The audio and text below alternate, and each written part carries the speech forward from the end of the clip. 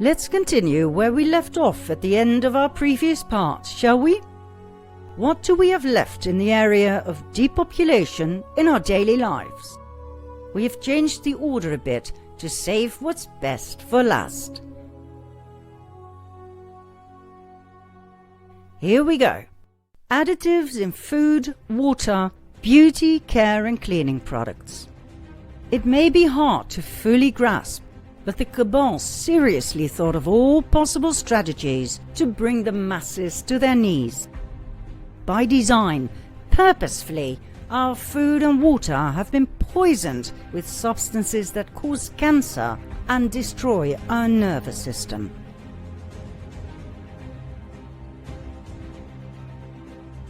"75% of the adverse reactions to food additives which have been reported to the FDA are connected with aspartame.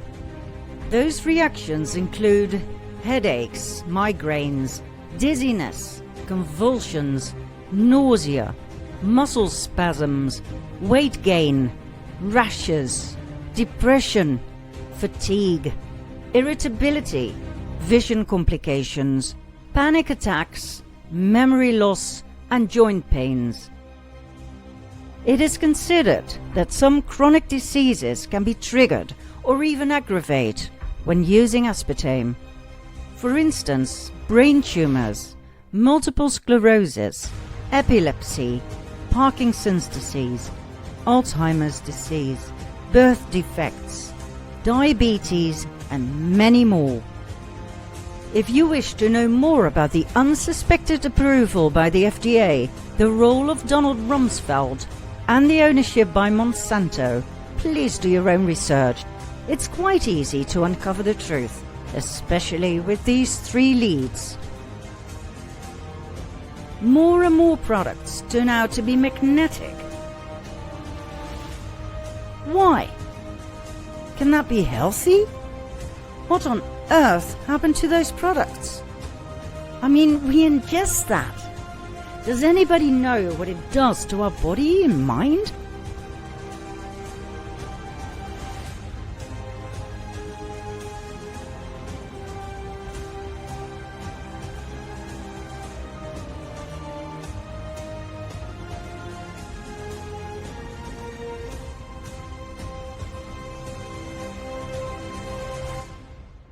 In many countries, for over 75 years now, our drinking water has been poisoned with fluoride, a highly toxic chemical waste product. Apart from being carcinogenic, fluoride has detrimental effects on the brain, the thyroid, and the immune system. Furthermore, fluoride is known for its destructive calcifying effects on the pineal gland. As the pineal gland is known to enhance intuitive awareness in people, one can easily understand why the Cabal wants it closed, not open. Toothpaste. 95% of all branches still contain fluoride. Even today, the CDC will tell you fluoride is highly beneficial. Dentists still recommend parents additional fluoride treatment for their children. Yet, at the same time, toothpaste tubes read this warning sign: keep out of the reach of children under 6 years of age.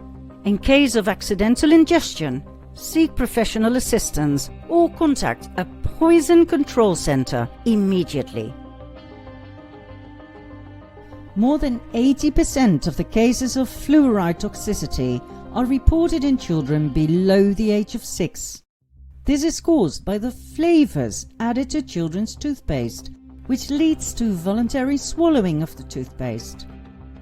Children under 6 years of age should not use more toothpaste than the size of a pea. Yet, this is what is shown in every commercial. If a 2-year-old swallows 2 tubes of children's toothpaste, nicely flavored, its chances of survival are extremely low. And just in case you thought that maybe the Cabal forgot about your care products and cosmetics, I'm sorry to inform you that most products contain xenoestrogens, causing infertility and cancer, plus heavy metals like titanium, aluminum, lead, cadmium, mercury, nickel, and chromium in its carcinogenic state. And cleaning products?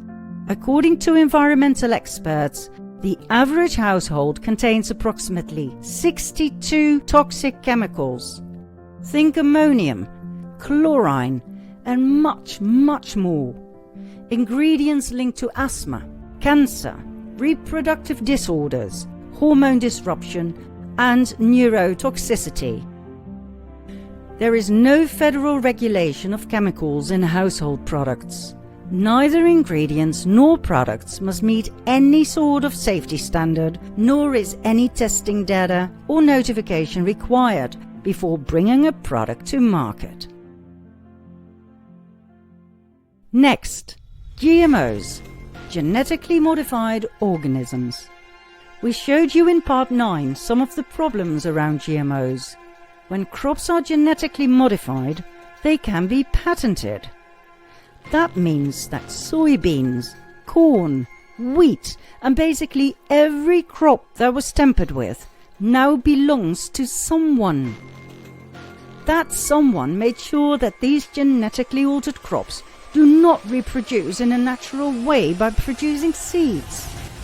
This is what gives them a monopoly position on seeds and thus crops. Farmers are forced to buy the modified seeds each and every year. The modified crops need expensive pesticides, herbicides, and fertilizers, all provided by the same companies like Bayer.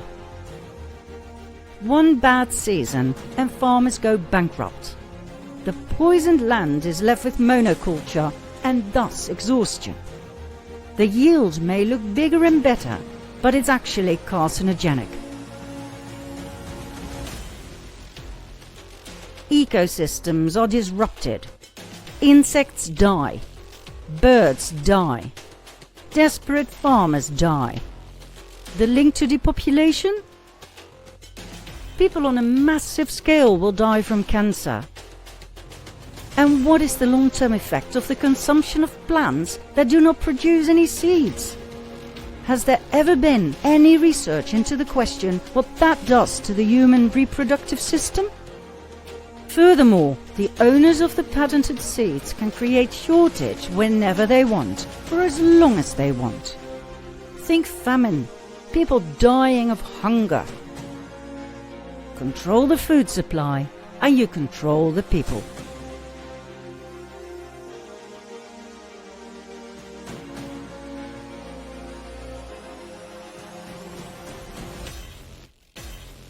Next, family planning.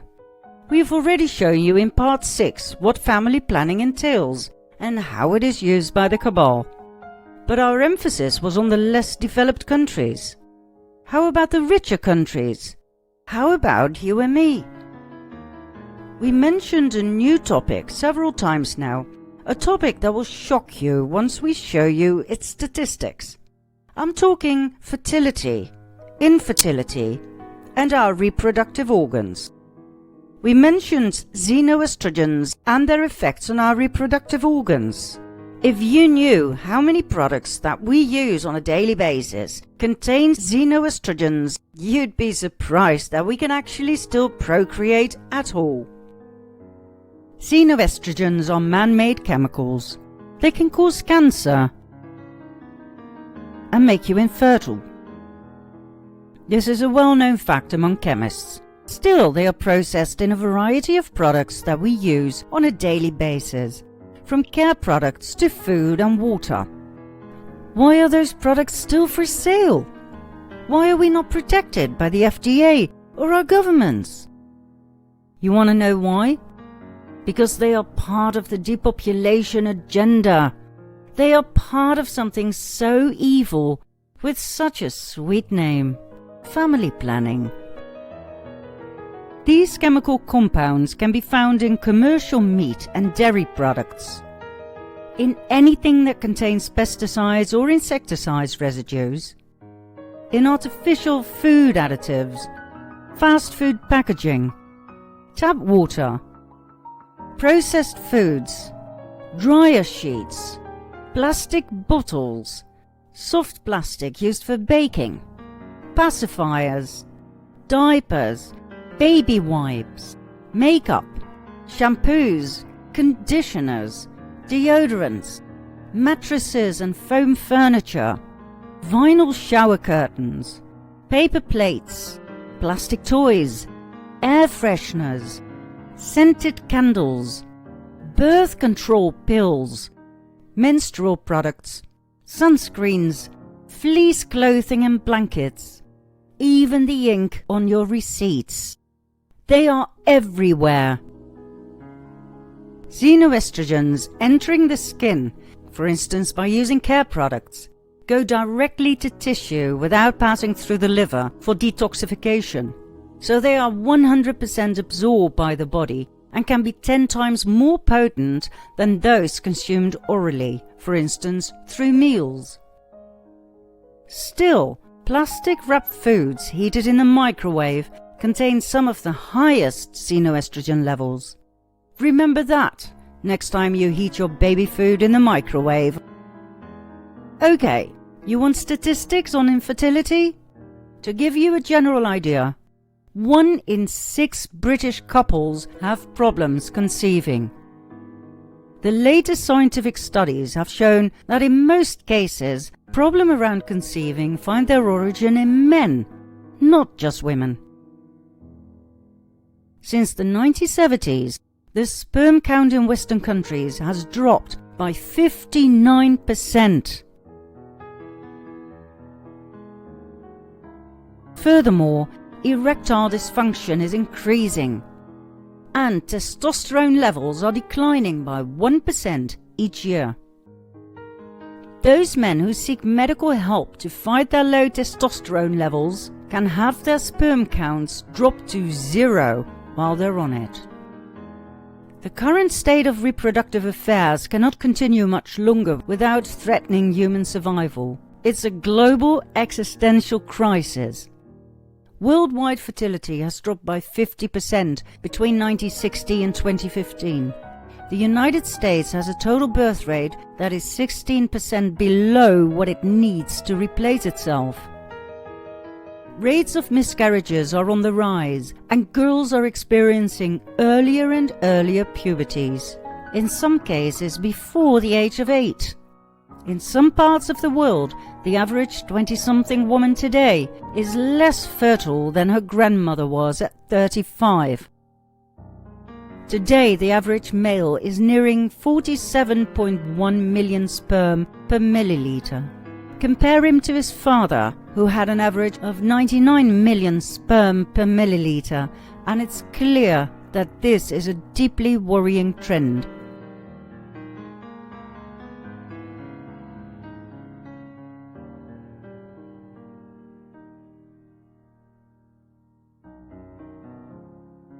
It's no wonder that the assisted reproductive technology market is worth about $26 billion and is calculated to grow with yet another 10 billion in the next 5 years.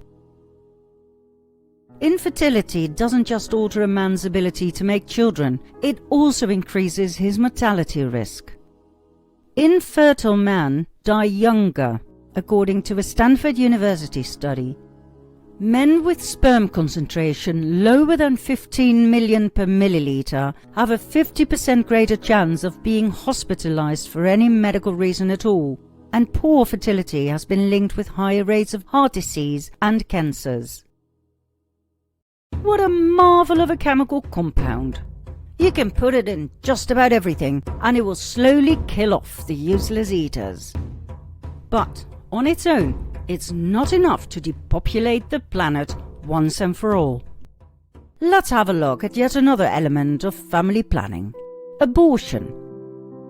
We've already shed some light on Planned Parenthood and its illegal side activities such as selling baby body parts and organs. Remember the number of babies they abort each year? In 2019, it was almost 350,000. And that's just Planned Parenthood. only 40% of US abortions are performed by Planned Parenthood. Do you know what else Planned Parenthood is good at? Sex education. Planned Parenthood is the single largest provider of sex education in the United States, pushed by UNICEF, UNESCO, the WHO, and thus the UN.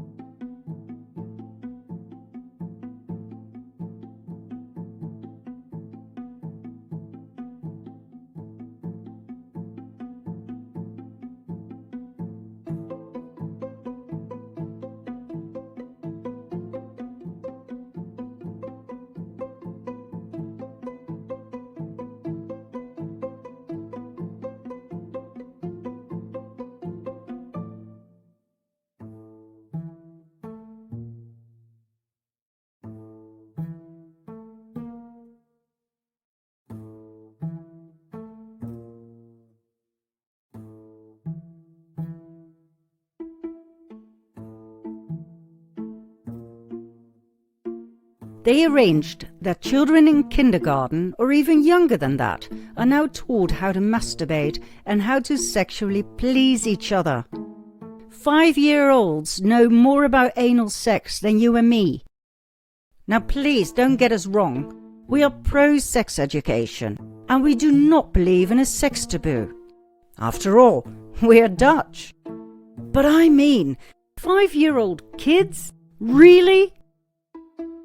Children that young have no interest in sex yet. It's not natural. Planned Parenthood teaches very young children that sex is natural, wonderful, that it's all about equality and everything is permitted. Sure, they talk about consent, but do you really believe a 6-year-old or a 10-year-old knows anything about consent? Do you know what we're looking at here? We're looking at a license for pedophilia. Sex with a 10-year-old is called rape.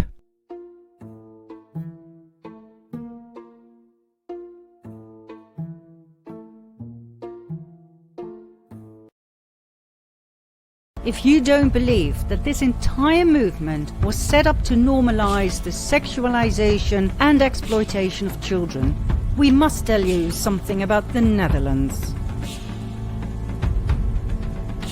We have an official political party for pedophiles, set up in 2006 and tolerated by the government. They have their own manual in which one can read how to gain a child's trust, how to sexually abuse it, and how to get away with it. When concerned citizens took the matter to court, the judge's verdict stated that the manual contained nothing unlawful, as texts about child abuse and child pornography are not prohibited by law. Pictures, yes, but not texts. Therefore, the manual was officially acknowledged by the government in 2019. Under pressure from the Dutch people, Grapperhaus promised he would change the law and prohibit the manual. But, as we speak, nothing has changed. The pedo-political party, plus their manual, are still acknowledged by Dutch law. The party's treasurer, Van den Berg, stated that rearing is also about introducing children to sex. Sounds familiar, doesn't it? That's precisely what Planned Parenthood keeps saying, instigated and financed by the UN. The entire LGBTQ movement was set up by the Cabal, taken over by Antifa, Black Lives Matter, and thus financed by Soros. Not to advocate equality, but to sexualize and exploit children, to destabilize the family and create confusion. We are pro-equality. We are pro-gay rights. As a matter of fact, we want equal rights for every human being. To us, it doesn't matter whether you're straight, gay, lesbian, bisexual, transgender or queer. But leave the children out of it. It is not okay if drag queens include children in their shows, or when they read stories to young children in schools.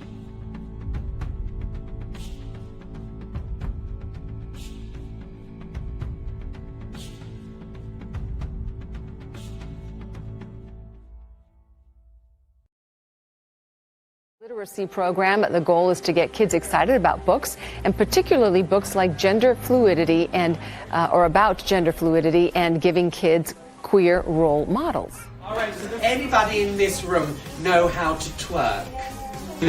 And then you just move your bum up and down like that, and that's twerking. Readings take place at libraries, museums, and other cultural centers in more than 30 cities across the country. Some are small affairs, but many, like the one in Washington, D.C., play to full houses. It's just really been obvious that there was a need for this in our community. The library partnered with the D.C. chapter of Drag Queen Story Hour to bring the family-friendly events to the nation's capital.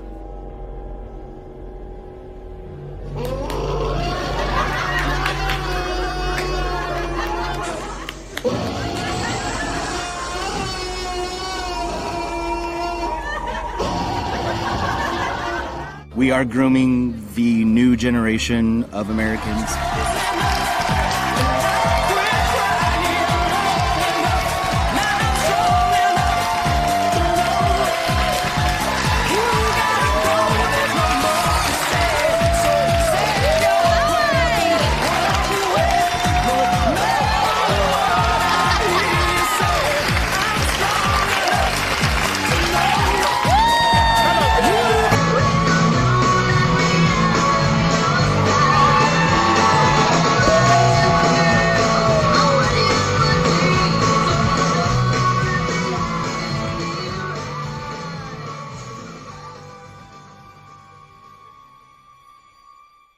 Lactatia is the devious diva you could ever think of. Hello, my name is Nemes. I am 9 years old, and I am a drag princess named Lactatia.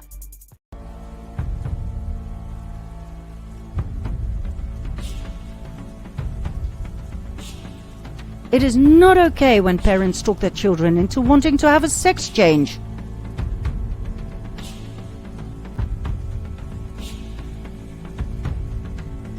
In countries like Australia and Canada, you can go to prison when you try to discourage your child from having a sex change.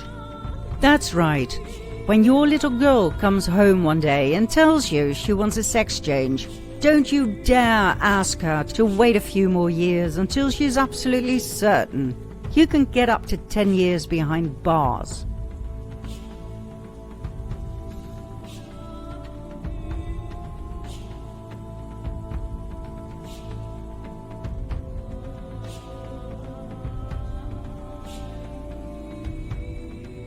Boston Children's Hospital which opened the first clinic for transgender youth in the U.S.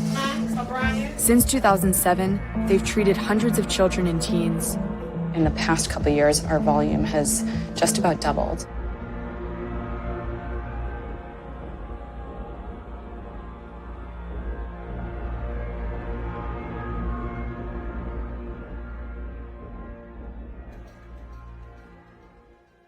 Oh, and just in case you think LGBTQ is quite a lot to wrap your head around, it has now been extended and is actually called LGBTQIA+.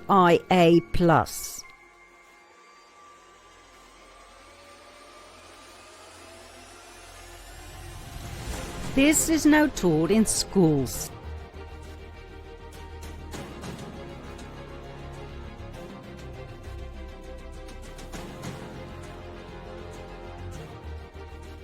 Recent studies have shown that more and more children are confused about their gender identity. Why are we not surprised?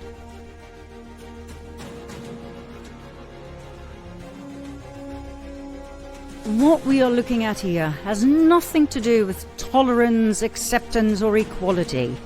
This is a political agenda.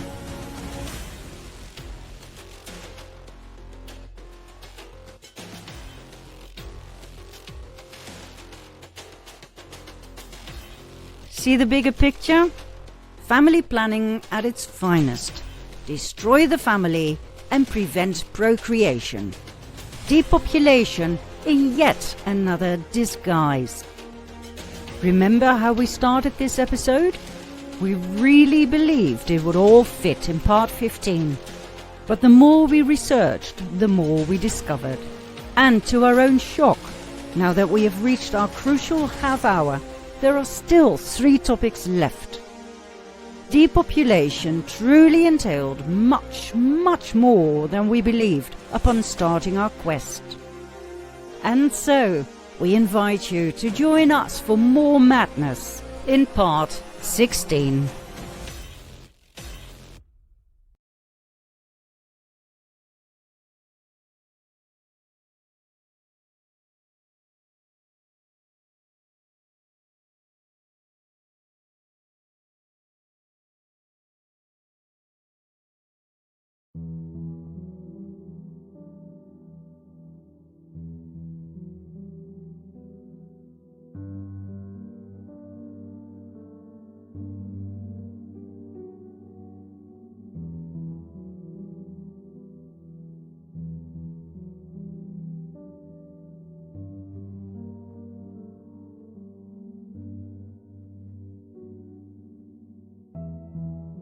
In the previous 2 parts, number 14 and 15, we spoke about depopulation tools. That's what they are to the Cabal, just tools, a means to an end. To us, the people, they are mere weapons. They are actual weapons of mass destruction. We have 3 left. Here we go, as we have no time to waste. Number 3 in our countdown. Chemtrails. Remember clear blue skies and white fluffy clouds? Neither do we. They disappeared several decades ago when all of a sudden planes left strange lines in the sky that remained there instead of disappearing after a few minutes, which would be normal for contrails, condensation trails. These new trails, however, not only remain in our skies, they spread out to form a thin and all-enveloping cloud cover. This new type of trails, often raggedy on one side, were soon coined chemtrails, chemical trails instead of condensation trails. Years of testing went by. Chemicals were found all right, and to an alarming extent. Barium, cadmium, aluminum, titanium, strontium, lithium, heavy metals that are stored in our brains where they have proven to cause Alzheimer and Parkinson's disease. What on earth are they doing up there?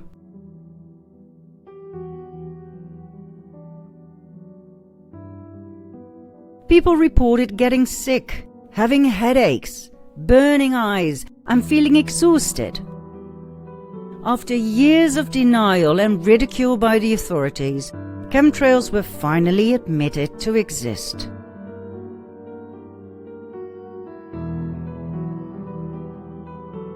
Not only that, we were told they were sprayed on us for our own good, to protect us from global warming. The thin cloud layer, formed by the heavy metal particles, reflects the sun back where it belongs, away from us.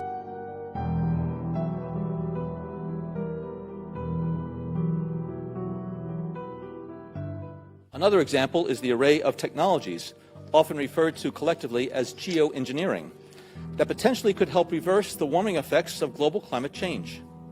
One that has gained my personal attention is stratospheric aerosol injection, or SAI, a method of seeding the stratosphere with particles that can help reflect the sun's heat.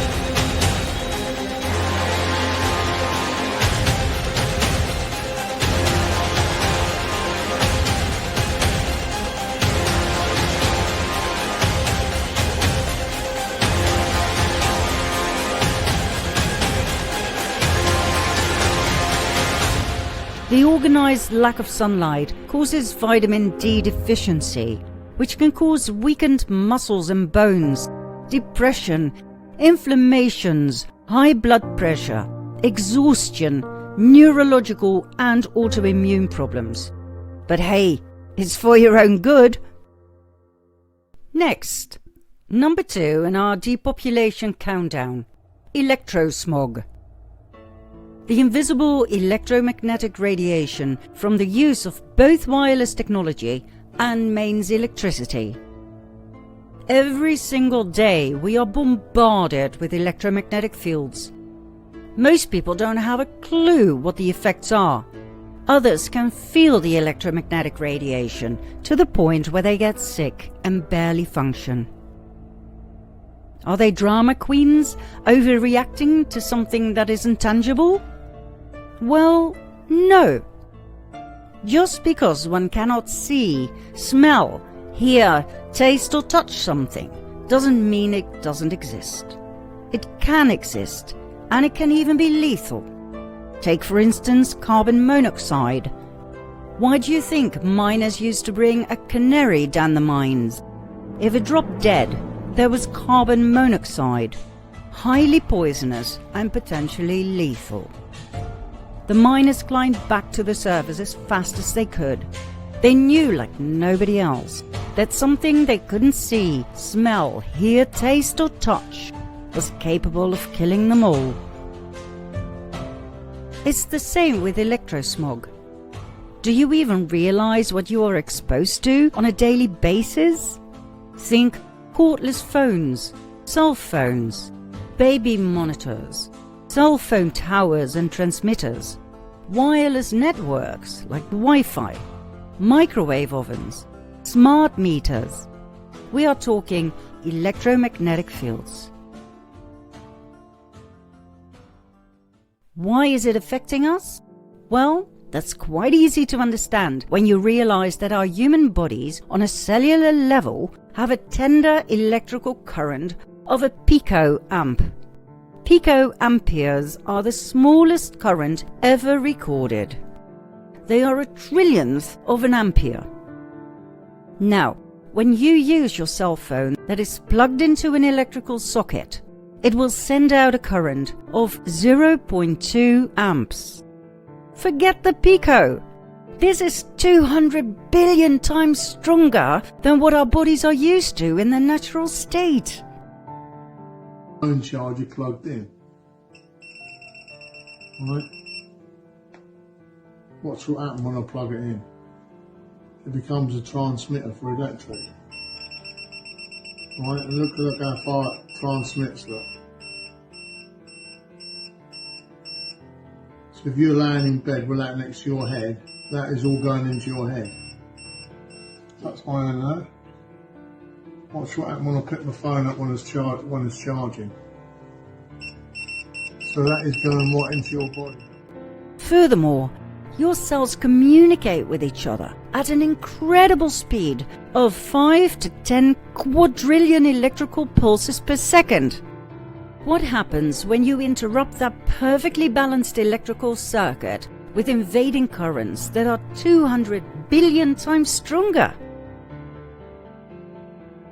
Then, apart from our own electrical current, we have an electromagnetic field.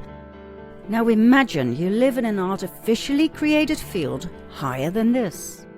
Over time, your body will become distressed, trying to compensate for the effects of this greater electromagnetic field. As a result, your body will lose energy constantly to the point of illness and exhaustion.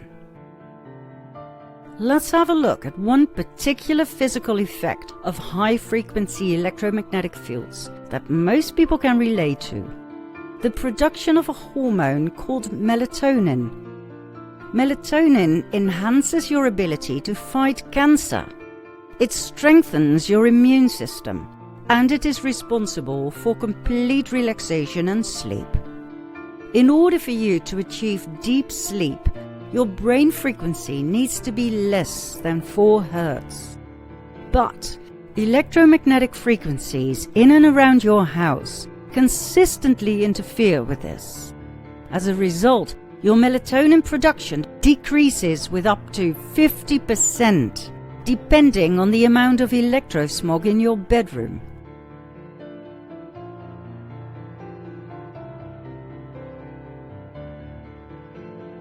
If you want to get up in the morning feeling great and fully rested and refreshed, you really need your melatonin. There's something else you need to know about this hormone. It is produced at night by the pineal gland in your brain. Remember what we said in the previous episode about the pineal gland?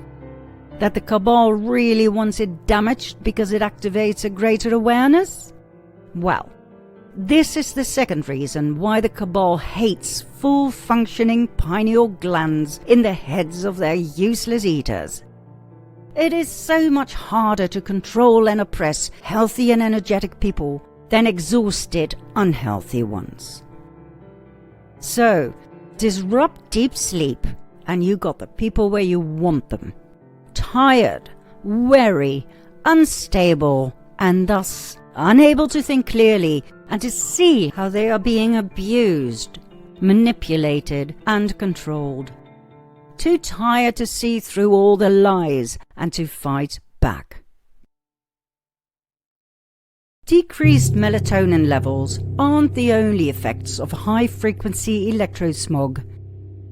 More than 2,000 epidemiological studies have proven that it causes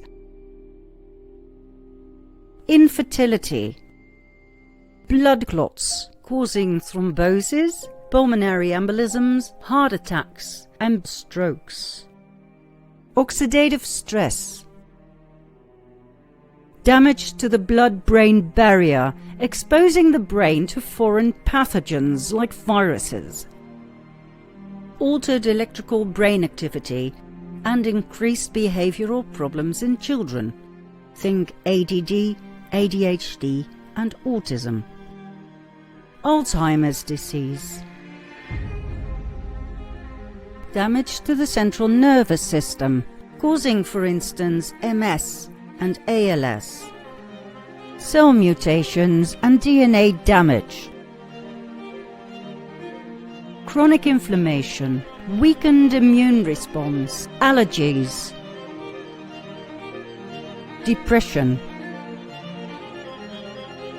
and cancer. In 2011, the World Health Organization and the International Agency for Research on Cancer classified electromagnetic fields as possibly carcinogenic to humans, based on an increased risk for glioma, a malignant type of brain cancer associated with wireless phone use.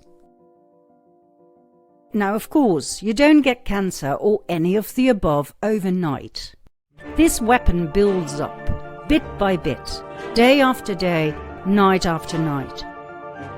We asked a group of Dutch researchers to measure EMF peaks in and around the house, and to investigate extensively what the effects of those peaks were on body and mind. Here's what they found. First of all, the peaks mostly took place at night when people are asleep, unaware of what they are exposed to. Secondly, to our surprise, most radiation was measured indoors, not outside and close to the towers, meaning the radiation spreads and intensifies in the electrical circuit of your home. All of your electrical equipment, think laptops, phones, TVs, lamps, electric blankets, coffee machines, fridges, ovens, everything working on LED lights, even the night light in your children's bedroom. Everything radiates EMF like crazy, day and night, especially when plugged in, especially during those nightly peaks, when everybody sleeps and doesn't notice a thing. Until they get up, that is. Then it starts, with restless legs, a dull feeling in the head, dizziness, pressure on the chest, pain between the shoulder blades, pain in the abdomen, stiffness and pain in joints and limbs, tinnitus, shortness of breath, coughing, nosebleeds, heart palpitations and intensified heartbeat, a feeling of heat inside the head and other parts of the body, a tingling or wobbling feeling throughout the body, headaches, and a lack of concentration during the day. A lot of those symptoms can be explained by the fact that your oxygen levels drop to a low directly after the electrosmog peaks. When your cells don't get enough oxygen, the results are detrimental for body and mind.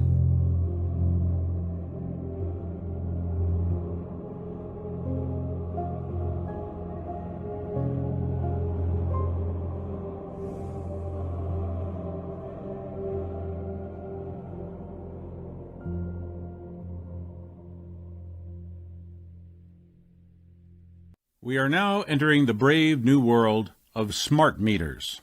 That means your electric meter will do so much more than just show how much electricity you use. The new smart meters are watching you. They sense all kinds of goings-on. They see when you turn something on or off. They see how many watts your electric toothbrush pulls. They send the record of that little event over wireless networks, bouncing through your neighbor's smart meters, all the way to the power company, where they keep record of all your electric consumption volumes and patterns every minute of every day, and store that data forever on computers that you'll never get to see. That data shows when you are at home, shows when you're sleeping, shows when you're on vacation, when you have visitors, when you use a lamp, a power tool, some extra computers, and if you look like you're running a business out of your home. It even senses when you bootleg energy off the grid. Your smart meter data shows a vivid profile of your personal living patterns and whether or not you were at home on the night of the murder. This is not electrical metering. This is personal surveillance. This is a search without a warrant every day. This is your personal private life going straight out through your electric meter to the power company, to the government, to the police, to the insurance company, to anyone who cuts a deal with your power company to look at your life under a microscope. Sorry, it's actually worse than that. People who don't cut a deal can get your information too by simply intercepting the wireless signal spewing from the side of your house. Yes, smart meters are radio transmitters. Here's how you tell. This one is a 1-watt radio station licensed by the FCC. On this all-news radio station, every detail of your electrical life is shooting off to some institutional data center somewhere. Already, the police in Ohio, Texas, British Columbia, and places I don't know about are regularly using smart meter data to pinpoint marijuana grow houses, enforce business licenses, and punish people for doing things in the privacy of their own homes that you were not supposed to do, but they wouldn't even know you were doing if they weren't spying on you. Your power company apparently gets to sell your personal life story to whomever it wants. Any unusual power consumption pattern is considered probable cause to raid you for growing marijuana or running a computer server without a business license. This is about as big brother as it gets. Those friendly men with their truckload of smart meters are going door to door with something a little different than a Christmas carol. My personal opinion is that you and I need to demand that these things be taken off our homes. It is not possible for your power company to claim they have the right to install a surveillance device on your house. Smart meters are no different from wiretapping devices. And in case you didn't know, wiretapping is illegal in all 50 of the states and the federal territories. If you let your power company put a smart meter on your house, you may as well walk around all day with a Facebook helmet webcam pointed at yourself.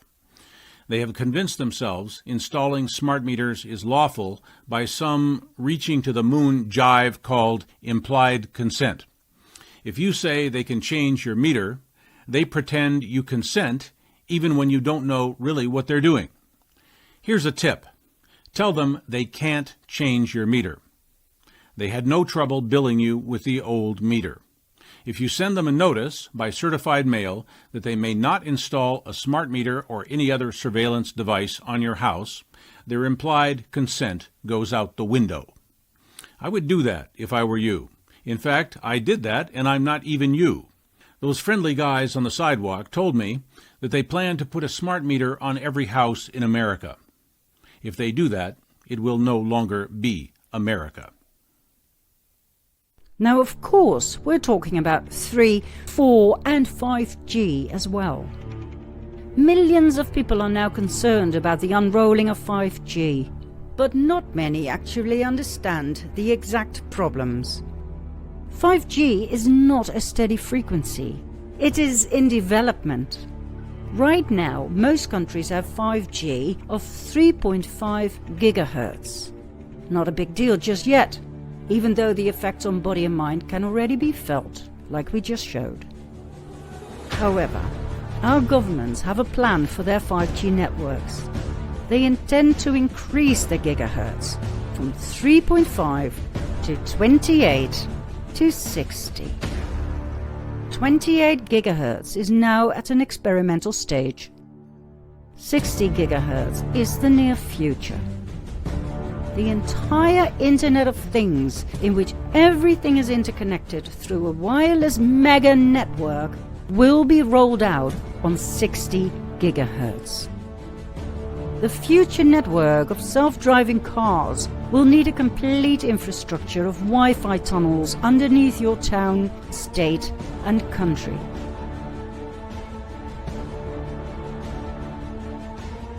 Every 200 meters, on every street light, under every manhole cover, there will be Wi-Fi hotspots for 60 gigahertz radiation.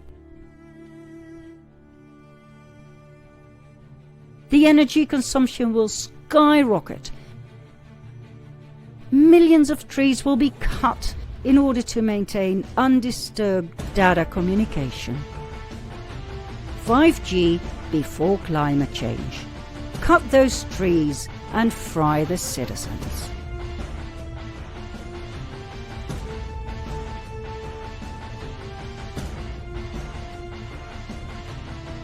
For the last few years, and especially during the COVID lockdowns, countless 5G masts and transmitters have been placed on buildings, on high voltage masts and streetlights. The unrolling takes place in a highly undemocratic way, mostly in the middle of the night. Citizens have no voice. Masts and transmitters can be placed on the roof of your building without your consent. No guarantees of safety and security have been given to the people who live in those buildings or in the direct vicinity.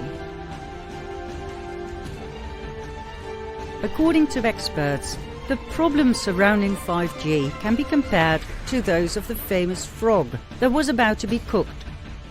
Have you ever heard of this biological experiment? The frog doesn't notice a thing at first. He feels good and warm, all cuddled up in a pan with water. But the frog cannot see the fire underneath the pan. The water gets warmer and warmer.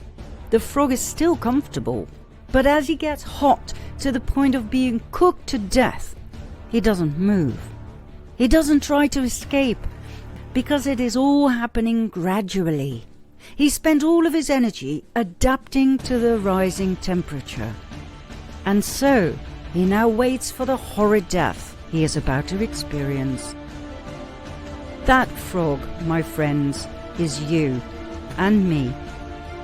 5G, from 3.5 all the way up to 60 gigahertz. Gradually.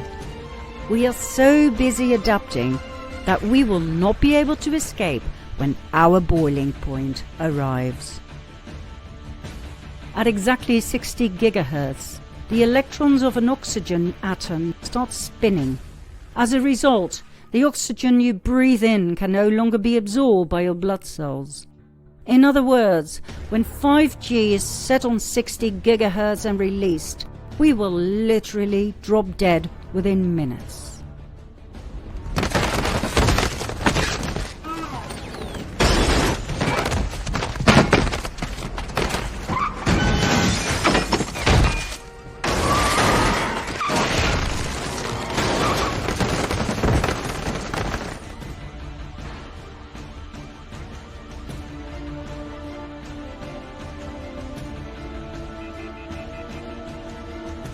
Hard to take this all in, isn't it? We promised one more depopulation weapon, because for some reason, in spite of all the above, we are still alive. Incredible when you think about it, isn't it? So, buckle up. Number 1 in our depopulation countdown in part 17.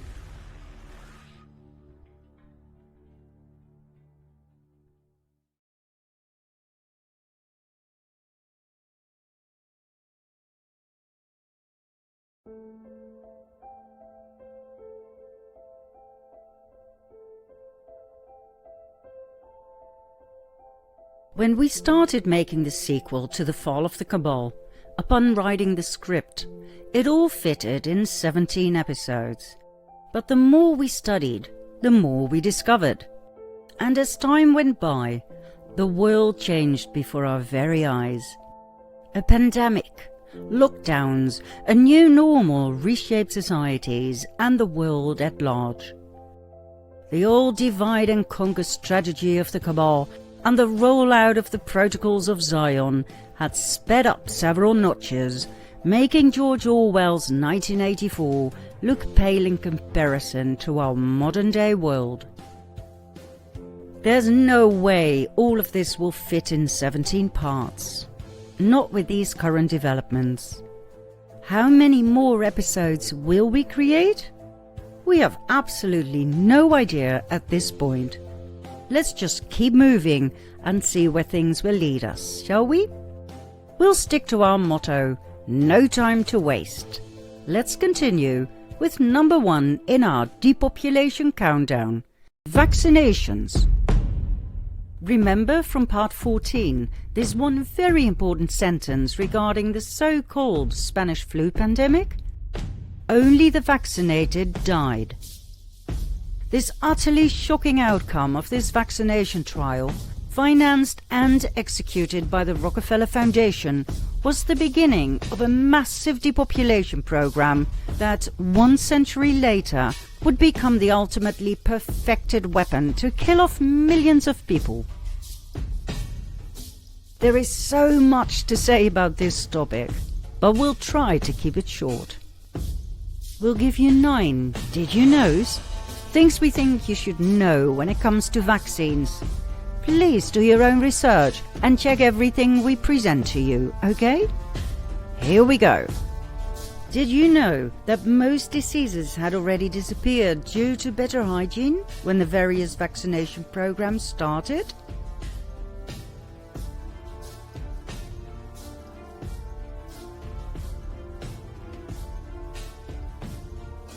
Did you know that babies in the US get 26 injections, 5 at a time, against 14 different diseases?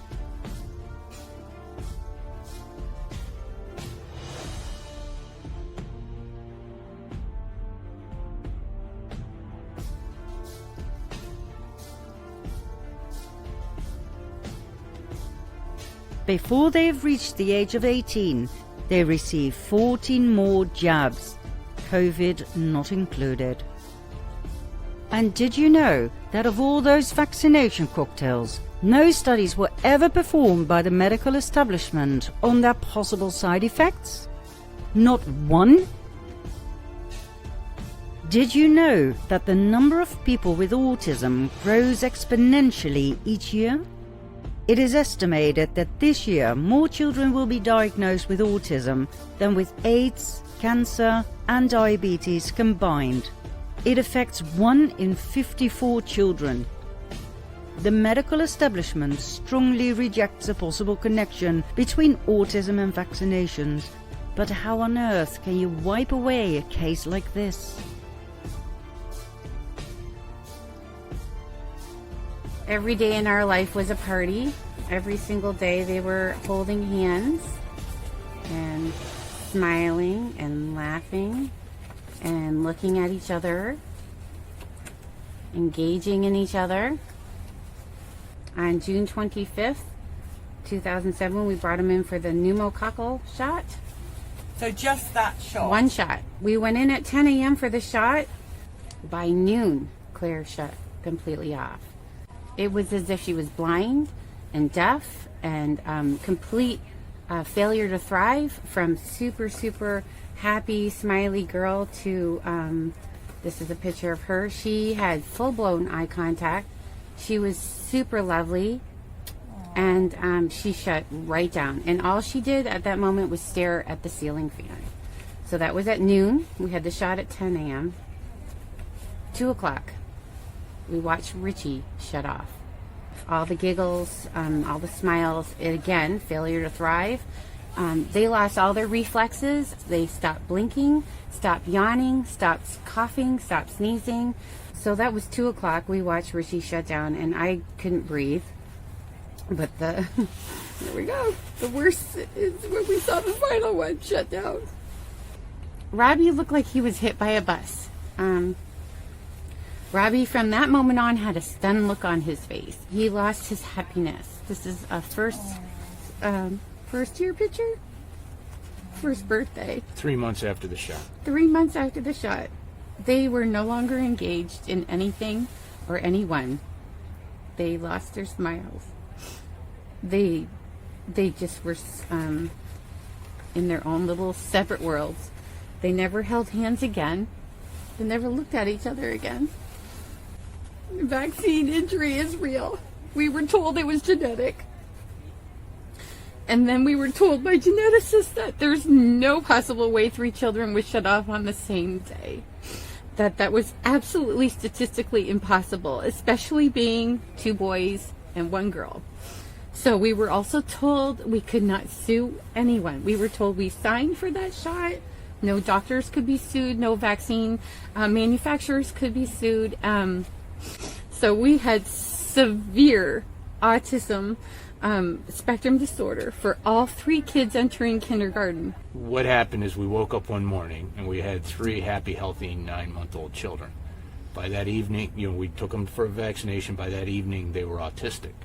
What we said to our pediatrician is we're not going to do anything. We're not going to do any more vaccinations until we know what happened here. What they said is if you don't continue to do exactly what you did the day your children turned autistic, we're going to fire you from our practice. So they broke up with us. They broke up. They sent us a lovely letter saying we were no longer welcome at their practice because we weren't going to continue well baby checks. And that is the one decision that we'll never regret. Mm-hmm. They can argue with families that your child, because it might be a single child, was genetic. They can try and put that back on the family and say somehow your genes are weak. But with us having 2 boys and 1 girl, they lose the argument with us, hands down. So we are the living proof that they're all lying.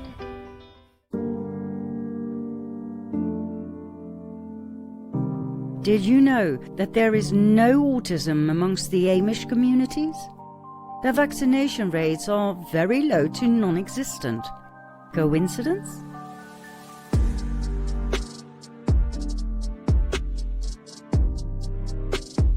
Dr. Frank Noonan, who has been treating Amish children for over 25 years, once said, "You'll find all the other stuff, but we don't find autism.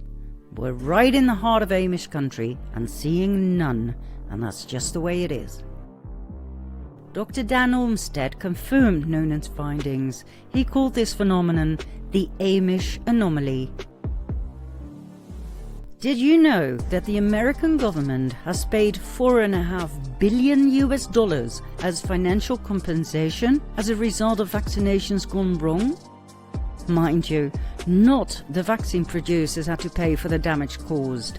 They made sure they are above the law with their non-liability disclosures. The American government paid, meaning the American taxpayer. Did you know that the exact same playbook was rolled out in 2009 for the swine flu pandemic and the COVID-19 pandemic in 2019? Everything was ready back in 2009, from face masks and quarantine to vaccinations. However, Wolfgang Wodarg, chairman of the Health Committee in the German Parliament and the European Council, spoke up. He showed the world that the big pharma vaccine producers had intentionally spread fear and panic about a relatively mild disease. According to Dr. Wodarg, they had tempted the WHO into defining the swine flu as a pandemic. He branded the H1N1 outbreak as one of the greatest medical scandals of the century. He said, "We have had a mild flu and a false pandemic." What does that remind you of?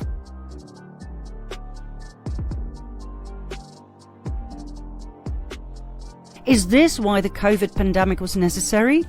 Because Dr. Wodarg disrupted their narrative? You might ask yourself, where was Dr. Wodarg in the COVID crisis? Oh, he was there all right. He spoke up time and again, as we've shown you in our COVID documentary.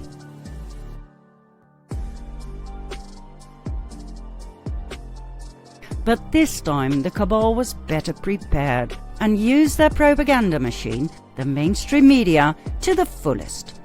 The people were brainwashed into believing the narrative more than ever before, and Dr. Wodak's voice got lost in the endless repetition of the fear-mongering media outlets.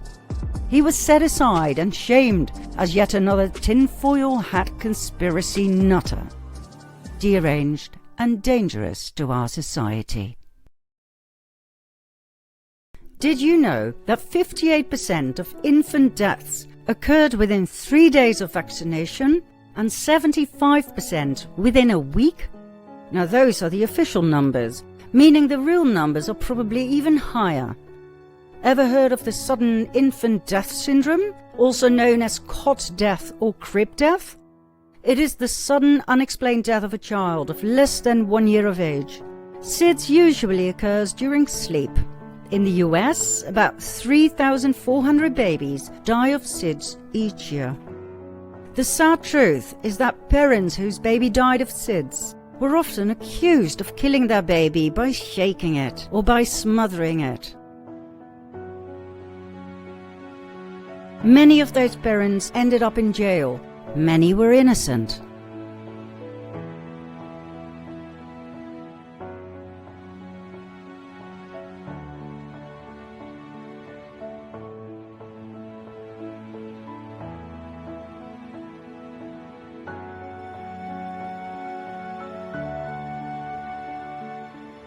Can you imagine the horror? First, your precious baby dies. Then you are accused of its death. Any possible connection with the vaccination the baby just received is fervently denied by the authorities. You are sentenced to several years in prison. Your family is destroyed, and you get the blame. God knows how many parents had to go through this hell and never fully recovered from it.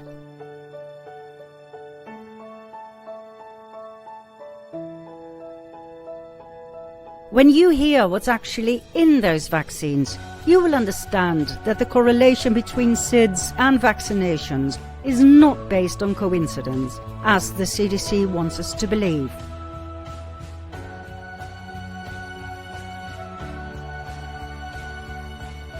Not only that, it is well known by the authorities and the vaccine producers. Now, if this doesn't make you mad, we don't know what will. So, here we go. Number 9. Did you know that the following adjuvants are used in vaccines? Thimerosal, a mercury-based preservative. For years, pro-vaxxers have been trying to deny the use of mercury in vaccines. Yet, thimerosal, and thus mercury, is present in the following vaccines. Also, DTaP vaccines are still recommended and administered to pregnant women.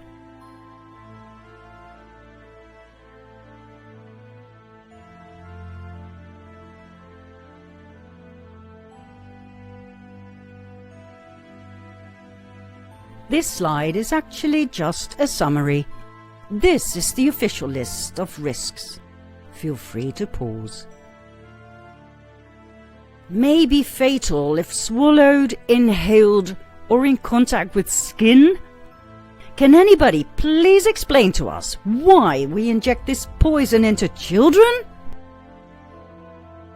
Then, our second vaccine ingredient, formaldehyde, an embalming fluid, present in the vaccines against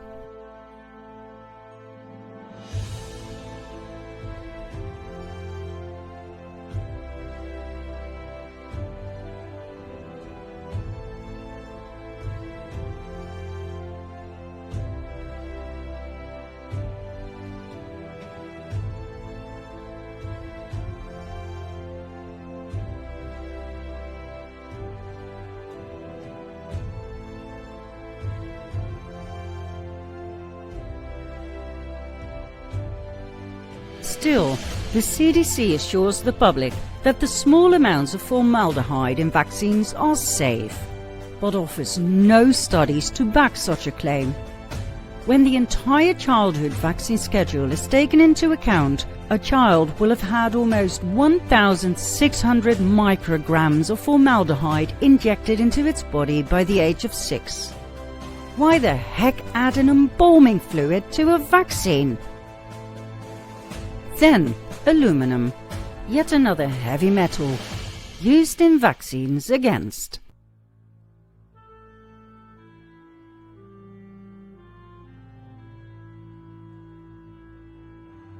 On day 1 of life, infants receive 17 times more aluminum than would be allowed if doses were adjusted per body weight, which they are not.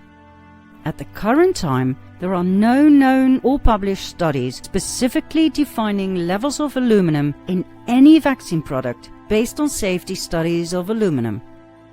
According to the FDA's guidelines, 850 micrograms of aluminum is what is deemed safe for an adult. However, the amounts of aluminum a tiny infant receives drastically surpasses the safety levels. Following the current vaccination schedule, an infant gets 1,225 micrograms of aluminum by 2 months of age, and 4,925 micrograms by 18 months. Furthermore, a safe level of aluminum has never been established for infants and children.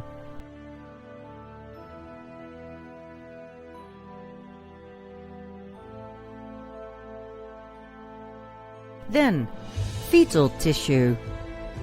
Vaccines must be grown in a substrate, which simply means that it takes living tissue to grow the microscopic vaccine ingredients. For decades, that living tissue has been aborted fetus cells. This is common knowledge, but not many people know that an Italian research study performed by Cabal showed that the MMRV vaccine, manufactured by GlaxoSmithKline, contained an entire human genome.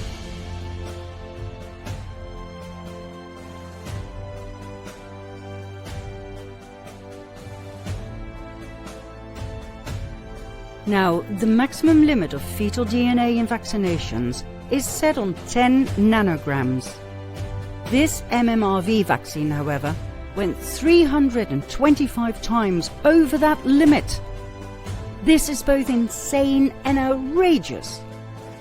These so-called fetal cells are only used to grow viruses. Excuse used by vaccine manufacturers has turned out to be a plain lie. More studies have shown that vaccines contain unacceptably high levels of fetal DNA fragment contaminants.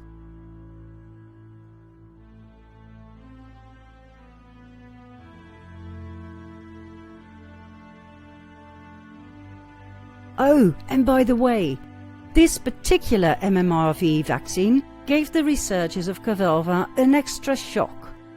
Not only did they find an entire human genome, they also discovered as good as no rubella virus, which should have been there. Instead, they found an alarming amount of bacteria and viruses that should not have been there, some of which carcinogenic. And on top of that, they discovered fungi, yeast, and worms. That's right. The stuff we inject into little babies contain retroviruses of humans and birds, other viruses of monkeys and horses, immunodeficiency viruses of humans and monkeys, in other words, fragments of HIV, and platyhelminthes worms. But hey, vaccines are safe. Then, cancer cells. Vaccines contain cancer cells for the exact same reason they contain fetus tissue. Cancer cells too are excellent nutrient mediums. They have the capacity to speed up the growth of whatever grows on them. But, just like we just saw with the fetal tissue, it goes further than that. There have been quite a few scandals in the past about full-on cancer cells in, for instance, polio vaccines, that of course were efficiently swept under the carpet by the mainstream media.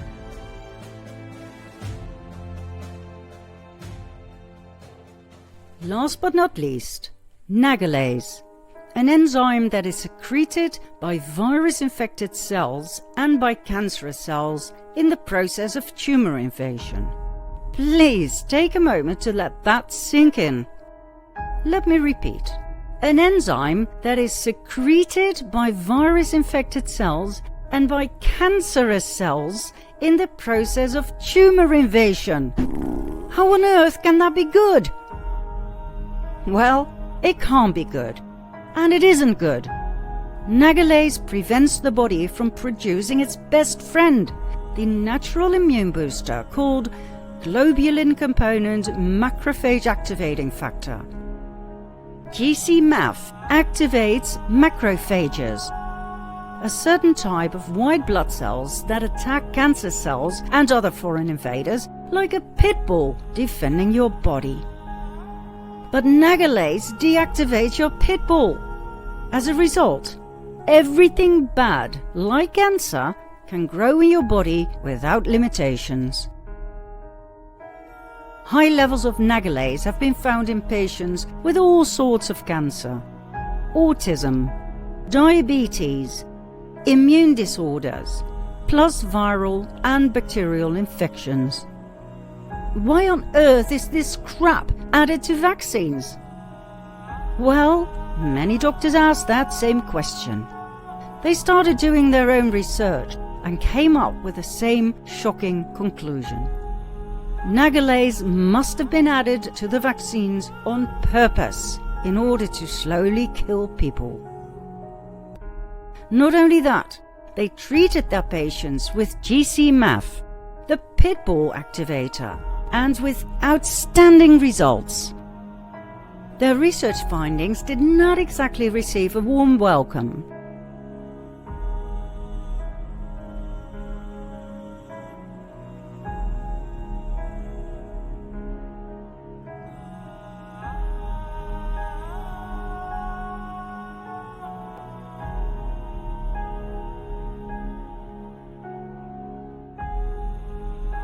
More than 100 American doctors who investigated nagalase in relation to cancer and autism ended up dead, murdered, suicided. If there's one thing we have learned from all our research, it's that the vaccine mafia accepts no opponents. And those who stand out, for instance because of their former connection to that same mafia, and or for having a great amount of followers on social media, are silenced without mercy.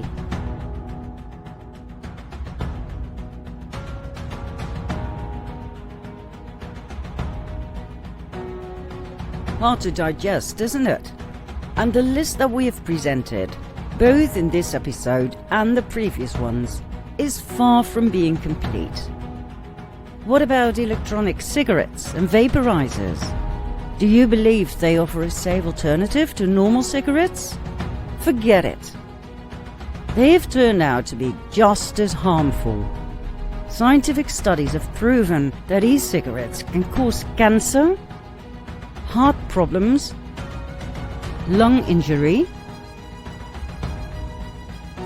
and that they can damage and change your DNA due to the chemicals present in e-cigarette aerosols, like for instance formaldehyde and acrolein.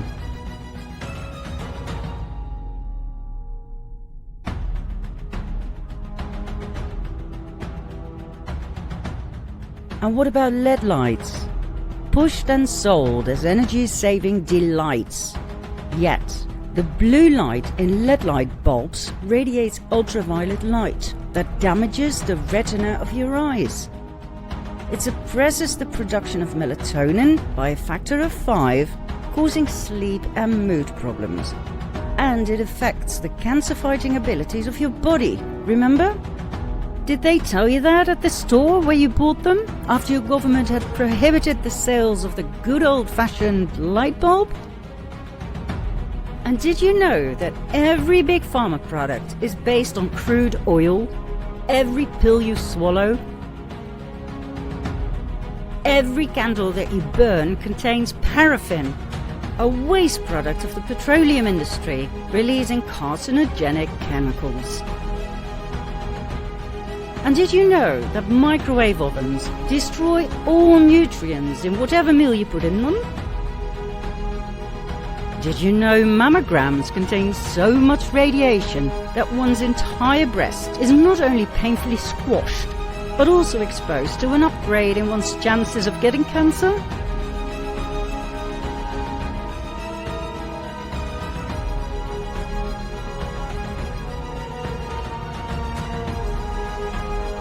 We could go on and on and on. Everything was done by design. There are no coincidences here. The Cabal's deep desire to get rid of the vast majority of us has been worked out in detail in every branch of society, in every aspect of our lives. Whether we die fast through wars and disease, or slow by poisoning us, doesn't matter, as long as we're gone by 2050. Max 500 million may survive to serve as obedient slaves in a new world order under the King of Kings. So, how are they going to finish us off? The ultimately perfected weapon to kill off millions of people in one go has already been activated. Do you want to know just how bad it is and what you can do about it? Then follow me to part 18.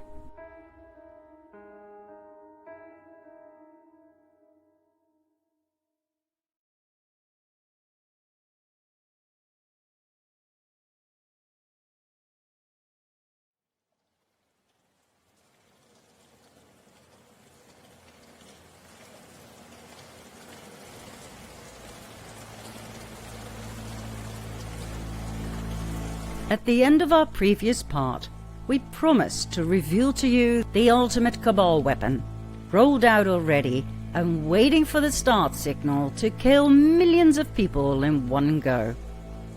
You know by now that 5G is involved, right? The 60 gigahertz they have in store for us should do it. It should be sufficient in and of itself. But just to make sure our bodies will react to that frequency in the best possible way, the Cabal added a few more ingredients. This, my friends, is where COVID-19 comes in. The main COVID soup ingredients? Social distancing, face masks, nose swabs, PCR tests, quarantines, lockdowns, vaccinations, and fear. Now remember what we concluded at the end of our previous episode. All of this was done on purpose. Everything. Including, of course, the COVID pandemic.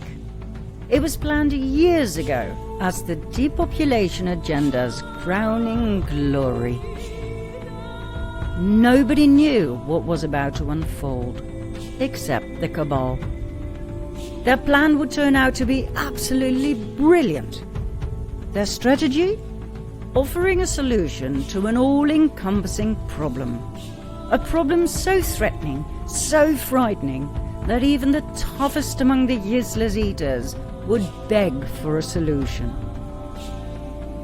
In the years and months leading up to the rollout of the Cabal's master plan, the necessary problem was fabricated in a way nobody had suspected.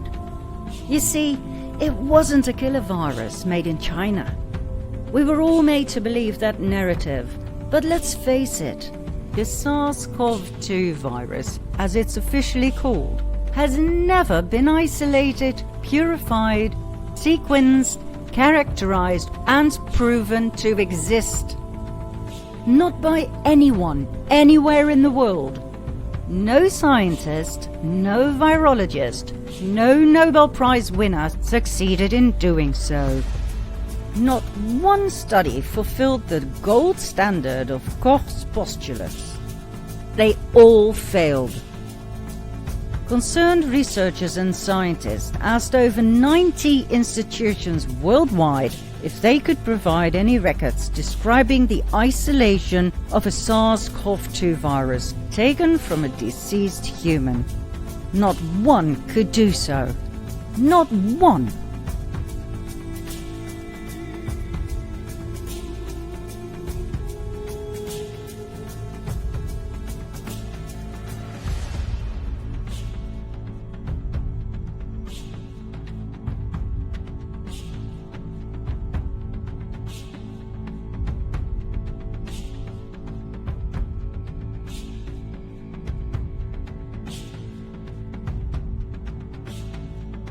Was this ever proven in court? Yes, it was. In Canada, Patrick King had the nerve to be in a group with more than 10 people. He was fined 1,200 Canadian dollars for violating the Alberta Public Health Act. King took it to court where he represented himself. He subpoenaed Dina Hinshaw, Chief Medical Officer of Health for Alberta, and asked her for proof of the SARS-CoV-2 virus being properly isolated. After all, only this would scientifically back the Alberta Public Health Act. Hinshaw was unable to deliver such proof.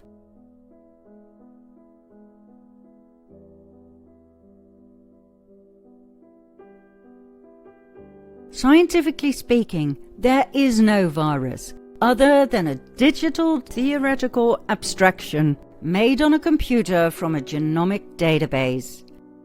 Even the American CDC admitted they made a digital virus of 30,000 base pairs using 37 base pairs from unpurified samples.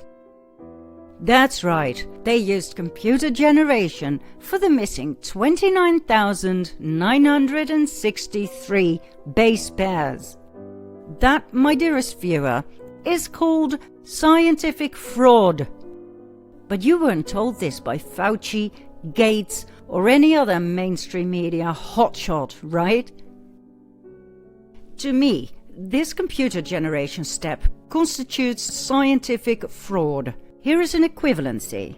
A group of researchers claim to have found a unicorn because they found a piece of a hoof, a hair from a tail, and a snippet of a horn. They then add that information into a computer and program it to recreate the unicorn.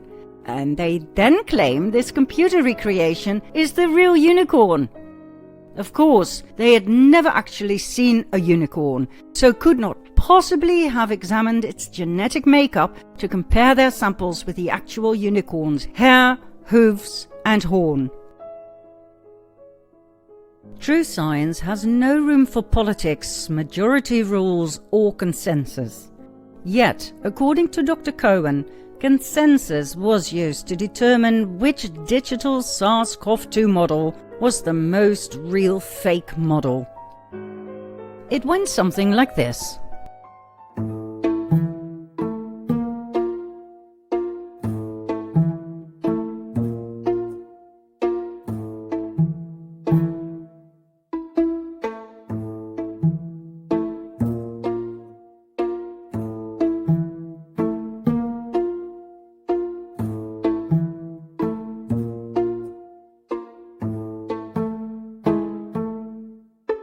The researchers claim they decided which is the real genome of SARS-CoV-2 by consensus, sort of like a vote.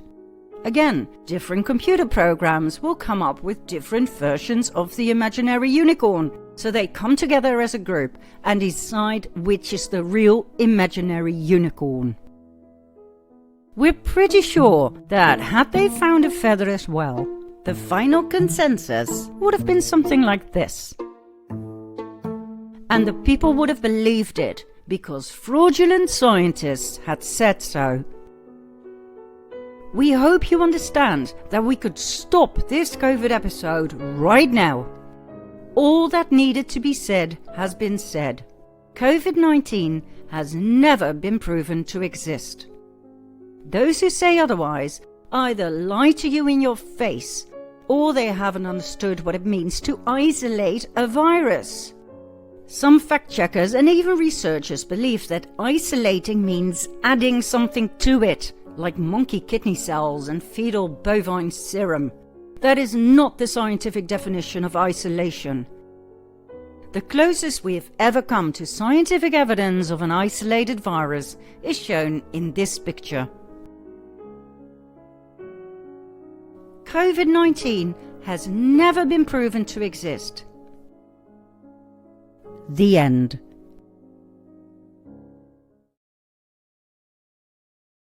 So why did this nasty fairy tale continue? Well, let's just say that the majority of the 99% are easy to manipulate and mislead. And so, this episode continues. And to tell you the truth, the things we discovered while researching this most evil scam ever are so shocking and so much bigger than we suspected that we must continue exposing the Cabal's true face.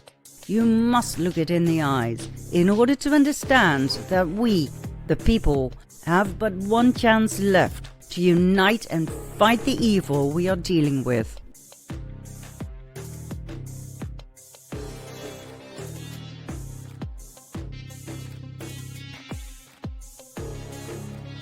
So, back to our storyline.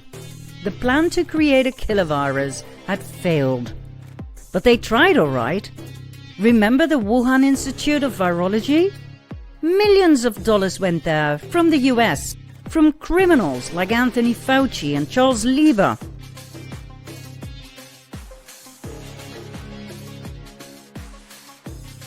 Remember the Fauci emails that will cause his downfall?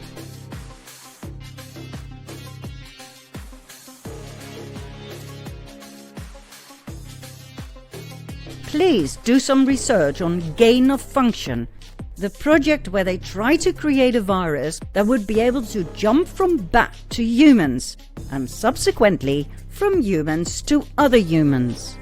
Now that last bit is a problem. Surely you've heard of Lyme disease. A virus-infected tick bites a human being and that human being gets sick.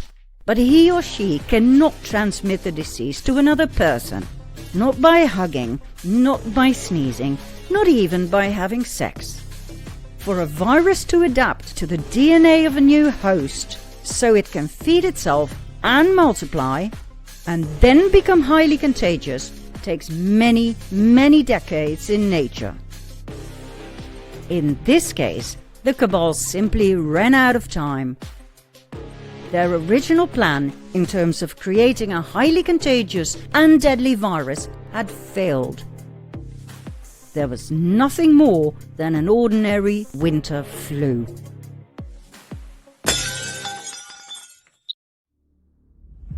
Now those are the scientific facts, but of course the Cabal couldn't work with that. They needed a monster of a threat. A problem so great that we, the people, would beg for a solution. A common flu simply wouldn't do it. And so a narrative was created. A narrative about a killer virus from Wuhan. The story became bigger and bigger. China closed its borders, but the killer virus managed to escape and contaminate the entire world. The UN took control. The WHO worked day and night to fight this monster. The mainstream media spread the narrative like a real virus. And the people held their breath. Everywhere in the world, old people died of the flu. Like every flu season, each and every year. But the mainstream media, bought and raised by the Cabal, did their job magnificently. Every day, non-stop, they repeated their horror stories about the millions of people who would die in the coming months. Repetition, repetition, repetition. People were brainwashed to the extent of being only able to repeat what they had heard on the news. Those who raised critical questions were labeled conspiracy theorists. They were dangerous and should not be heard. They were to become the outcasts of society. Now the funny thing is, most people still believe that this pandemic was a sudden outbreak. All of a sudden it was there at the beginning of 2020. Well, no, not correct. Let's have a look at some hard facts that will show us that the entire COVID-19 event was a well-prepared and rehearsed project. What happened? Remember the swine flu outbreak in the US in the spring of 2009? Well, according to the CDC's website, the WHO declared the swine flu a pandemic on June 11, which was insane as only a few people had died from the infection. But it was spreading from the US to other countries, and that made it a pandemic. Now, if you're as old as we are, you know that this is not severe enough to be called a pandemic. Not even close. Our encyclopedias read, a pandemic consisted of simultaneous epidemic outbreaks worldwide with enormous numbers of deaths and illness. That was precisely the definition used by the WHO.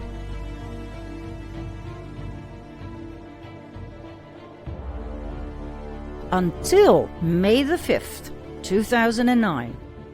On that day, 5 weeks before the official outbreak of the swine flu pandemic, the WHO quietly changed the definition by removing the severity and high mortality criteria. What was left? Just the spread of a disease over several countries. How convenient. Now guess what? The NIH denies that the definition of a pandemic was ever changed by the WHO. Shame on those who say otherwise.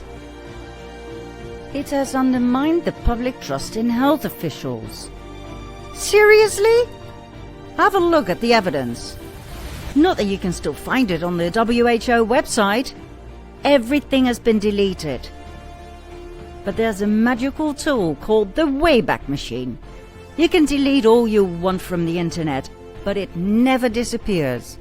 It just gets hidden in a different place when nobody looks for it. The Wayback Machine helps you track the original site, page, or even sentence. See for yourself. Just a random day in 2003, enormous numbers of deaths and illness.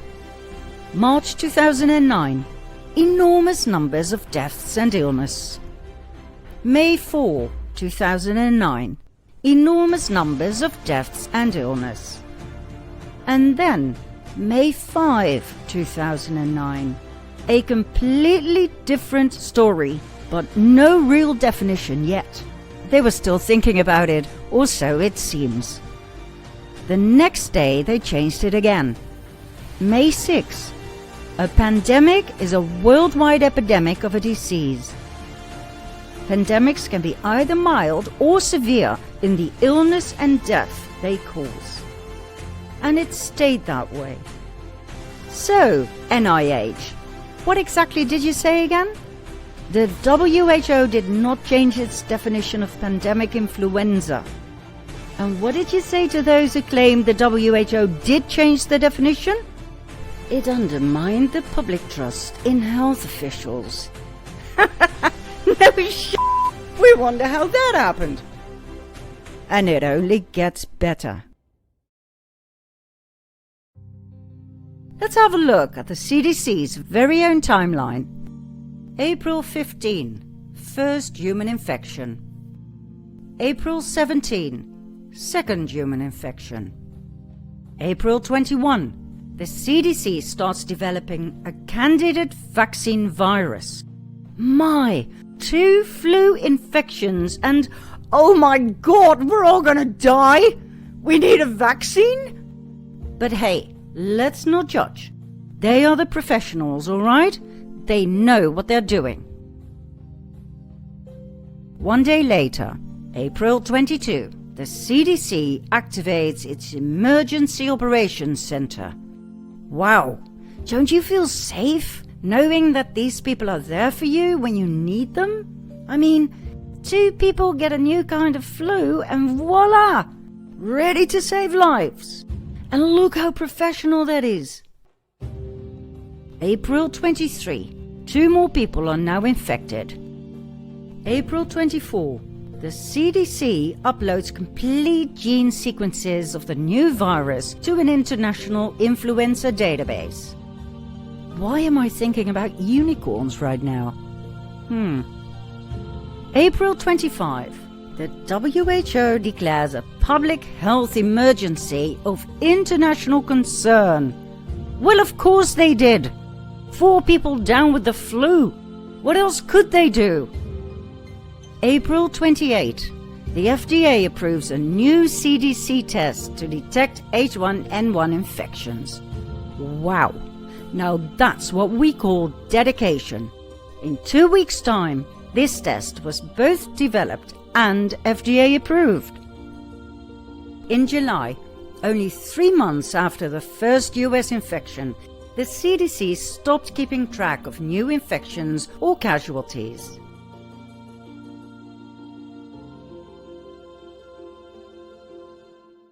We found was by the 3rd week in July, the CDC advised states to stop testing for individual cases of H1N1 flu, and they stopped counting individual cases. The rationale that the CDC gave was, well, why continue wasting resources tracking when we already have established there is an epidemic?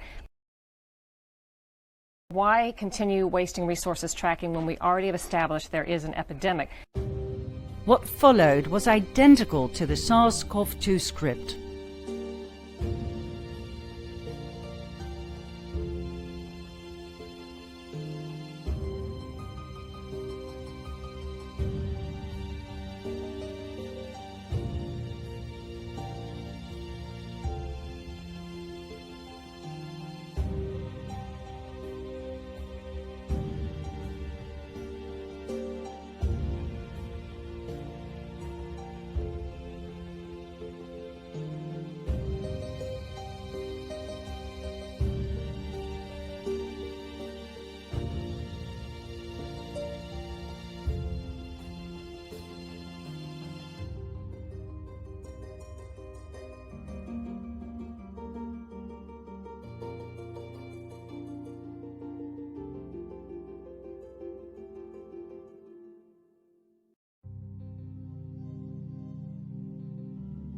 But there were no lockdowns.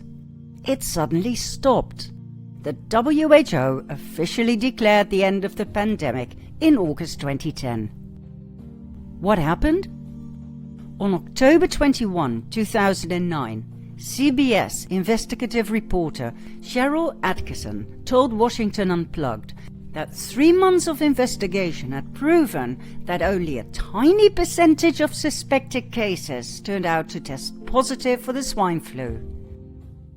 If you've been diagnosed with probable or presumed 2009 H1N1 or swine flu in recent months, you may be surprised to know this. The odds are you didn't have H1N1 flu. In fact, you probably didn't have flu at all.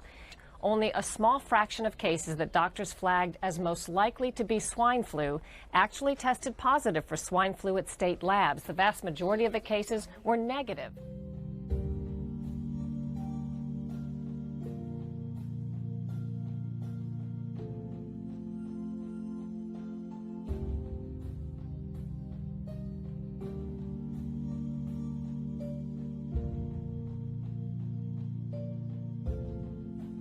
There were hardly any real cases, contrary to what the public was told by the mainstream media.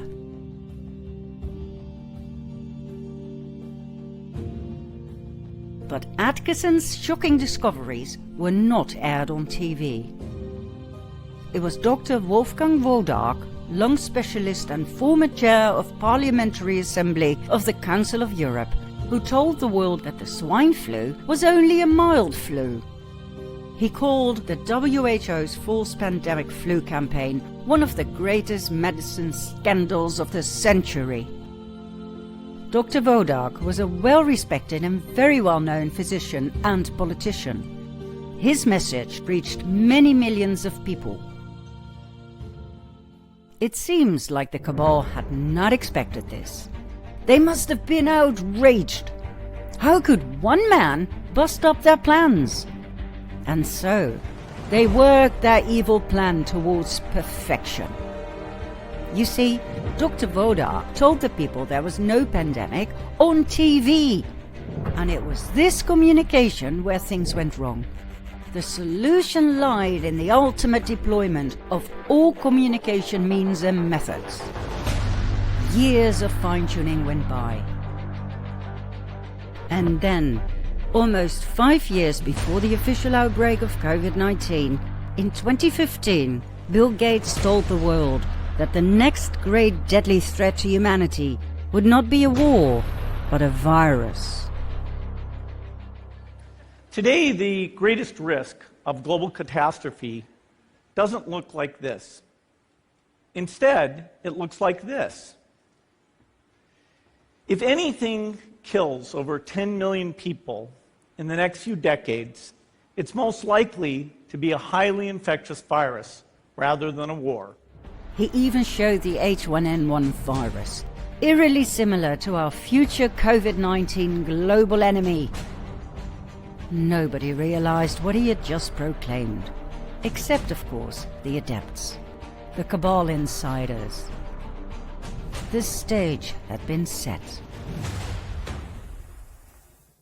Then, 2 years before the official outbreak, in 2017, the World Bank used its WITS software to look into its crystal ball. And guess what they saw? They saw the COVID-19 pandemic 2 years into the future. And so, the World Bank decided it would be best for humanity and for the world as a whole to produce and distribute millions of COVID-19 test kits. That's right. A special test kit was invented to help fight a virus that didn't even exist just yet. My, what a gift! WITS produced an exports list per country for COVID-19 test kits. Product code 300215.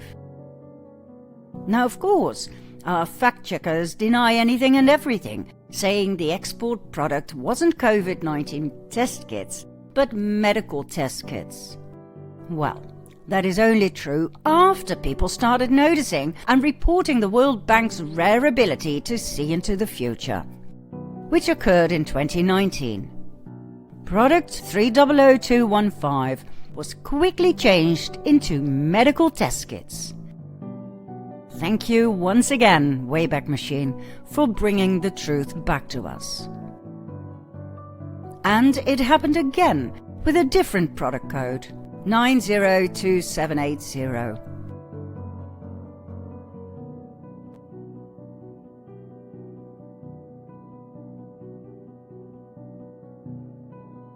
So, not a glitch in the software, but true paranormal abilities to predict the future, my friends.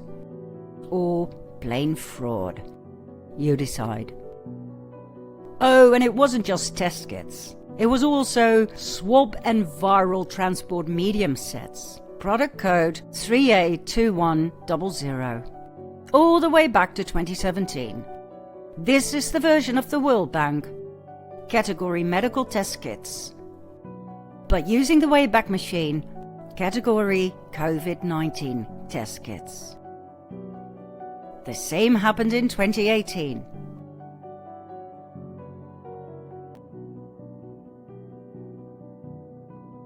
So, the fact-checkers can scream bloody murder, but these are the facts. You can delete your inconvenient truths from the internet all you want, but they'll never disappear. One just needs to know how to find one's way in digital archives. This, dearest viewers, is the naked truth. Even though the name COVID-19 wasn't introduced by the WHO until February the 11th, 2020, it was already in use for years behind the scenes, full on, to prepare their wicked plandemic. That's right, not a pandemic, but a plandemic. Planned years in advance as the ultimate weapon to create a new world order. Do you want more evidence? Oh, don't worry, we'll supply it, promise. What else?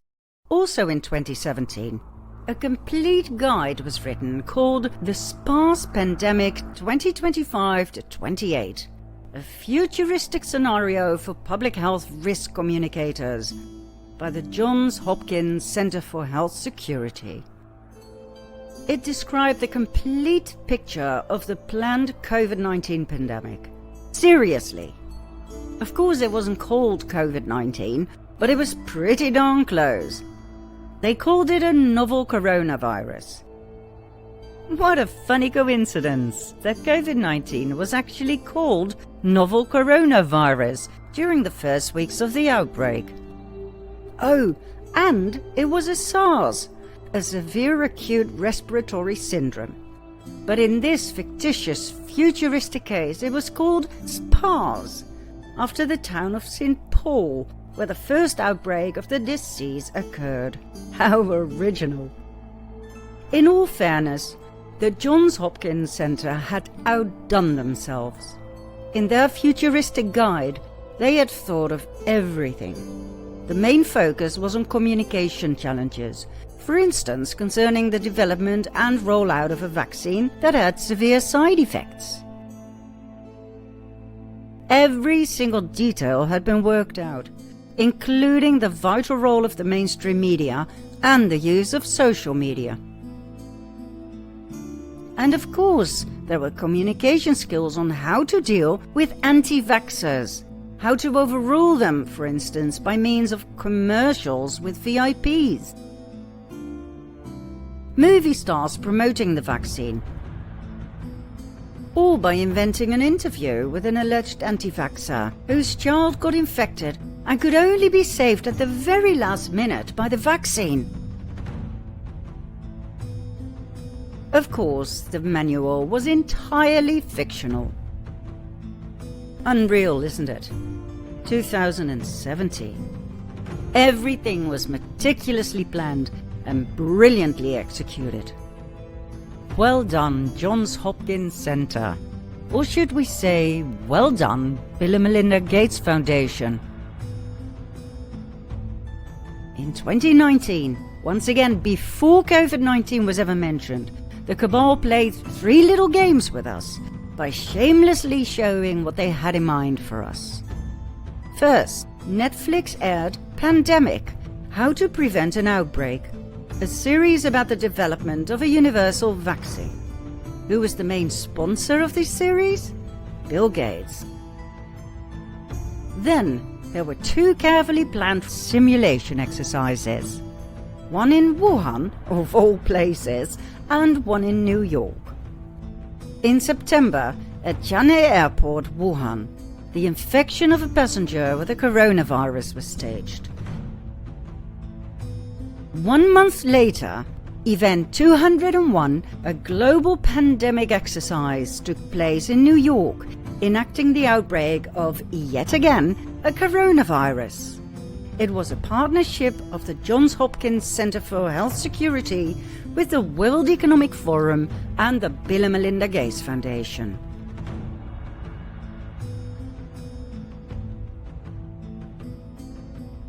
A lot of emphasis during this exercise was put on the problem of disinformation about vaccines.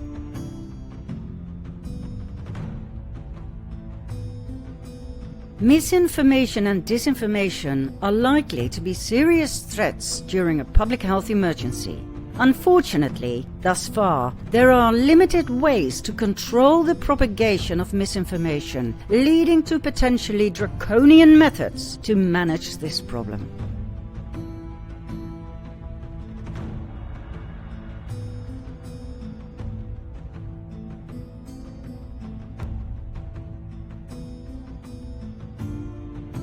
Everything was done on purpose. Unfortunately, the world wasn't paying attention just yet.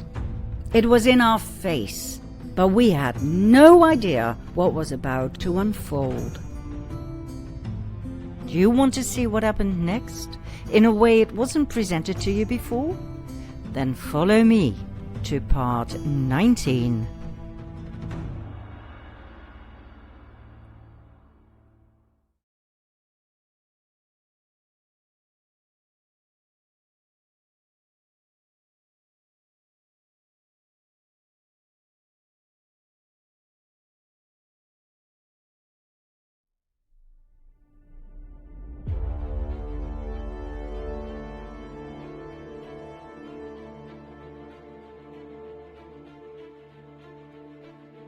Let's continue where we left off, shall we?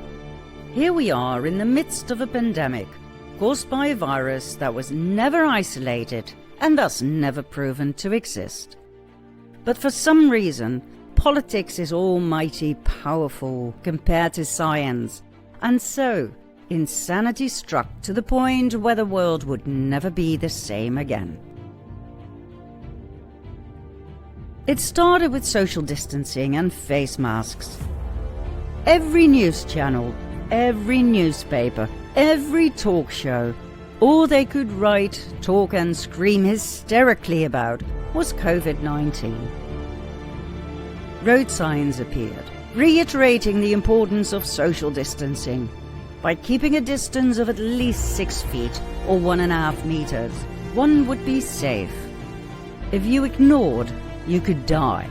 Or worse, you could kill somebody else. Hugging belonged to the past. Any form of physical closeness was potentially extremely dangerous. Repetition, repetition, repetition. 24/7. Combined with horror stories from Italy, we, the people, got scared. The first wave, not of a virus but of fear, hit the shores of just about every country in the world. And when fear takes over, rational thinking becomes difficult, if not impossible. Nobody told us that the Italians who died during that first so-called outbreak were of very old age. They had all been vaccinated early 2019 with an experimental flu shot, a cocktail of 4 different types of influenza, among which H1N1, the swine flu. When they were hit with the autumn flu, their immune system was down. They didn't stand a chance.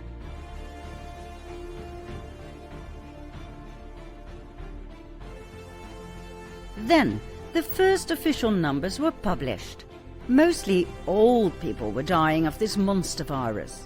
Children were perfectly safe, and adults were as good as safe.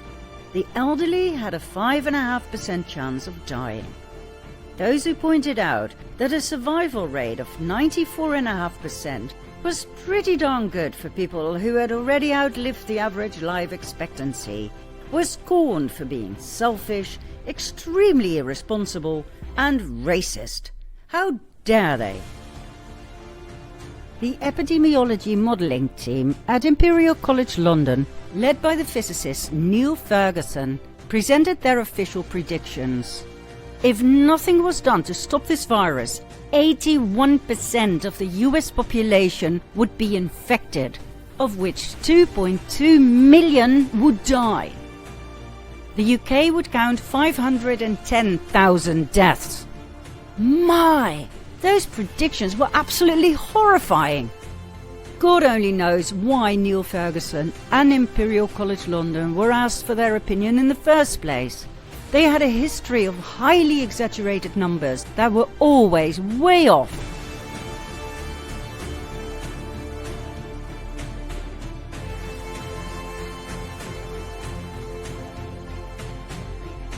According to the American Institute for Economic Research, although Ferguson's team has a bad habit of falsely claiming credit for saving millions of lives premised upon these apocalyptic numbers, the truth is they all amounted to wild exaggerations from a fundamentally flawed model.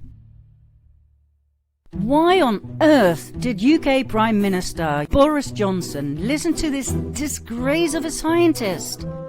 Would you believe a man who predicted the following in the past? 2002, Ferguson predicted 150,000 people would probably die in the UK as a result of BSE in beef. Really? Well, no. In reality, only 177 people died. 2005, Ferguson predicted 150 million people would probably die as a result of the bird flu. In reality, only 282 people died worldwide. 2009, Ferguson predicted 65,000 people would probably die in the UK as a result of the swine flu. In reality, only 457 people died. Would you choose this man, of all scientists out there, to advise your government on how to handle COVID-19 in your country? When Ferguson was confronted with his fundamentally flawed model and his huge mistakes, he tried to blame the model, stating it was 13 years old and not really made for COVID-19, but for a flu epidemic in general. Then, when he was asked to share his model with the scientific world, he refused. Why? Because he knew perfectly well it was complete and utter bullshit.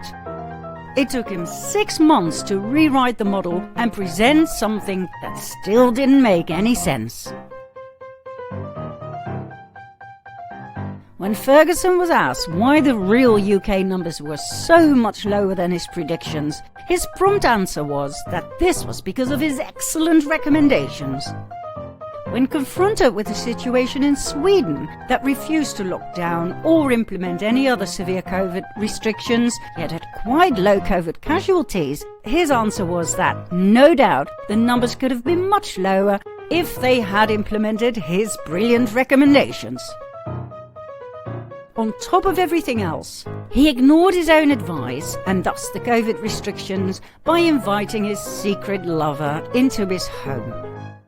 When this became common knowledge, he resigned from his position as a government advisor on SAGE, the Scientific Advisory Group for Emergencies. Wow, how noble and just. If it weren't for the fact that that too was just another lie. Until today, Ferguson is part of both SAGE and Advisory Committee SPY-M. He also is acting director of the Vaccine Impact Modelling Consortium based at Imperial College London and financed by Gavi, the Vaccine Alliance, and the Bill and Melinda Gates Foundation that actually owns Gavi and that granted Imperial College London millions of dollars. Long story short, once again we are witnessing utterly corrupted politics and bribed science, working together to impose something on the people that the people hadn't asked for to begin with. Professor Lockdown and Boris Johnson rolled out a strategy to take the freedoms away from the British people under the pretense of protecting them against a killer virus that didn't exist. But that they kept to themselves. And so, in 2020, government policies were quickly adapted to Ferguson's hysteric and completely unrealistic warnings. New restrictions were laid out. We were no longer to visit our elderly parents and grandparents. No hugging, definitely no hugging, and preferably no visits in general. Children were told in school that they might kill their grandparents if they disobeyed. This insane and inhumane programming led to deep emotional and psychological trauma. Feelings of guilt overtook these children, who were told they were basically murderers in waiting, unless, of course, they did as they were told by the government, completely overruling and ignoring their own feelings. When they screamed for their grandparents, they were told off about how selfish they were. Shame was added to their feelings of guilt. Some people stood in front of the care homes and sang songs for the abandoned elderly, but the police removed them. They were attracting attention to the site and the situation, and that was not desirable. The elderly were isolated from the rest of society and from their families. Many became depressed and lost their will to live. Many died as a result, not from COVID, but from loneliness. Families were torn apart. Feelings of guilt, shame, anger and grief became common ground. Yet, the people complied. There was another reason why so many elderly died during the first wave in the spring of 2020. And this is where it gets really shocking. In March 2020, the British people were told to stay at home in order to protect the NHS and to save lives. The authorities just needed 3 weeks to flatten the curve. What happened in those 3 weeks? First of all, many hospitals were ordered to move elderly patients with respiratory problems to care homes. As many as possible, which is rather strange when you think about it. I mean, people are not administered to a hospital for fun, right? But it happened. On March 19, a directive was sent out to the NHS saying all patients who did not require a hospital bed had to be discharged, as in right now. The NHS workers were obliged to follow the new directive. They had precisely 1 hour to get those patients out of bed and into their clothes, after which they had another 2 hours to take them from the hospital to their new home, in most cases a care home. Did those patients have a voice in this at all? No, they did not. Their beds had to be empty for COVID-19 patients, those poor sufferers of a virus that had not been proven and would never be proven to exist. This directive was most efficient, as you can see in this graph. Only 62% occupancy of hospital beds remained, 30% down compared to previous years. So, what happened to those patients who ended up in care homes? They were euthanized. Do we have evidence for such a brutal claim? Yes, we do. But we must warn you, for this is truly as ugly as it possibly gets. You might even realize for the first time what happened to your parents or grandparents and why they suddenly died. You see, all of a sudden, in April 2020, there was a great increase in deaths in care homes. No less than 26,541 people died in April 2020 alone, an increase of 17,850 on the 5-year average. That's an awful lot of excess deaths in just 1 month. What happened? They were given midazolam. That's what happened. But you weren't told, were you? And neither were they. Midazolam is a very strong sedative, used among other things to relieve anxiety and fear. It is also used in lethal injections in the US, combined with 2 other drugs. The NHS workers were told to ease the suffering of the patients who were removed from their hospital beds and were now in their care home beds. Most of them had respiratory problems, so wouldn't it be nice to give them an intravenous cocktail of morphine and midazolam? Sounds sweet, doesn't it? Well, it wasn't. You see, midazolam affects the central nervous system, and thus a person's breathing.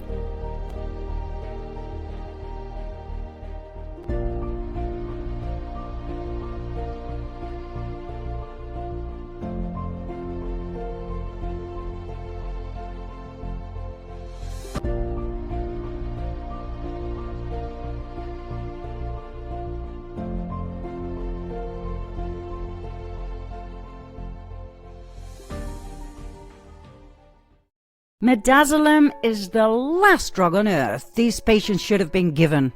It causes shallow, slowed or temporarily stopped breathing that may lead to permanent brain injury or death. Furthermore, midazolam is dangerous for elderly patients in general, also for those who don't even have breathing problems. If given at all, it should be done at a very low dosage. This is what would have been safe, according to a policy that was in place before the COVID-19 outbreak scam. A dosage for the elderly should not be greater than 0.5 milligram, max 1 milligram. However, during the outbreak, this policy was changed into the following: a starting dose of 2.5 milligrams and, if necessary, pump it up to 5 or even 10 milligrams. Who on earth changed these policies? The same people who had those thousands of patients removed from hospitals to care homes. The same who advised administering midazolam in the first place. The same who knew damn well what the effects would be. The very same who ordered insane amounts of midazolam at the beginning of 2020. So much so, it had to be imported from France. That's right, a 2-year supply of a killer drug was imported from France. It was all used up by October of that same year.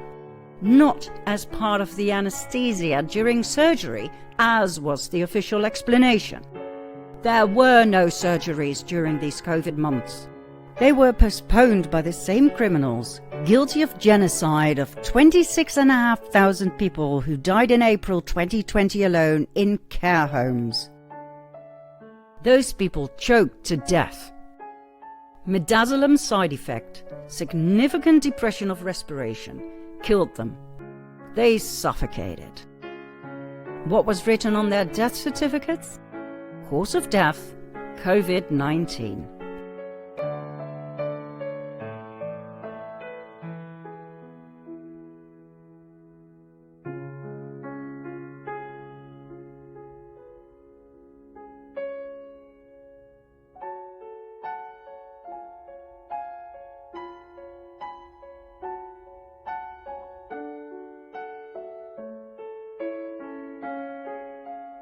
Who are the criminals behind this evil scheme?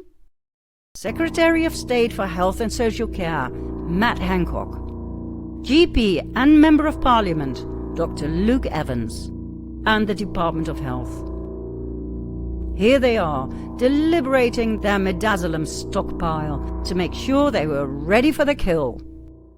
A good death needs 3 things. It needs equipment, it needs medication, and it needs the staff to administer it. So in terms of equipment, a few quick questions. Do you have enough syringe drivers in the NHS to deliver medications to keep people comfortable when they're passing away?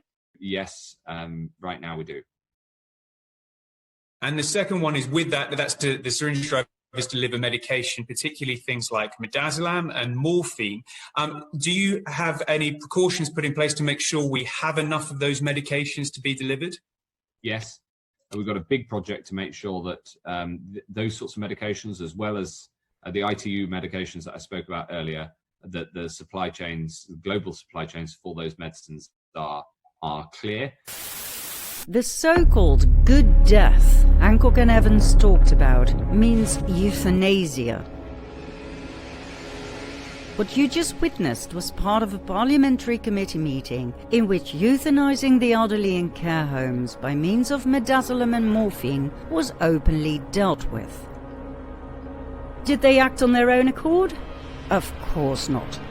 The Department of Health, Prime Minister Boris Johnson, each and every puppet of the cabal presently seated in the British government were part of this grand euthanasia scheme of the elderly, as part of the global sustainable development goals and thus the depopulation agenda. Shocking to see it in action, isn't it?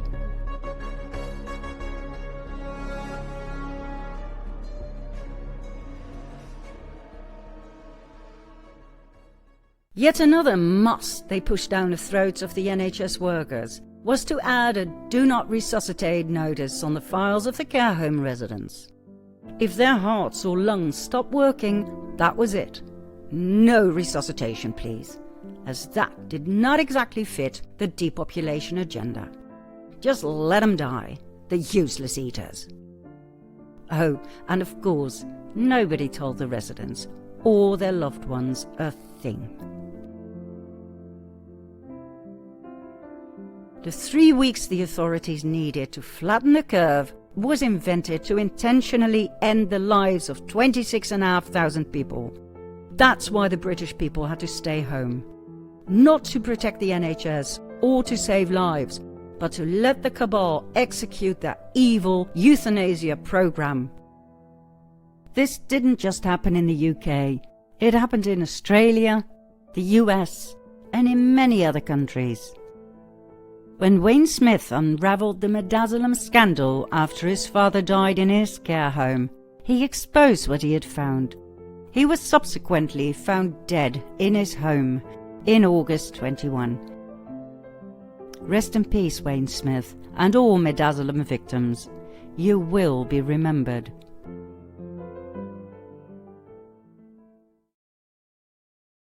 Back to our storyline of fake pandemics and corrupt politicians. Face masks were introduced, an insane measure, as any virologist could have told you. You see, a virus is so eeny-weeny tiny, it goes straight through the fabric of any type of face mask. It's like trying to keep the mosquitoes out by putting up a wire netting fence. The cabal was laughing in our face.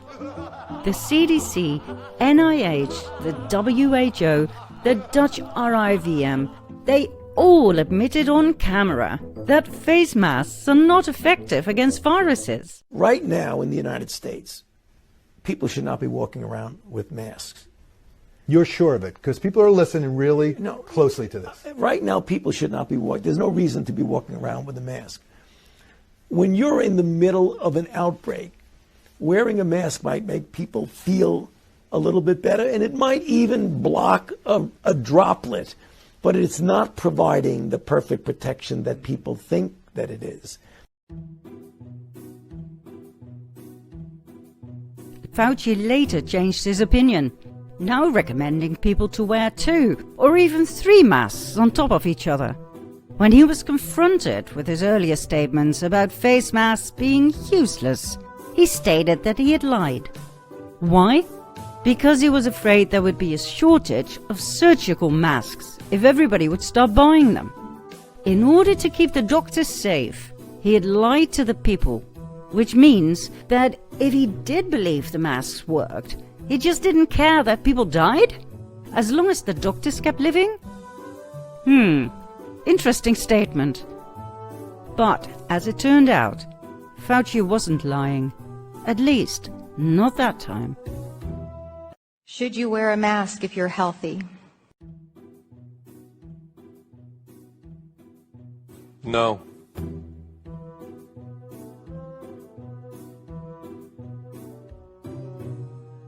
That's right. You really said it. Should you wear a mask if you're healthy? No.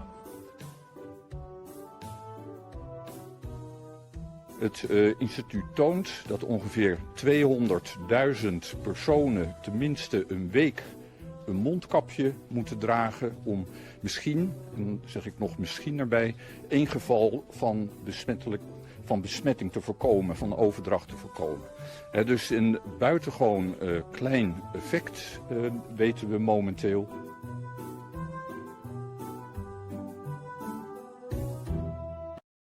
Omdat er vanuit medisch oogpunt geen bewezen effectiviteit is van mondkapjes, heeft het kabinet besloten dat er geen landelijke verplichting komt voor het dragen van niet-medische mondkapjes.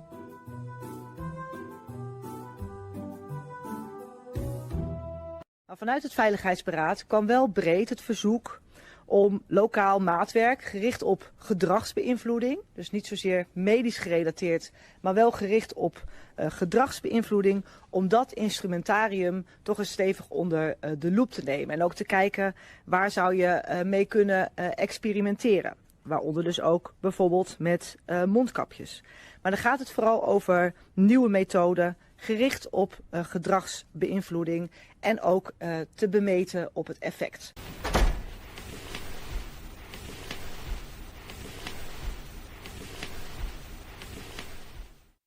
There was no pandemic. It was all just a behavioral experiment. That's why policies changed, time and again. Not because they made sense. Not because they were backed up by new scientific discoveries, but because they wanted to see how and to what extent they could manipulate people's behavior.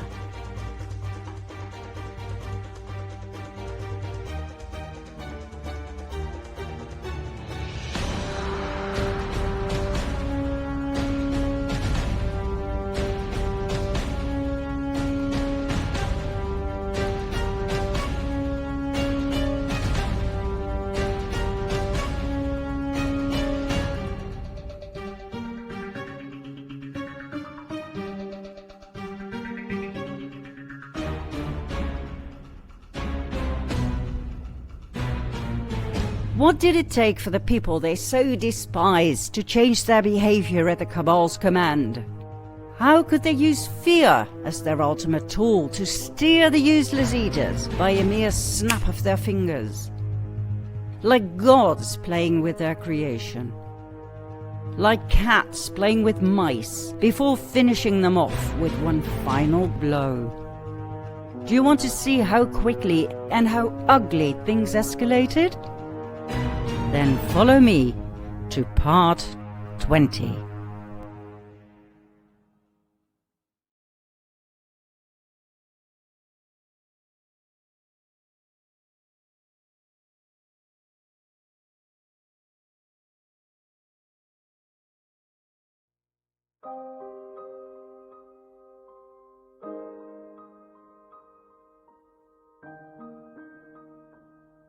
It was all about influencing our behavior. In other words, it was, and still is, manipulation of the masses. They said it in our face, but for some reason, the people didn't hear it. Once fear is struck, ears are closed. We, the people, were forced to wear face masks, even though they all knew they offered no protection whatsoever. The elite Cabal members and their puppets in high places pretend to wear masks, or they don't even bother at all. They are obviously above the law.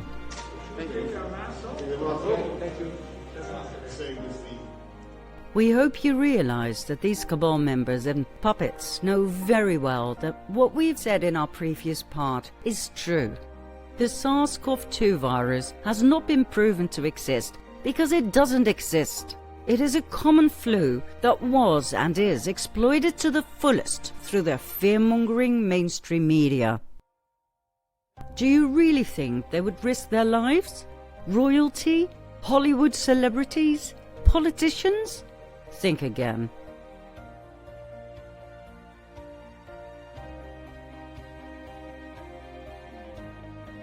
If there truly was a deadly virus out there, they would be the first to wear a mask, to wash their hands, to keep social distancing, and to self-quarantine. They are showing you it is all fake.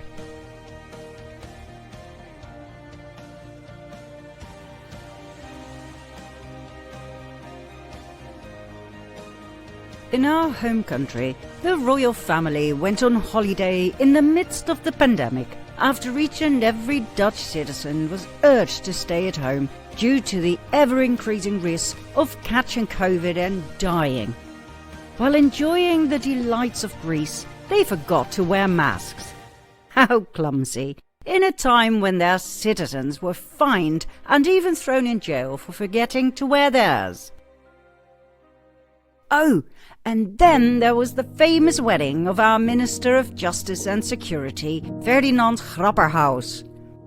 This man is extremely strict and righteous. He makes sure there's 24/7 surveillance for everybody, and those who break the COVID rules are punished in ways they'll never forget. He even said on camera how he felt about people partying in these dangerous COVID times.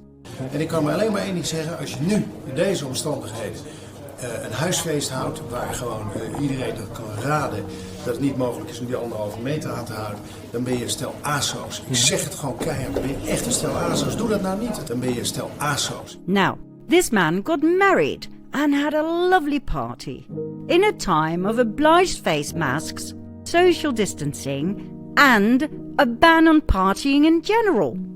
Our Minister of Justice and Security, that's right, the same man who allows the political pedo party and their nauseating manual to exist, the same man who, after much pressure from the citizens, set up a special committee to investigate satanic ritual child abuse in the Netherlands, a committee for which he appointed both the chair and the first member, with whom he concocted that their findings would first be shared with him before being presented to the House of Representatives, which means the committee is far from being independent. It is part of the Ministry of Justice, causing victims now not to come forward and testify, as they identified some of their rapists and torturers as high government officials within that same ministry.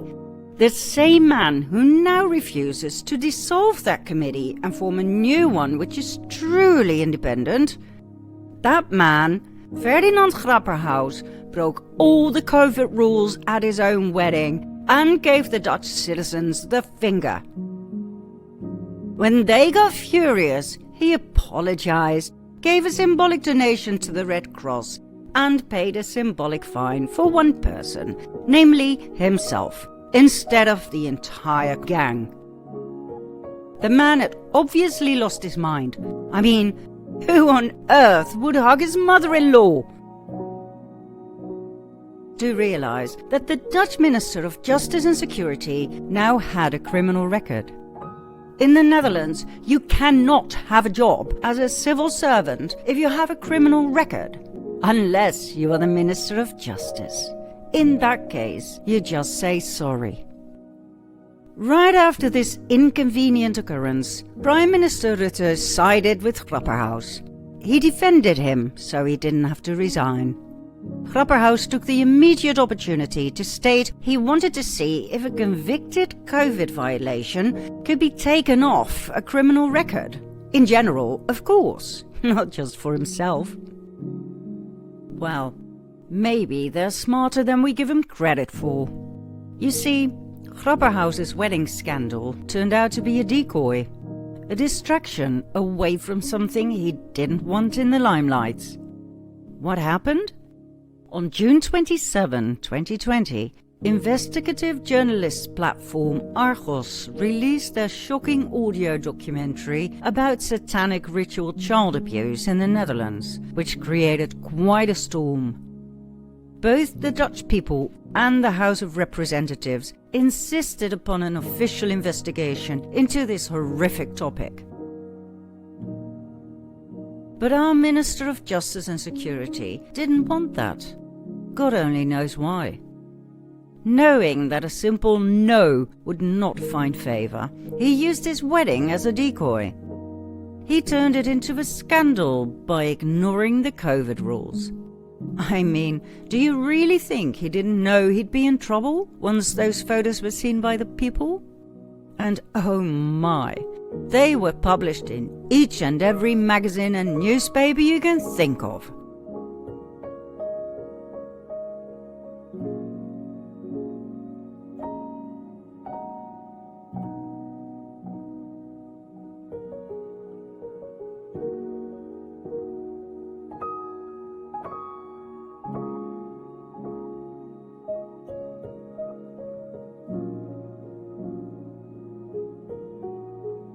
Five days later, Grapperhaus quietly wrote a letter refusing to set up a committee to investigate satanic ritual child abuse.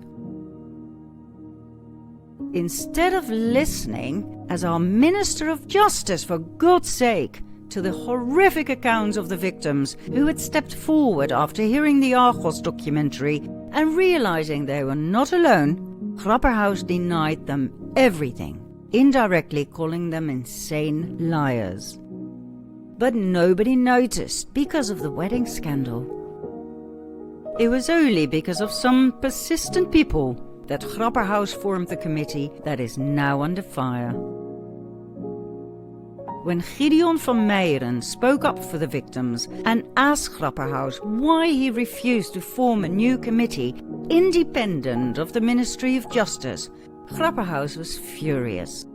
When van Meijeren pointed out, once again, that some of the alleged offenders are working within his ministry, this was his response. Dit accepteer ik niet. Dat zeg ik tegen de hele Kamer. Echt, ik accepteer het gewoon niet. Ik vind het schunnig. Please stay safe, Gideon. You are one of the very few who give the people a voice. There are not many heroes out there, but you are definitely one of them. That's the Netherlands these days, my friends, with our own version of the bold and the beautiful. This artistic wall cost the Dutch taxpayer €200,000. A common joke in the Netherlands is, can somebody please throw a hit for a change? Back to our storyline.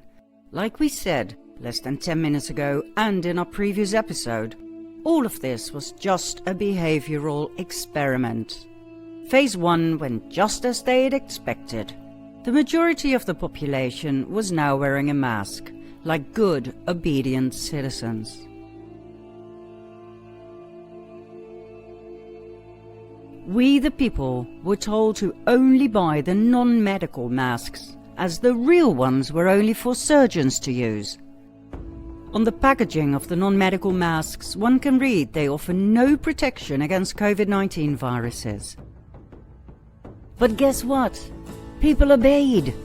The majority of the people the Cabal so looked down upon complied with their ridiculous rules as part of their behavioral experiment, the new normal. This is a safe place, so you can take off your mask. But when you need to go to the toilet and you stand up to leave your seat, you are highly contagious and you are in mortal danger, so you must put it back on. In our home country, it was the NS, Dutch Railways, that started the mask mandate. People who disobeyed were violently thrown out of the train, either by the ticket inspectors or by the police.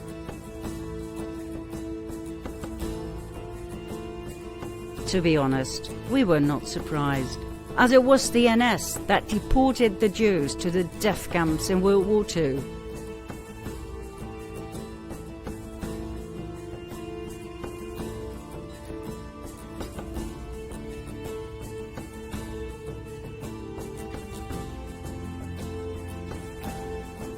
The NS has always been more interested in profit than in ethics.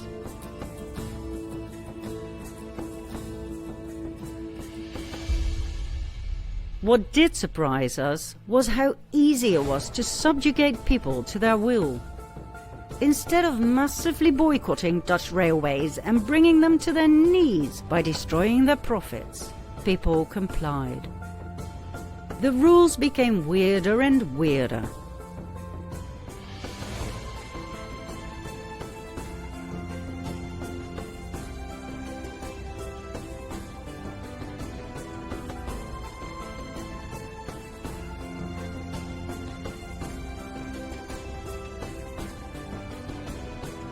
We now had to wear a mask at the beach too.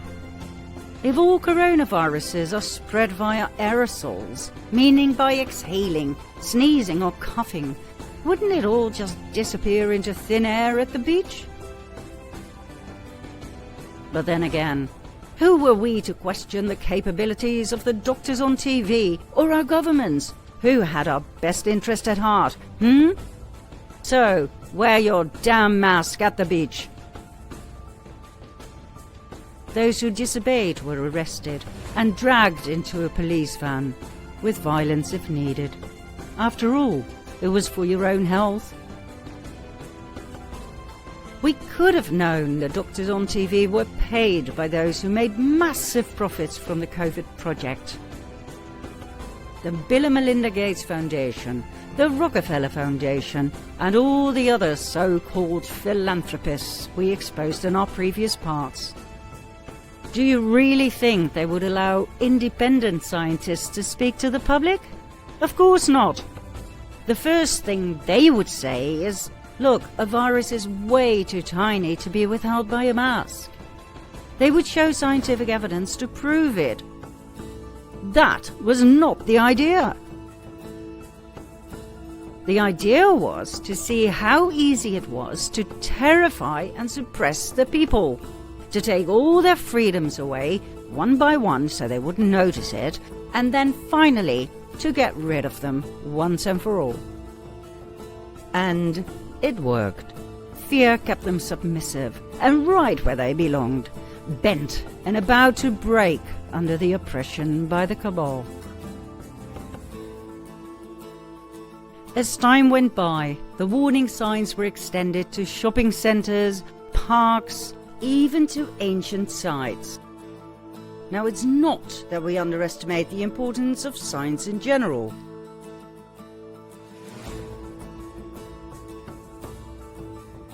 Some things just need to be said, right? But, I mean, seriously? How old do they think we are, 5?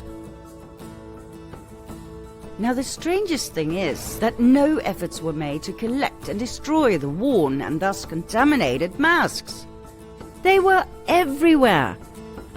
Yet, the people went along as if it were the most natural thing in the world. They had been successfully brainwashed into believing that COVID-19 was highly contagious and dangerous, yet contaminated masks did not have to be handled as such.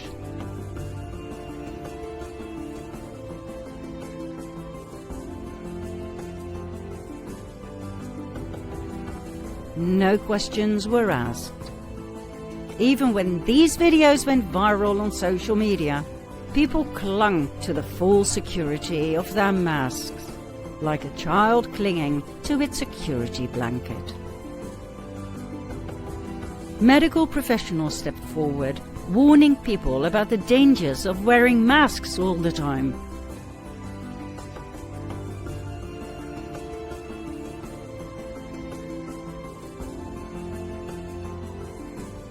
They pointed out the chronic lack of oxygen that could cause fatigue, headaches, dizziness.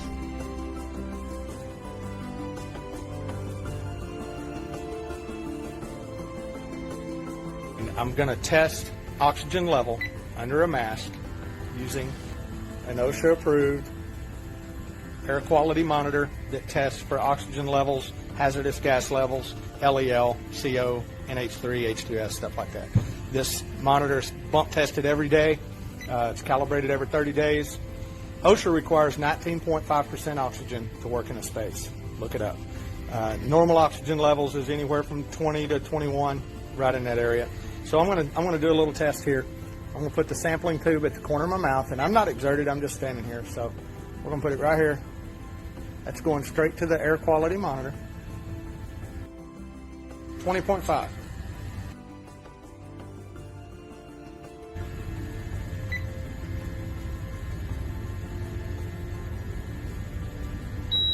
You can hear the alarm going off. That means that there is a hazardous atmosphere. And we'll see what the levels are.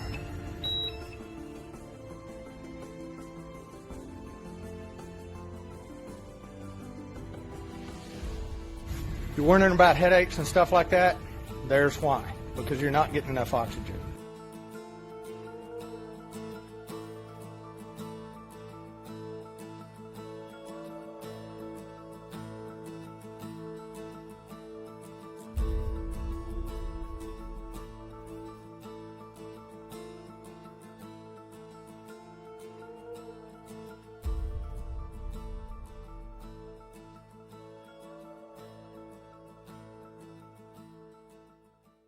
Lung specialists spoke up, warning us about the whole new type of lung disease they predicted would arise due to the inhalation of fibers in the masks. Please realize that face masks contain polymers, as in plastics, awful to inhale all day and even worse for the environment.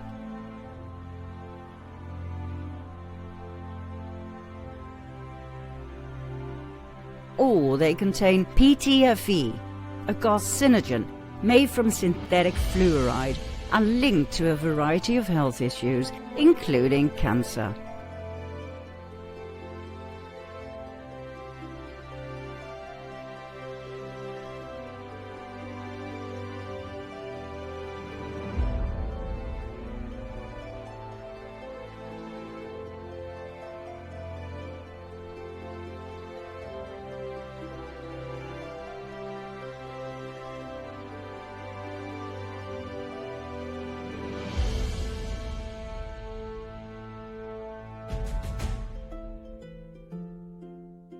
The delusional madness of forcing children to wear face masks blatantly ignores expert warnings.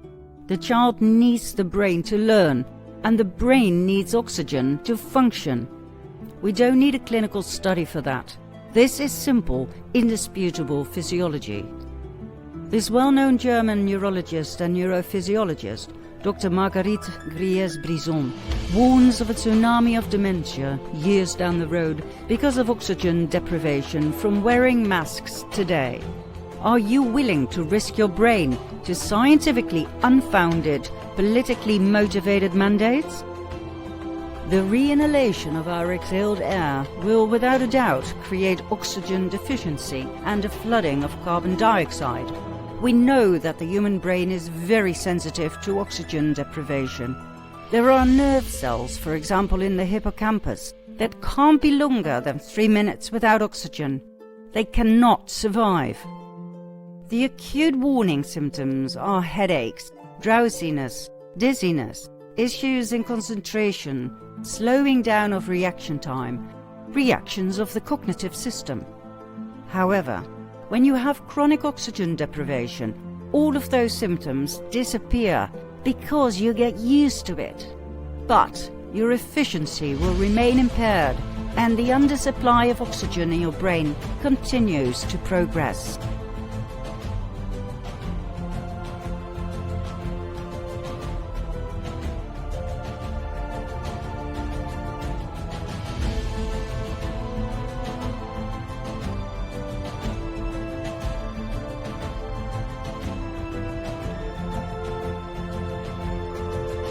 Pediatricians stepped forward. They were convinced that babies and infants wearing masks would have retarded development in life due to a chronic lack of oxygen.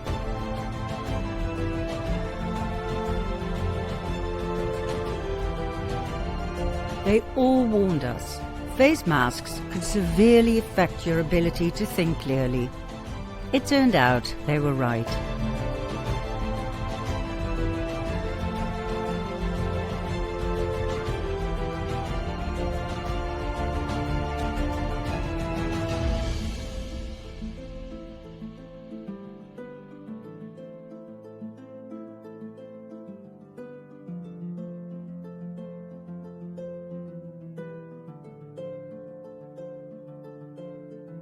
Some police officers, too, were unable to think clearly. Even though medical exemptions from wearing a mask were allowed by the government, quite a few of them couldn't remember that, probably due to the lack of oxygen in their brains. Get off! Let go of his vest. Let go of his vest. He's fucking choking me! He's choking me! What the choking me, dude? What the fuck? You're fucked in the head! You're fucked! What are you doing to me? What have I done? What have I done? You just tell me what the fuck I've done. What have I done wrong? You just keep Yeah, but you're choking her. No. There's a man on a girl, and you choked her. For what? For a mask? For not having a mask? Look how pathetic you are. She doesn't have a mask. Are you serious? Are you serious? Just for not having...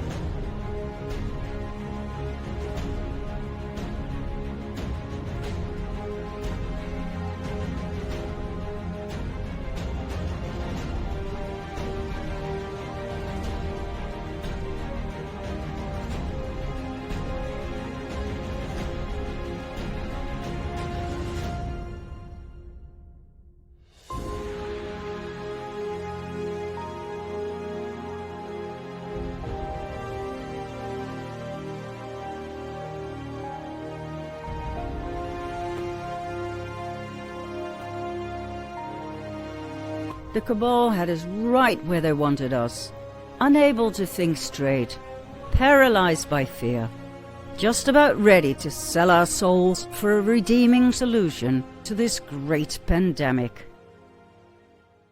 We washed our hands a dozen times a day, using hand sanitizer, of course, just like our leaders told us to.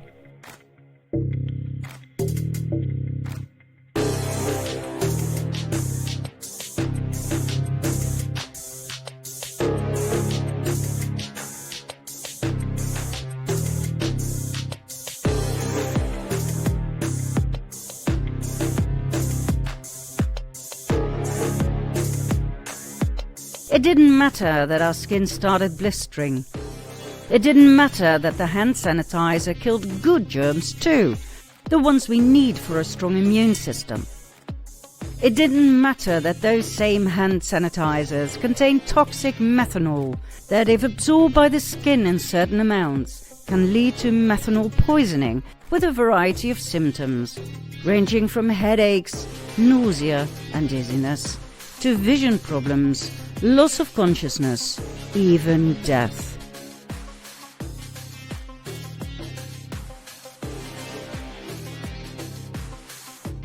It all didn't seem to matter as fear had taken over, and leaders with solutions, no matter how insane, now had the faith of the people. The COVID rules and regulations made them feel safe. However, to the great dismay of the cabal, more and more people stepped forward, uttering criticism about the COVID policies.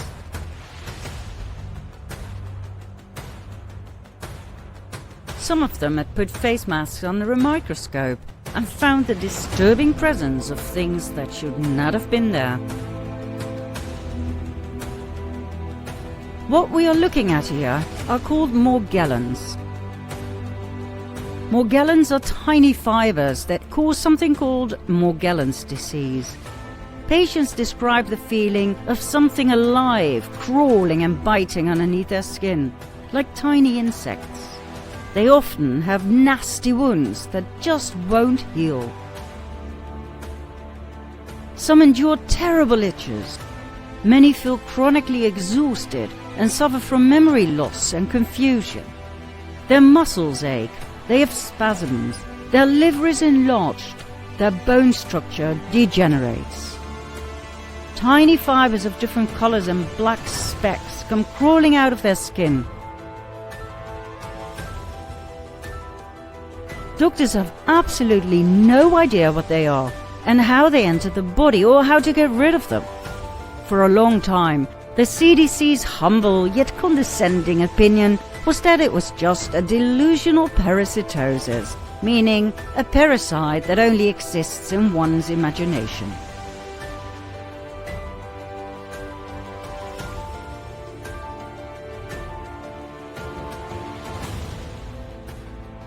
But after a lot of incoming reports, the CDC decided to change the name from delusional parasitosis to an unexplained skin condition known as morgellons.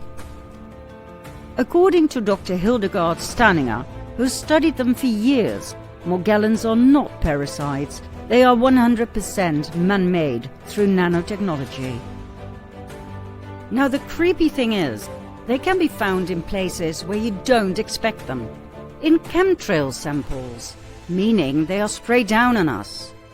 In face masks, nose swabs, and vaccines. You don't believe us? Let us show you the evidence, which, by the way, is very easy to find. All you have to do is a little experiment. Let's start with a mask, shall we? Place the mask over a bowl of hot water, which resembles the effect of your exhalation, hot and moisture.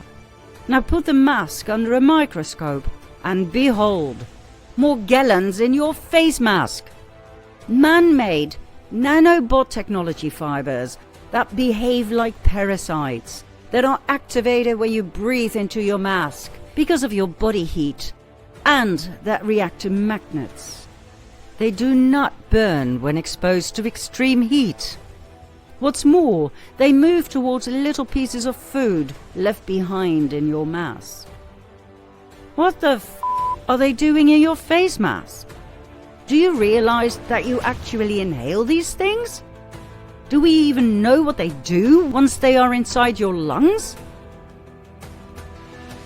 The Dutch RIVM wrote about this enigma on its website. Yes, indeed there are nanoparticles in face masks, and we don't have a clue as to whether or not this has any negative effects on people. My, don't you just love their honesty? One would expect the people to wake up by now, right? We remember turning the TV on to see footage of millions of Dutch people burning their masks and celebrating their reclaimed unlimited access to oxygen, now that even the RIVM had admitted something fishy was going on with those masks. But no, to our astonishment, we saw the same droning repetition of fear-mongering emphasis on the importance of face masks and social distancing. Fear had struck. Insanity was the result. That it was all just a behavioral experiment was made excessively clear by fun little experiments such as these.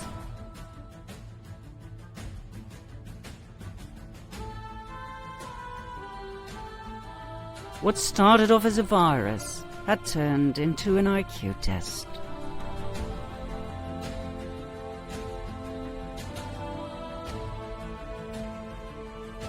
A societal rupture started to become visible. One group believed the official narrative, the other group did not, or was at least having some serious doubts. This rupture was only the beginning of the sad alienation between people, not just within societies, but also within families and among friends. The believers could no longer identify with the disbelievers, and vice versa. The divide and conquer strategy of the Cabal was once again victorious.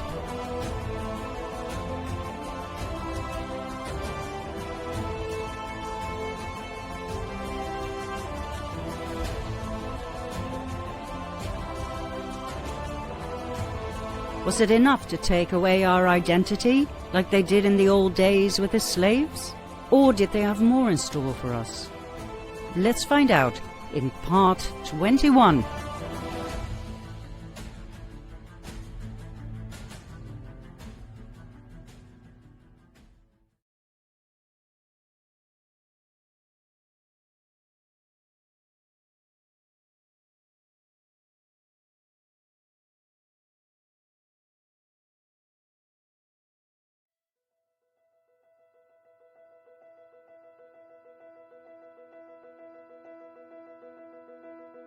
Short recap.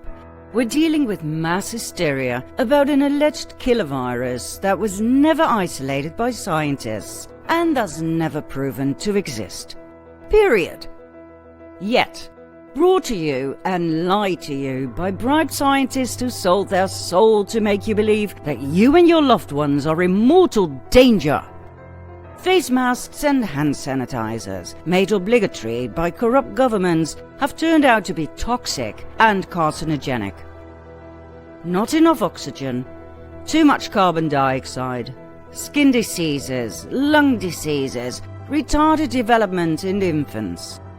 We were warned by all the unbribed professionals.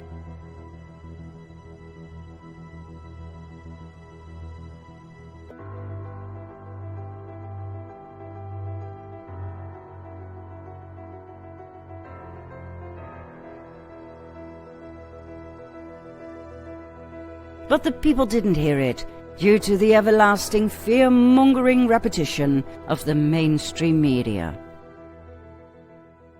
The notorious nose swab was introduced. Not an ordinary cotton swab, but a genuine professional nylon fiber swab that have been sterilized with ethylene oxide, which is toxic and carcinogenic, that contain morgellons, the same nanoparticles we found in face masks, that leave sharp fibers behind deep inside your nasal cavity, that contain the notorious DARPA hydrogel, that contain nanobots called Theragrippers, that in all probability contain the vaccine, that may damage either your facial nerve or your olfactory nerve, or both.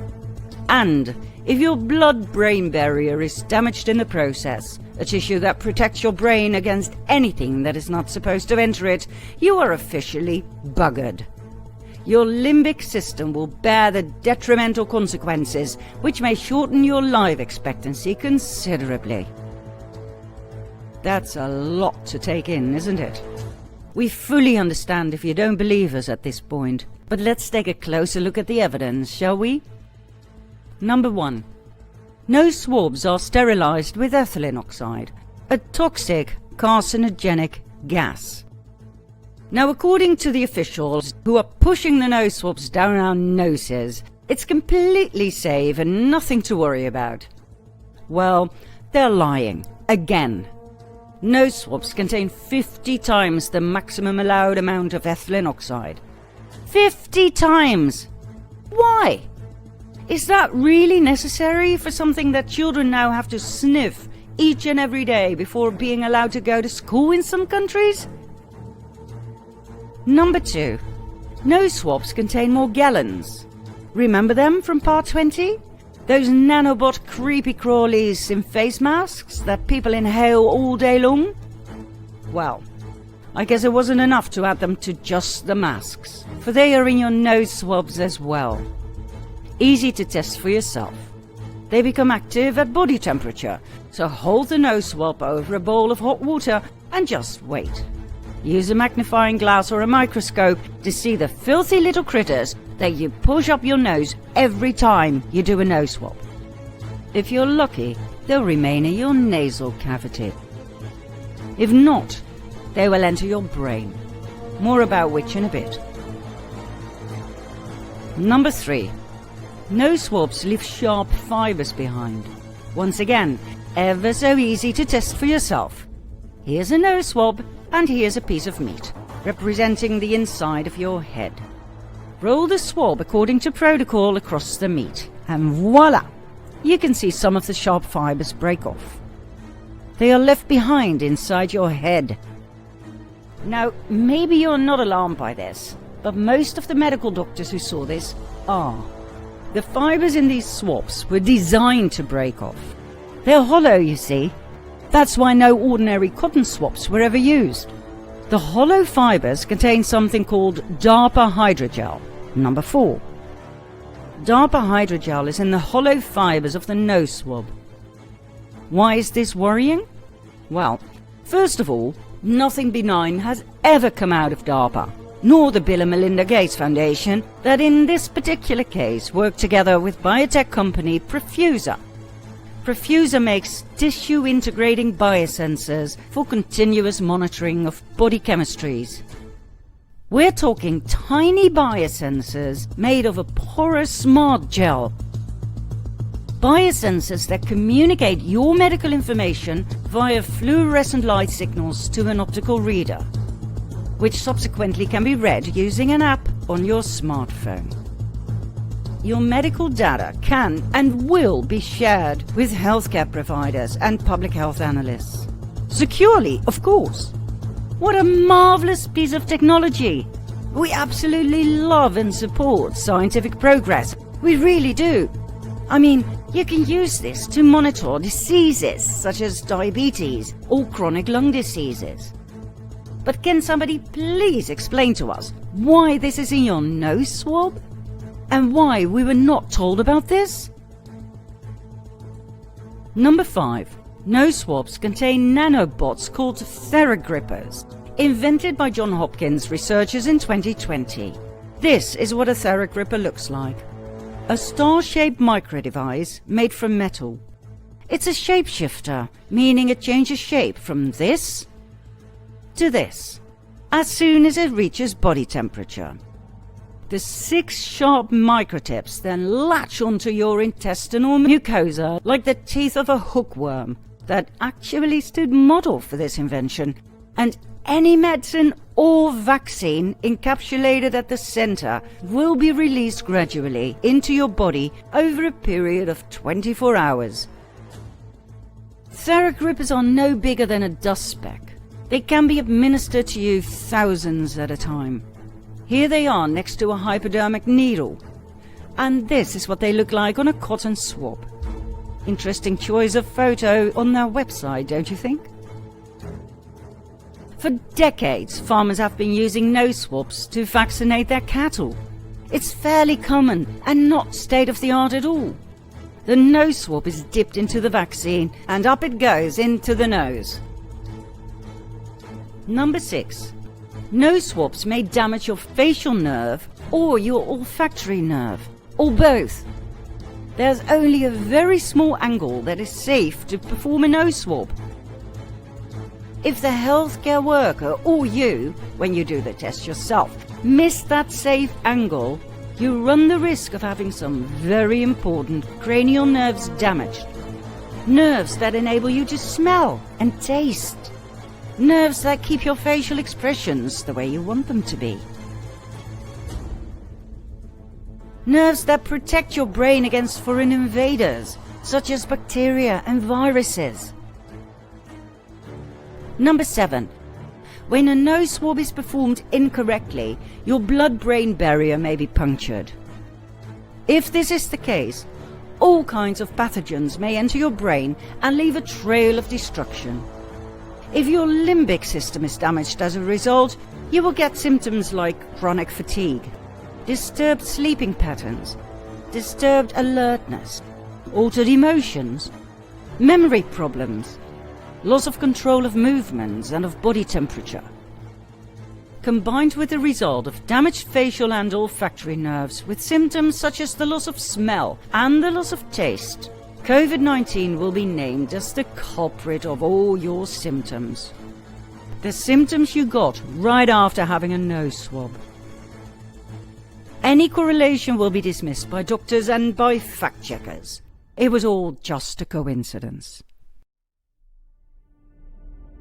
It will take some time before all the nasal swabs gone horribly wrong will come to the surface. As we speak, more and more people are stepping forward with their horrid stories about broken off swabs that remained inside the nasal cavity.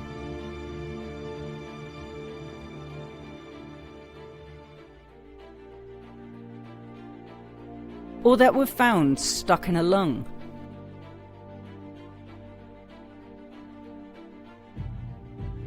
About the most horrendous headaches ever since the swab.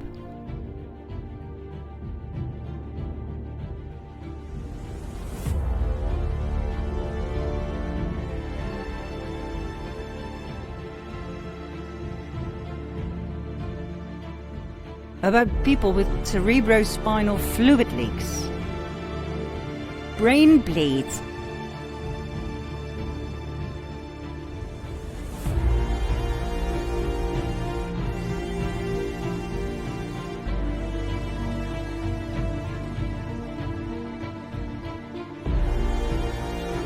about children with nosebleeds and eye bleeds.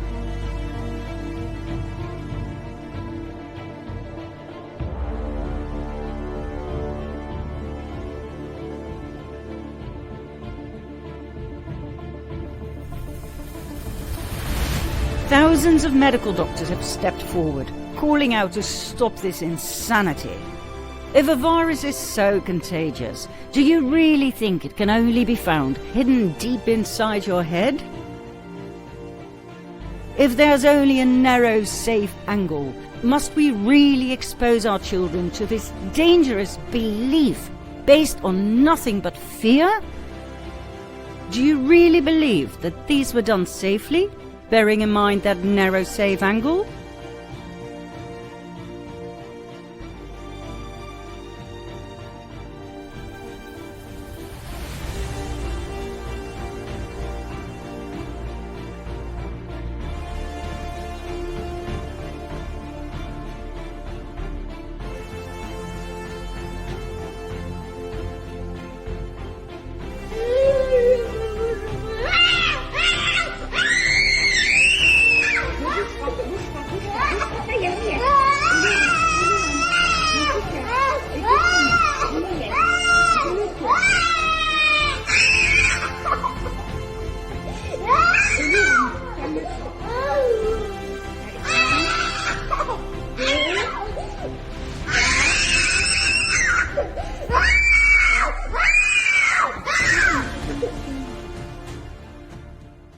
If our governments and health institutes keep telling us to trust the science, then what science exactly are they talking about? Why didn't they inform us about the nanobot technology in the swabs? Or about the possibility of being vaccinated by means of a swab?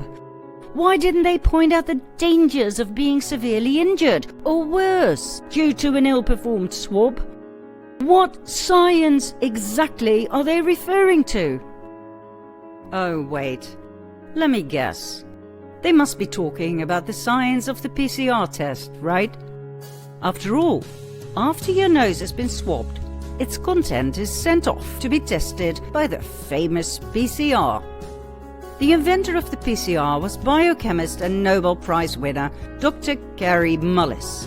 He developed the PCR in 1983 to amplify DNA sequences. That's it. The PCR was never meant to be used for diagnostic purposes. In other words, you cannot use the PCR to diagnose a disease. You cannot use it to diagnose COVID-19. Every virologist knows this. Mullis has stepped forward on previous occasions when his invention had been abused.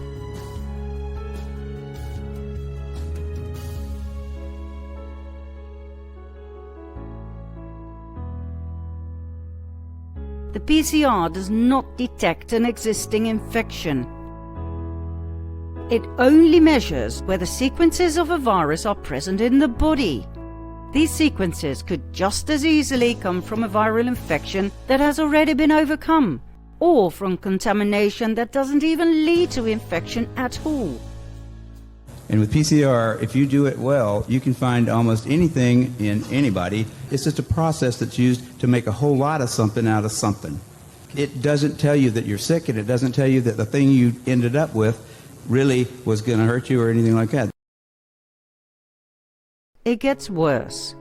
The outcome of the PCR fully depends on the number of cycles the test runs. The more cycles, the higher the chance you'll find whatever you want to find. After all, with each cycle, you amplify DNA sequences. In other words, if you run 40 cycles, you will find just about everything, from cancer to HIV to COVID-19. But that doesn't mean you actually have an active pathogen that makes you ill or dangerous to others. We all have cancer cells, but we don't all have cancer.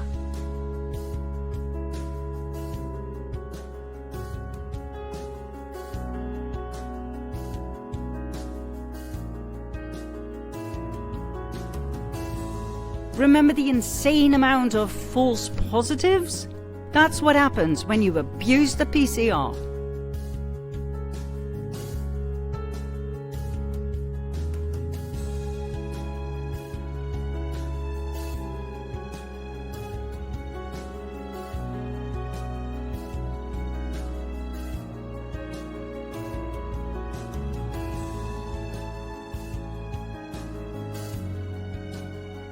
And guess what? The authorities knew this all along. The WHO confirmed it on December 14, 2020. Did you even notice? The only way you could tell if it's transmissible, if you can show that there really is live replication virus in you, and the tests don't measure that. I think if somebody does come in with 37, 38, even 36, you got to say, it's just dead nucleotides, period. Now please realize that there's nothing else to say, really. We're looking at the biggest global scam ever.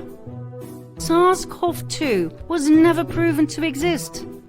You know what was proven?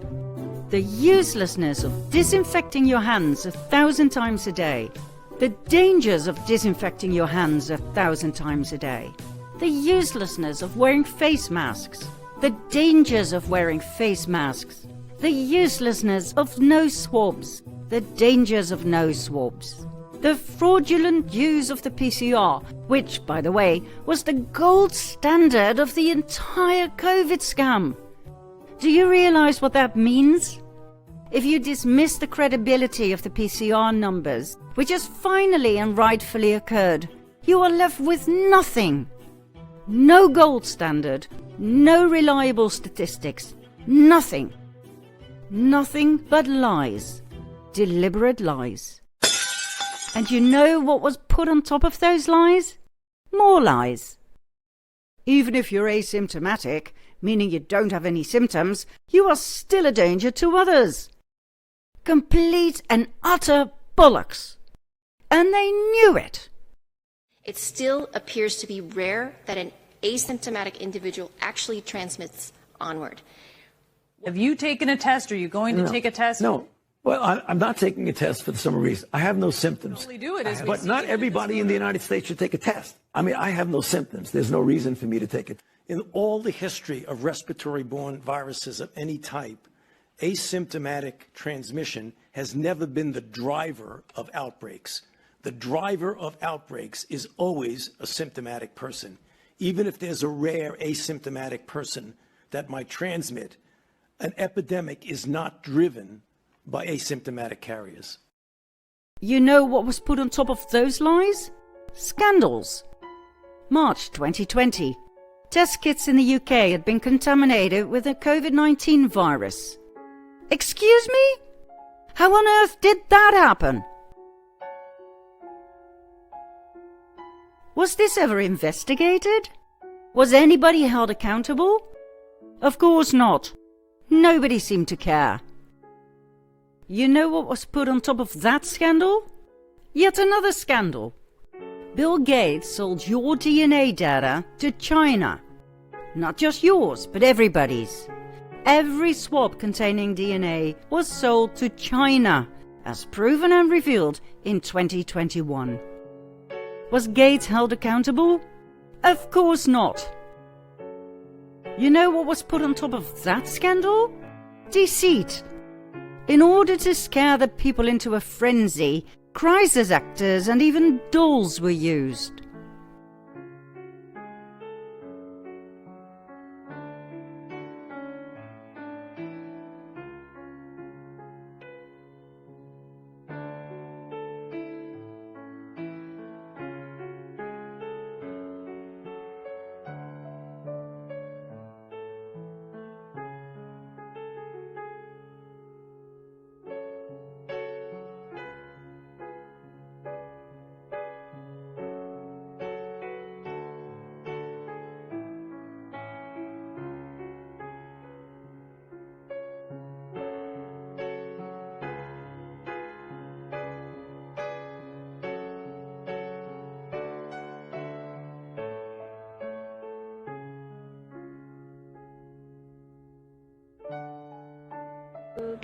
Und wir haben bestimmte Aufgaben bekommen. Das ist meine. Informieren Sie einen Mitarbeiter darüber, dass Sie das Gefühl haben, schlechter Luft zu bekommen. Das ist meine Bettnummer und ich kriege für das Ganze hier Geld.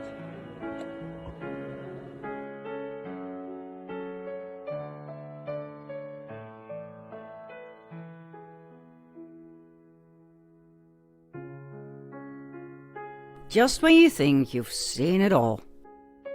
You know what was put on top of the deceit? Yet another scandal called bribery and corruption. Ever heard of Belarus? You will now. The president of Belarus, Alexander Lukashenko, refused to participate in the lockdown and other COVID insanities, after which the World Bank and the IMF offered him a bribe of $940 million in the form of COVID relief aid.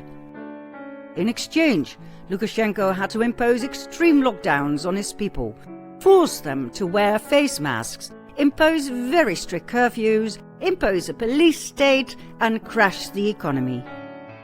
Lukashenko refused. When all the other so-called leaders succumbed to temptation, Lukashenko stood ground and told the world what had just happened. Как решается этот вопрос? При этом хочу заявить, что мы ни под кого плясать не будем. Там уже появляются требования. Вы, мол, в борьбе с коронавирусом в Беларуси делайте как в Италии. Слушайте, я не хочу, чтобы, не дай бог, повторилась ситуация в Беларуси, как в Италии. Уже Всемирный банк готов нас профинансировать в 10 раз больше, чем предлагал, за то, что мы эффективно боремся с этой болезнью. А МВФ продолжает требовать от нас, вы давайте изоляцию, давайте карантин, давайте комендантский час. Слушайте, что за глупость? Were the World Bank and the IMF held accountable? Of course not.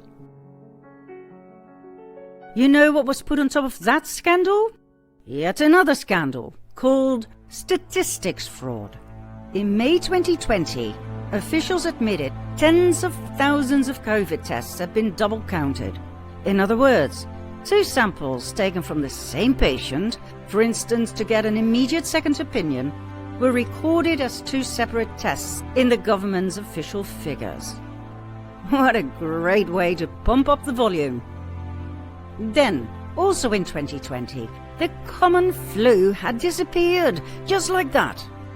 The official numbers showed no more flu.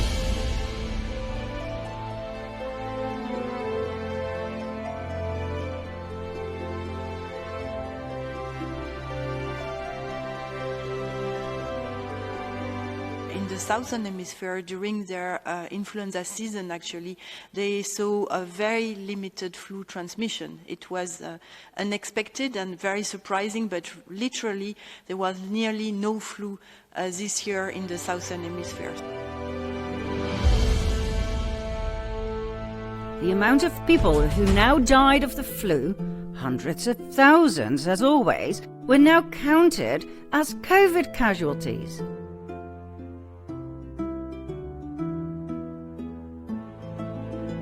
Playing with numbers like that is called fraud. Also in 2020, in August, the CDC admitted that of all the so-called COVID deaths, only 6% had no other illnesses. 94% had died with an average of 2.5 comorbidities, meaning other underlying illnesses.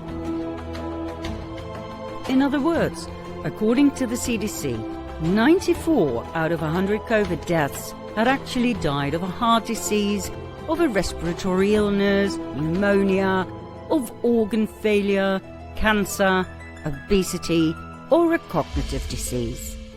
Yet all of them had COVID-19 on their death certificate.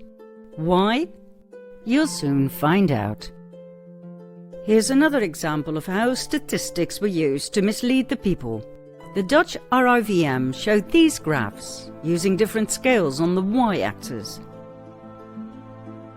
Here it's 5,000 people, yet here it's only 25. But can you feel what it does to you to see these 2 graphs? Number 2 seems so much worse. And look at this horrific orange peak. Oh my God. But hey, the amount of people between these lines is only 5. So, on the 1st of September, 11 people died of COVID-19. Bearing in mind the false positives and the hidden comorbidities, remember the CDC 6%? The actual number should be something like not even 1 whole person. Well, now we understand why we're heading towards the next lockdown. Not. On top of our pyramid of all the lies, deceit, scandals, bribery and corruption, there were more lies about overloaded ICUs. Starting in the spring of 2020, we called many hospitals. We asked others to call hospitals in their area, in their country. They all came back with the same astonishing findings. The ICUs were not overloaded. It was like a normal seasonal flu in which the elderly with comorbidities tend to pass away.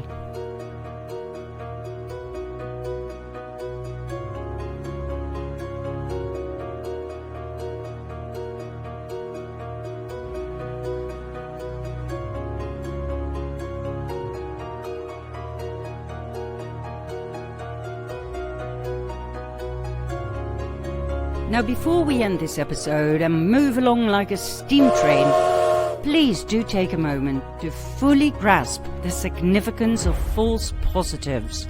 We mentioned it quite a few times, but do you really know what it means? It means hundreds of thousands of people were wrongly quarantined, looked up, and even hospitalized. It means countless businesses went bankrupt. The entire middle class was given a huge blow. The intentional abuse of the PCR tore families apart. It means an enormous emotional and psychological impact on humanity, most of all on children and the elderly. It means a devastating rise in suicides.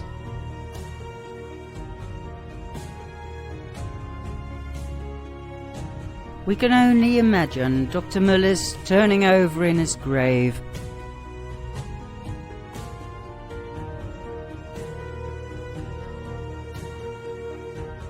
Guys like Fauci get up there and start talking, he doesn't know anything really about anything, and I'd say that to his face. Nothing. The man thinks you can take a blood sample and stick it in an electron microscope, and if it's got a virus in there, you'll know it. He doesn't understand electron microscopy, and he doesn't understand medicine, and he should not be in a position like he's in. Most of those guys up there on the top are just total administrative people, and they don't know anything about what's going on at the bottom. Those guys have got an agenda, which is not what we would like them to have, being that we pay for them to take care of our health in some way. They've got a personal kind of agenda. They make up their own rules as they go. They change them when they want to. Tony Fauci does not mind going on television in front of the people that pay his salary and lie directly into the camera. Even today, the PCR test determines infection and death rates, which in turn determine the waves of infection, which in turn determines the lockdown levels, and which is now driving the push for mandatory vaccinations. As we make this episode, our heroes of the Corona Investigative Committee are taking governments to court for basing their destructive COVID policies solely and unjustly on the PCR.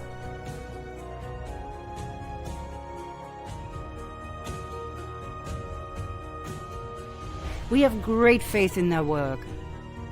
Will there be justice? Oh yes. In the end, truth and light walk hand in hand, and they always prevail. It's just a matter of time and perseverance. But for now, it's time to expose some more ugly truths. After all, we may have given you our appalling COVID pyramid, but one element is still missing. Do you want to know what the capstone is trying to hide at all cost? Then follow me to part 22.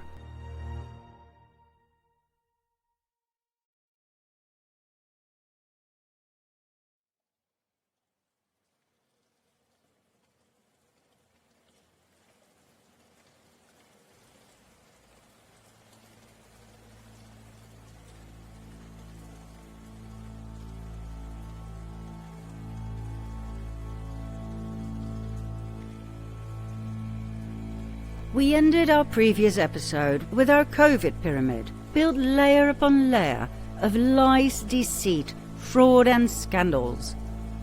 Now, of course, you're wondering by now, how come so many hospitals, doctors and healthcare workers in general went along with all of the above? Can a scam so huge be kept a secret by so many people? We have reached the capstone of our nauseating COVID pyramid. We shall name the capstone M&M, Money and Murder in Hospitals. Shocking as it may sound, we've seen it before. Remember the unjust administering of the killer drug midazolam in the UK, as shown in part 19?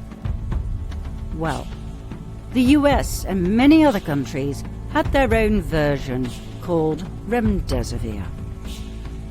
Here's what happened. Hospitals were given incentives, as in money, for each and every COVID casualty. According to whistleblowers, investigative journalists, lawyers and specialists, hospitals in the US have been receiving $13,000 for every admitted COVID patient. There have been financial extras for every COVID test, for every positive outcome. If patients were treated with the only prescribed drug, remdesivir, the hospital received yet another bonus. 20% of the entire hospital bill of the patient. Then, for every patient put on a ventilator, the hospital received $39,000. And if that patient officially died of COVID-19, they got yet another $13,000.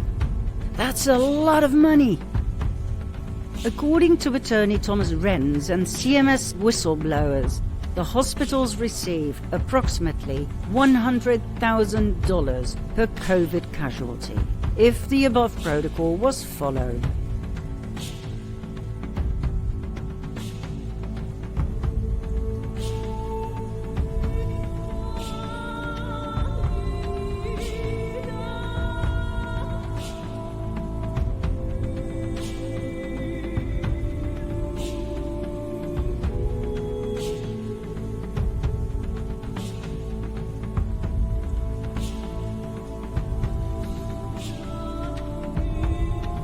Now the thing is, the American hospitals received this money in advance, based on the COVID predictions, based on the flawed models of people like Birx.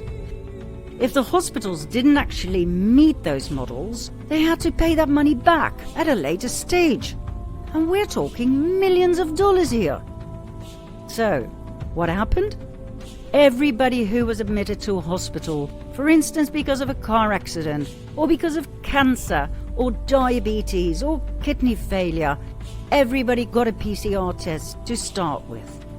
Due to the ridiculous amount of cycles, there was an abundance of false positives. False positives equals positives, equals COVID patients, equals money. Hence the sudden rise in COVID patients. Then, remdesivir left its detrimental mark, just like midazolam had done in the UK. You see, remdesivir is not a new drug. It was used in 2018 during the West African Ebola outbreak. It was known to have severe adverse effects such as kidney damage, liver damage, and even death. Yet, in 2020, Anthony Fauci directed that remdesivir was to be the drug hospitals used to treat COVID-19. Hence the incentives. So, what happened next? Those poor patients only got worse, after which they were put on a ventilator. After all, that was yet another bonus of many thousands of dollars pouring straight into the pockets of the hospitals. Now, the problem with ventilators is that the patient is put into an induced coma. His or her breathing is taken over by a machine that puts extra pressure on the lungs, called baropressure. In the case of damaged lungs due to, for instance, pneumonia, those lungs will only get worse. They will not be able to deal with the increased pressure.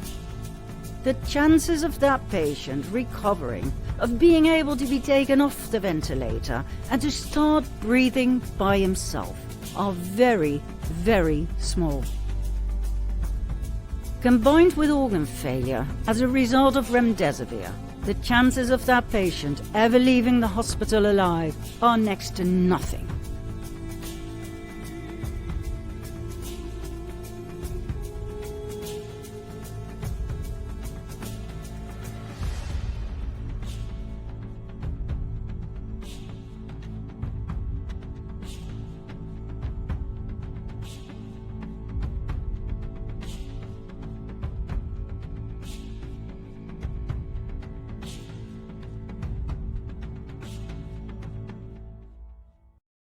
There is a product which is proven to cause renal failure and hepatic injury.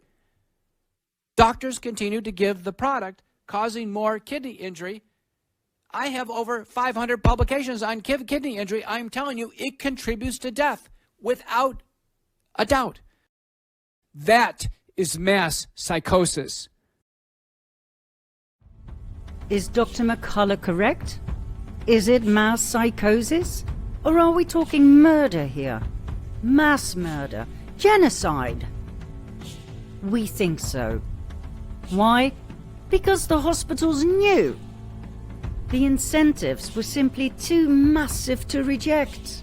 Man's biggest temptation was deployed by the Cabal, the almighty dollar. We have learned from history that not many people are capable of saying no. And so, hospitals, medical doctors, specialists, even nurses succumb to temptation and sold their soul to the highest bidder. Not all of them, thank God. Those who followed their heart and remained true to their oath of Hippocrates to help those in need are now called whistleblowers. Thanks to them, we can tell you what happened behind closed doors.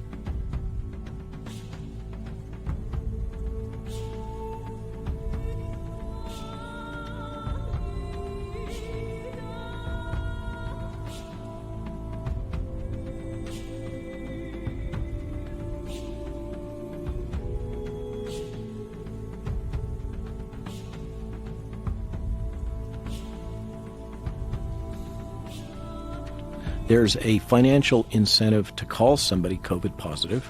The hospitals receive a bonus from the government if someone is hospitalized and able to be declared COVID positive. They also receive a bonus. I think the total is something like $30,000 in incentive if somebody gets put on the vent. Then they get a bonus if somebody is declared dead with COVID. So they have an incentive at the front end to declare somebody COVID case. The CDC made a determination that they were going to make a core assumption: if PCR positive and you die, that is death due to COVID. So the extreme example, just to show the absurdity, if the patient comes in with a bullet hole to the head and they do a nose swab and they come up PCR positive, they're determined to have died from COVID when in fact they died from lead poisoning. That's real? Yeah. So that it really is true that if someone has a gunshot wound and they're dying of that gunshot wound and you check them for COVID, and if they're COVID positive and they die, they mark that off as a COVID death. That is by definition from the CDC. That was a decision that was made early on. 90% of the people put on ventilators died. 90%. You have a better chance with Russian roulette. Literally. Okay? Protocol. That's a protocol. So listen, and not only is it a protocol, but they get paid to do it. A lot. When you go to the hospital, you get tested. They get paid more. When you get admitted for COVID, they get paid more. When they put you on remdesivir, they get paid more. When you get ventilated, they get paid more. When you die, they get paid more. This is perverse. We cannot even begin to describe the tragedy brought upon thousands of innocent people.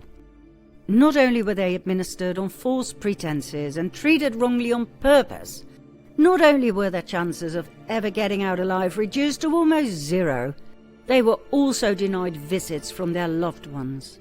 They were denied food and water. As they became underfed and dehydrated to the point of dying, they were denied physical, consoling contact with loved ones. They were denied a priest during their last hours. Their loved ones were denied access to medical records. The COVID scam, based on nothing more than politics, destroyed hundreds of thousands of lives. All because of incentives upon incentives, bonus upon bonus, piles of money upon piles of money. Even the coroners received government money if they put COVID-19 on death certificates. The cabal had thought of everything. The one place you should be safe, the one place where you should be handled with love, care and compassion had turned into a prison camp. A place where you are most welcome as you are worth $100,000. That is, if protocols are followed and you never leave that place alive. This sounds like a horror movie, don't you think? And we fully understand if you simply choose to refuse believing us. We too wish we were wrong, misled by conspiracy theorists and their crazy stories. But unfortunately, we lost dear friends who experienced this all the way to the bitter end. We will give you a few examples. This was our dear friend, Veronica Wolski. She became famous on social media as a freedom advocate who spent every weekend on a bridge in Chicago, putting up her banners with slogans that made people think. She made them with great love and care. She was always there, no matter how cold the weather. Drivers would honk and wave, letting her know she was not alone in a passionate fight against the cabal. We were in contact via Messenger. She sent us Q bracelets to hand out at our events. She was ever so proud to meet General Flynn, our hero, who never gave up fighting for the rights and liberties of the American people. We were so happy for her, and so proud. One day she wrote us how tired and weary she felt, and how much physical effort it cost to be on that bridge every weekend. She had trouble breathing. She started taking ivermectin, but was unfortunately administered to Chicago's Resurrection Hospital.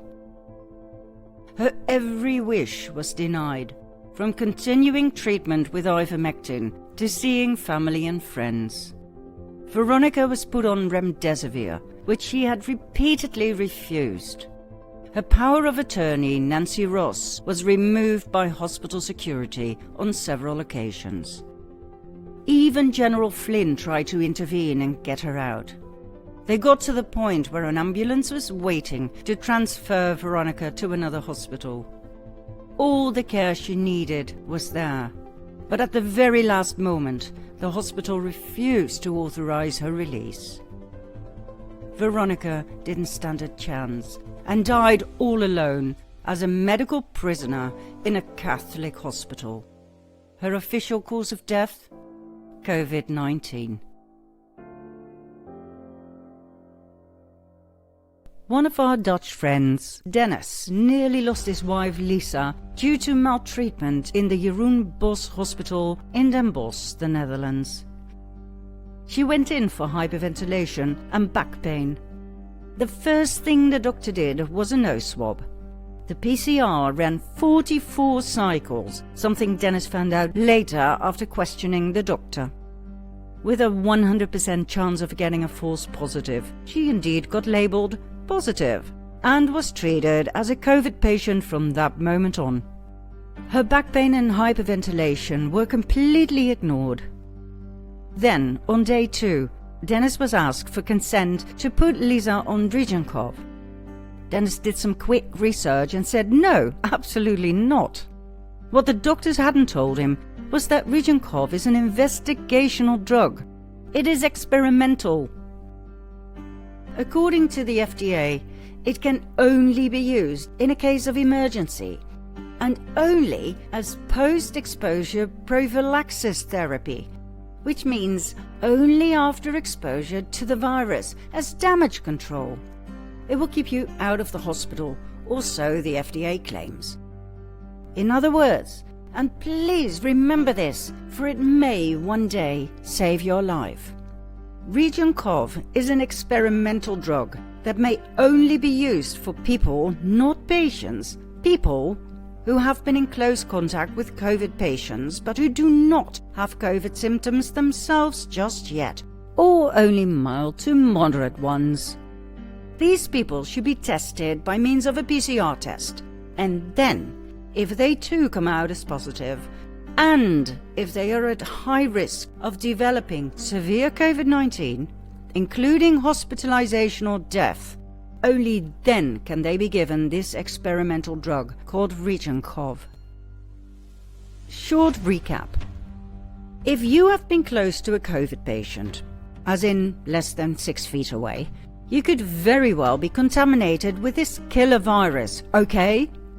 Now, even though this killer virus has never been isolated and thus proven to exist, even though there were never excess mortality rates, until they started the vaccination program, that is, more about which in the next episode, even though the official amount of casualties was equal to that of a mild flu, even though the PCR was never meant to be used for diagnostic purposes, and it cannot tell you whether you have COVID or not, even though we now know that too many cycles will give you a false positive outcome, even though, according to the FDA, you may not be in a hospital setting when the emergency use of Regenkov may be considered, but simply at home with no COVID symptoms at all or just mild ones, even though you must belong to that small group of people who are at high risk for developing severe COVID-19, including hospitalization or death, only then may the use of RegionCov be considered. So, my question in this particular case is, why on earth did this doctor want to give Lisa RegionCov? She was in the hospital already. Let's stick to the almighty protocol here, shall we?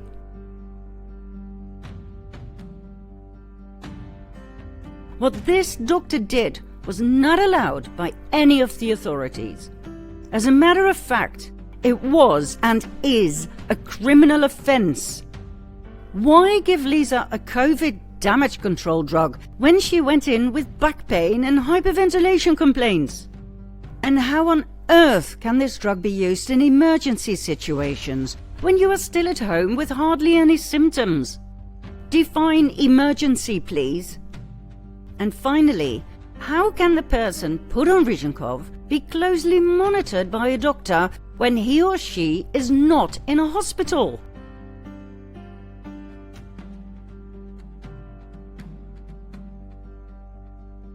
Let's take a look at the possible side effects of this drug, shall we? It can cause anaphylaxis, a serious allergic reaction that can cause death within minutes or hours. It can cause serious abnormalities in one's heartbeat and blood pressure. My! But wait for it. The other known adverse reactions are chills, fever, difficulty breathing, nausea, chest pain, muscle pain, headache, fatigue, sore throat, and weakness. Sounds familiar, doesn't it? These are the identical alleged COVID symptoms. My, what a coincidence. So, if you die from RegionCov, how easy is it to put COVID-19 on your death certificate? Is this why fully vaccinated people are not allowed to be treated with RegionCov? Because it's bad for statistics? Oh, and here's another one to ponder. If RegionCov is not to be used in the case of COVID variants, but only for the original COVID-19, can anybody please tell us how variants are detected in a person? If the PCR is unreliable for diagnosis, period, do you really believe it can be used to detect variants? Had Lisa been given RegionCov, as suggested by a doctor, her chances of ever getting out of that hospital alive would have been, well, basically zero. Her cause of death would have been COVID-19. After all, she had all the symptoms, right? Thank God, both Dennis and Lisa know enough about the COVID scam to be on high alert. What happened next? On day 3, she was given morphine. Do you know how hard it is to get morphine in the Netherlands, even in a hospital? I do, from personal experience. You have to be in so much pain and beg for it, and even then still most doctors refuse to give it, as it is highly addictive. True, absolutely. So why the heck give it to alleged COVID patients? After 2 days, Dennis insisted they take her off the morphine. Long story short, after a week in the hospital's COVID department with no fluids and no IV, she was completely exhausted, dehydrated, and ready to die. Dennis and a friend insisted she be moved to the ICU, where she was put on a ventilator that took over her breathing. Within a day in the ICU, she was diagnosed with Guillain-Barré. Whether or not this is correct is still to be seen. After 6 days in the ICU and 4 more weeks of physical therapy, Dennis could finally take her home. If he hadn't been so insisting, he asked for blood test results and medical reports every single day to the point of driving the nurses and doctors crazy, we doubt Lisa would have made it. Another dear friend from the Netherlands, Arjuna, was hospitalized on November 17, 2021. His complaints? Exhaustion. His wife Nora bought a saturation meter and measured a low 65. She called their family doctor, who immediately called for an ambulance. On the way to the hospital, Arjuna was given oxygen, to which he responded very well. Within 15 minutes, his saturation level had gone up to 90. Arjuna was administered to the local hospital, where he was tested for COVID and found positive. But all seemed well. With just a bit of oxygen, his saturation level remained steady just over 90. If only the story had ended there. That night, Arjuna was put on a cocktail of norepinephrine, rocuronium, propofol, sufentanil and midazolam. Enough to put an elephant down. Arjuna was put on a ventilator and sank into a deep coma. Why? Nobody knows, except the doctors, who refused to tell what happened that night. On day 2, a doctor called Nora and asked for her consent to treat Arjuna with Regenkov. She said it was an experimental drug, but didn't add any information. Nora said no, and insisted Arjuna be treated according to the Math Plus protocol, but her request was denied. Once again, why for God's sake suggest Regenkov? Arjuna was in the hospital, on oxygen, and on a ventilator. That's 3 times a no-go, according to the officials. That same night, Nora was told by a nurse that they had deepened her husband's comatose state, as he had started to breathe by himself. Instead of taking him off the ventilator, they had given him more narcotics. Nora then talked to another doctor and repeated her Math Plus protocol request, but he too said he had to follow the hospital's protocol. On day 7, Arjuna was transferred to the Jeroen Bos Hospital in Den Bosch, the same hospital that had almost killed our friend Lisa. Arjuna was given more midazolam, fentanyl and other sedatives. On day 14, the doctors turned the ventilator off. Arjuna died, leaving Nora behind, devastated and inconsolable. His official cause of death? COVID-19.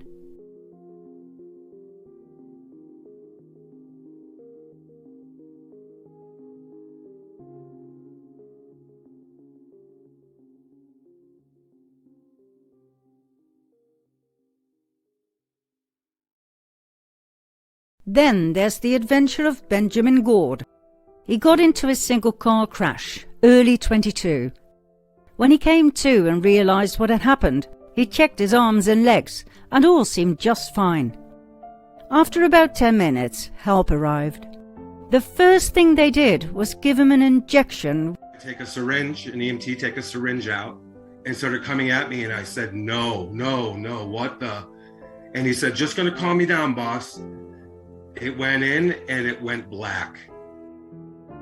7 hours later, he woke up in a hospital on a ventilator. As he remembered, he had come out of the car crash unharmed. He pulled out the ventilator tube, the IV in his arm, and the catheter. He got up and went to a desk with some nurses and asked, why did you put me on a ventilator?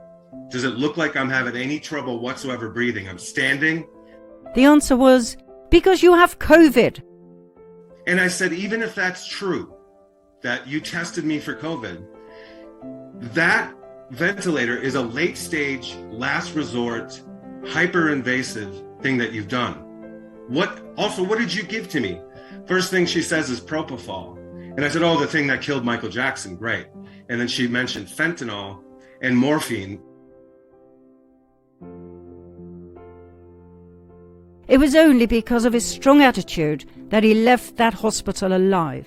He then tried to reach as many people as possible on social media to tell his shocking tale and to share his warning. be extra careful no matter what you do. Yeah. Avoid the hospital. As we edit this voiceover, thousands of people are literally being murdered by doctors and nurses. And to be honest, if you had told us this a year ago, we would not have believed you. But now, we have seen this living nightmare up close and personal. Not only that, we receive these horrid accounts on a daily basis from across the world. Do you want to hear healthcare whistleblowers? Do you want to know what you can do to save your life or that of a loved one? Then follow me to part 23.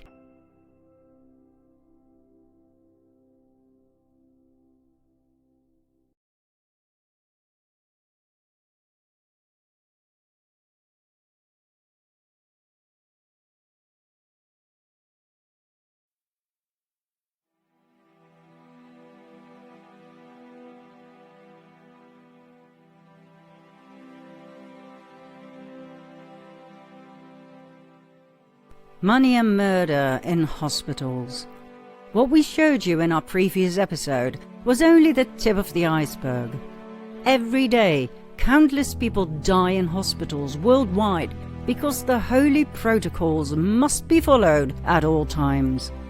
And those protocols kill people on purpose for money. Enormous amounts of COVID incentives. What could and should have been used for the benefit of the people turned into a murdering depopulation device. But not all healthcare workers could handle this insane reality. Their hearts stayed true to their patients. They fought for their lives, mostly in vain, as they were overruled by other doctors and nurses as soon as their shift was over. One nurse who openly stepped forward is Erin Marie Olszewski, Army combat veteran and registered nurse. She worked at Elmhurst Hospital, the epicenter of the epicenter, in New York City in March 2020 as a travel nurse during the first so-called COVID-19 wave. The things she saw there horrified her. Patients who were brought in for anything non-COVID related, who were even tested negative, were labeled positive just because of the money it brought in. They were drugged up with sedatives and put on ventilators, brought in by inexperienced staff and interns. A lot of these patients are really coming in with anxiety because they're scared. You know, they're worried and they're breathing fast and then they get all nervous. So this is how the people are like coming in. And a lot of them are on either Medicaid or Medicare. They're poor. They're from, a lower class. We're at a public hospital. They need the funding. So take them. They take them. And they tell them pretty much that if they don't get on a vent, then they're probably not going to survive. But the reality is, if they get on that vent, the likelihood of them walking out the hospital is slim to none. So you don't have actual doctors that know critical care, ICU doctors on these floors. There's a dentist, and there are residents with these. So residents are essentially students, and these people that are in vents are essentially being these residents are like practicing their skills on them. So they're practicing central lines, they're practicing like invasive procedures that are really unnecessary. A 37-year-old, he came in talking. He was very terrified. He was just totally alert, knew what was going on, and they convinced him to be on a vent. Now he's dead. I compare this hospital to a third world country. I've been in a third world country hospital in Iraq. The Iraq hospital is better than this one. Many patients died due to the use of improper settings by inexperienced operators, resulting in blowing out people's lungs. She witnessed gross negligence. She described how the resident physicians refused to consider treatments like vitamins and hydroxychloroquine that had turned out to be very successful in other hospitals, other states, other countries. Instead, patients were funneled towards ventilators where they were left to die. According to Olszewski, all of her patients died, mostly unnecessarily. Their loved ones were told they died of COVID-19. Their deaths were used to further falsify the statistics, and the mainstream media spread the lies and kept the real pandemic alive, the fear pandemic. Olszewski decided to speak up, but realized nobody would believe her, so she went undercover and filmed everything. He came in with a stroke. I know, that's what 26-1 was, a stroke. And no COVID, and now he's got COVID, and he's on a vent. He's not DNR, but we're treating it as DNR? Basically.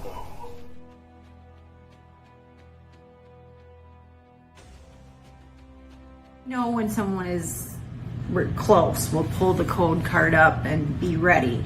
You know, we're ready. I had the epi ready. That's one of the first things we do.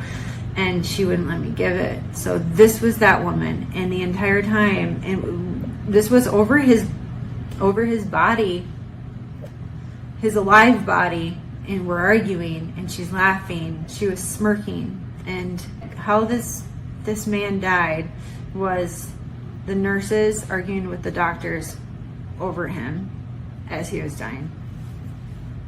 And she's smirking the entire time. It was probably one of the worst experiences in my entire life. But all I can think about is that at least he knows that we were fighting for him when he died. This is wrong. It is straight up it is wrong. And I am 37 years old. I have been in a hospital since I've been 16. Military hospitals that well. What aspect of it was wrong to you? Calling a patient a DNR when there's no order for it, and telling us, like straight up telling us, you're not doing anything. That's wrong. If that was my brother or my father or anybody, I would be furious. And I guarantee you, if I called his family right now and told them what happened, they would be furious too. I flipped. We were all crying. There's a lot of nurses that know that this is wrong, but they're afraid to say anything publicly. What killed him? Did the vent kill him? Yeah. Oh yes. They're so sedated. He had probably 8 or 9 drips. It's all sedation. It's all sedation and paralytics. So you are asleep. It is essentially like you're under, you're in surgery, when they put you under like that for a good month straight. There's no way you can recover from something like that. Subsequently, she wrote a book, Undercover Epicenter Nurse: How Fraud, Negligence and Greed Led to Unnecessary Deaths at Elmhurst Hospital.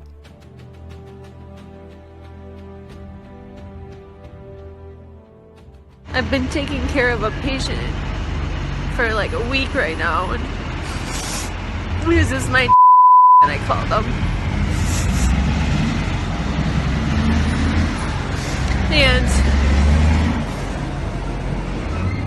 he's been doing great.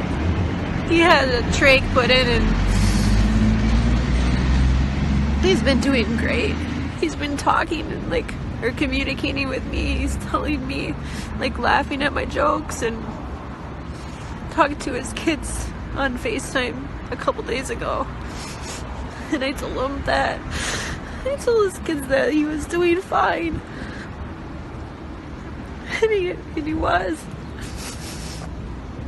And today I was giving him, and they came in and they told me that I need to leave the room and I have to give report to somebody else. They took me from that unit and they put me in the emergency room, and they don't need me there, but they put me there, and I'm not even there 20 minutes. I'm not even there 20 minutes and I hear a code being called in my room that I was just left. And it's him. And he was fine. He was fine. I don't understand. Nothing makes sense. Like,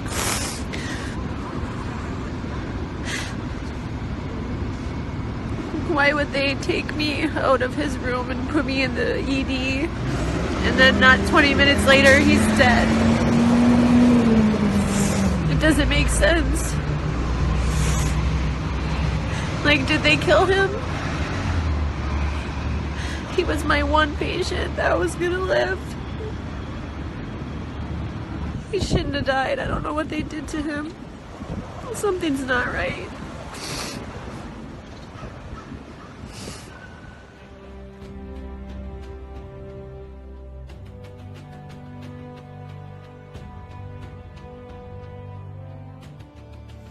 I know not everybody's gonna live, but these people aren't dying from COVID.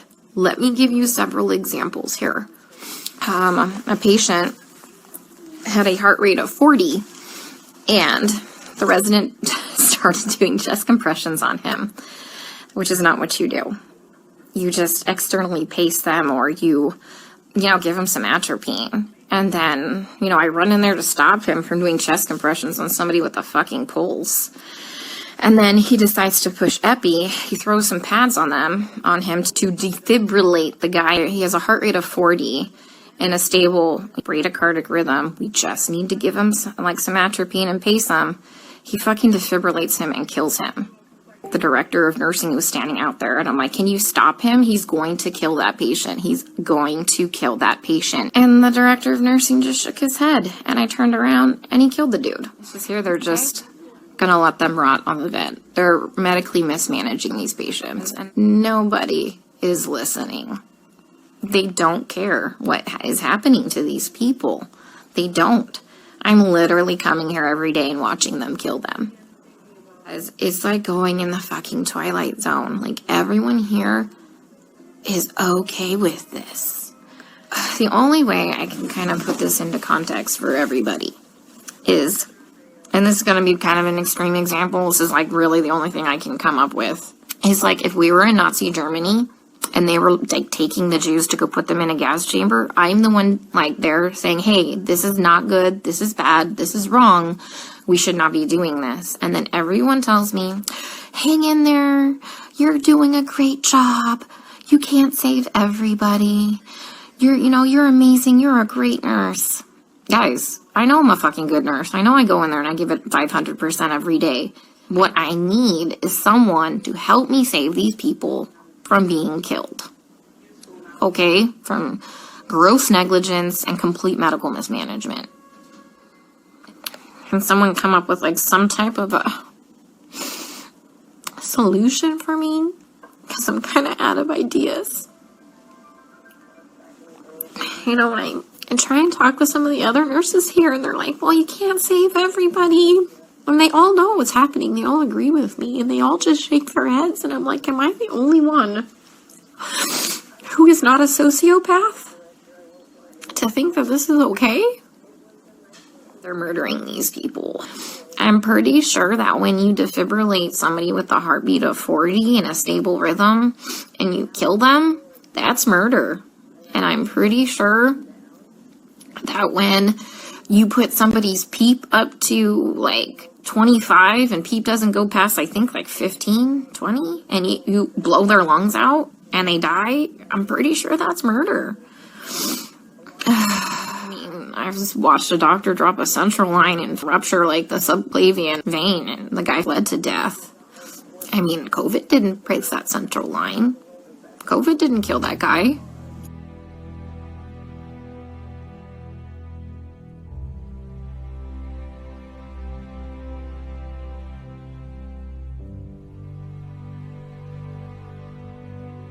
Nine days ago, I opened an intensive care unit to care for the sickest COVID-positive patients in this city. The method that we programmed the ventilator, one based on a notion of respiratory failure as opposed to oxygen failure, that this method being widely adopted at this very moment in every hospital in the country, which aims to increase pressure on the lungs in order to open them up, is actually doing more harm than good. and that the pressure we are providing to lungs, we may be providing to lungs that cannot stand it, that cannot take it, and that the ARDS that we are seeing, that the whole world is seeing, may be nothing more than lung injury caused by the ventilator.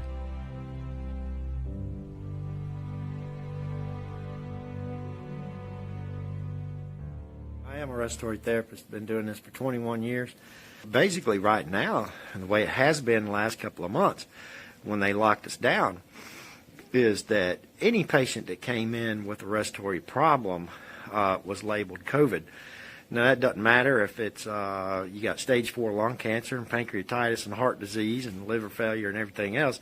You're still, because you come in with breathing problems, you're labeled a COVID patient. Maybe they died, then they would die of COVID and not of stage 4 lung cancer. So you have to recognize that if every single patient is under COVID investigation and dies, then that goes into a COVID death, and they're showing the numbers like a football game to scare you. They're showing you loading bodies into a tractor trailer to scare you. I've never in my career ever seen bodies loaded into a tractor trailer. It just doesn't happen. I wonder if those were even bodies. I really don't believe it. All of this stuff is fake. Okay? Look at our ventilators. This is non-invasive ventilation here, CPAP or BiPAP. This is a mask that gets strapped on you, and we can help you breathe with that. We're not allowed to use those. Since COVID came out, they said absolutely not. You have to let the patient crash and go straight to a ventilator. I'm not completely convinced this is a virus, and I've been doing this a long time. Do your own homework. Do your research. Y'all need to be asking some really hard questions here, and questioning your government and questioning the people in charge, and also questioning your doctors, because the doctors believe this stuff just as much as everybody else does, but they're not looking at the real information. All they're doing is they're told something, and hey, guess what? They got lives, they got jobs, they got everything else you got plus some. They're not going to go look it up. They look up the little things that they're told to look up, and that's it, just like anybody else would. Okay, so, you know, these questions really have to be asked, and they're shutting the world down. The world. Okay? And they're putting our kids and grandkids in severe debt that will never be paid off. And if you think of how many taxes you're paying now, can you imagine what our children and our grandchildren are going to have to pay for this scam? So please look up, do your homework, ask questions.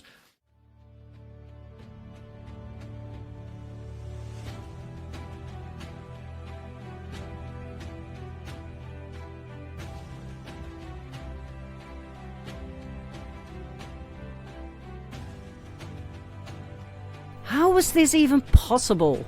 How could any of this ever happen? Because of the following 3 reasons. 1. The money and murder capstone. The immense incentives given to hospitals by the government if the COVID scam was kept alive and patients were left to die. 2. Because in many countries, family members were not allowed near patients, so there were no eyewitnesses to the gross negligence and murder.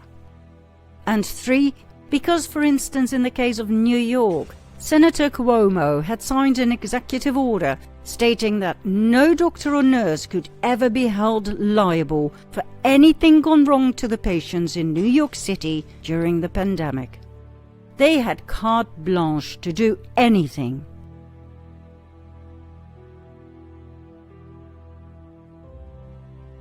There was no supervision.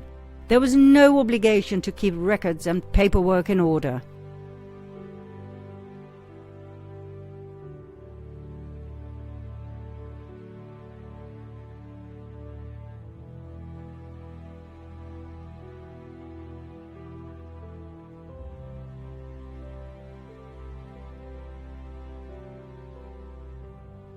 These 3 ingredients turned out to be fatal for countless innocent people who were brought in thinking they were in safe hands. Not just in New York, but throughout the country and the rest of the world. There are many more healthcare whistleblowers.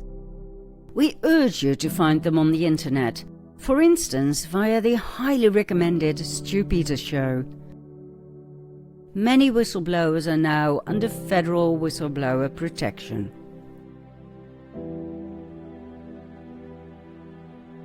COVID patients in America's hospitals today are actually being treated worse than prisoners in American jails. They are being held hostage and segregated from loved ones. They have no visitation rights, no right to decide their treatment. They are refused basic fluids, nutraceuticals, and nutrients. And the reason is money. Is it a new phenomenon that doctors choose money over saving their patients? No, it is not. We found an eerily similar account in this French book, Chroniques de Genève, The Chronicles of Geneva, written by François Bonivard in 1867, about the plague hitting Geneva in 1530. An entire hospital was set up for plague victims alone. It received money from patients, merchants, and the magistrate gave incentives on a monthly basis. If a patient died without a family, all the property went to the hospital. But then the plague subsided. The hospital started losing money as subsidies depended on the number of patients, and so the doctors got organized. They began to cut the plague ulcers from the bodies of the dead. They dried them and ground them into powder, which they spread on door handles in the dead of night. That's right. They went from house to house downtown Geneva and secretly and intentionally spread the plague among healthy citizens in order to raise the numbers of patients and thus the number of financial incentives. But one of the doctors got tired of these nightly adventures. After all, he had to care for his patients during the day as well. Double shift, so to speak. He became careless and threw a bundle of dust into the crowd during the day. But the dust smelled awful, and the people recognized it as the foul smell of the Black Death. The doctor was arrested and tortured until he named each and every doctor and nurse who was involved in this murderous scheme. They were all arrested and executed. 1530. Almost 5 centuries later, nothing much seems to have changed when money is offered in large quantities. Now, we're not saying that the doctors of today should be punished in a similar fashion, but we do ponder sometimes what will happen when people wake up and realize what really happened to their loved ones in the hands of the doctors and nurses they trusted. We wouldn't be surprised if they'd have to run for their lives. Let's hope they will get a fair trial. After all, these are not the 1500s anymore, right? As we speak, a Dutch hospital published an article about changing palliative care for COVID-19 patients. In short, more midazolam, more narcotics in general, and less, or preferably no visitors. No visitors? No eyewitnesses to the murder of innocent loved ones who are too drugged up and too confused to defend themselves. And as if that weren't enough, in May of this year, the WHO will gain total control over each and every country in case of a future pandemic. At an upcoming conference on May 22 to 28, 2022, ultimate control over the world's healthcare systems is scheduled to be delivered, pending a vote, to the WHO that will give sweeping power to the WHO's Director General to declare health emergencies or crises in any nation, even if that nation opposes it. the Director General will be able to declare these health crises based merely on his personal opinion or consideration that there is a potential threat. People will lose the right to be protected by their constitution. The WHO, faithful vassal of the UN, will have total power and control over you. Make no mistake, when that happens, you will feel like the people of Shanghai right now, with no rights, no liberties, no free choice, and no hope. Like George Orwell wrote in his infamous 1984, if you want a picture of the future, imagine a boot stamping on a human face, forever. Not a pretty picture, right? So, is there any hope at all? Of course there is. There always is. But the main problem with humanity is that they want to be saved. They want a savior, or at least someone who does the job for them. And that's not going to happen. This shift, this great awakening, can only take place for the people, by the people. In other words, you will have to become active. Now, we're not talking about going to demonstrations or signing petitions. We are talking about something completely different. Do you want to know what that is and how easy it really is? Then follow me to part 24.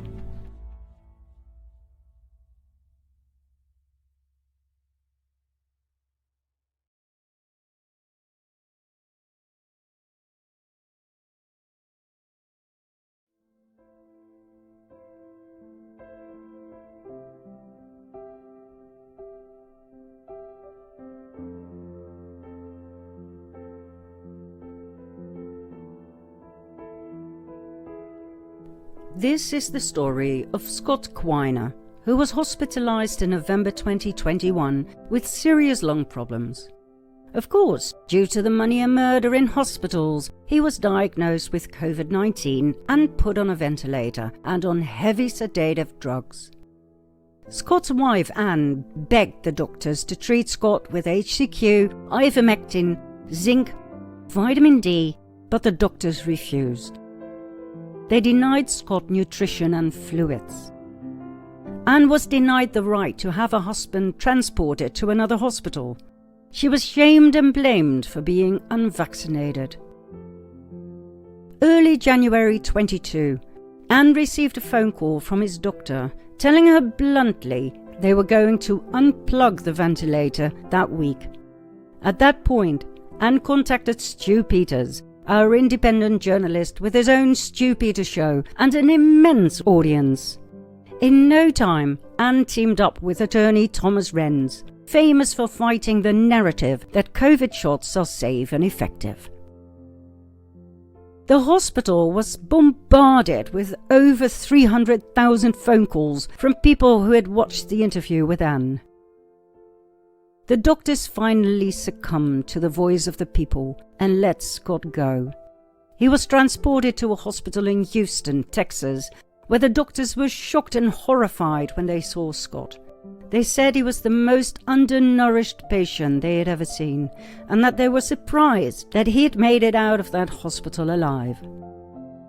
Well, he wouldn't have if it weren't for his wife Anne, Stu Peters, attorney Thomas Renz, and hundreds of thousands of people who let the hospital know the world was watching. The doctors in Texas did everything they could to save Scott, but on January 22, he died due to the injuries he had endured in the hands of the doctors of that Mercy Hospital in Minnesota. In spite of the tragedy at the end, which is absolutely heartbreaking, the good thing is that people started to see the power of their voice. And this is absolutely crucial to understand. You see, there are basically 3 types of people during a war. There are those who don't even realize they're in a war. There are those who do realize but look the other way, simply because they are afraid for their own skin. They call themselves awake, but they don't stand up for others. This is always the biggest group. Think about World War II, when most people looked away when the Jews were deported and murdered. Then there are those who fight. Not with guns in this war, but with action. That's the group we're looking for, hoping to connect so we can fight together, so we can make a change. Ann Quiner contacted warrior Stu Peters, who asked his warrior viewers to act and call the hospital. They did, in great numbers, and the doctors got scared. They knew they were being watched. They knew they will, one day, be held accountable for crimes against humanity.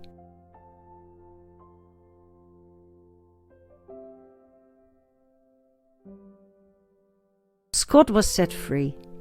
He didn't make it, but at least he died in the arms of his loved ones, who know for a fact they tried everything they possibly could to save him.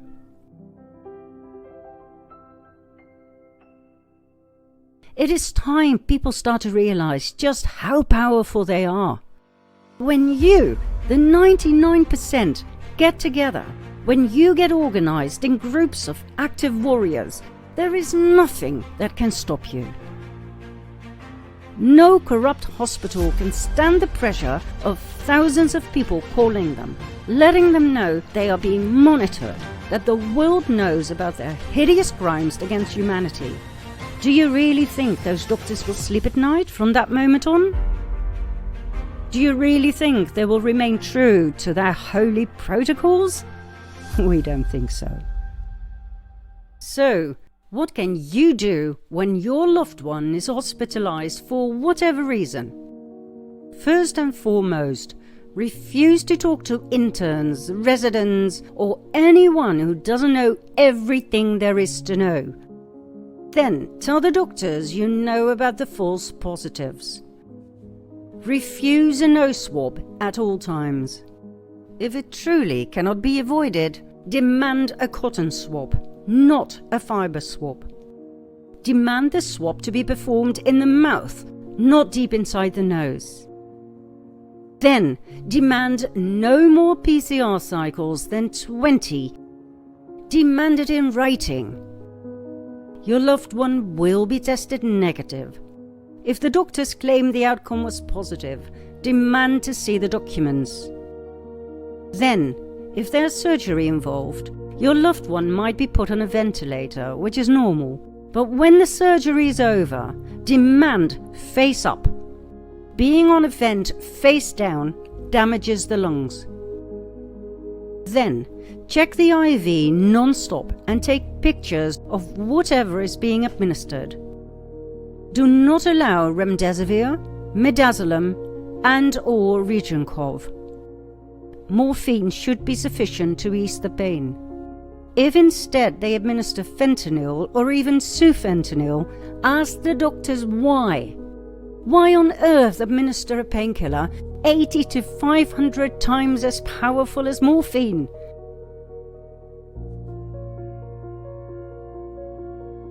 Demand they remove it from the IV. What helps is when you know your medical jargon. Therefore, watch our episodes about money and murder in hospitals several times and take notes.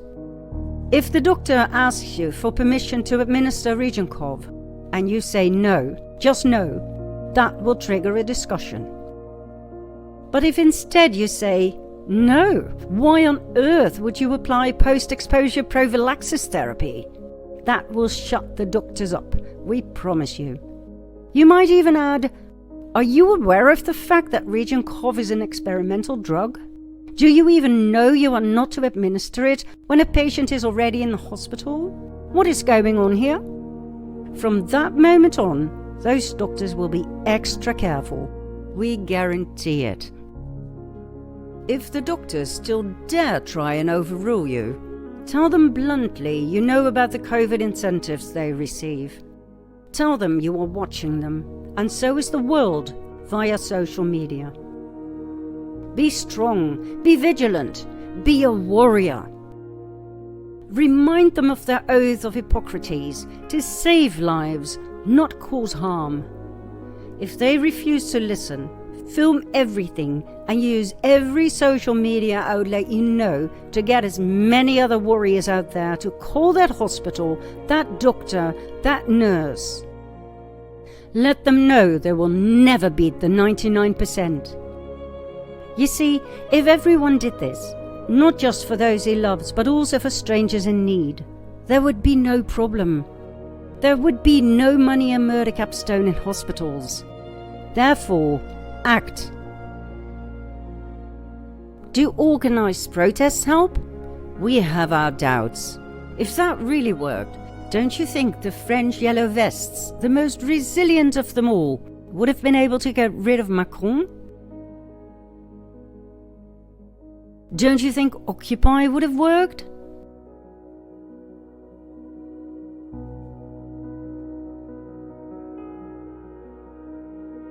The problem with these mass events is that they are always infiltrated by the cabal. Always.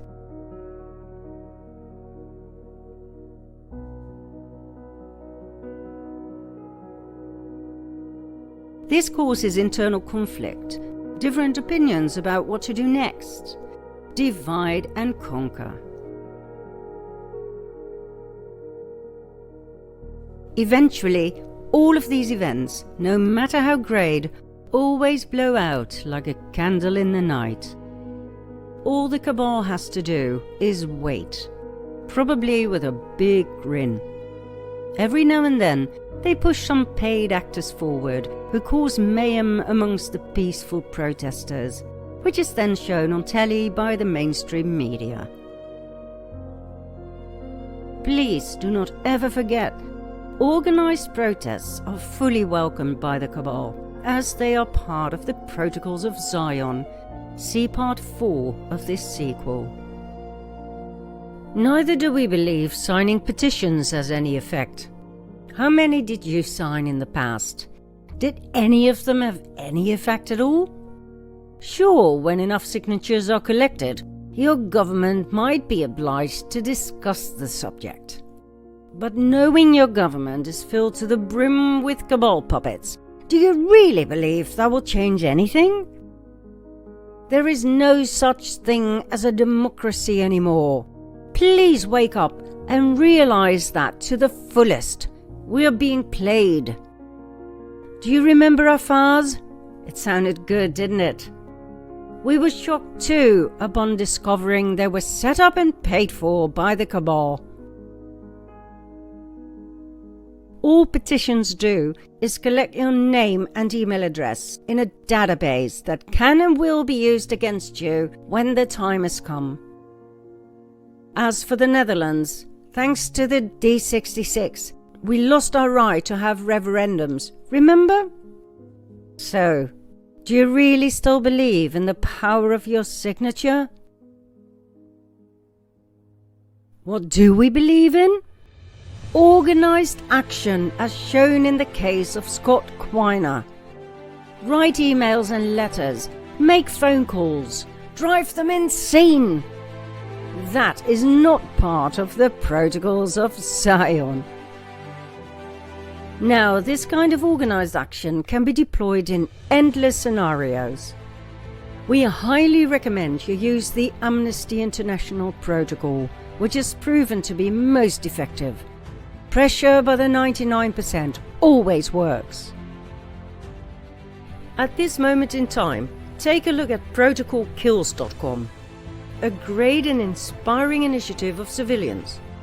As Amnesty International seems nowhere to be found right now, most certainly not in the Netherlands, where they are badly needed, we'll have to take matters into our own hands, just like Protocol Kills is doing. Study their approach, then organize a group of active people around you and make a list of your priorities. Which cases are most important to interfere with right now? For instance, 5G masts in your neighborhood, on the rooftops of hospitals, schools, water reservoirs and homes for the elderly. Or how about censorship by social media platforms and deliberate disinformation by the mainstream media? And a very important one, the imprisonment of civilians who criticize government policy. We once thought this only happened in countries like China, but it's happening everywhere in Europe right now. What to do next? Write or call your government or your local government or the embassy or the mainstream media, depending on the case. Tell them about their case on your list.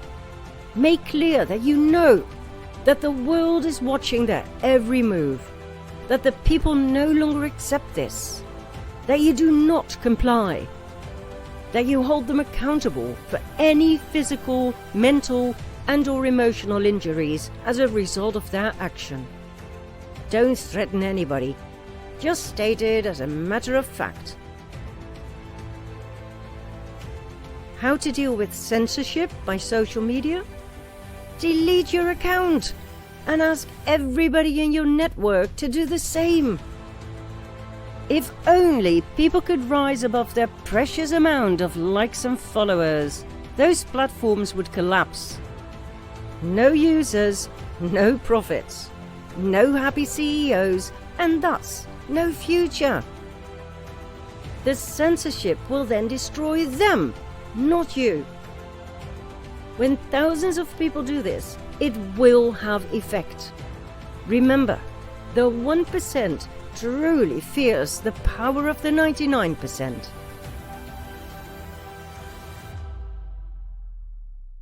We'll give you one more example.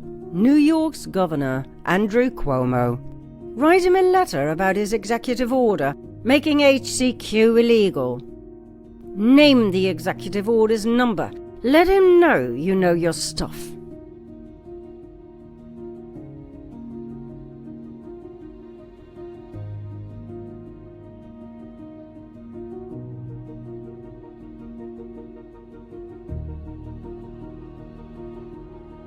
And don't forget to add that by making hydroxychloroquine illegal, he made himself guilty of genocide. You see, there are more than 50 scientific studies proving the highly beneficial effects of HCQ on viruses and other pathogens. But Cuomo lied and denied this fact. Instead of allowing citizens to choose their own way to cure themselves of our highly overrated COVID-19, instead of allowing doctors to prescribe HCQ to their patients, he made it illegal.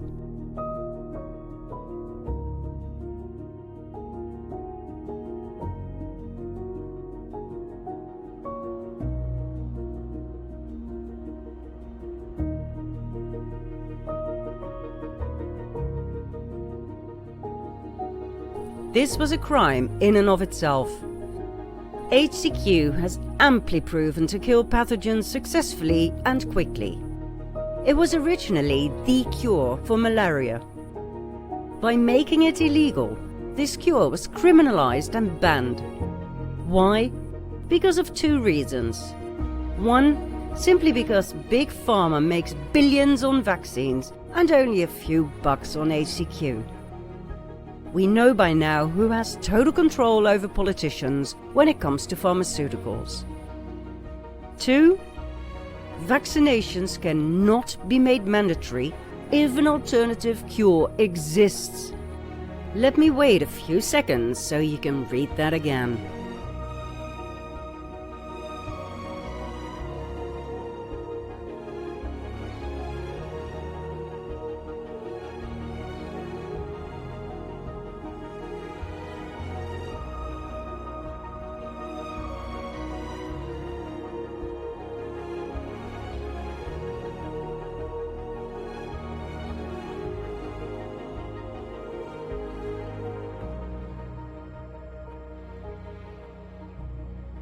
Since that alternative cure had been there from the start, they had to make it illegal.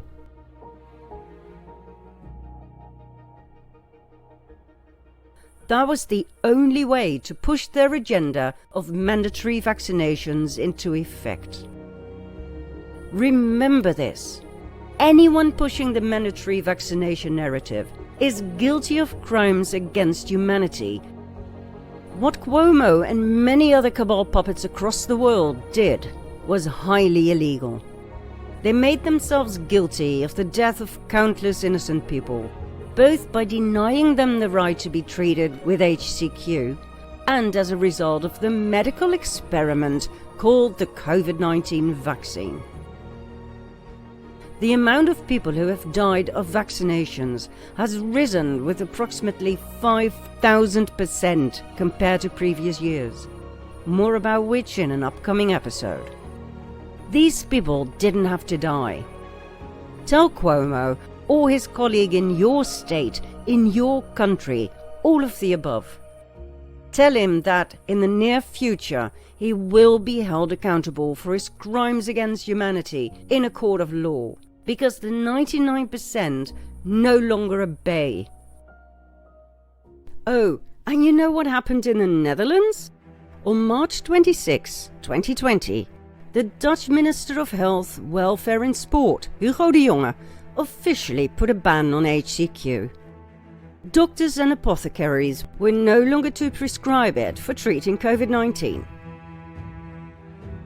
But 1 week later, he gave orders to import large amounts of HCQ from India. Why? He knew damn well they weren't going to use it on the citizens. We found it highly suspicious, so we looked for the RIVM's advice. But all we could find on their website about the use of HCQ is, well, nothing.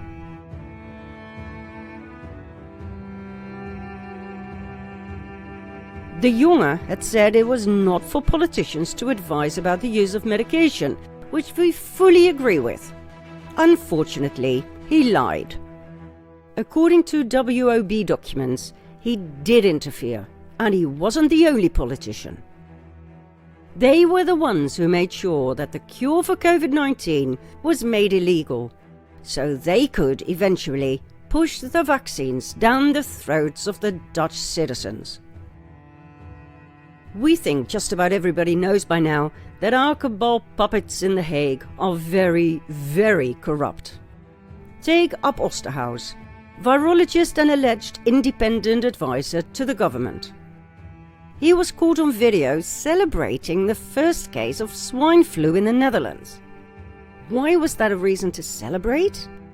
Because he had so many shares in the vaccine producers that he made millions and millions of euros in only a matter of weeks.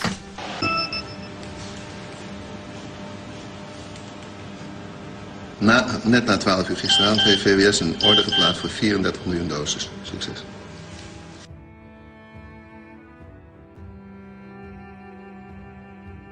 Independent advisor, right. Was he prosecuted? Of course not. He is still there, doing his criminal thing. Oh, and then there was the face mask scandal, starring Hugo de Jonge. He gave the order to fabricate 40 million useless and toxic masks to his friend Siewert van Linden, owner of Hulptroepen Foundation and Relief Goods Alliance, for the staggering amount of 100.8 million euros. The RIVM advised against the deal, as they had analysed the face masks and had found a high level of graphene oxide and other nanoparticles which are dangerous to inhale. Still, the deal between the ministry and van Linden went ahead. The fact that the purchase of protective materials wasn't even part of Minister de Jonge's portfolio makes this case even more suspicious. The deal made van Linden and his two business partners multi-millionaires.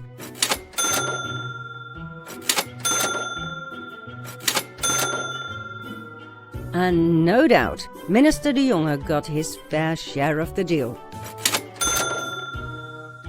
The masks were never used because of their poor, even dangerous quality.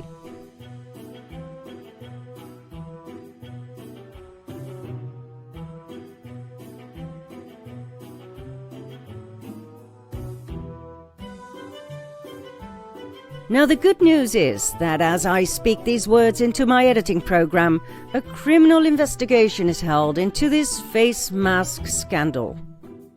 As millions of euros were funneled from the foundation to the BV, the Dutch version of a limited liability company, and subsequently to the private bank accounts of the 3 CEOs, which is a criminal offence, and as they repeatedly lied in interviews about giving the masks away for free, the 3 are now being investigated for fraud, embezzlement and money laundering.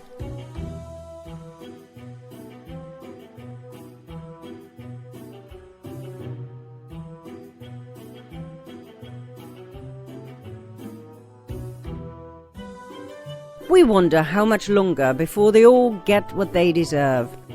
And we mean all parties involved. Not very long, we suspect. Film rights about this subject have already been sold. Things are speeding up concerning the fall of the Cabal. Once again, as I speak these words into my editing program, the Georgia Guidestones have been blown to pieces only a few hours ago. The rest of the evil monument was demolished straight away. By whom? Take a wild guess, my friends. As this was a paramount and most sacred object for the Cabal, we don't think it was them who did it. Let's put it that way. Right, back to our storyline of planned mandatory vaccinations and thus the illegalization of HCQ. The same happened, by the way, with ivermectin, a parasite killer just like HCQ. In the Netherlands and other countries, many doctors prescribed it to patients with flu symptoms, as it had turned out to be a very effective cure. But all of a sudden it was made illegal. It was ridiculed by the mainstream media as just a horse dewormer promoted by extreme right conspiracy idiots.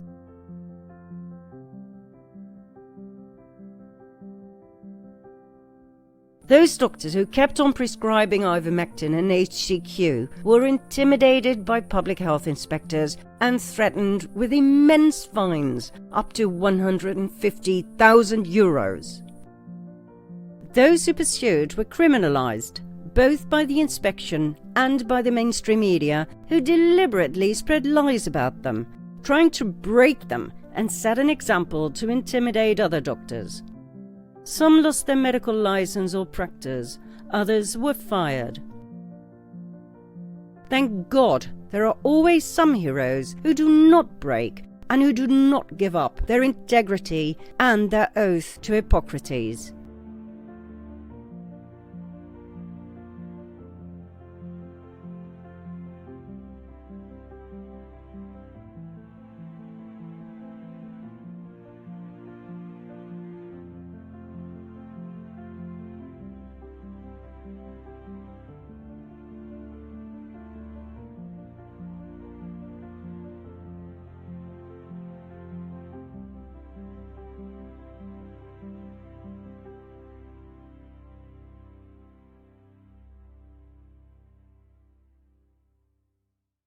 The people who ordered ivermectin abroad received a letter from Dutch Royal Mail stating that customs had intercepted their package and had confiscated the ivermectin. People were shocked and appalled. How dare they interfere with their body, their choice? Unfortunately, being shocked and appalled doesn't change anything these days.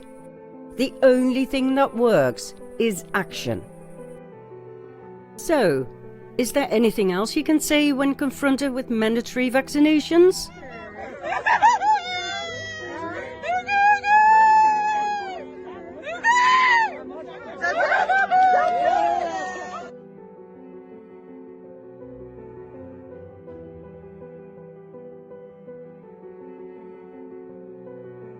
These so-called vaccines are a medical experiment. Even though this is fiercely denied by fact-checkers, they are all still in their experimental stage. Yes, they may have been approved by the FDA to be deployed during a medical emergency, but that does not change the fact that they are still a medical experiment.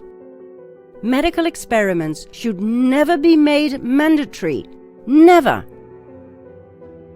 Ask whoever is pushing the mandatory jab, whether it's the government, your family doctor, or your employer, if they remember World War II and the medical experiments the Nazi doctors performed on the Jewish people.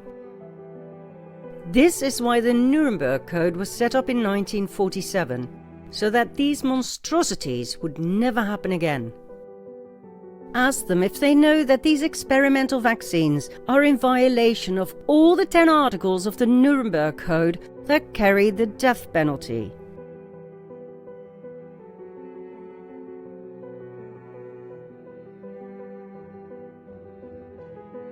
Ask them if they know that the experimental vaccines are in violation of Article 32 of the 4th Geneva Convention. Medical or scientific experiments not necessitated by the medical treatment of a protected person are prohibited. In other words, everyone who pushes mandatory jabs will go down for crimes against humanity and may be sentenced to death, depending on the country or state they reside. Let that sink in.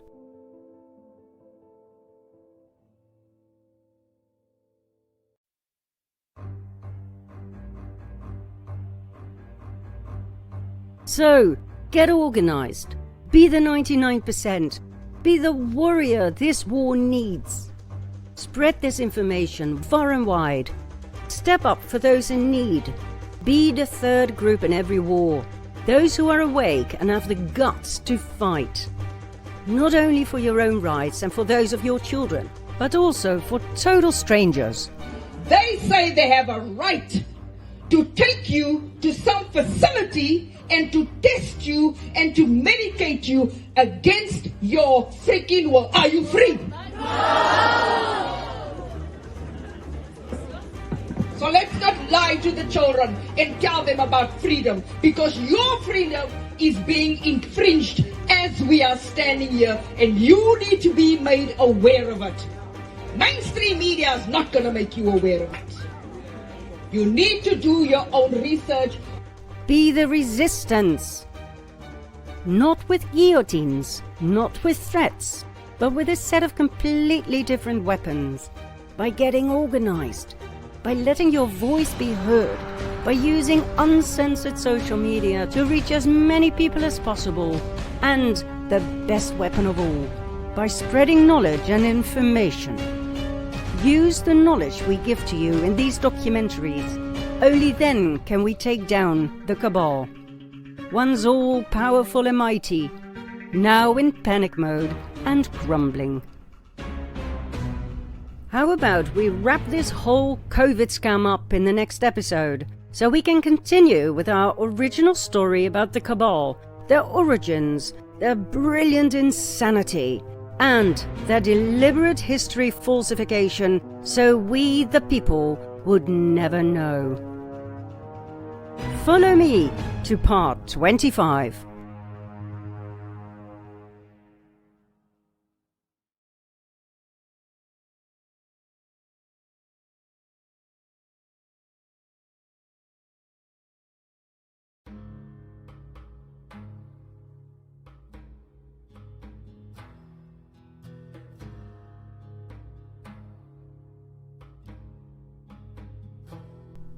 Do you remember our 4 episodes about the depopulation agenda?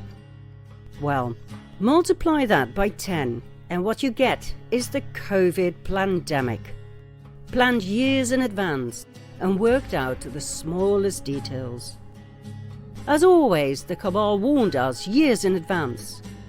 They seem to believe this wards off karma. Let's be honest, everything they do is always in our face. Here are a few COVID-related examples. Cabal Pit Hollywood gave us 7 movies and series, showing us some terrifying scenarios of killer viruses outbreaks. Bill Gates produced and co-financed one of his own, Pandemic, how to prevent an outbreak, about the possibility of a killer flu virus outbreak and the development of a universal vaccine. Excellent timing, Bill. Produced long before the COVID-19 outbreak. All 6 episodes were released on January 22, 2020. Then there were 2 simulations of a coronavirus outbreak. One in Wuhan, China, of all places, focused on the role of customs to respond accurately to incoming bioweapon attacks. And one in New York, focused on the importance of communication during a coronavirus outbreak, financed by Bill Gates. Do you remember the opening ceremony of the Olympic Games in London 2012? Why on earth show dancing nurses and doctors? Children in hospital beds. Scary demons spreading like a virus. Zombie-like healthcare workers. Terrified children.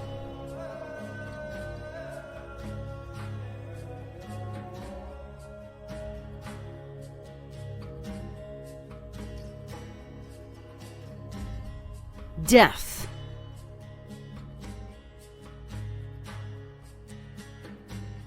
Why show the NHS? Why all the subliminal messages during the closing ceremony about anger, death,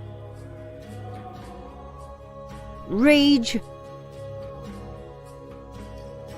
and the end of the world? Can anybody please explain to us what any of this has to do with sports? With the Olympic Games? Who could have known back then that their so-called artistic show was actually an appalling glimpse into our future? We can never say we didn't know. We were warned all along, just like they've already warned us about the next outbreak. You know, we'll have to prepare for the next one. That, you know, I'd say is will get attention this time.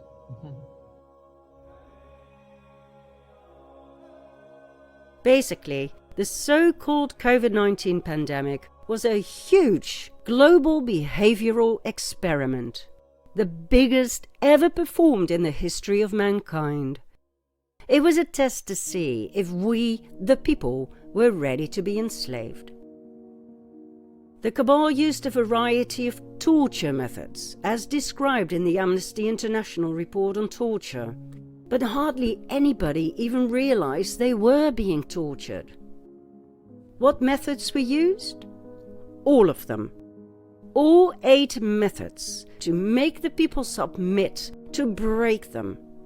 The breaking of their will is intended to destroy their humanity. Here we go. Number 1. Isolation.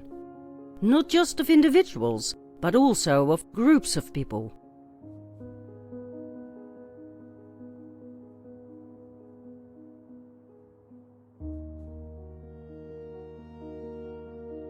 Why? In order to make people feel lonely, to deprive them of social support, and to make people dependent on their oppressor.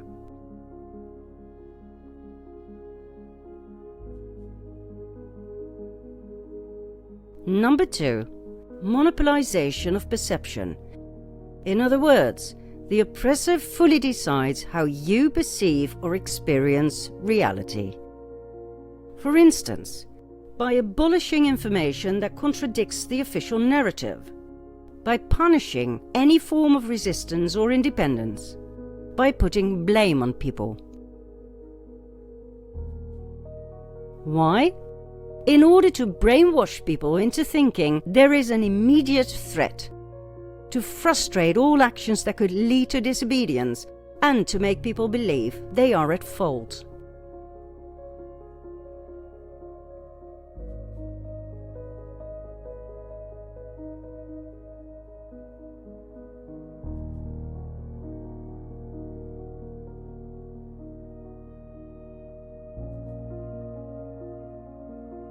Number 3.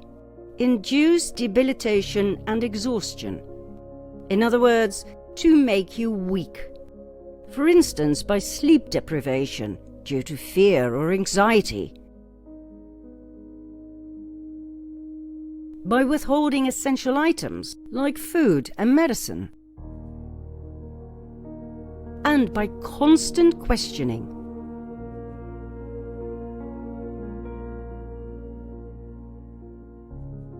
Why? When people are mentally and physically weakened, they will lack the strength to resist.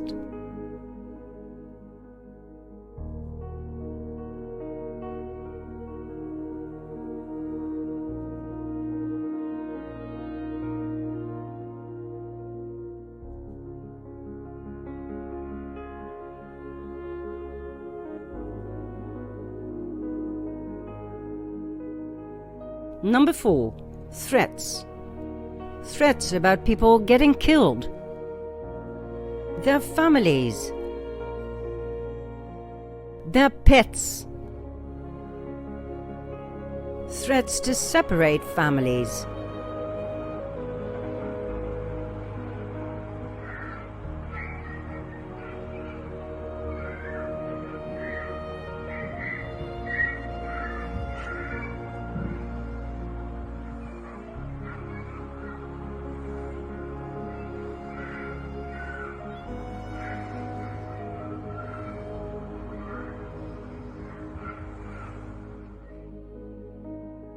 threats of endless isolation,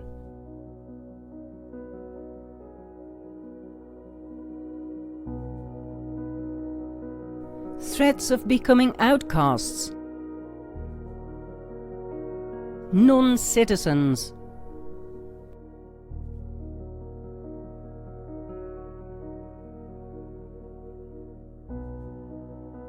why? To create anxiety and despair.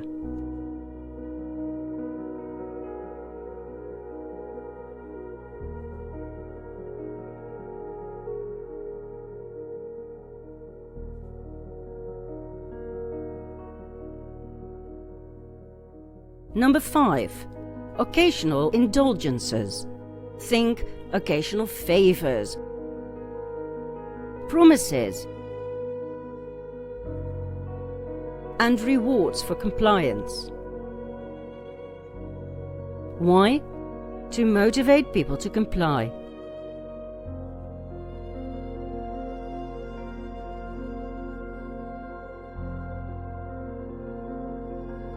Number 6. Demonstrating omnipotence by means of confrontation, physical assaults, by demonstrating complete control over people's fate.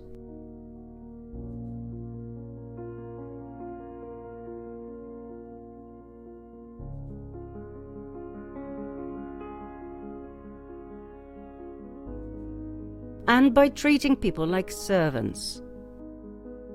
Why? To create fear and submission, and to suggest resistance is futile.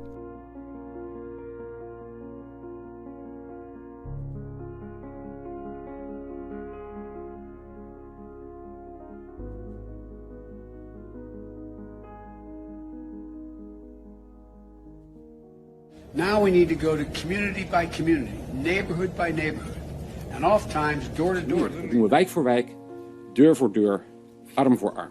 These teams are not just knocking on doors anymore, they're actually carrying eskies and vaccinating at the door. They're seeing how many people in that household and they're vaccinating everyone who's eligible in that home while they knock on that door. Now you're going to be going suburb to suburb, street to street, door to door, knocking on these and actively looking for people who are in the wrong house and finding them on the spot. Yeah, look, absolutely.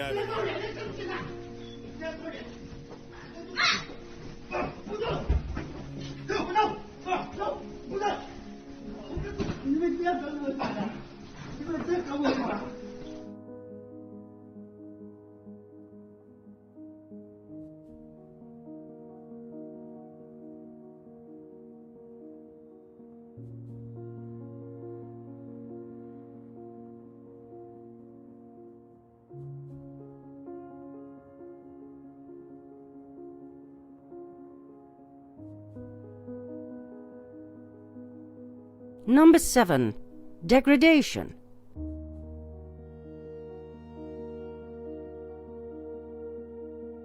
By putting people down, by verbally abusing, humiliating and shaming people in public, by demeaning punishments, and by denial of privacy.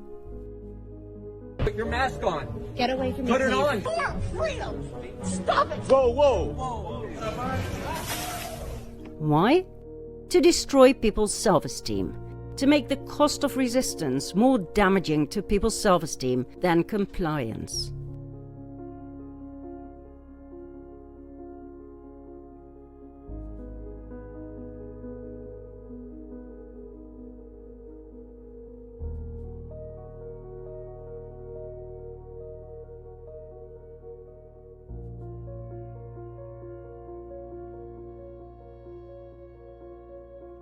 Number 8. Enforcing trivial demands. By playing mind games.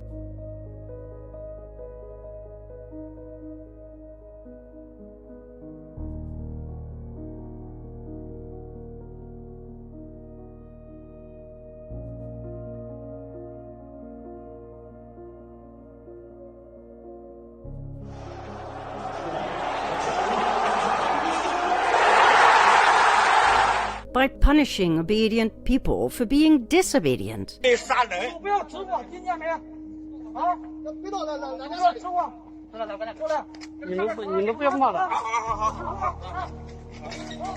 And by continuously changing the rules without clear communication.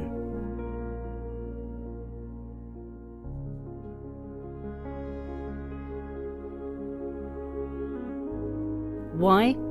In order to confuse people, to create anxiety, and to make them submit completely. Warum haben manchmal die Gaststätten um 22 Uhr schließen müssen? Ist denn das Virus erst nach 22 Uhr ansteckend und so? Ja? Also vollkommen irrsinnige und widersprüchliche Maßnahmen. Der Wahnsinn ist eigentlich, dass sich dahinter Methode versteckt. Ja? Das ist nämlich eine Foltermethode, die Leute total zu verwirren, in Unsicherheit zu stürzen, völlig im Ungewissen zu lassen, auch die gesamte Lebensführung zu stören. Niemand von uns kann ja noch planen oder eine normale Lebensführung gestalten. Und da habe ich also sehr viel Material drüber gefunden, über diese Methode, die interessanterweise in China entwickelt wurde. Also die Amerikaner haben das an Kriegsgefangenen festgestellt aus Korea, die dort von Chinesen befragt worden waren, dass diese Kriegsgefangenen also permanent mit widersprüchlichen Maßnahmen behelligt wurden und dass sie sich nie sicher fühlen konnten, ob sie jetzt alles richtig machen oder nicht. Ja? Und dass es auch manchmal sogenannte Lockerungen gab, die gehören auch zu diesem Spiel, weil man sich dann also nicht so sehr an diese ganzen Maßnahmen gewöhnt, damit die noch wirken, damit man nicht abstumpft sozusagen. Ja, und dann werden die Zügel wieder angezogen. Also was Söder hier macht oder Merkel oder diese Leute, das ist kein Zufall, sondern das ist, sie versuchen einfach die Psyche der Menschen zu zerstören aus meiner Sicht. What else should you know about torture? Torture is meant to create stress. Any event that threatens to change the stability of people's well-being, environmental, physical, mental or emotional, is stressful. Why is this important? Because this is precisely what our governments and so-called health institutions have been inflicting systematically upon humanity. Stress. Stress not only affects your immune system, making you extra vulnerable to diseases, it also generates anxiety, which triggers the inability to think straight, to remain calm, logical, and rational. That's why people stopped seeing how insane the COVID rules and regulations truly were.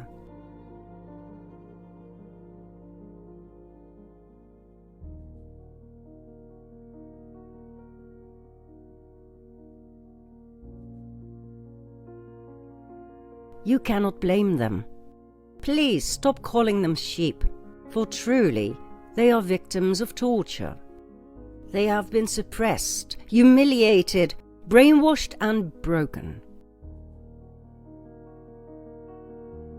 when acute stress becomes chronic stress by the intentional systematic weakening of people, people develop feelings of pessimism and depression.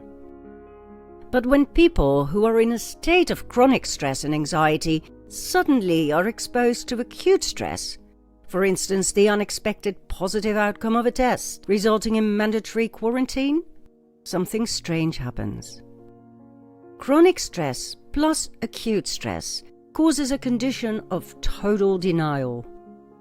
Those people will appear to switch off all awareness. They will look bland and untroubled, as if the mind, being too overstimulated, blew a fuse. They will completely give up, give in, comply. So yes, this is true. It wasn't the virus that destroyed the economy. It was you complying with tyranny. But can we blame them, now that we know they had been systematically tortured for a long period of time, and they just acted like most people under those circumstances would do? This is why people comply to the most insane rules. And even when you pointed this out to them, they would look at you like you were from another planet. In Spain, people were forced to wear a mask outdoors, but not in the Netherlands, where for some mysterious reason, the virus never left the house. At least not until months later, and only in certain places. A hairdresser was allowed to go to a physiotherapist, but the physiotherapist was not allowed to go to the hairdresser. Our torturers, the governments, had confused people to the point that their minds had blown a fuse. Therefore, they complied. As soon as the media shouted off the rooftops that borders had been closed, people stopped travelling. True, at the beginning and in some countries, enforcement was strict. But after a while, upon learning that we, the people, complied beautifully in this great behavioural experiment, enforcements were no longer necessary. In the Netherlands, there were never any check-up points, not even at the beginning. People stopped travelling, just like that. They didn't even try anymore. We did try, time and again. We drove from the Netherlands to Germany and Belgium and back again. No problem at all. It was just a narrative. It was a lie. At the time of curfews in every European country, we left the Netherlands for good and we drove all the way through Belgium, France and Spain. We drove in the middle of the night on empty highways. There were no check-up points. Not at the borders, nor at the toll gates. It was all a lie. The police didn't have to do anything because the people obeyed the rules, no matter how insane. It seemed to be crystal clear to people that curfews were highly efficient when it comes to restraining a killer virus. In the Netherlands, at 9 p.m. sharp, for some reason the virus became super aggressive, so everybody had to stay indoors. Safe at 1 minute to 9, in mortal danger at 9 sharp. Except, of course, when you lived just across the border in Belgium. There you were safe until midnight. COVID-19 was not to be underestimated. It was highly intelligent and could obviously tell time. Not only that, it understood and acknowledged country borders. And it seemed to like alcohol. And so, the sales of wine, beer and spirits was only allowed until 8 p.m. sharp. God knows why. We asked countless shop owners and police officers if they understood the logic behind these new rules, but no one could. All we heard was, "It's the law." When we pointed out that the genocide on the Jewish people in World War II was lawful too, and so not all laws are good, people got angry. Together we can beat COVID-19. The slogan was to become the new Heil Hitler. But most people didn't see it, as a result of continuously being tortured into obedience by their suppressors. Why do some people respond differently? Why can they handle continuous stress better than others, so they do not comply no matter what? People are wired differently. Some have experienced grave physical or emotional pain in their lives, which makes them not easily impressed. They simply do not experience the COVID torture as particularly stressful, as they've had worse. Others are more mentally focused than emotionally. They will see through the lies and threats more easily than others, and therefore they will not experience anxiety to the extent most people do. And then, of course, there are those who live off the grid, in remote areas. People who do not watch TV and who do not read mainstream newspapers. Those people, too, are difficult to brainwash. Most people had no idea they were being tortured. After all, there wasn't any waterboarding or the cutting off of fingers, right? True. But it was still torture by definition. And as we know by now, most people complied. The ones who did not comply were corrected by the obedient ones. They were ridiculed, shamed and blamed, and turned into outcasts.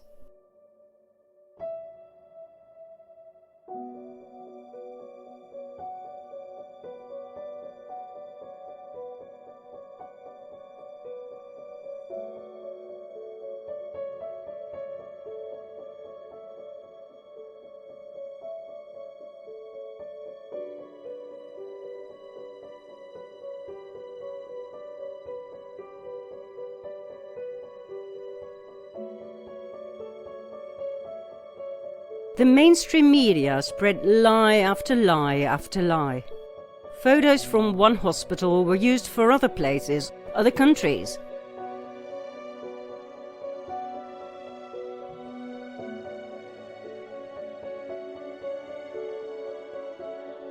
Crisis actors were deployed, as shown in part 21.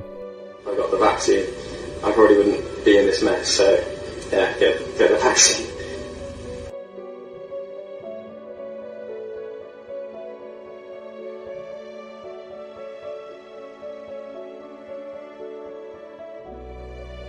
Entire crisis scenarios were staged to deceive the people and spark their fear.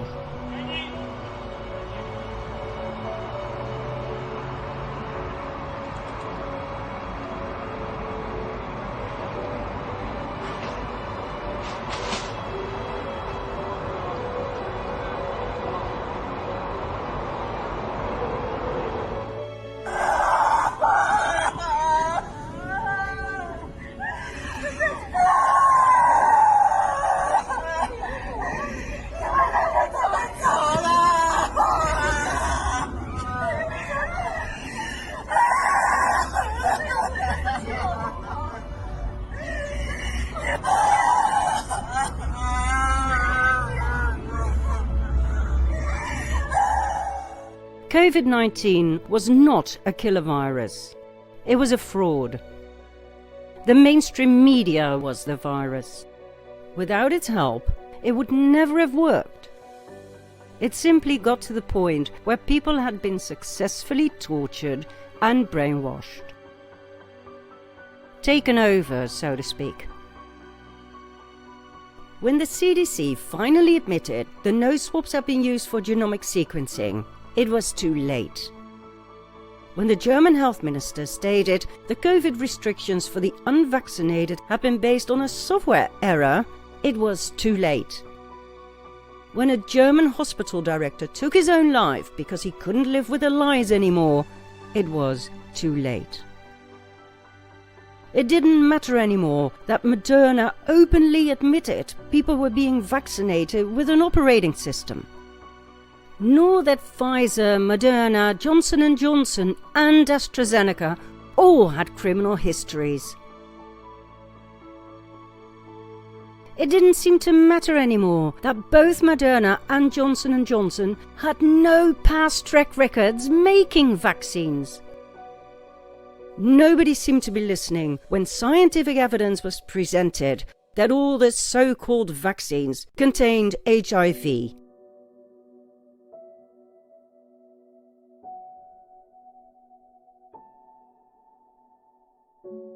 And that many vaccinated people suddenly had become magnetic. Where was the outrage when the official numbers showed us that more people had died from the COVID jab in the first 3 months of 2021 than of all vaccines of the past 30 years combined? There was no outrage, except of course amongst the dissidents. Nobody else seemed to notice or care about the countless scandals. Moderna knew about hundreds of thousands of injuries as a result of their product, but kept their mouths shut. Pfizer paid the US Department of Treasury $2.9 million to, well, probably to make sure that their vaccine safety data would be kept a secret by the FDA for 75 years. We're talking thousands of pages of documents the FDA relied on to license the Pfizer vaccine. The FDA simply refused to share them with the public. Nobody seemed to notice when, in yet another court case, in which a federal judge ruled the FDA got 8 months instead of 75 years to make Pfizer's vaccine safety data available to the public, that Pfizer frantically tried to intervene and changed the outcome. When Pfizer finally released a list of adverse reactions to their monstrosity of a product, it contained 1,291 illnesses, many of which severe, even lethal. But where was the outrage? People have been tortured and brainwashed to the point of lining up for yet another shot and a booster.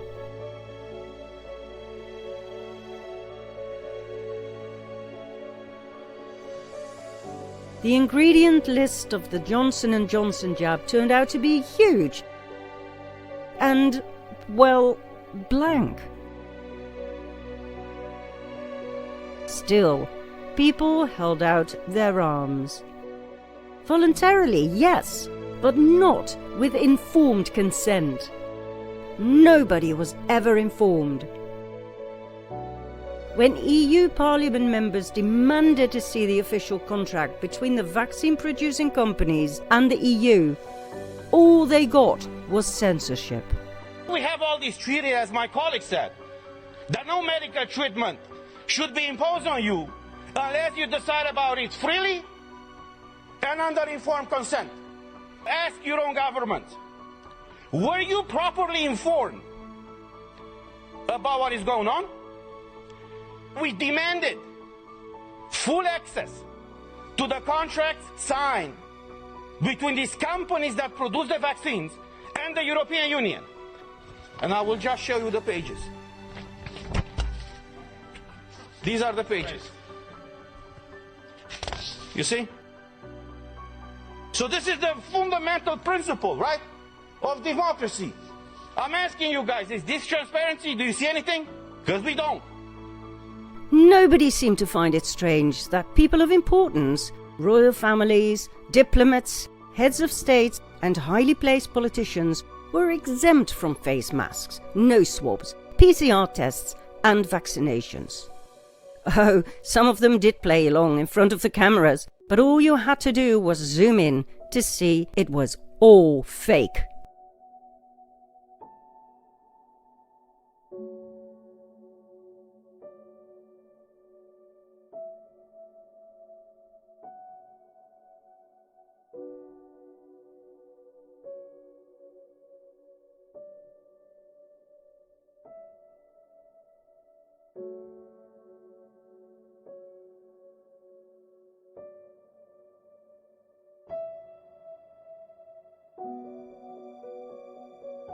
It didn't matter anymore.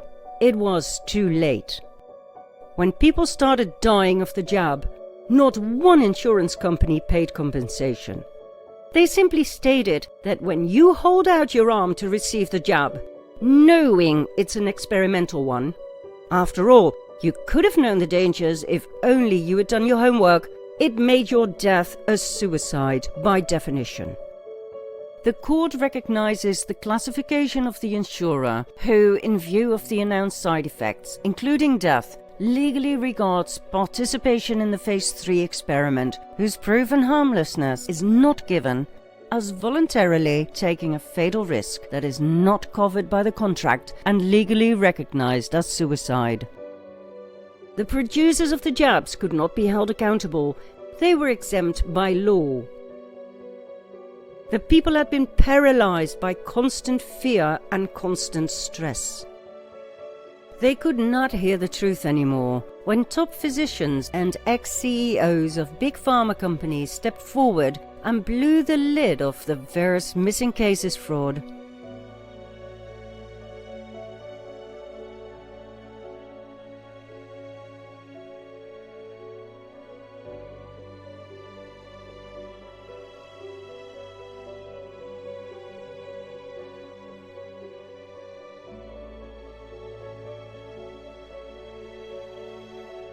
When they explained that only 1% of adverse reactions or deaths were being reported. When more and more severe cases of fraud were exposed.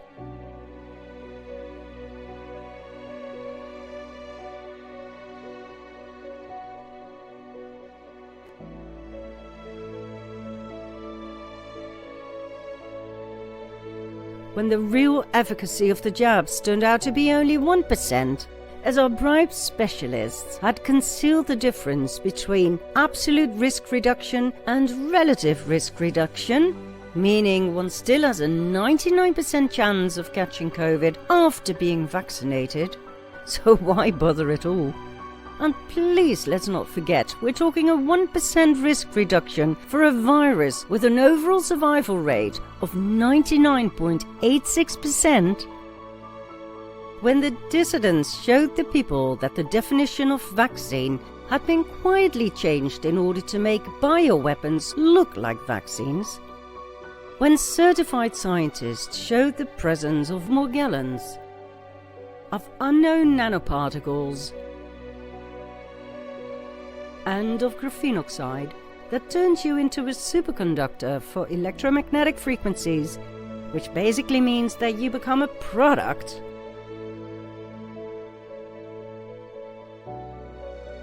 And a great big antenna for any kind of dangerous radiation, it was too late.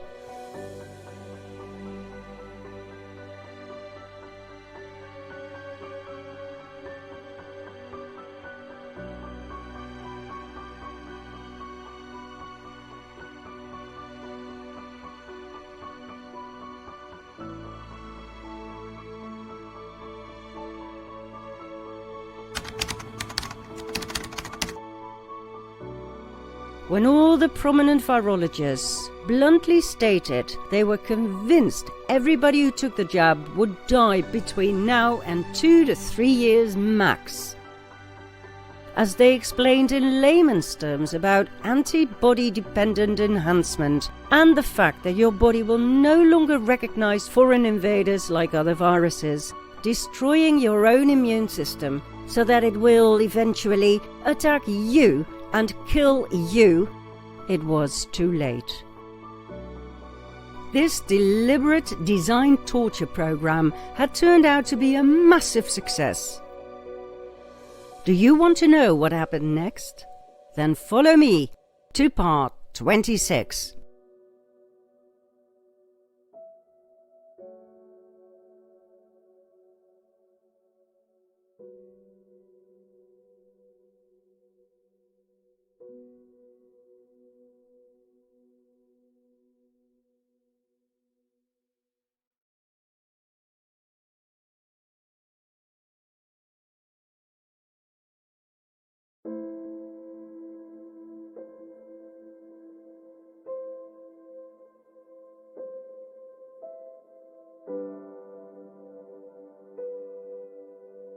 The Cabal's torture strategy had worked brilliantly. People had become lethargic. Many had altered personalities according to their loved ones. Others had turned into zombies. Was that what the CDC had warned us about on their website? The zombie apocalypse? People simply didn't hear the warnings. They couldn't see right from wrong anymore. They were in a state of brain fog and confusion, in which the sudden insane amount of cases of thrombosis, pulmonary embolisms, strokes, and serious heart problems simply went by unnoticed. Top sportsmen had acute heart failure and dropped to the ground.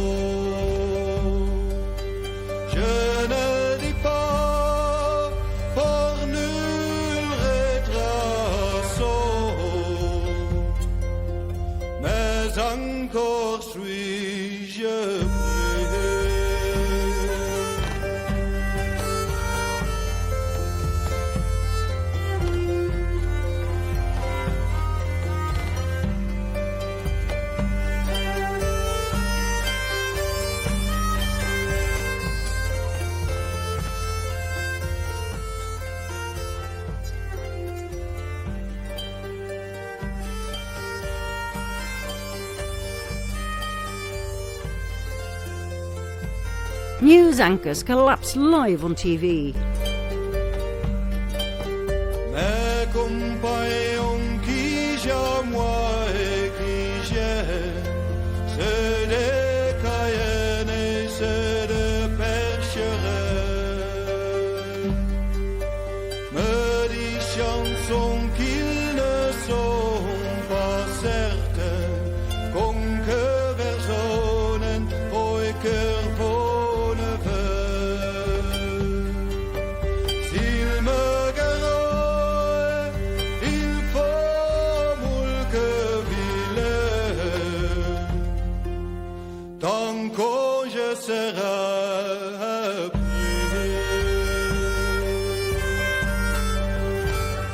Doctors and nurses died by the dozens.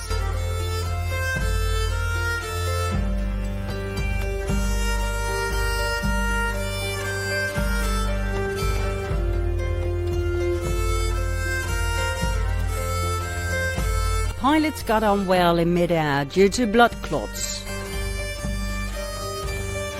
Planes came crashing down from the sky.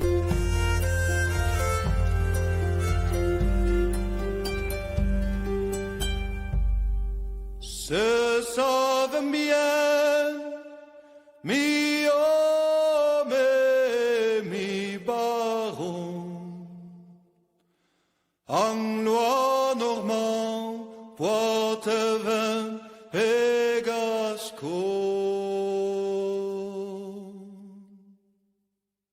On November 7th, I was mandated to receive a vaccine. Quite literally, I was told if I did not receive the vaccination, I would be fired. This was from our director of flight. So, under duress, I received the vaccine. Now, just a few days ago, after landing in Dallas, 6 minutes after we landed, I passed out. I coded. I required 3 shocks. I needed to be intubated. I'm now in the ICU in Dallas.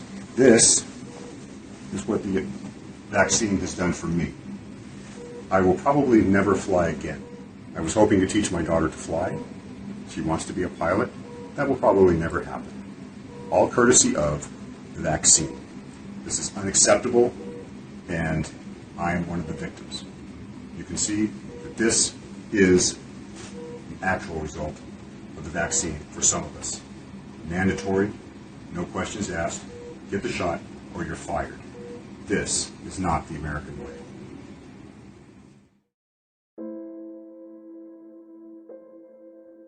There is a big elephant in the cockpit now, and that is the risk that has been induced by allowing these vaccinations into crew. They have a rule that they have broken across the country with every pilot that's flying who is vaccinated. And that rule is that no air crew member is allowed to fly with a drug in their system that is less than 12 months from approval date. Now, we well know that the COVID-19 novel injections are under an emergency use authorization in the United States, so they are not approved. And the reason that they allow a 1-year time frame from approval is so that they can see if there's any effects on passengers in the cabin from reduced atmospheric conditions at altitude. So it's an important step that they have completely ignored, and they have violated their own regulations. The amount of miscarriages increased dramatically.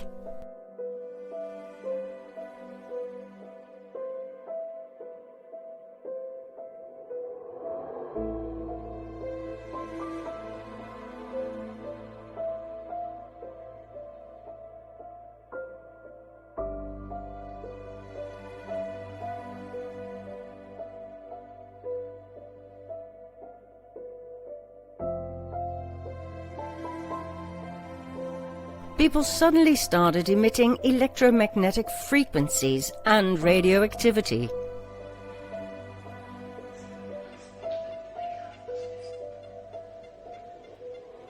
Wow, you are now a transmitter.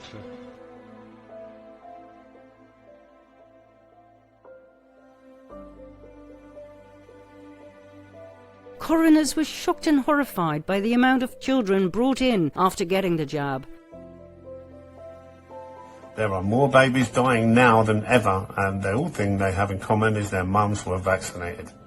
They showed nauseating footage of massive blood clots and destroyed veins and arteries.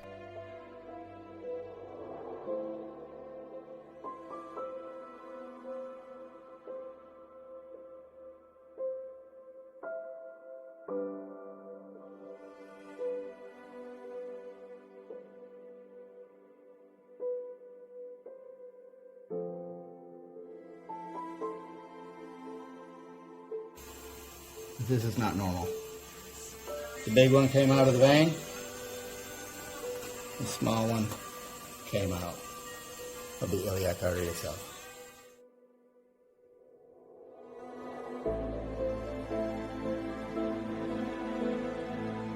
But all the people heard was the ever-repeating slogan, "The COVID vaccines are safe and effective."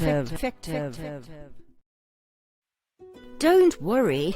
All of the above never happened. It was just disinformation spread by conspiracy theorists, by doctors, virologists, Nobel Prize winners, even by the inventor of mRNA vaccines. They are all spreading disinformation. The COVID vaccines are safe and effective. Why all those sudden deaths? Well, many people die nowadays of a new disease called SADS, Sudden Adult Death Syndrome. We know it hardly existed before the vaccination started, but it is not the result of them. The COVID vaccines are safe and effective. Here are some official explanations of the countless heart attacks.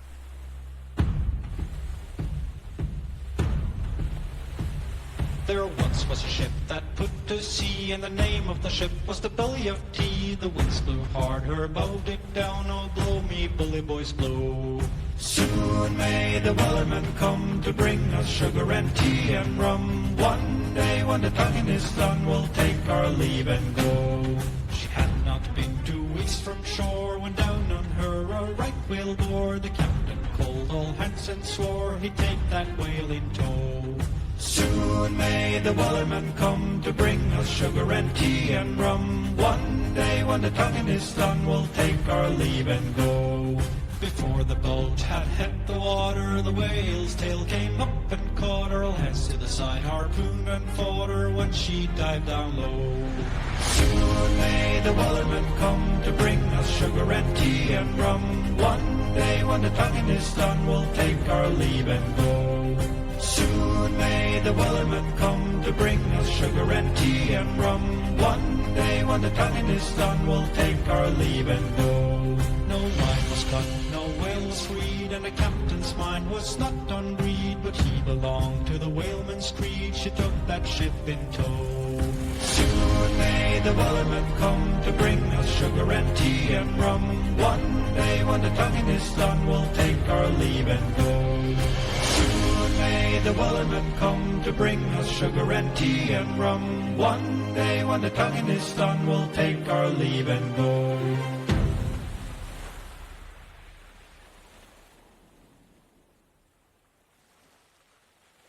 Let's be honest, all of these warnings are insane. Hot weather, cold weather, having sex, drinking tea.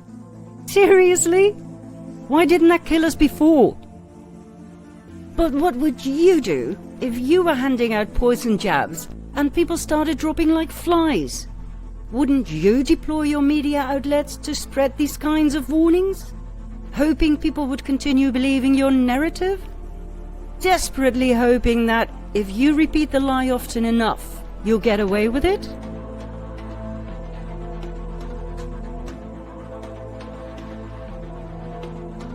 And let's hand it to them. The COVID pandemic was a massive success. Apart from some dissidents, the people were ready and seemed even happy to be enslaved. They were ready for the next level.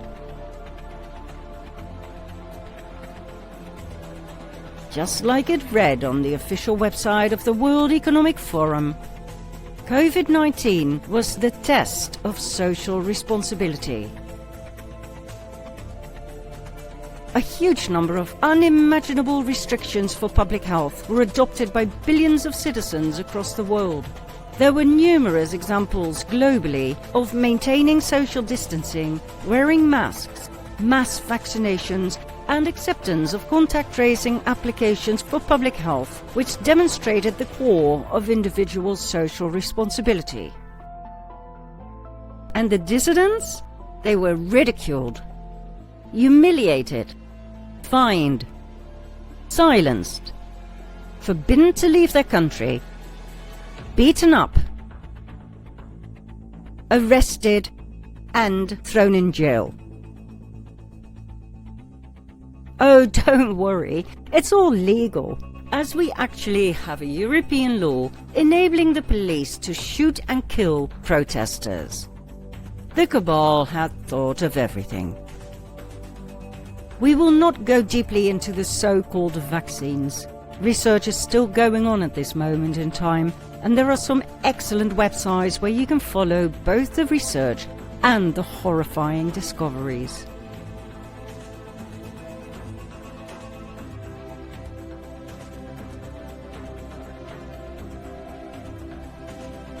We can wrap it up quite easily. Innocent people around the world were injected with a deadly poison. Some died straight away or within a few weeks.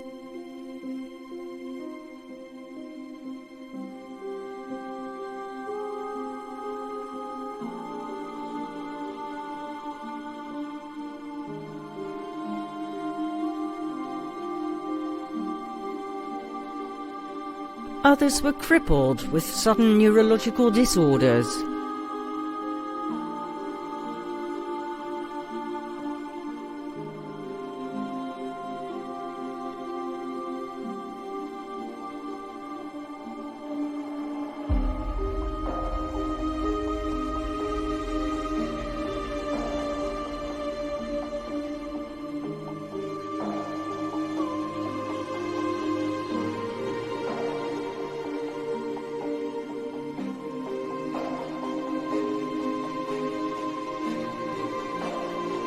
The majority would die eventually due to blood clots.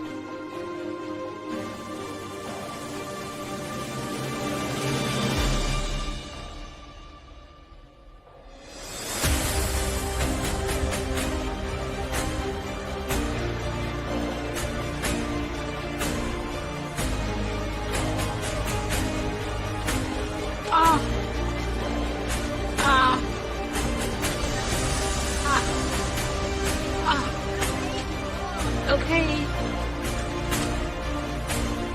Oh my god. Due to vaccine-induced cancer or the self-assembling qualities of graphene oxide, turning the vaccinated into walking antennas, great big receivers of 5G and other frequencies.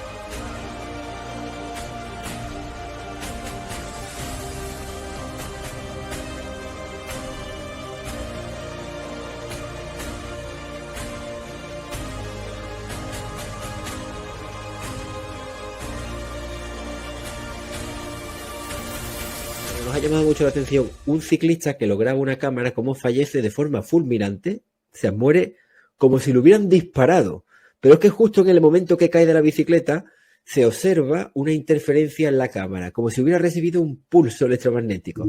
Se nos pone, fíjate, se para justo allí en la farola, ahí está un segundito, fíjate a cuando falla la cámara y justo en el momento coincide con la fulminación. Ahí, hay un fallo, ¿te has dado cuenta? Y sí, cae repentino.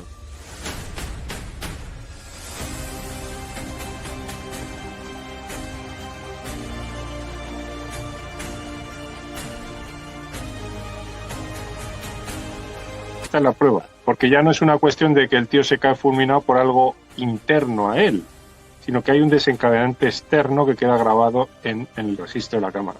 El pulso que ha hecho esa interferencia en la cámara ha hecho una interferencia en el ritmo cardíaco. Esa imagen es buenísima. Es la primera prueba, vamos a decir, de que hay una causa que pudiera estar desencadenando desde el exterior las famosas repentinitis.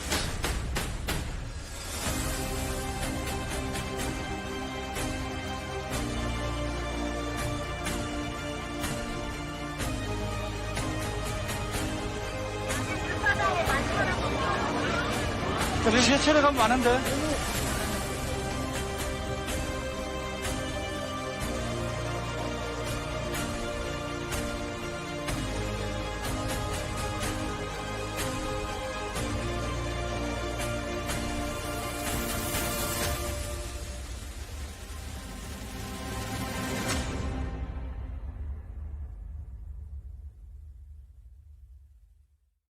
Hay 4 picos estañados en 4 formas perfectamente cuadrangulares y rectangulares y circuitería dentro.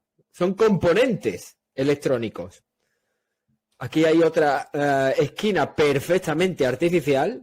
Esto es microtecnología, probablemente microrouter. Se está introduciendo microtecnología dentro de nuestros familiares, dentro de personas que han sido totalmente engañadas. ¿Cómo no van a originar trombos?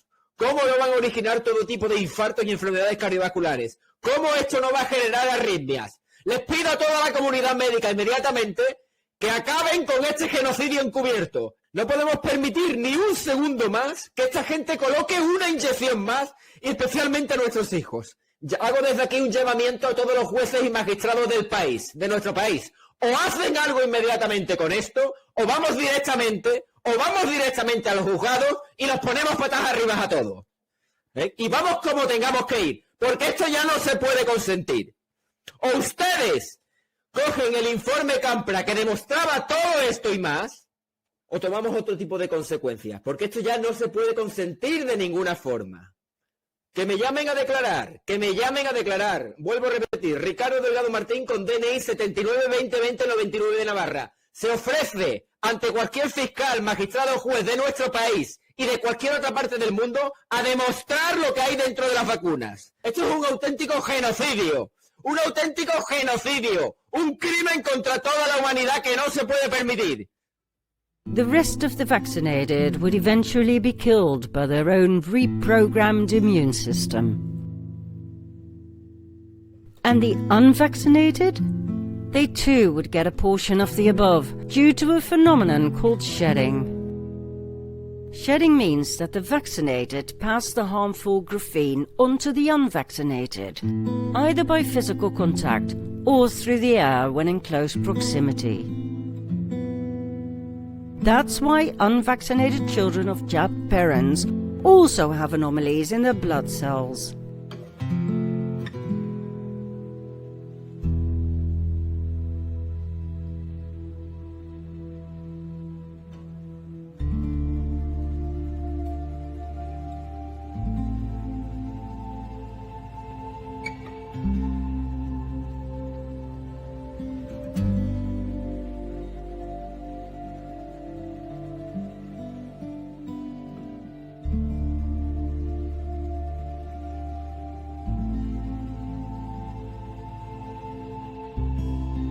Oh, and make no mistake. Just in case you are unvaxxed and you believe that these are just tiny amounts that can cause no harm, you're mistaken. Graphene is everywhere. In chemtrails raining down on you.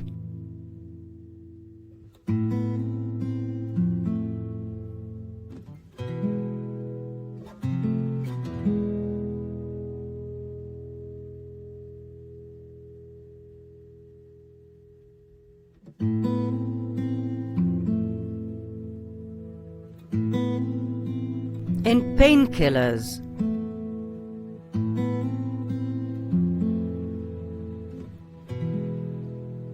Sanitary products. That is made with a strip infused with Nobel Prize-winning material, graphene.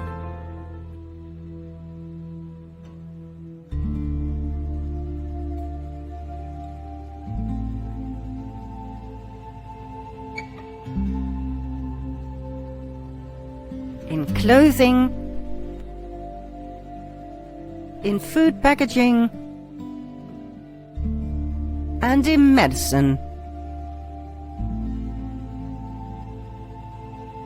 And once it's in your body, even the smallest quantities will self-assemble into bigger and bigger strands under the influence of electromagnetic frequencies. Nobody remains unaffected.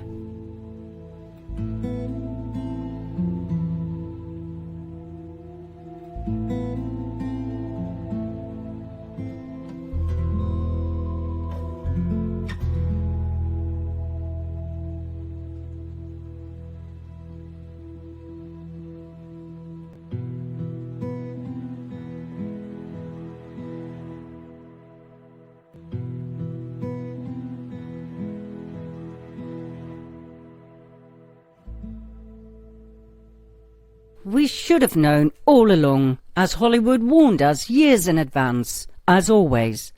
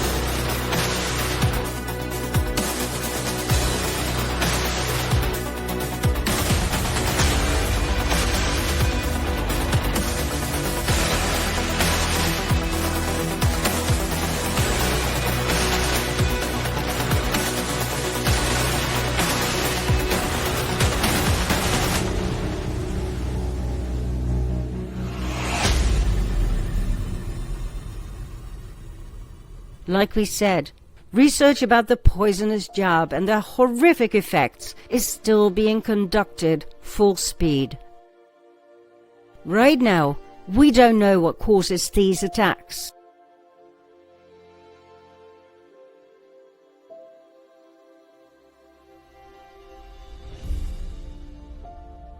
We don't know why black-eyed babies are born from vaccinated parents.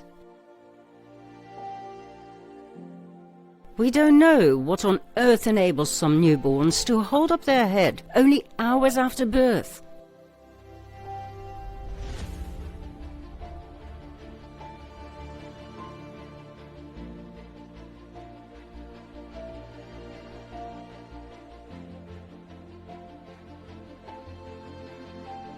To be born with 1 or 2 teeth.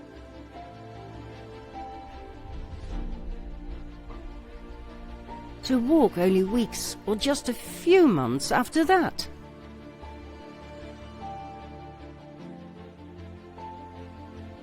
And for some to have quite adult faces.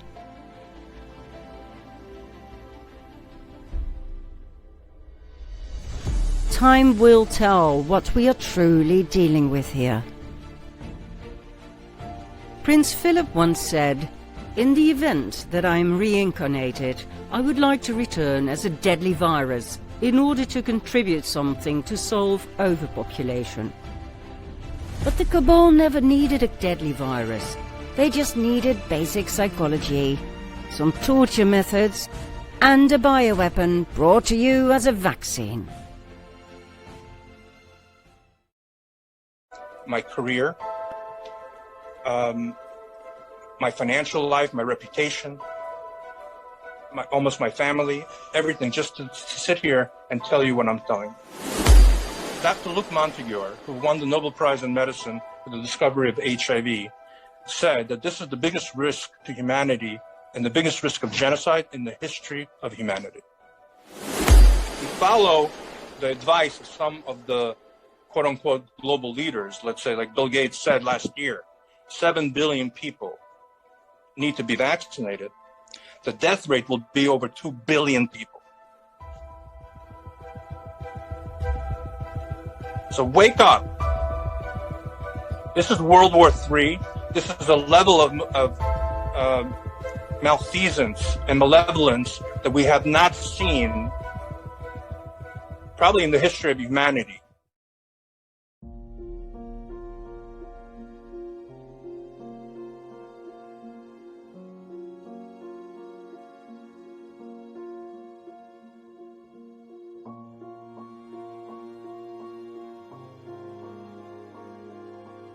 According to Deagle, a private online source for the military capabilities of the world's countries, showing current overviews and future predictions of population numbers, there will be a massive decline worldwide.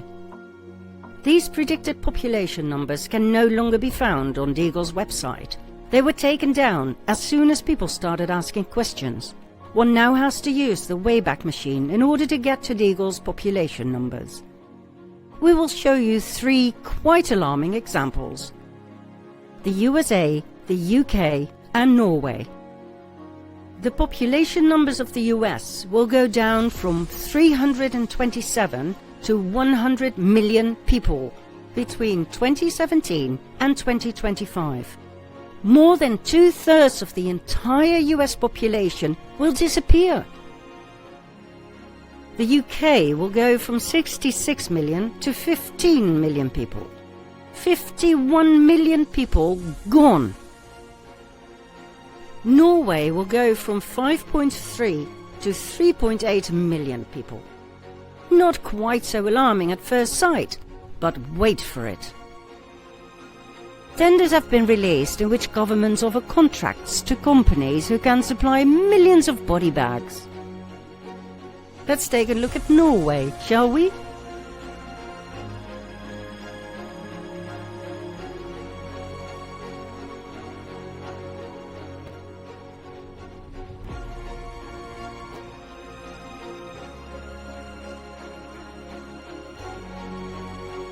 Pretty alarming after all, right? And this is a similar tender for the UK.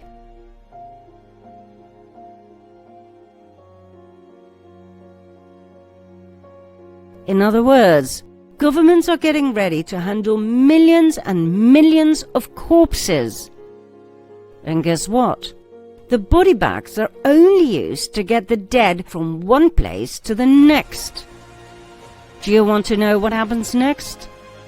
Ever heard of the liquefying bill? Governments have come up with the most sustainable way to quickly get rid of the dead by using alkaline hydrolysis. Within 2 to 3 hours, the dead will be turned into bone fragments that are pulverized, plus a liquid byproduct called effluent, in layman's terms referred to as biosludge.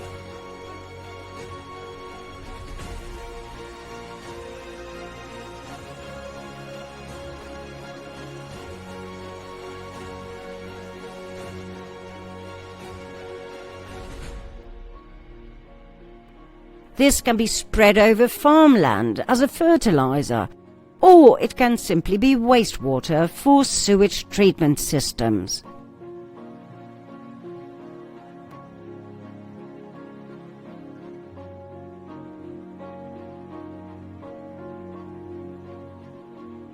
And the next step? You can safely drink it as tap water. Even though it's a fertilizer, it's clean and neutral, according to experts. It's not as if you're drinking your grandmother. After years of research, we believe the Cabal seriously intends to kill billions of innocent people. They set it in stone and presented it to the people like Moses presented God's laws to his people. The Cabal is playing God. They believe they have the God-given right to punish disobedient people and to spare the obedient ones. And right now, they are taking it to the next level, trying to outsmart and surpass God. Do you want to know what that looks like? Then follow me to part 27.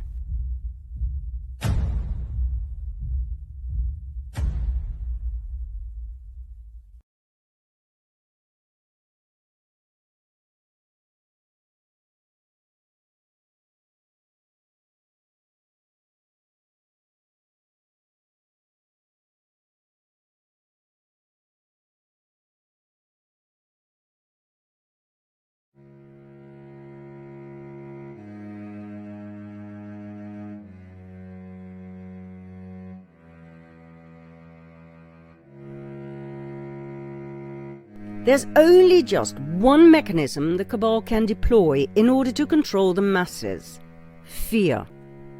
People who are scared cannot think clearly anymore. They tend to freeze and reach out for others to save them and take away the fear. Others, like the government or so-called experts. People turn to us for hope, so we have noticed. They even get angry with us when we don't offer hope on a silver platter. Truth is, it's time to stop giving others your power. It's time to stop turning to others for hope or a solution to your misery. Only you can save you. It's time for action. Action from you, the people. What we present in our episodes are our findings to our research. We call it the ugly truth. And ugly it is. Much uglier than we expected it to be. But you have two options. You can either turn away because it makes you feel uncomfortable, or you can accept it for what it is: reality.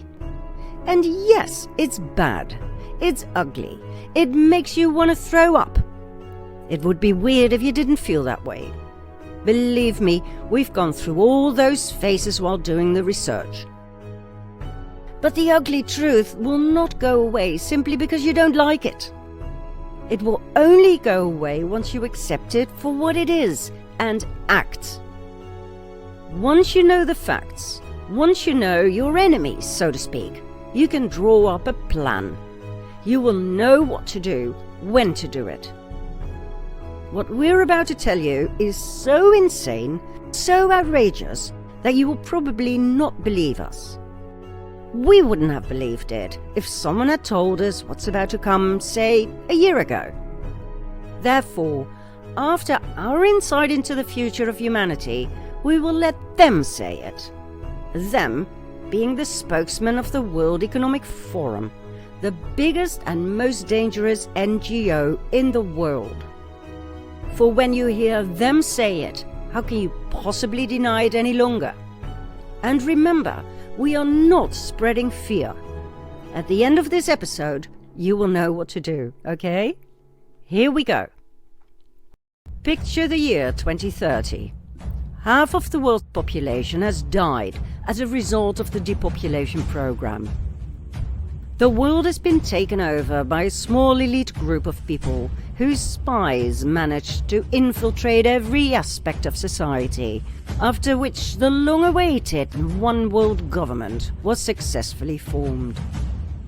Country borders have disappeared. National and personal sovereignty belong to the past. Terrified by the idea of more killer viruses, cyber attacks, nuclear wars and alien invasions, the remaining people gave up everything, desperately hoping to be saved by their leaders. They now live in a totalitarian, communist, even fascist system. Surveillance has reached unimaginable heights, not just in every street and every house, not just in people's clothes or in the bracelets they must wear, but surveillance under the skin. Billions of people were chipped. They were promised happiness and godlike powers.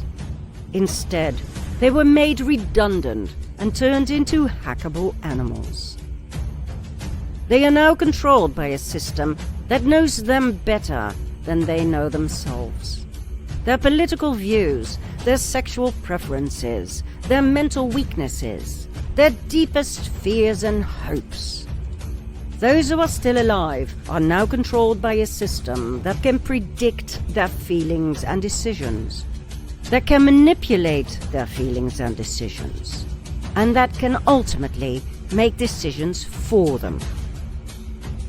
Their bodies, brains, minds and souls were systematically and successfully hacked by means of a combination of unprecedented computer power, understanding of biology, artificial intelligence, and biometric data they collected from you, me, and every person on this planet.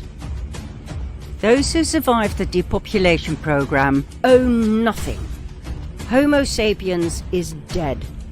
It died when it was hacked and turned into hybrid cyborgs. Free will is dead. God has been surpassed and taken over. They finally did it. What tyrants in the past failed to achieve, the Cabal managed. They hacked and hacked and hacked until no free-thinking individual was left on the face of the planet. 2030, 7 years from now. Not a pretty picture, right? Let's hear what the Cabal has to say about it, shall we? Meet Klaus Schwab, founder and chairman of the World Economic Forum. When I mention now names like Mrs. Merkel, even Vladimir Putin and so on, they all have been young global leaders of the World Economic Forum. Mm-hmm. What we are very proud of is that we penetrate the cabinets. We penetrate the cabinets.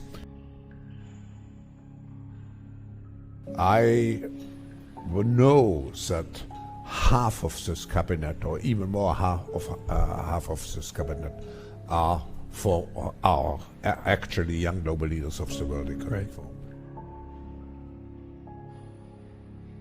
Pay insufficient attention to the frightening scenario of a comprehensive cyber attack, which would bring to a complete halt to the power supply, transportation, hospital services, our society as a whole. The COVID-19 crisis would be seen in this respect as a small disturbance in comparison to a major cyber attack.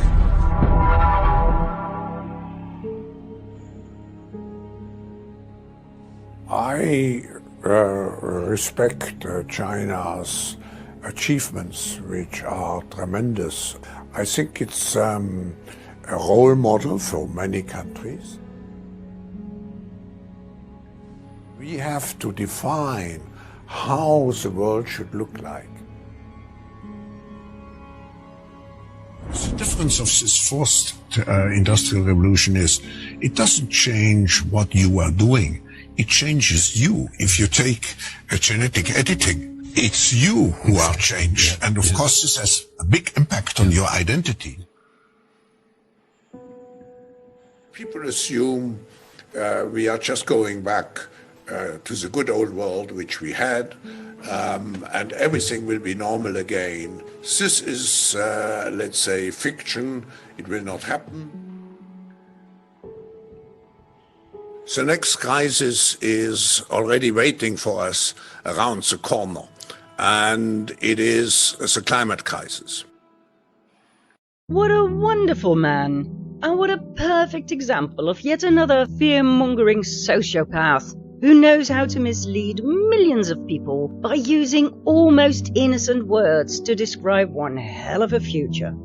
I mean, he just literally said that life after COVID will never go back to normal, something that was promised us all along, remember? He called China a wonderful role model for other countries. China, for God's sake, guilty of the most heinous crimes against humanity. He spread some more fear about disasters lurking around the corner, like a major cyber attack and climate change. Because after all, it's fear that keeps us in line. And he's most excited about genetic editing that will change you, as in all of you, including your personality. Oh, and on top of that, he states that they will define how the future world should look like. They being the elite, the less than 1% that nobody ever elected, but who can actually do this because they infiltrated just about every cabinet in the world. And of course, let's not forget the one-liner that made him famous in the first place. You'll own nothing and you'll be happy. You, not them. They will continue owning everything, including the private planes that take them to Davos, where they can discuss the horrors of climate change and the irresponsibility of you and me when it comes to sustainability. But hey, let's move on to his most prominent advisor, Yuval Harari. What does he have to say in his own words? The defining equation of life in the 21st century. Biological knowledge multiplied by computing power, multiplied by data, equals the ability to hack humans. If you know enough biology and you have enough computing power and data, you can hack my body and my brain and my life, and you can understand me better than I understand myself. You can know my personality type, my political views, my sexual preferences, my mental weaknesses, my deepest fears and hopes. And you can do that not just to me, but to everyone. A system that understands us better than we understand ourselves can predict our feelings and decisions, can manipulate our feelings and decisions, and can ultimately make decisions for us. How exactly will the future masters of the planet look like? This will be decided by the people who own the data. In the past, many tyrants and governments wanted to do it, but nobody understood biology well enough, and nobody had enough computing power and data to hack millions of people. Neither the Gestapo nor the KGB could do it. We've reached the point when we can hack not just computers, we can hack human beings and other organisms. Humans are now hackable animals. We are probably one of the last generations of Homo sapiens. Because in the coming generations, we will learn how to engineer bodies and brains and minds. The whole idea that humans have, they have this soul or spirit and they have free will and nobody knows what's happening inside me. So whatever I choose, whether in the election or whether in the supermarket, this is my free will, that's over. Free will, that's over.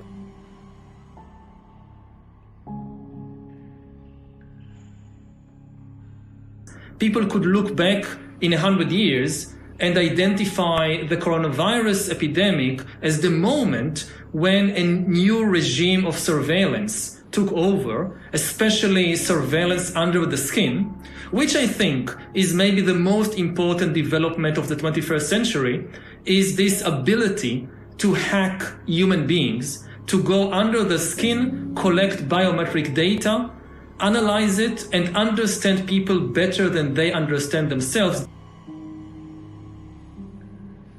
Now, for the first time in history, it is becoming feasible to monitor everybody all the time, and not just what we do, but even what we feel. We already know that corporations and governments can know that you are now watching this show. But this is still limited. They don't know yet what you're actually feeling as you're watching us. But once you have under the skin surveillance, you can know that, because emotions and feelings are biological phenomena just like fever. The same technology. Control of data might enable human elites to do something even more radical than just build digital dictatorships. By hacking organisms, elites may gain the power to re-engineer the future of life itself. Because once you can hack something, you can usually also engineer it. For 4 billion years, nothing fundamental changed. All of life, for 4 billion years, was subject to the laws of natural selection and to the laws of organic biochemistry. But this is now about to change.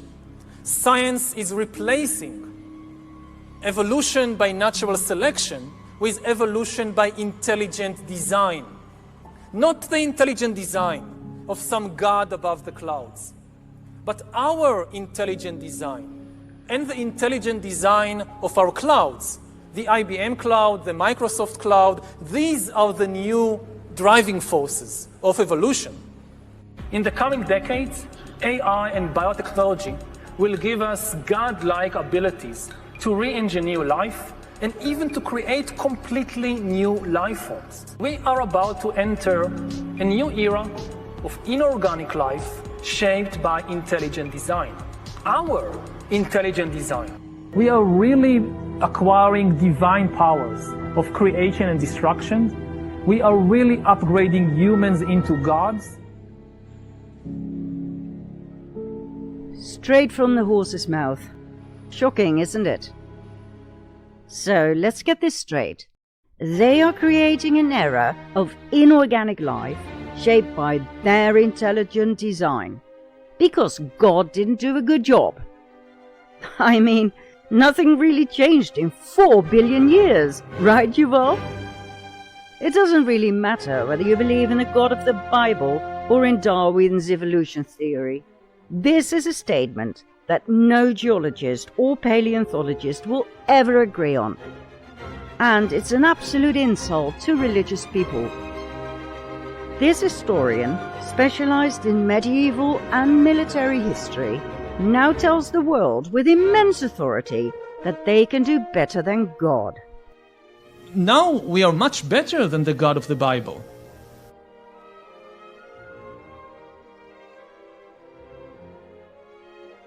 Now normally we would tell you all about Schwab and Harari, about their roots, their hidden agendas.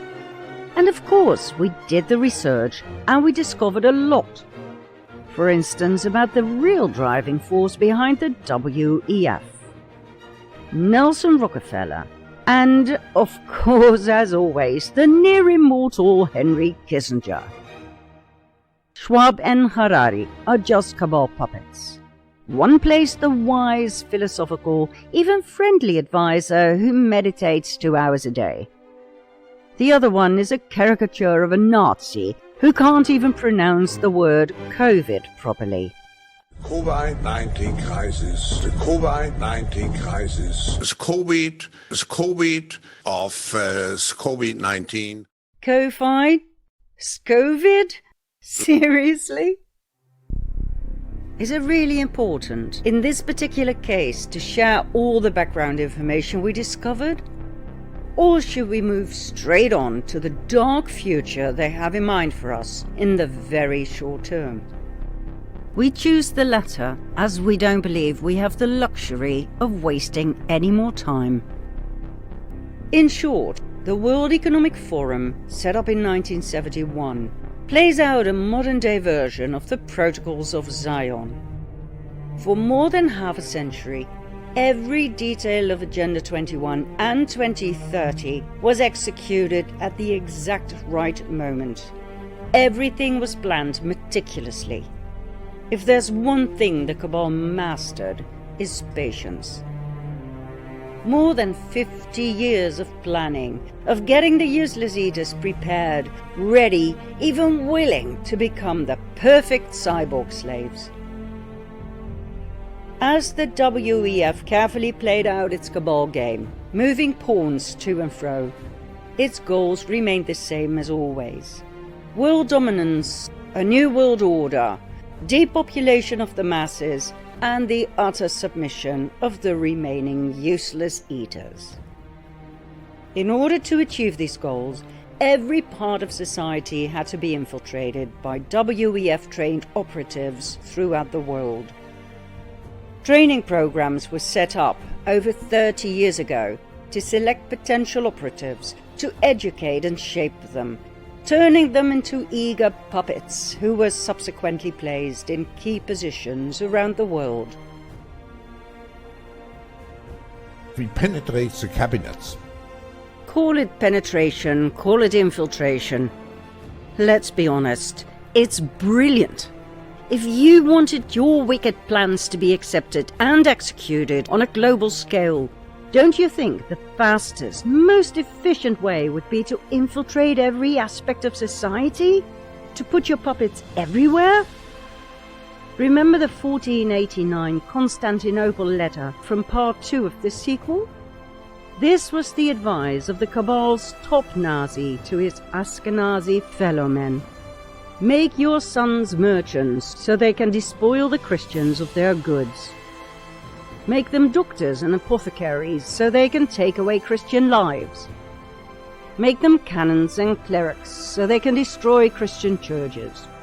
And make them advocates and lawyers so they can mix themselves up with the affairs of state. This way you will dominate the world. Infiltration, infiltration, infiltration. They did it back then, and they're still doing it now. This time, they started with the Global Leaders of Tomorrow, a one-year program that started in 1992 and lasted until 2003. And then, in 2004, a 4-year program was set up, the Young Global Leaders. In 2011, the Global Shapers community was set up to select and groom people younger than 30. So, what's the level of infiltration we're talking about? The Cabal used its World Economic Forum to penetrate everything, every part of society, worldwide. We are talking Protocols of Zion 2.0. Let me show you what we mean. And please realize that every business we're about to show you sent its highly placed representatives to follow one of the WEF's training programs. CEOs, director of this, director of that. Meaning each and every business and aspect of society has been programmed to execute the WEF's demands. Please let that sink in while you watch the following. The WEF has successfully and thoroughly infiltrated the financial world,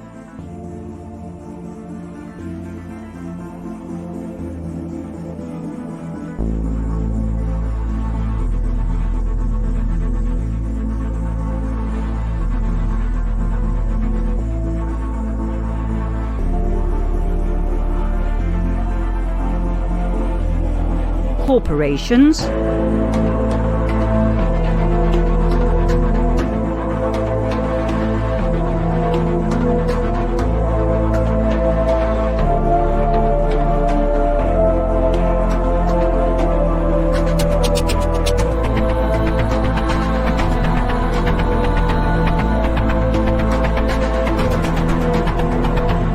NGOs,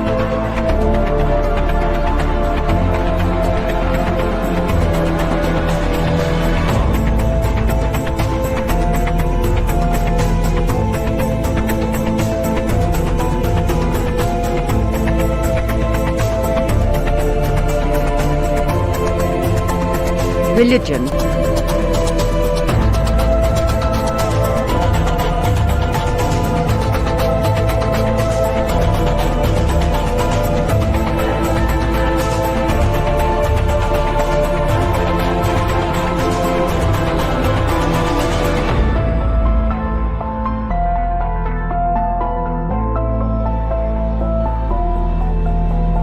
the media,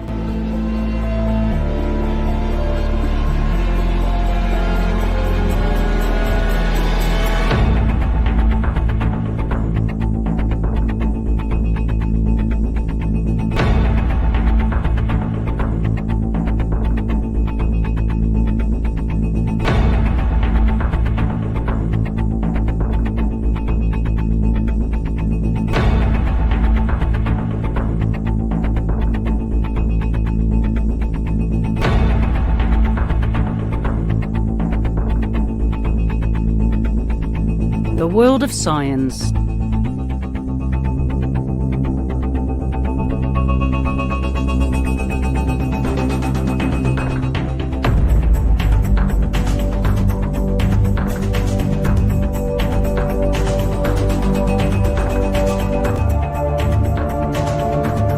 Hollywood and Bollywood,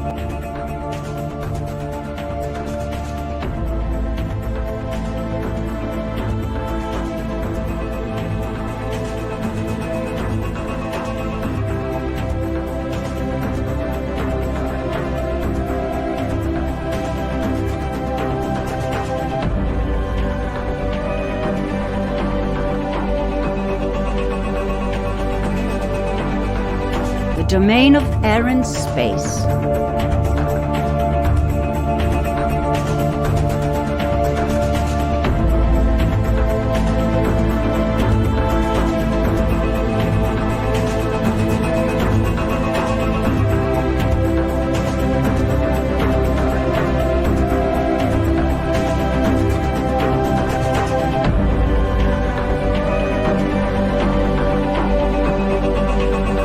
royal families,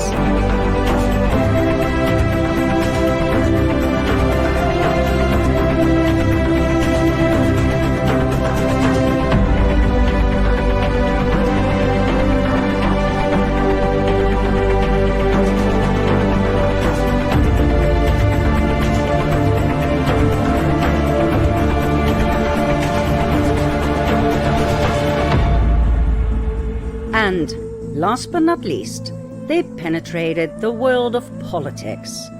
Think prime ministers, presidents and advisors to the president, ministers, ambassadors, members of Congress and Parliament, senators and mayors. We're talking thousands and thousands of Cabal puppets, longing for a piece of the money and power pie, who were trained by the WEF and put in high positions around the world. Big influencers who decide the direction and content of your life. Now please let it sink in that all the people we just showed you have followed the official training programs, even kings and queens. Why? They're royalty, for goodness sake.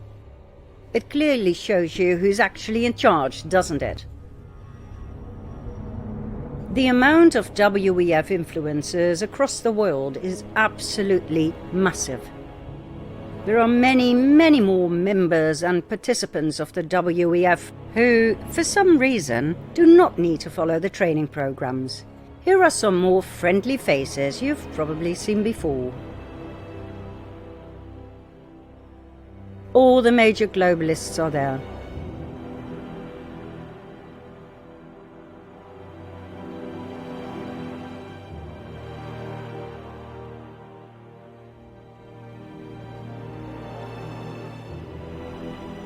That's right. The Cabal infiltrated everything. They are everywhere. What's their next move? The Great Reset. We need a great reset. A massive global change of reality, enveloping every aspect of your life.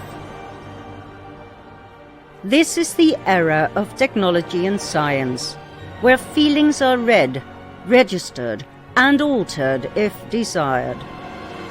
The era of reason will tear out the root of being human, so that we can be controlled and oppressed, used, or extinguished. Follow the science, they said. In this time of crisis, you have to follow science. But guess what?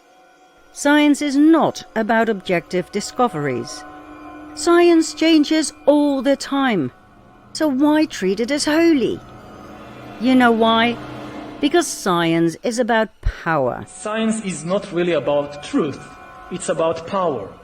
Particular scientists may be very interested in the truth, personally. But as an institution, the real aim of science is power. That's why they wanted us to follow the science, so their power would reach insanely dangerous heights.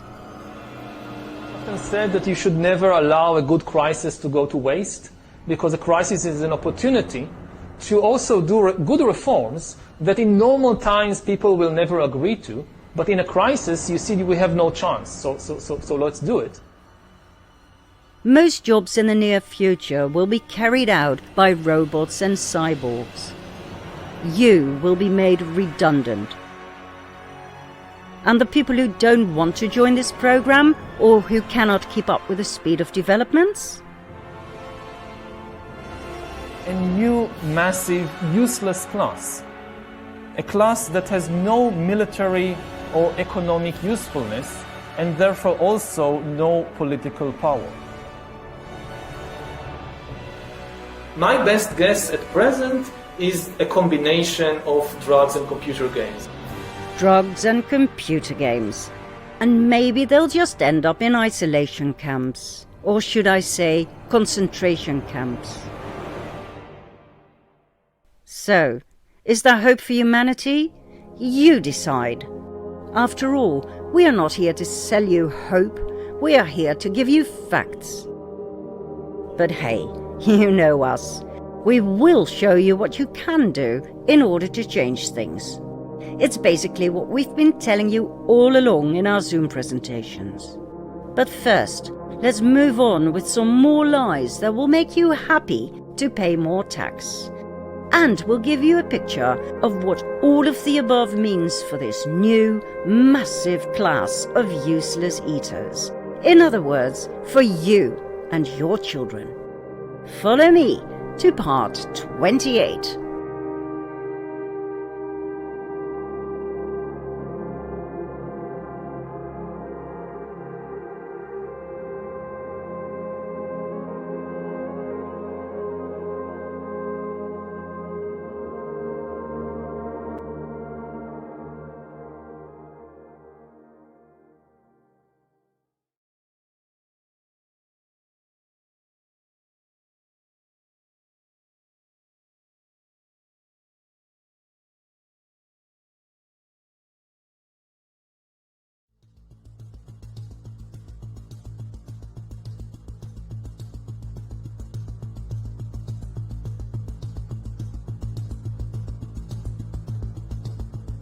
The World Economic Forum warned us all along.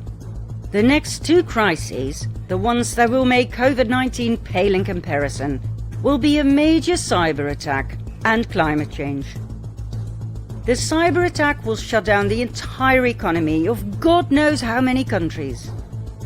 People in hospitals will die. Supermarkets will no longer be supplied. We will all starve or freeze to death. Well, if that is the case, then why on earth are they digitalizing each and every society? Smartphones, smart cities, digital IDs, digital money, the Internet of Things.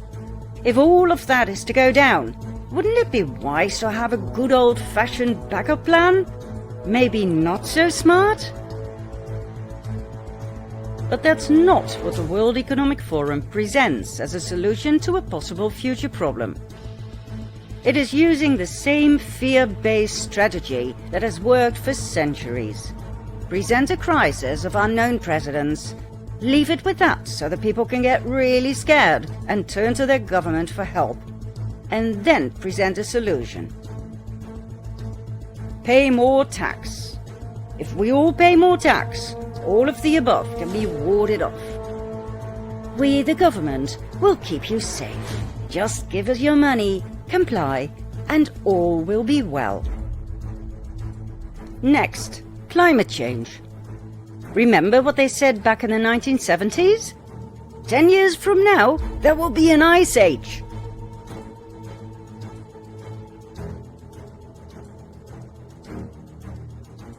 Remember what they said 10 years later?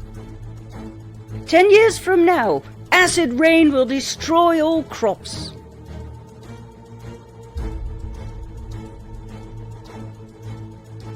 Remember what they said 10 years later?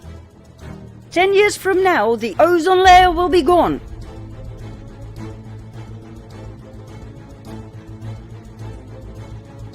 Remember what they said 10 years later?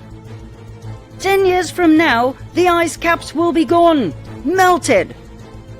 What happened to the Ice Age? Those were the experts talking. Remember Al Gore and his inconvenient truth?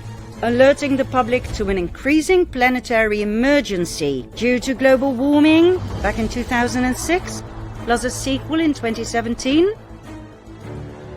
Well, guess what? None of his terrifying predictions came true. He did win a shared Nobel Prize, though. God knows why. The ice caps are still there. We didn't get submerged in a modern-day deluge. Even the dikes in the Netherlands, a country partly below sea level, still hold. And we're all okay.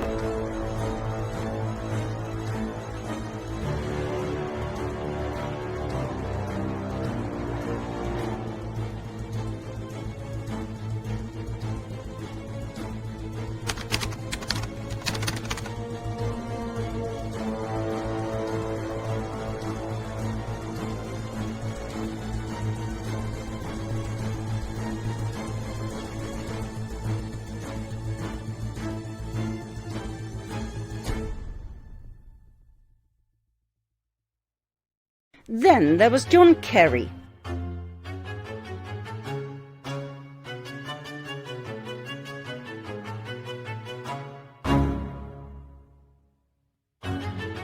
He is now US Special Presidential Envoy for Climate and speaker at the World Economic Forum, G7 and G20 meetings, where he shares his heartfelt, humble thoughts and emotions about saving the planet.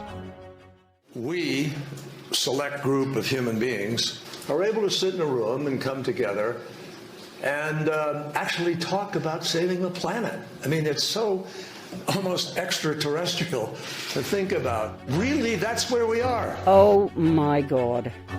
It's almost extraterrestrial to be talking about saving the planet? Seriously? Well, maybe you shouldn't talk so much about saving the planet. Maybe you should actually do something. I mean, the man is loaded with millions of dollars.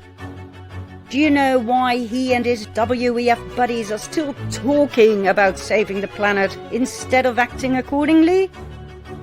Because fear is needed to bring about extreme reforms that in normal times people will never agree to. Remember? This is an opportunity to also do good reforms that in normal times people will never agree to. That's what this is all about. That's why they keep coming up with new so-called catastrophic threats. Those extreme reforms were already introduced during the COVID pandemic. Rules of compliance, decimating our humanity. Total lockdowns of entire communities and countries, destroying trade, killing off small and medium-sized companies, thus creating shortage and poverty. Extreme surveillance measures, annihilating our privacy. And the gathering of biometric data. A very dangerous reform, as we have shown in our previous episode.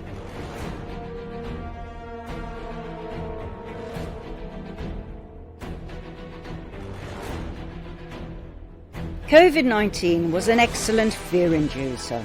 It was implemented to test our ability and willingness to comply. We are now moving to the next level. The cyber attack they keep going on about has been rehearsed 3 times. Cyber Polygon. Just like the COVID pandemic was rehearsed in advance as well. More excellent fear-inducers? A new world war against Russia due to the situation in the Ukraine. There was even talk about a possible nuclear war. Excellent choice to scare the living daylight out of people. And of course, the bestseller, climate change and global warming.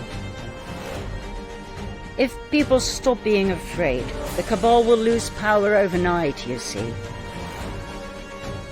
That's why climate change has been turned into a major threat.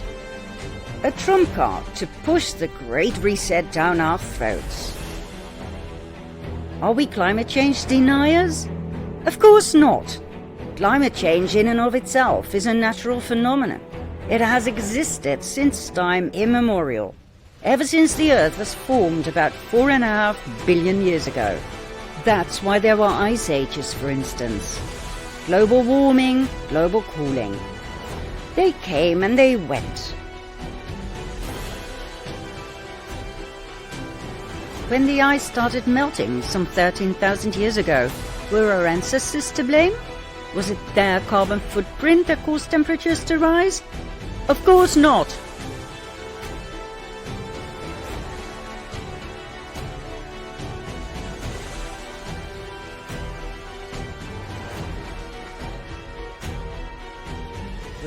is dangerous. Wow. Are you aware that since mammals have walked the planet, the average has been over 1,000 parts per million?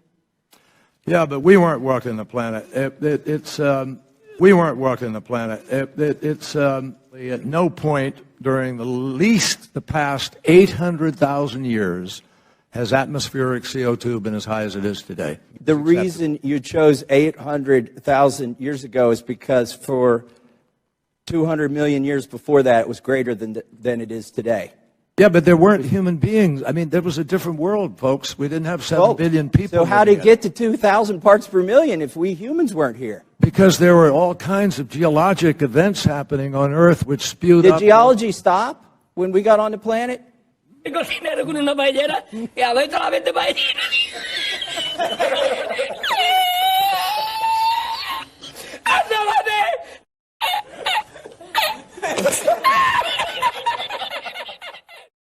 Climate change will always be a part of planet Earth, with or without people. And global warming?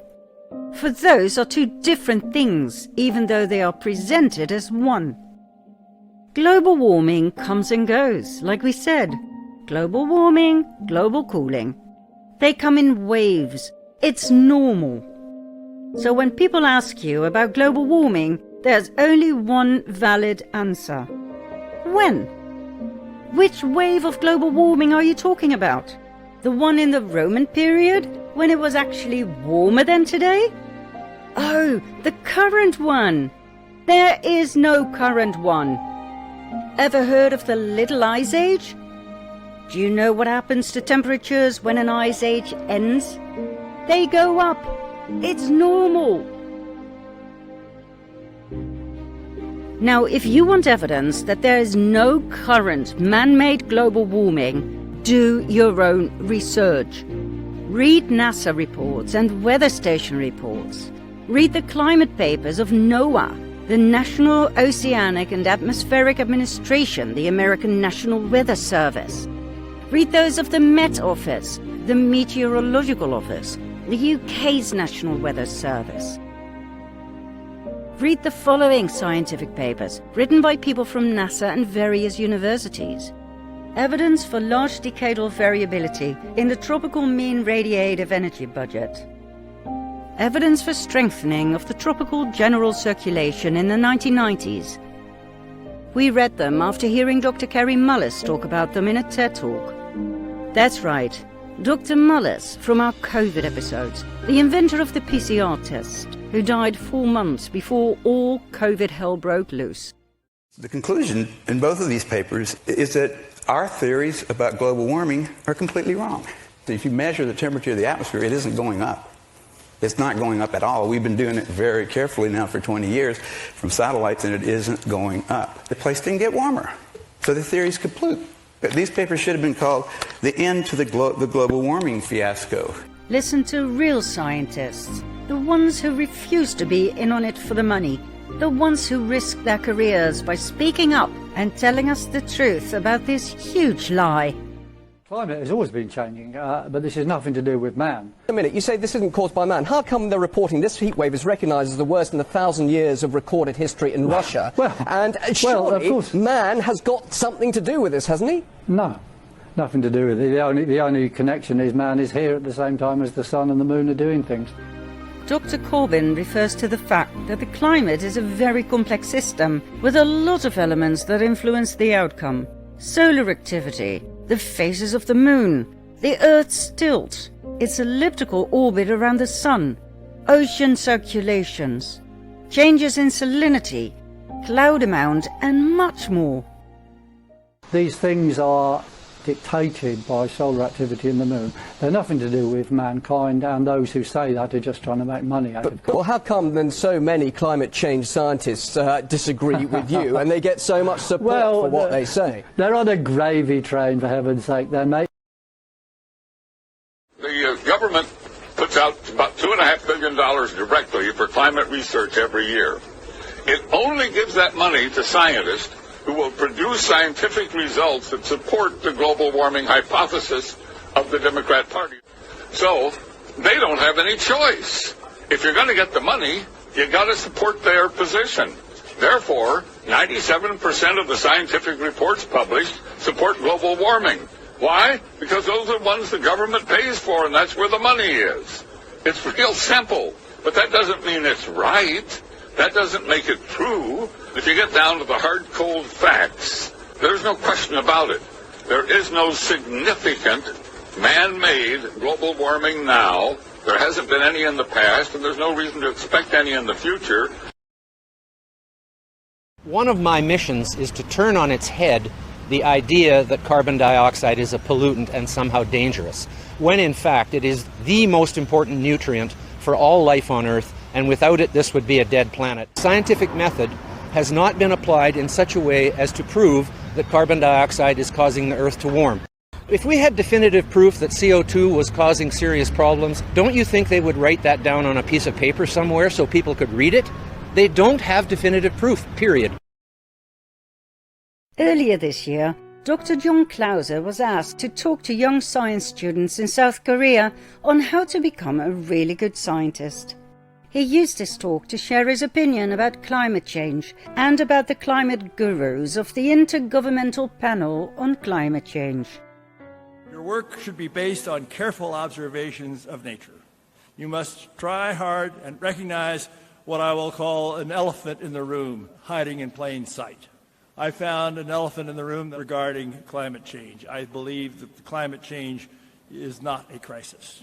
The current world is literally awash, saturated with pseudoscience, with bad science, with scientific misinformation and disinformation for opportunistic purposes. Because, in my opinion, the IPCC is one of the worst sources of dangerous misinformation.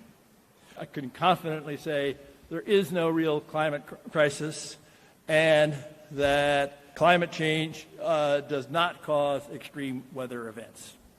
Thank you. When John Kerry presented his so-called evidence that the Earth's temperatures and the CO2 levels in the atmosphere showed identical graphs, he was lying through his teeth. When there is more carbon dioxide, the temperature gets warmer. What he didn't tell you is that temperatures rise and fall first. CO2 levels follow. The climate crisis bashers want you to believe it's the other way round. That CO2 levels go up first, and that temperatures go up immediately as a result. You don't believe us?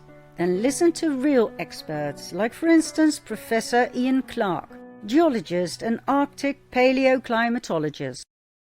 Here we're looking at the ice core record from Vostok, and in the red we see temperature going up from early time to later time at a very key interval when we came out of a glaciation.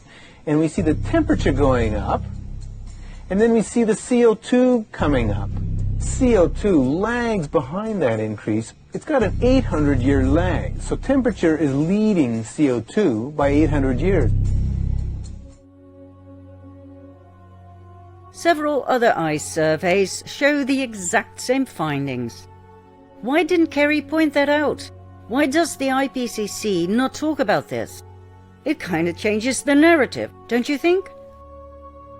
The amount of CO2 produced by humans is only a fraction of that produced by nature.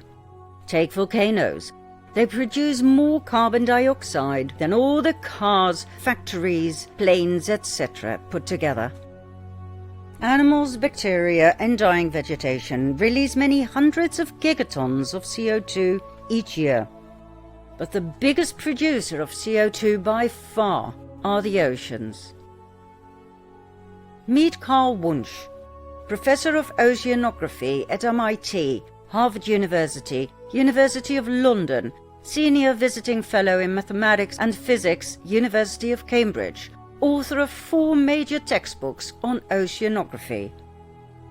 The ocean is the major reservoir into which carbon dioxide goes when it comes out of the atmosphere, or from which it is re-emitted to the atmosphere. If you heat the surface of the ocean, it tends to emit carbon dioxide. So similarly, if you cool the ocean surface, the ocean can dissolve more carbon dioxide. The warmer the oceans, the more CO2 they release. The cooler the oceans, the more CO2 they absorb. So, back to the time lag of 800 years between changes in temperature and changes in CO2 levels. Where does that time lag come from? Oceans are massive. They are so massive it literally takes hundreds of years for them to warm up or cool down. If somebody says, oh, I'm seeing changes in the North Atlantic, this must mean that the climate system is changing. It may only mean that something happened in a remote part of the ocean decades or hundreds of years ago, whose effects are now beginning to show up in the North Atlantic. In the past 120 years, temperatures have risen just over half a degree Celsius. But most of their rise occurred before 1940. Since that time, the temperature has fallen for 4 decades and risen for 3 decades. Looking at Earth's long climate history, there is no evidence whatsoever that carbon dioxide has ever determined global temperatures. Not ever. Period.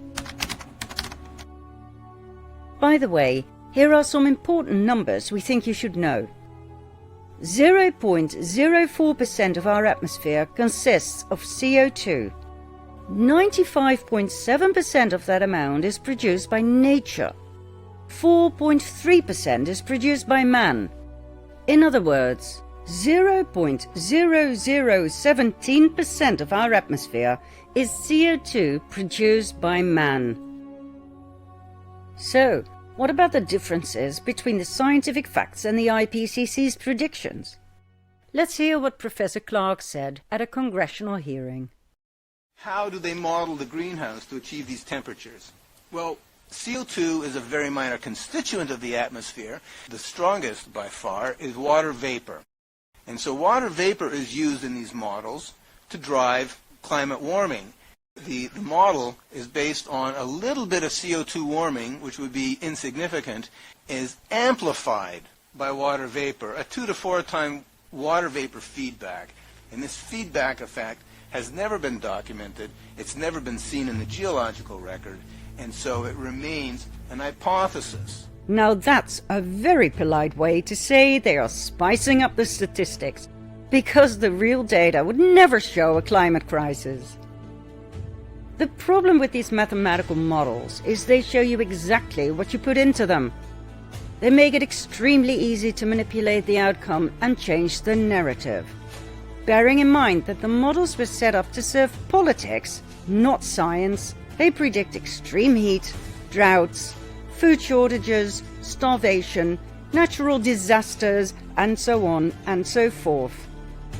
They now even show preposterous headlines that the planet has entered an era of boiling. This is insane, as none of the scientific data even remotely points in that direction.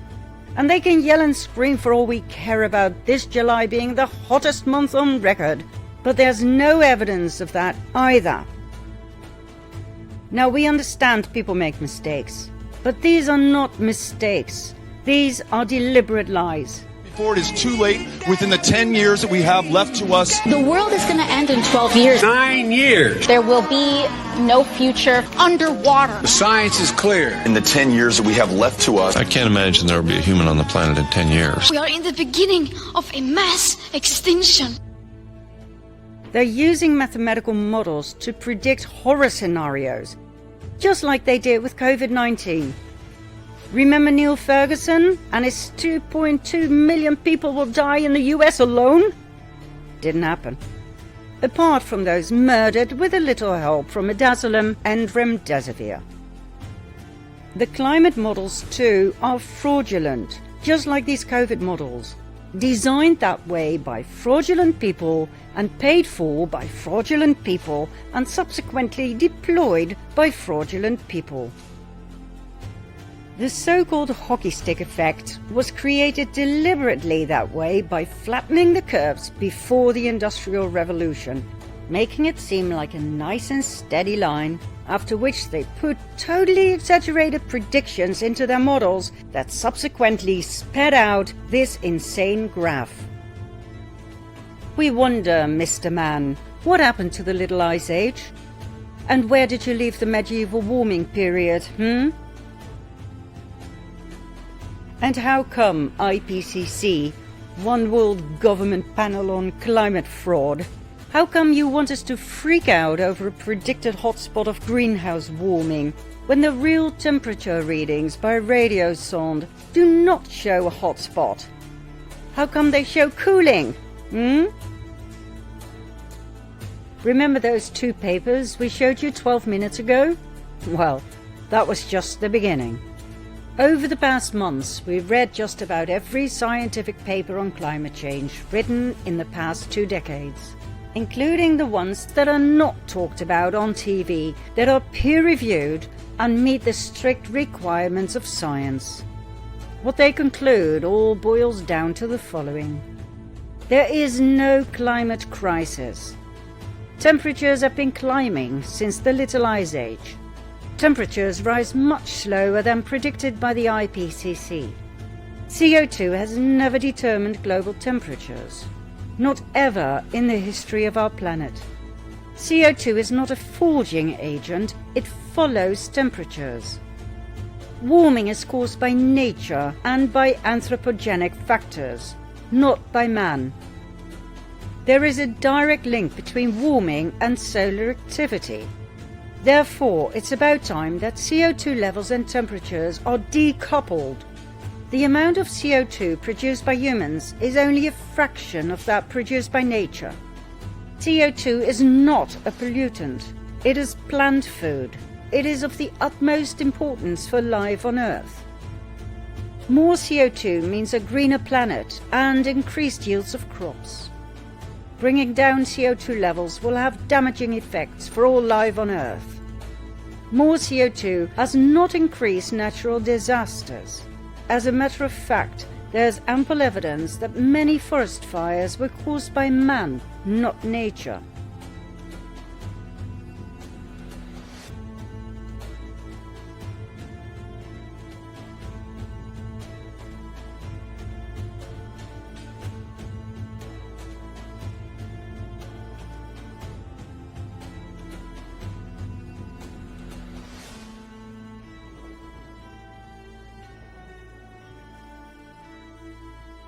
Crooked politicians using crooked models to blame everything on global warming and climate change. Oh, and by the way, cold weather kills more people than warm weather. Thousands of scientists from around the world are now stepping forward and speaking up about this huge political fraud, this scam called the climate crisis. They have formed coalitions trying to reach as many people as possible, trying to prevent yet another useless and devastating global lockdown. Clintel is one of them, the Global Climate Intelligence Group. Clintel has released a World Climate Declaration signed by 1,500 scientists and professionals. The title of this declaration speaks for itself. There is no climate emergency. A global network of over 1,500 scientists and professionals has prepared this urgent message. Climate science should be less political, while climate policy should be more scientific. Scientists should openly address uncertainties and exaggerations in their predictions of global warming, while politicians should dispassionately count the real costs as well as the imagined benefits of their policy measures. 1,500 scientists and professionals who know what they're talking about and who refuse to be bribed or bullied into silence. Let's leave it to Dan Peña to say it as it is. In 2009, Mr. Peña and his wife were in a research facility in Antarctica.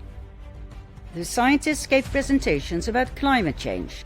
They had drilled thousands of ice cores by which they can tell you the temperatures at any given time, and had brought about a dozen to this presentation.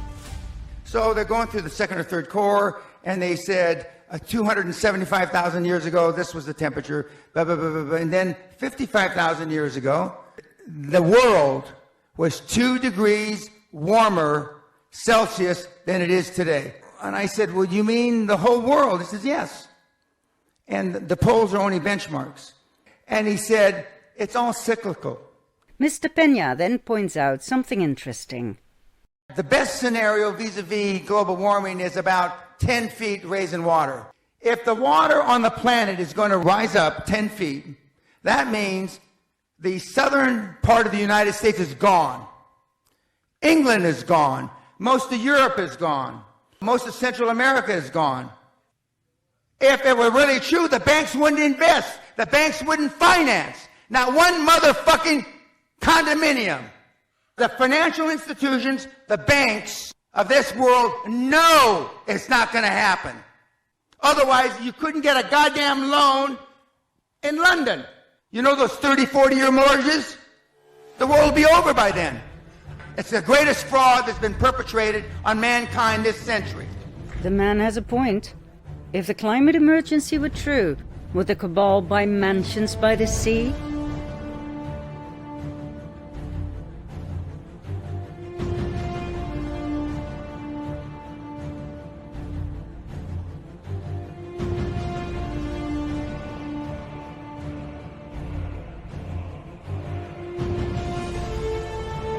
You were lied to all along, and the mainstream media was, as always, in on it. They've already announced in our office that once the public will be open to it, we're going to start focusing mainly on climate, like global warming, and like that's going to be our next focus. Like our focus was to get Trump out of office, right? So our next thing is going to be for climate change awareness. What does that look like? I have a feeling it's just going to be like constantly showing videos of like decline in ice and weather warming up and like the effects it's having on the economy and really talking Who's this about science guy? the head of the network. Zucker? Zucker, yeah. So that's like the next pandemic-like story like that will beat to death. So, climate change overload. Be prepared, it's coming. They lied about temperatures in general. They manipulated people by using new colors, red and orange.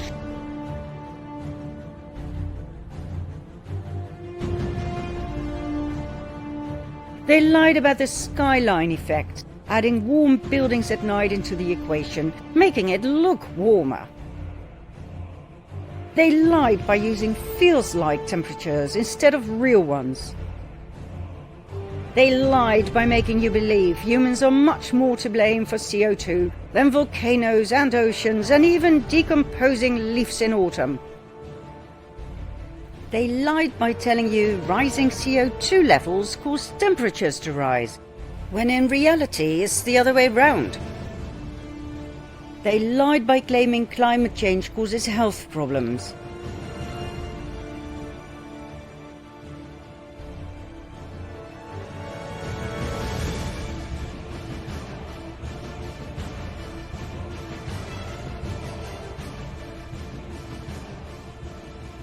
They lied using fraudulent climate models.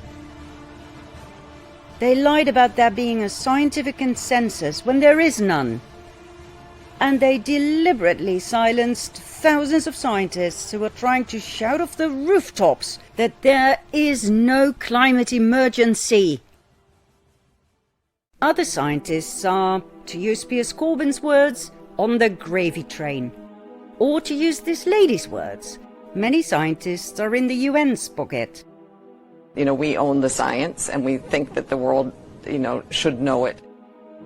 Glad to hear some Cabal puppets are honest people. She adds that the UN also controls social media and that they're doing their utmost best to remove disinformation about the climate at all times. We partnered with Google, for example. If you Google climate change, you will, at the top of your search, you will get all kinds of UN resources. We started this partnership when we were shocked to see that when we Googled climate change, we were getting incredibly distorted information right at the top.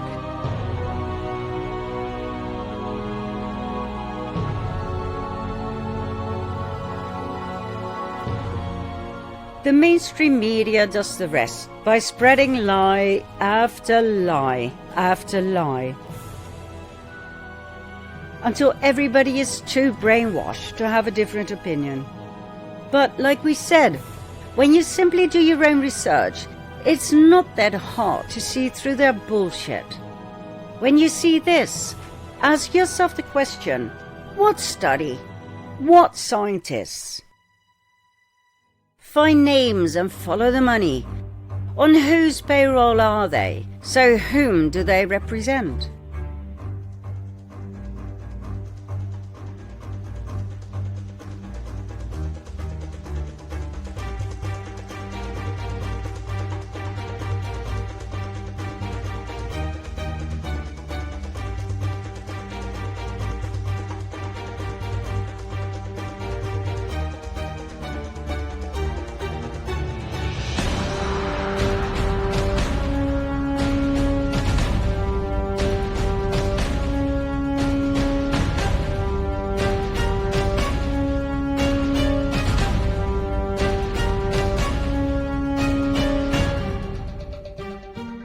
Ask yourself, why is it not allowed to have a different opinion?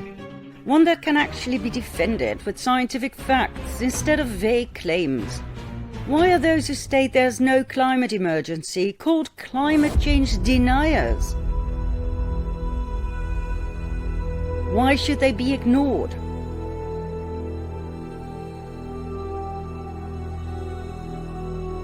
Why are they ridiculed, ousted by their peers?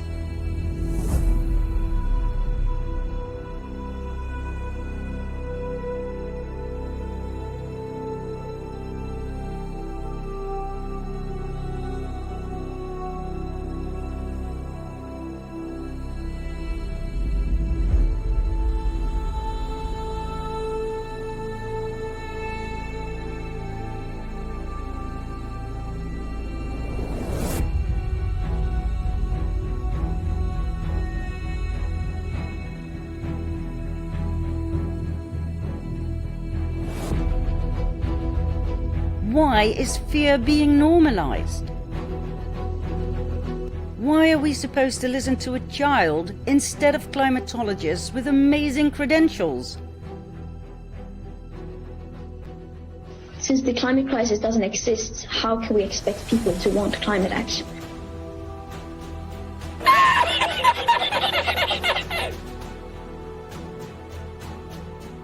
Once you see through the bullshit, it almost becomes entertaining.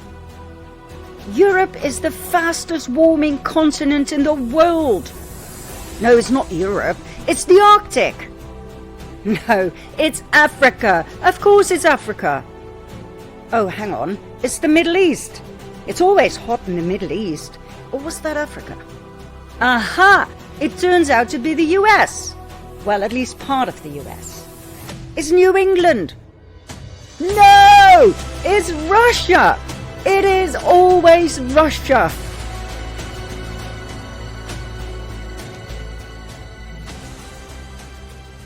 The entire climate hysteria is a fraud. Just like the COVID fraud, the Russian collusion fraud, and all the other frauds. They are there for only one reason: to keep you scared and thus oppressed. Why?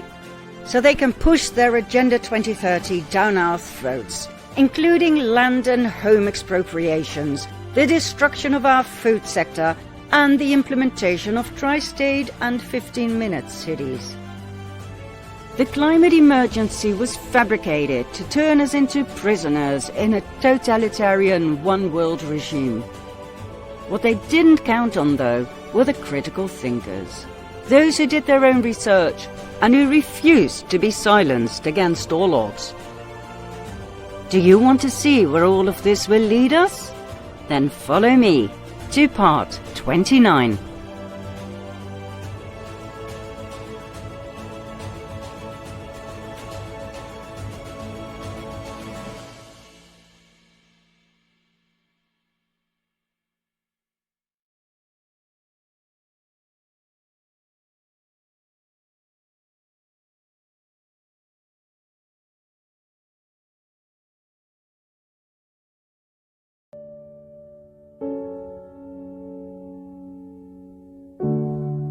As we enter the year 2025, everything has changed. In just a few years' time, the world has become familiar with terms such as deep state, cabal, swamp, information warfare, and mis- and disinformation. People started to see that their governments were just puppets of something bigger, something beyond their comprehension, something dark and sinister. People started to doubt the good intentions of their governments as they saw how worldwide agendas, such as Agenda 21 and Agenda 2030, were rolled out, annihilating the farmers of the world, replacing real food with fake food. They saw how all kinds of technologies were forced upon them, annihilating any sense of privacy. Money was taken away, replaced with digital currency and digital IDs. Because of all of this and more, people started to wake up and see what a dystopian future our leaders had planned for us. The documentary series The Fall of the Cabal and the sequel to The Fall of the Cabal were made by Janet Ossebaard and me. We made them out of concern for humanity and to expose to the world where the cabal is leading us. Millions and millions of people worldwide watched the series. In the end, it's these people who made the world ready to truly wake up, to claim its sovereignty and choose another path to the future. But that path is yet to be taken. Right now, we are in a transition period, a period in between timelines. We still need to understand the real core, the roots of the cabal. Because only when we really go to the bottom of the rabbit hole will we understand the full picture. And with that knowledge, we can leave the old structures behind. We can then focus on a new world, a new system, more evolved, truly equal and transparent, with respect for individual rights and privacies. Welcome to the conclusion to the fall of the Cabal, where we will discover the true nature of the Cabal, how it is embedded in every aspect of society, and thus the immensity of the work that has to be done in the coming years to really drain the swamp. Let's start with unraveling the identity of the Cabal. We will look at it systematically, step by step, in a simple and comprehensive way. As you know, a pyramid has 3 sides, 3 points. The pyramid of the Cabal is no different. With the all-seeing eye in the middle, the Cabal dominates or rules us with 3 nails of power: finance, military, and religion. And believe it or not, these nails are located in the world's most powerful places as independent entities: the City of London, Washington, D.C., and Vatican City. All 3 are completely independent from their respective countries, untouchable, unimaginably powerful. They all have an obelisk in the center of their state, given to them by the Freemasonry. Let's start with the City of London, shall we? Established a few years after the Roman invasion in 50 AD on the north bank of the River Thames, it's obviously a continuation of the Roman Empire. From its early years, it has had its own mayor and governing body, called the City of London Corporation. The city covers an area of 1.1 square miles, and it is at the heart of Greater London. The corporation that rules the city is unique in its kind. It's apolitical. It has its own police force and its own courts: the Central Criminal Court, also known as the Old Bailey, and the Mayor's and City of London Court.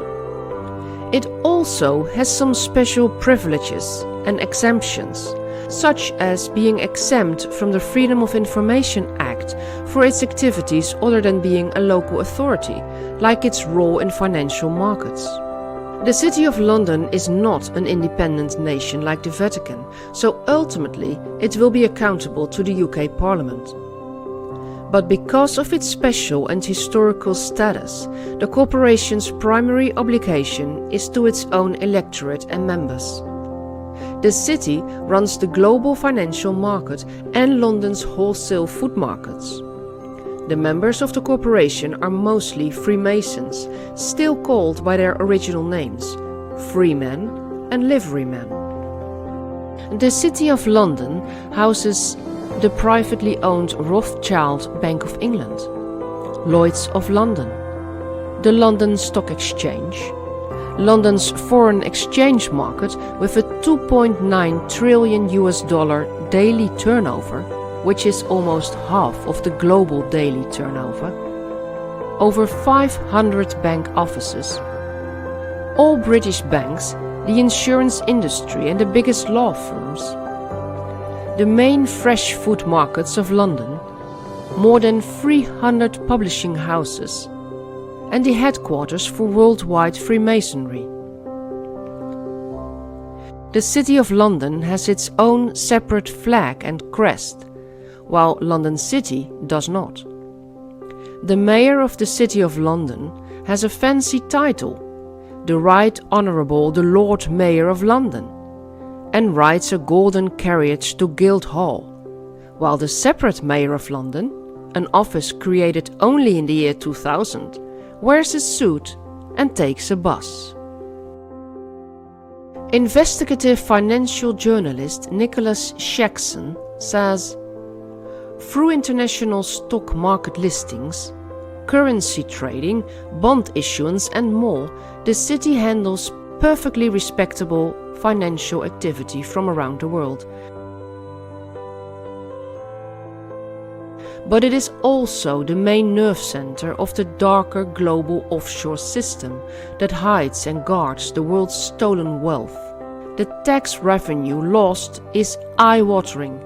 Corporations use tax havens to escape paying an estimated $245 billion to $600 billion a year. But tax is only part of the story. The global game of deceit played for decades by the wealthy and their functionaries in the city has eroded the rule of law. Unaccountable and often untraceable, the system ensures that prosperity remains the preserve of the few. Let's have a closer look at how some supranational banks rule us. Have you ever heard of the Bank for International Settlements? Well, you should. The Bank for International Settlements was founded in 1930 in Basel, Switzerland, to assist Germany with the payment of reparations after World War I. As part of the Treaty of Versailles in 1919, the defeated countries of World War I were obliged to pay 132 billion gold marks as punishing reparations to the Allied powers. As soon as Hitler came to power, he cancelled the payments completely, which should have led to the dismantling of the BIS. But instead it received a new status, to become the central bank for the national central banks. As central bank for all the national central banks, it's free from all political interference, meaning it's a private bank, independent, untouchable, without any tax obligations, nor obligations to give access to documents, financial reports or anything. It remains completely free of oversight. The BIS and all its employees are untouchable, unaccountable, above any law. Its decrees are binding for national central banks, like decrees forbidding to lend low-cost money to governments.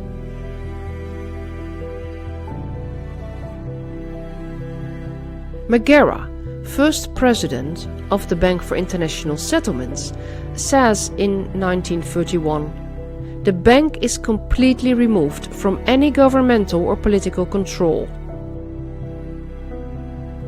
How can this be legal? The Bank for International Settlements drew up a set of international banking recommendations called the Basel Framework.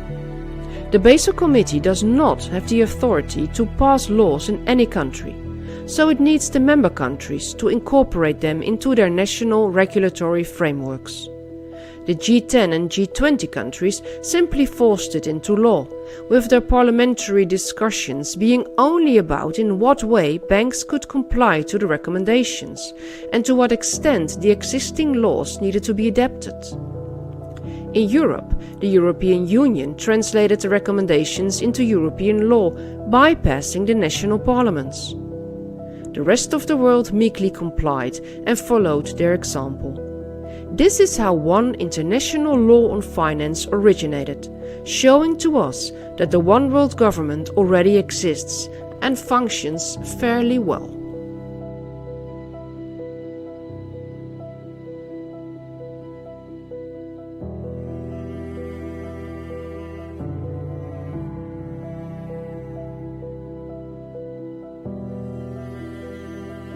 Another world war, and we have the birth of two other international banks. It must be a coincidence, but in the end days of World War II, in July 1944, the United Nations Monetary and Financial Conference was held in Bretton Woods, UK, to agree upon a series of new rules for the post-World War II international monetary system. When a year later the United Nations was founded, the International Monetary Fund and the World Bank were placed under its directive as its major financial agencies. The IMF's and World Bank's goal is mainly to be the global lender of last resort to national governments, which gives them unprecedented power over countries in need. The IMF supervises the monetary policies of all countries. It has the right to interfere and give directives to a country. Once a country accepts the IMF's assistance, it is obliged to fulfill the IMF's structural adjustment programs, which, to say it bluntly, tend to erode the national economy. The list of scandals and incidents is endless.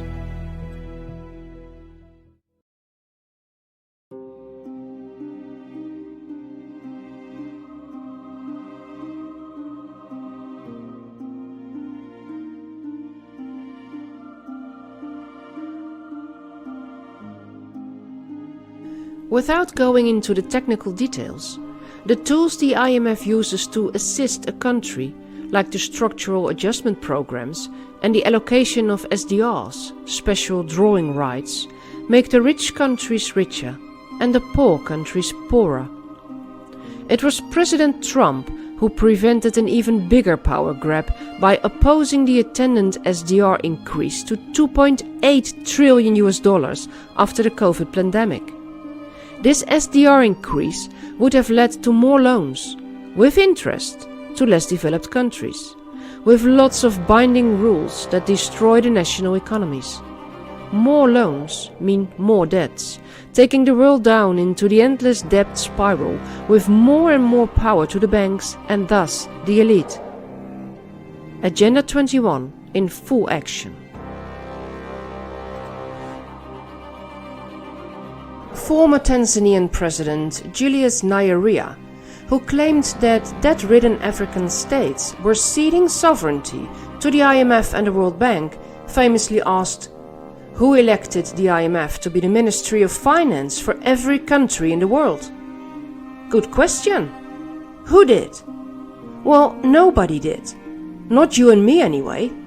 So how do these institutions get so much power worldwide? To find an answer to that question, we will have to go to the puppet masters. This is the pyramid of power that shows us who is in charge of the world. Almost entirely at the top, you see the Council of 13. These are the 13 Illuminati bloodline families. They rule the world as if we are mere slaves and they are the masters. Their tentacles reach deep into every aspect of life. Directly underneath the Council of the 13 bloodline families, you'll find a Committee of 300. What do we know about this committee? It was founded in the 17th century as the Committee of 300 of the British East India Trading Company by the British royal family. They used this company for their opium trade with China. In 1727, the British East India Trading Company continued as the Committee of 300 as we know it right now. The Committee of 300 works as the engine behind the New World Order. It controls the global bank cartel that we've just seen, all major corporations and secret societies. 300 men who all know each other direct the economic destinies of the continent, and they look for successors among their friends and relations. Walter Rathenau, 1909. The Committee of 300 is the leading organization behind the Club of Rome, the United Nations, NATO, the Trilateral Commission, the Council on Foreign Relations, Tavistock Institute, the Bilderberg Group, and so forth and so on. Its members are representatives of the 13 bloodlines, the European royal families and black nobility, added with some powerful commoners, as they used to call people outside the bloodlines, the CEOs of the world's largest companies. The head of the committee has always been the King or Queen of England. According to H.G. Wells, a former member of the Committee of 300, the committee's goal is a totalitarian one-world government. Former British MI6 intelligence officer Dr. John Coleman describes 21 goals of the Committee of 300. One world, one government, one currency, one church, one religion.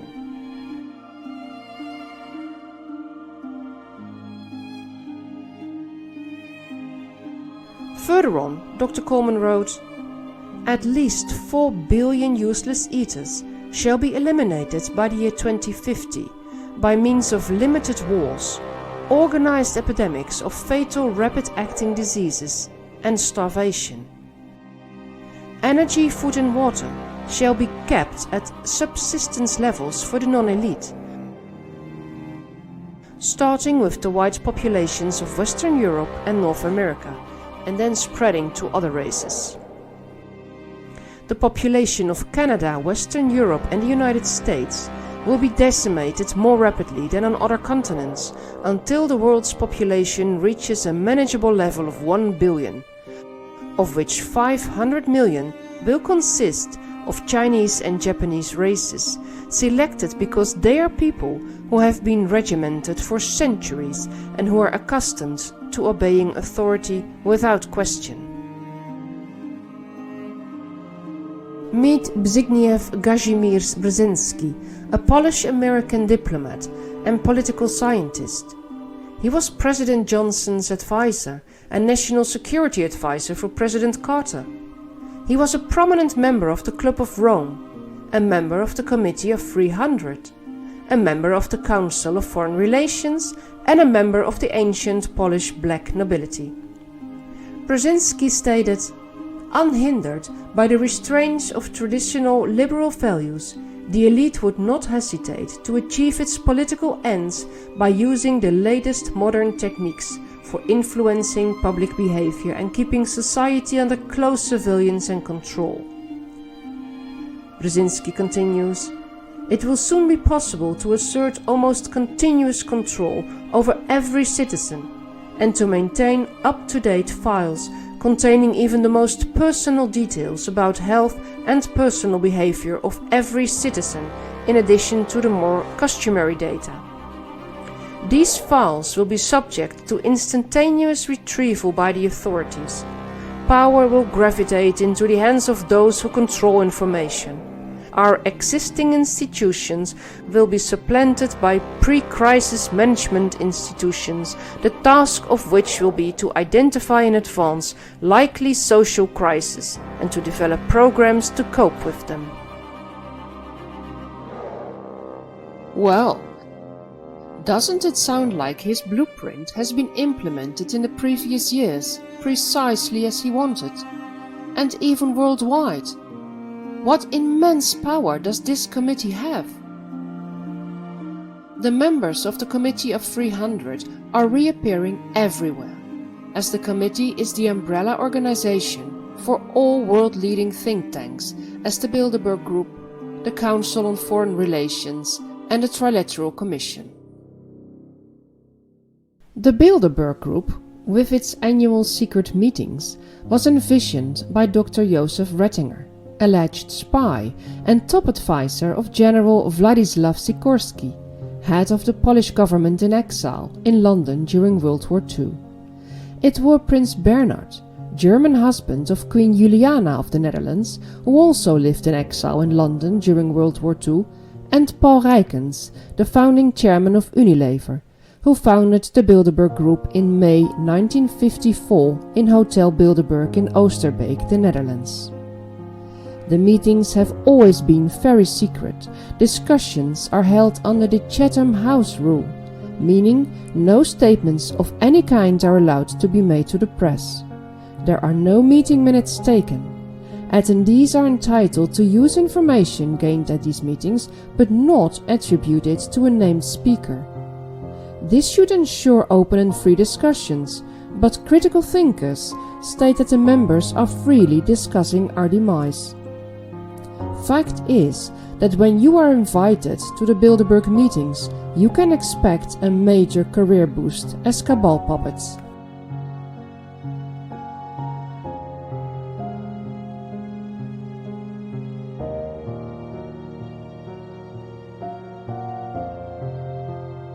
The Council on Foreign Relations is a spin-off from the Institute of International Affairs, an Anglo-American intelligence organization formed after the World War I peace treaty in Versailles in 1919.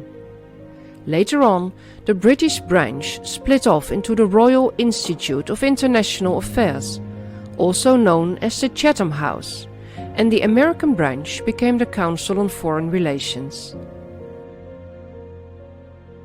The goal of the Council is to inform the government about international political affairs, a fancy term for spying. Its members include senior politicians, secretaries of state, CIA directors, bankers, lawyers, professors, corporate directors, CEOs and prominent media figures. The Council is heavily financially supported by the Ford Foundation and Rockefeller Foundation, with David Rockefeller even becoming director of the CFR in 1949. The Council's main reports are about threats of wars and peace. The Council on Foreign Relations is an NGO, a non-governmental organization. The Trilateral Commission was founded in 1973 by David Rockefeller and Henry Kissinger. It entails the cooperation between North America, Europe and Asia Pacific. The Trilateral Commission, also an NGO, represents influential commercial and political interests, a high-rank lobby group so to speak. The members and former members include leading figures in politics, intelligence, business, media and academia. This is the deep state, ruling the world, free from any democratic interference. A report from the Trilateral Commission in 1975 stated, "The vulnerability of democratic government in the US comes not primarily from external threats, though such threats are real. Not from internal subversion from the left or right, although both possibilities could exist, but rather from internal dynamics of democracy itself in a highly educated, mobilized and participant society." Noam Chomsky says about the Trilateral Commission, "They felt free to let their hair down and to talk openly about the need for an increasingly active and defiant public to be reduced back to its proper state of apathy and obedience, lest it continue to use democratic means to deprive them of their power." In his 1980 book, With No Apologies, Republican Senator Barry Goldwater suggested that the discussion group was a skillful, coordinated effort to seize control and consolidate the four centers of power, political, monetary, intellectual and spiritual, in the creation of a worldwide economic power superior to the political governments of the nation-states involved. The fact that these committees, commissions, groups, think tanks and more are membered by the elites of this world tell us a lot about their goals. This is the deep state, the unseen one-world government. They are unelected, free from any electoral or democratic process and untouchable within their NGOs. They are ministers and presidents of countries, CEOs of banks, media and NGOs. They are lawyers, professors and intelligence officers. Their decrees and treaties, brought into the world by organizations as the UN, WHO and NATO, overrule constitutions no matter what. We've seen it happen over and over again in the last couple of years. Is there more to know about the identity of the Cabal? What about Washington, D.C. and the Vatican? How do they contribute to the one world government? Let's investigate it further in part 2 of this conclusion to the fall of the Cabal.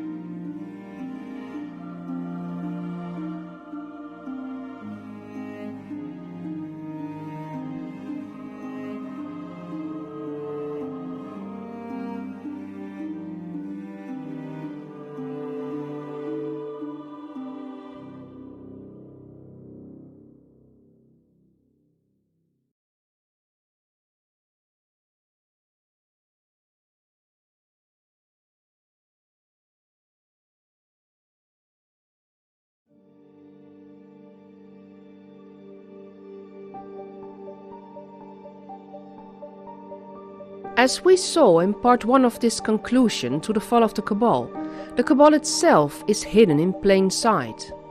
As CEOs and members of NGOs, think tanks and advisory committees and councils, the Cabal acts as a gigantic spider in an impenetrable web. Untouchable, unaccountable and invisible, it controls the governments and institutions of the world, dictating us towards a one-world government without us even noticing it. But the good news is that as soon as someone points it out to you and you start to open your eyes, there is no way you can ignore it again. Once you see it, you cannot unsee it anymore. Now that you know about the Bilderberg Group, the Council on Foreign Relations, the Trilateral Commission and the Commission of 300, do you know all there is to know about the identity of the Cabal? Oh no, there is so much more to tell. We have only covered one nail of the 3 nails of power, remember? So let's not waste any more time and discover with me the second nail of power, Washington DC and the military-industrial complex. To find a connection between Washington DC, the City of London and Vatican City, we have to go way back in time. Britain 1606. King James I gives permission to the Virginia Company of London to colonize the eastern coast of America as an enterprise. We are talking about a trading company, not a country or city. The Virginia Company coat of arms shows us its connection to Templars and secret societies. In 1610, the second charter of King James I expanded the area of the enterprise from sea to sea. This is the basis of the maritime law, a presence and functionality that is still displayed by the gold fringe flag in US courtrooms, government buildings and military institutions. The America enterprise is governed by the royal family in London and later by a governor representing the British royal family. America of 1610 is a British company, trading mostly in tobacco. 1776 is a very important year for America. The nation gained its independence on July 4, 1776, still heavily celebrated throughout the entire country to this day. Did you know that only a few months prior to the Declaration of Independence, the German Adam Weishaupt founded the Illuminati Order in Bavaria, Germany? In part 2 of the sequel to the fall of the Cabal, we explained why this is so important for the entire world. Freemasonry went underground in Europe, but flourished in the New World. Freemasonry and the secret societies are the primary link between the free city-states of the world. One of the founding fathers of the United States, George Washington, was a Freemason from the age of 20 in 1752. He became Master Mason within his first year and Grand Master of the Grand Lodge of Virginia in 1777. On September 18, 1793, President George Washington, dressed in his Masonic apron and in a very public Masonic ceremony, placed the cornerstone of the United States Capitol. The Masonic Brethren assembled in grand procession, formed specifically for that occasion as representative of Freemasons' newfound place of honor in an independent American society. At that historic occasion of the laying of the new Republic's foundations, Freemasons assumed the mantles High Priest of that first temple dedicated to the sovereignty of the people, and they helped form the symbolic foundations of what the Great Seal called the New Order for the Ages. The fact that the new United States of America was founded by the Freemasonry might be accepted by most Americans, but for the rest of the world it is shocking. The revolutionary ideals established in the Bill of Rights and the Declaration of Independence had been born over a century earlier, in lodges of the 17th and 18th centuries, where men gathered as equals to share philosophies, and governed themselves by a constitution, and elected their own leaders from among their own members. Another example of the Masonic origins of the United States is again in plain sight: the Great Seal shown on every US dollar bill. It contains multiple Masonic symbols, amongst others the all-seeing eye. E.R. Capt, in his booklet Our Great Seal, says, "The Great Seal given to our country, after years of laborious heraldic and symbolic study, reveals our true national origin and destiny." With this knowledge in mind, we can better understand the next developments in time. Let's focus on Washington, D.C., our epicenter for the military-industrial complex. Established in 1790 by the US Congress, Washington, D.C. was created as a separate entity through the passage of the Residence Act. It was named after the first President of the United States, George Washington, and serves as the permanent capital of the United States. Currently, it covers an area of 68 square miles and houses the headquarters of many federal agencies and departments. Washington, D.C. has its own flag, based on the family coat of arms of George Washington, still visible on the 16th century Sulgrave Manor in the United Kingdom, from where the Washington family originates. It will not come as a big surprise anymore that the gigantic 555-foot tall obelisk, known as the Washington Monument, was given and financed in 1848 by 250 Masonic lodges. Despite their contributions, the National Monument Society ran out of funds and Congress had to finish the job. When visiting the monument, one can still see the 22 Masonic memorial stones, contributed by 14 Grand Lodges and 8 individual lodges.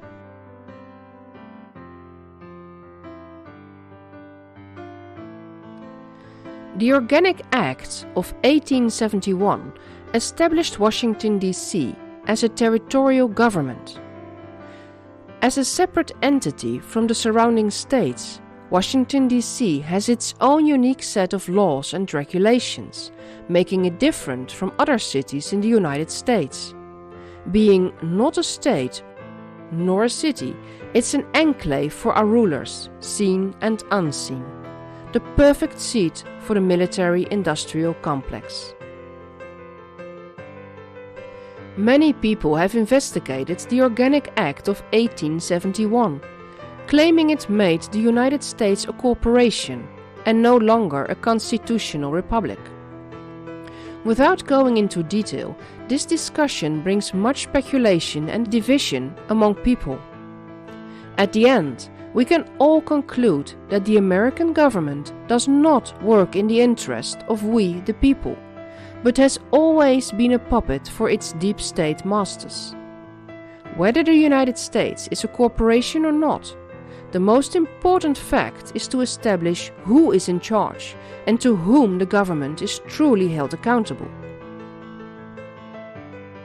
When we focus on the initial creation of the District of Columbia as a separate entity, corporation or not, we see that it enabled a cartel of elites with a physical location to collect and conduct covert militaristic operations, camouflaged by the shadows of self-empowered bureaucracies.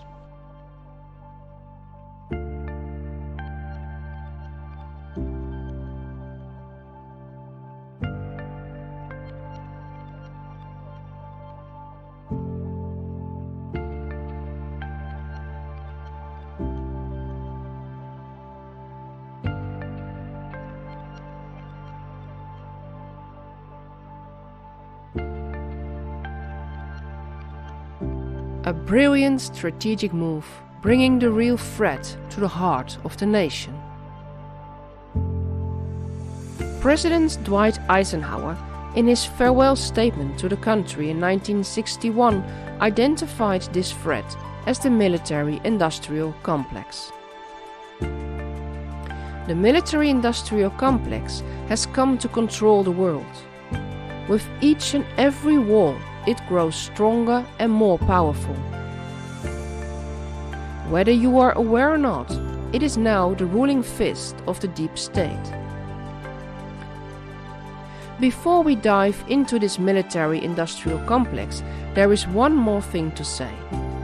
Whatever title we give to the real rulers of this world, it all goes back to ancient times.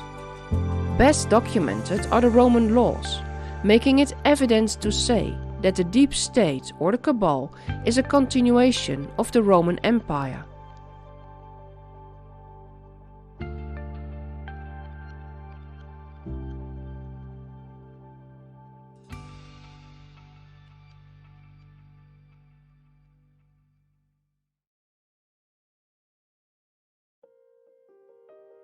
As the visible Roman Empire collapsed, the true rulers of the empire continued underground, just like the Templars and the Illuminati. A new name, but still the same principles, the same group, the same interests. So, the United States, functioning as a corporation, with a president at its top, accountable for its deeds to its shareholders, isn't such a strange idea after all, is it?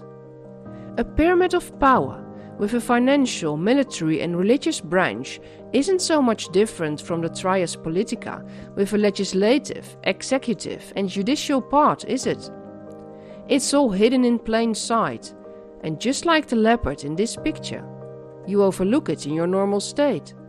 But once you see it, it cannot be undone. When talking about a military-industrial complex in Washington, D.C., one immediately thinks about the Pentagon. Being the largest office building in the world, built during World War II, it is the headquarters of the US Department of Defense. The shape of the building is interesting. While official sources tell us the shape was adapted to the Pentagon-like shape of the appointed building grounds, the meaning of the Pentagon in geometry says it all. A pentagon is a world view, saying, "We are alone," and "There is no God." The fact pentagons cannot tile suggests those who hold this worldview have an inability to live in harmony. The way of peace they do not know. This worldview or philosophy is a religion. It despises authority, practices lawlessness, and leads to anarchy. The pentagonal philosophy is a life alone, a life without God, without family, without community. It's completely self-centered and self-absorbed. The fool says in his heart, "There is no God." They are corrupt, their deeds are vile, there is no one who does good.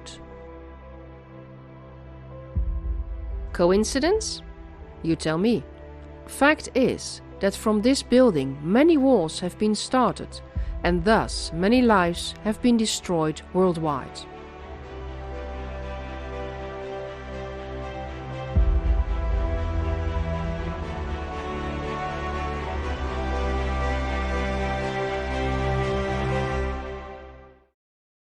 Some facts. The United States spends more on the military than any other country. In 2023, military spending by the US made up almost 40% of the total military spending worldwide. Military spending in the US increased by 62% between 1980 and 2023, being 13% of the 2023 $6 trillion federal budget. The US Congress has approved $175 billion in total assistance for Ukraine since Russia's invasion of Ukraine nearly 3 years ago. Washington has separately provided more than $66 billion in security assistance to Kiev since the start of the war, according to the Pentagon. Treasury Secretary Janet Yellen says, Ukraine's success is in America's core national interest. Incomplete statistics show that from the end of World War II up till now, more than 80% of all wars worldwide were initiated by the United States.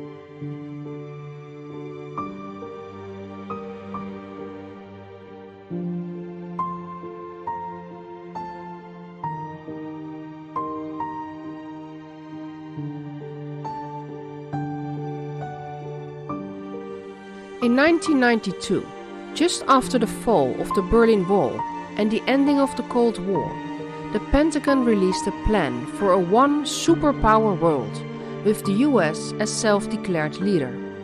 No rival superpower is allowed to emerge. Of course, a new committee saw the day of light to achieve this goal. Meet the PNUC, the Project for the New American Century, founded in 1997. An NGO, promoting America's worldwide leadership. American leadership is good both for America and for the world. All 25 members of the PNAC had positions in the Bush administration. The PNAC wanted America to be the leading force in the world. Full spectrum dominance incorporates land, sea and air, but also space and cyberspace. The process of transformation, even if it brings revolutionary change, is likely to be a long one, absent some catastrophic and catalyzing event, like a new Pearl Harbor.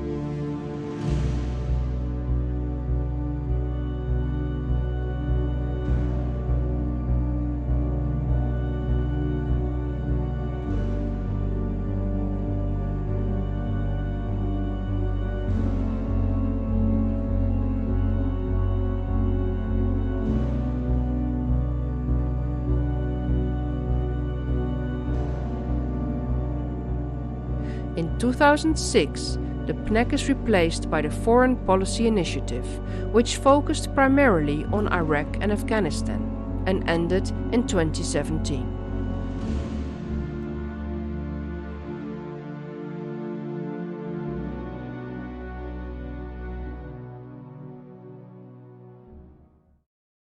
Worldwide, the military-industrial complex has the same modus operandi, a term used in criminal profiling and also accurate in this case.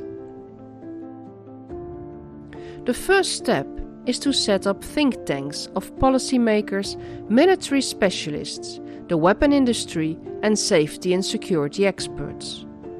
Together they identify safety problems and present their military solutions to the governments.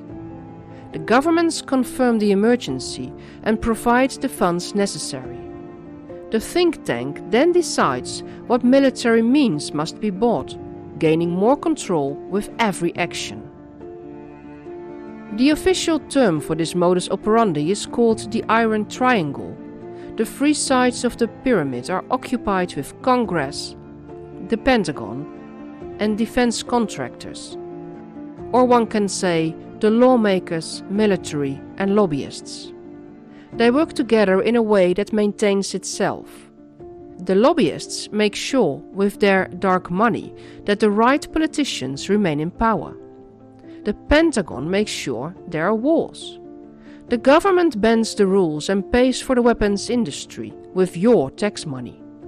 The defense contractors supply the weapons, selling them to the military. With this double money from the government and later the selling of the weapons, they have lots of funds to spend as dark money, influencing policymakers and elections. They all protect each other, which makes their power grow and grow. Let me give you 3 small examples. Example 1. How public health is identified as a security problem. The problem is defined. New viruses spread quickly throughout the continents. The solution will be to have more control over people's movements. The result is militarization of public health.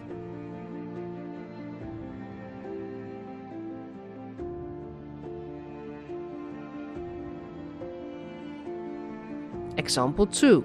How free internet and free speech are identified as a security problem. The problem is defined. Free accessible internet can be a threat to national security in the form of misinformation and cyber attacks.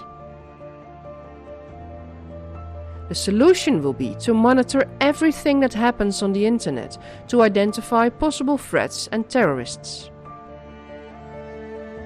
The result is legal spying on civilians, more government control and labeling.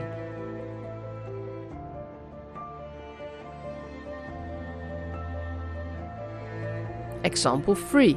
How a humanitarian problem is identified as a security problem. The problem is defined. Refugees can be a potential threat to national security. The solution will be to militarize the borders and refugee camps.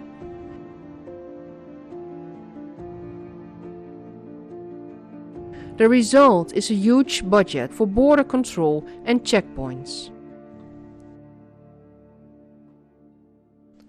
The necessary budgets are provided by the governments and therefore by us, the taxpayers.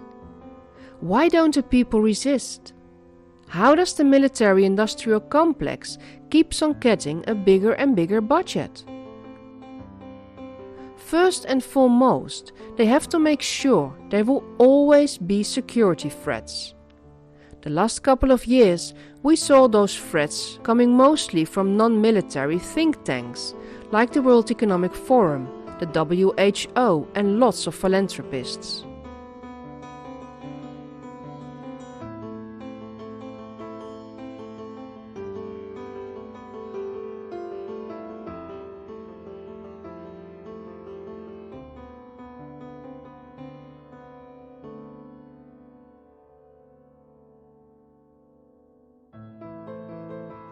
Secondly, they have to deploy the mainstream media to spread the narrative and thus the fear. They must always have the solution ready and on hand, so the fearful people will reach out to them for help. Finally, they complete the scheme by creating common enemies, new threat scenarios to keep the people afraid and submissive, and by repeating the same message. The only true solution will be a new world order.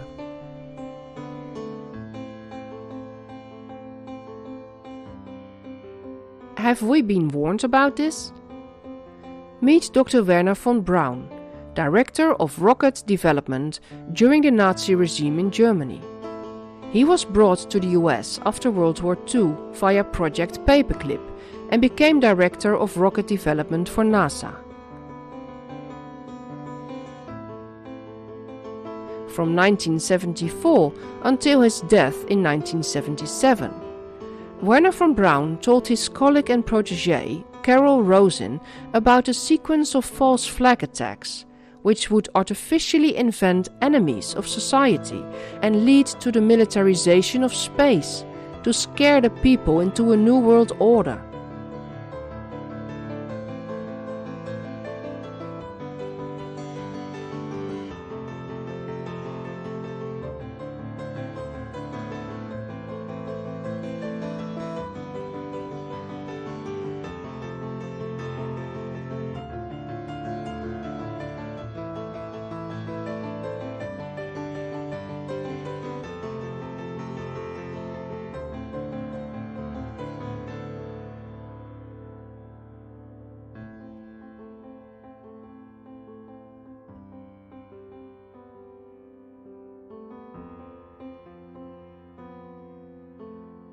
This is the sequence of enemies: communism,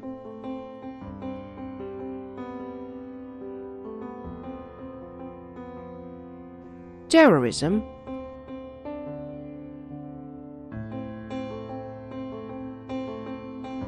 asteroid impacts,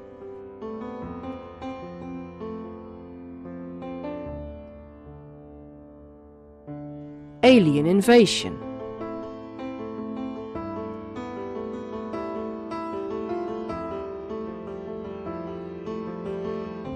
The ultimate solution to all these threats is of course a one-world military order. And praise to our leaders of the United Nations for their foresight in establishing NATO, the North Atlantic Treaty Organization, an intergovernmental military alliance between 32 member states. Established in the aftermath of World War II, the organization implements the North Atlantic Treaty, signed in Washington, D.C. on April 4, 1949. Currently, the combined militaries of all NATO members include around 3.5 million soldiers and personnel. From the very beginning, Russia has been called the greatest threat, the supreme aggressor to the entire free world. But look at how NATO has expanded its own territories, closer and closer to Russia. Just imagine how the US and Europe would react if Russia took territories close to them. Next to the NATO, there are many more military alliances throughout the world.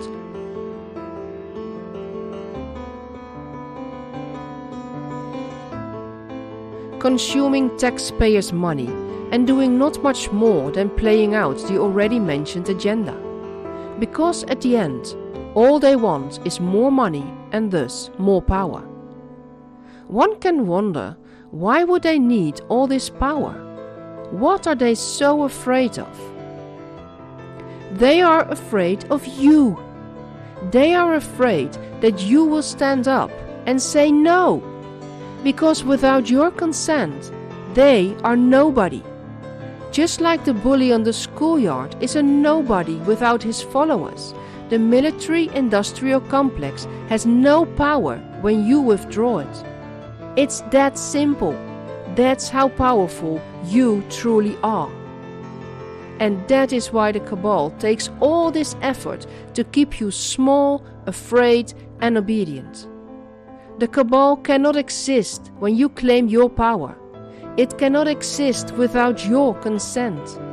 The Cabal knows you would choose love and healing in a truly open and free society.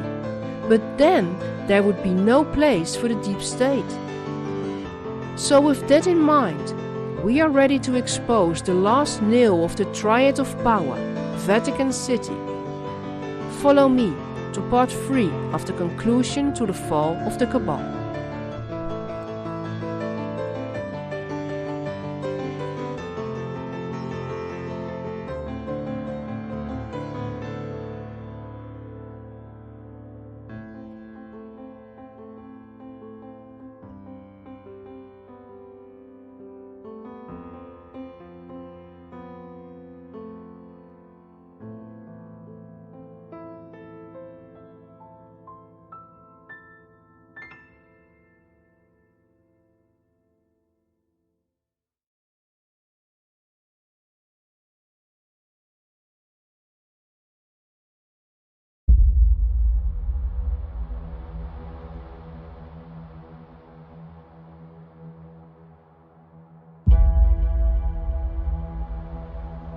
The identity of the Cabal is not easy to grasp. Always hidden behind a seemingly benign face, it really acts like a wolf in sheep's clothing. It seems to work in the world's interests, but is secretly gaining power to achieve that one precious goal, world dominance. It has not been easy to unravel or even grasp the reality of evil in our society. And now I'm even asking you to go a step further, to look at the role of the Cabal in our Western religion. Can you handle that? Are you open to the fact that everything you have been told was a lie? That you have to unlearn everything in order to progress in your life? What I am about to show you in this episode will be shocking. It will make an impact in your life for sure. If you don't want that, if you prefer the convenient lie over the inconvenient truth, then please stop here. No one will blame you for not being ready. You are responsible for your own sanity, for the information you take in. So only when you're ready, let's have a look at the third nail of power, religion. One cannot speak about religion and only cover one of the world's religions. But the focus of this episode is not about the world's religions, nor its contents. We are talking about the three nails of power of the Cabal, with Vatican City being one of them. Vatican City is a fully independent city-state. Just like the city of London, it lays in the heart of the capital, Rome in Italy. It is governed by the Holy See, and it's the world's smallest nation-state, with only 500 inhabitants on 110 acres. Vatican City has its own telephone and postal system, radio and television station, astronomical observatory and banking system, as well as a contingent of Swiss guards responsible for the personal safety of the Pope since 1506. Vatican City has embassies in 110 countries, and 84 countries have their embassy for the Holy See in Rome. When investigating the value of the Vatican, it gets really interesting. The bottom line is that its value is so astronomically high that we will never be able to establish it. The value of the Apostolic Palace, the Sistine Chapel, and St. Peter's Basilica is estimated at 10 to 15 billion US dollars. But that is only the real estate value. Add the interior golden architecture, tens of thousands of pieces of art, like the priceless resonance paintings, the sculptures and artifacts in more than 26 museums in the Vatican, and it becomes impossible to even imagine what the value could be. The value of the church-owned land throughout the world is another mystery.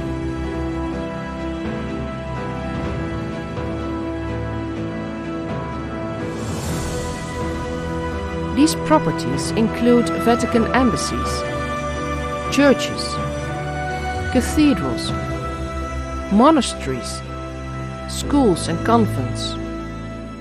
On top of that, the Vatican Apostolic Library contains, according to its own website, another priceless collection of over 180,000 manuscripts, 1.6 million printed books, over 300,000 coins and medallions, and thousands of drawings and engravings, many from pre-Christian and early Christian times.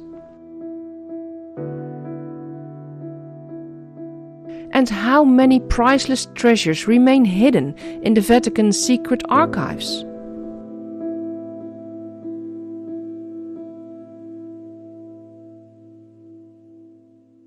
We can safely assume that Vatican City is the richest nation in the world. In his book God's Bankers, Gerald Posner explains why the Vatican created its own bank in 1942. By World War II, the Church had sizable investments and created the Vatican Bank in order to hide its financial dealings with the Nazis from the US and the UK. Further on, Posner writes that the Vatican received a substantial church tax from Hitler's Reich every year, amounting to 1.7 billion US dollars in today's money in 1943 alone. Over the decades, the Vatican Bank, officially called the Institute for Works of Religion, has been at the center of numerous scandals and accusations of mismanagement, money laundering, and fraud.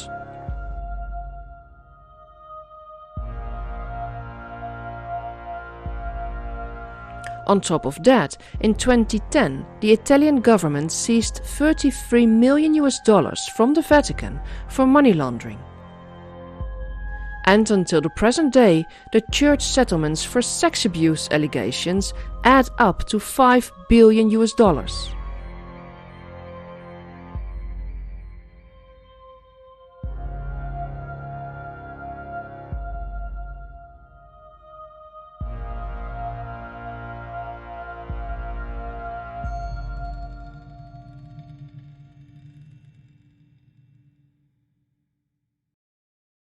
Money laundering, embezzlement, fraud, tax evasion, sex scandals. The list is endless. Aren't you amazed about this? As this is the institute that always preaches about sin and guilt. We are talking about one of the biggest religious institutions of the world, with 1.4 billion baptized members, more than 60% of all Christians, and almost 18% of the entire world population. How did the Vatican become the religious power center as it has been throughout the ages? To answer that question, we need to know what the Vatican's power is based upon. The Bible tells us in Matthew 16-18, "And I say also unto thee, that thou art Peter, and upon this rock I will build my church." We were taught that with this mission, Peter went to Rome and founded the Roman Catholic Church. Peter was the first bishop of Rome who occupied the papal throne for 25 years, 2 months and 3 days. Okay, if these are the facts, let's see if we can find any confirmation of that. What do we know about Peter? First of all, his name was not Peter, but Simon Bar Jonah. Peter was a title given to him by Jesus. The Bible and secular history give us a timeline of Peter's travels after Jesus died. His path looks like a wandering apostle spreading the word, not like a pope ruling for 25 years from the throne of his church.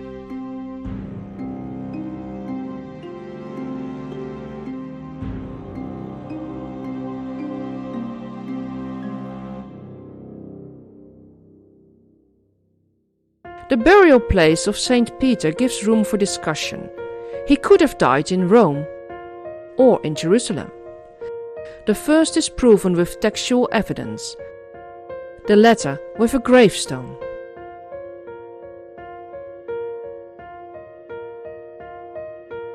Is there any archaeological evidence that Peter could have died in Rome? From the 2nd century onward, stories exist about Peter's Tropaion. A Tropaion is a specific monument erected to commemorate a victory over one's foes.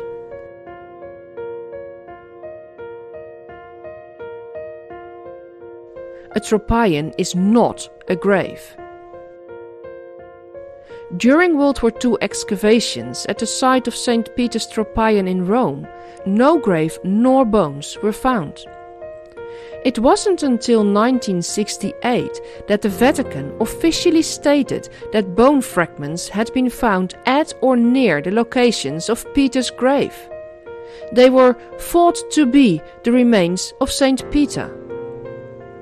In 2013, they were displayed to the believers for the first time, only to be given away to the Church of Constantinople in 2019.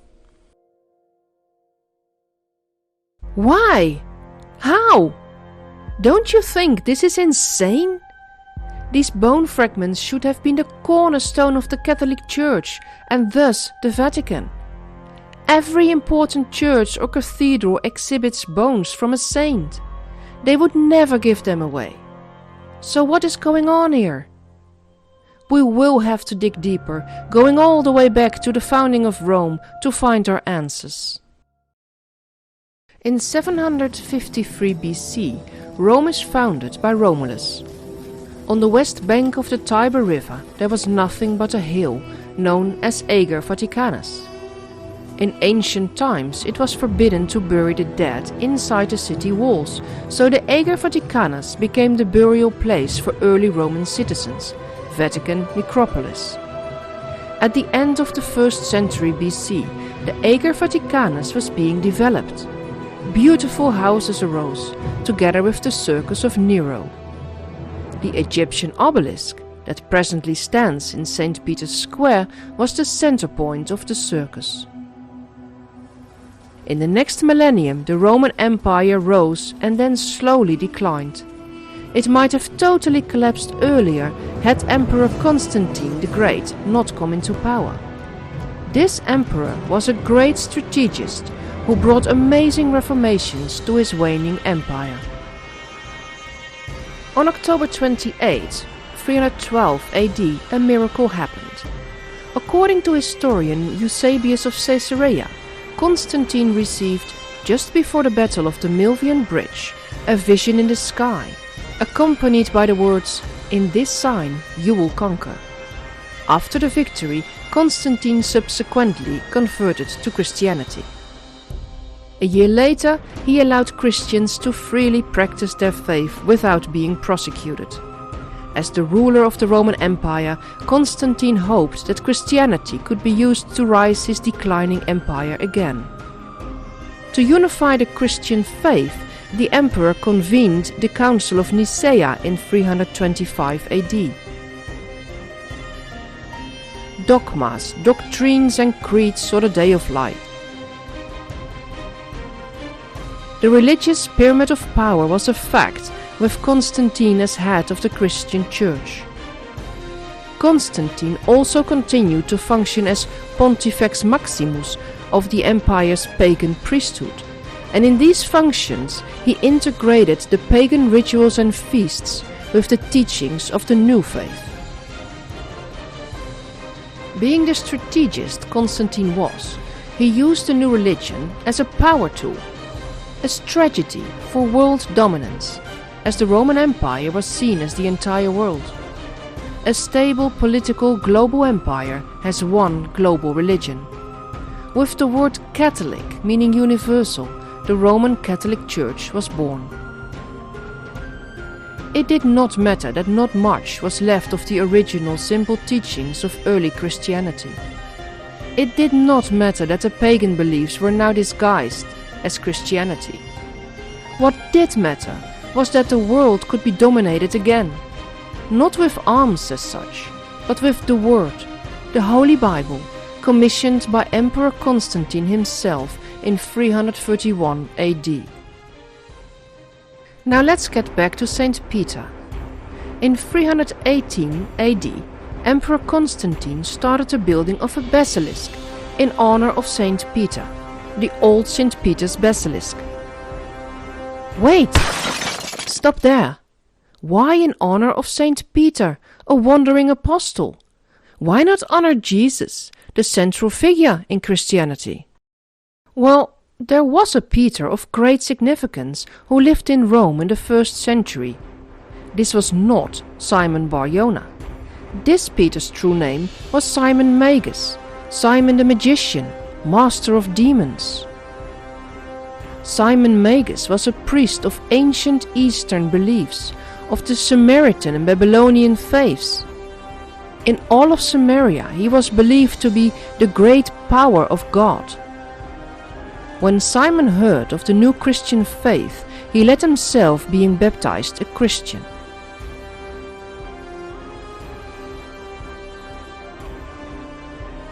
Simon Magus came to Rome in 42 AD and stayed there until his death in 67 AD.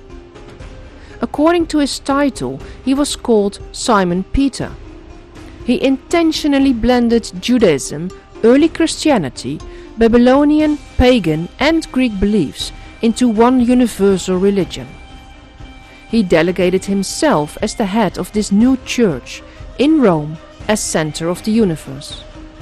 He deliberately mixed up names and stories.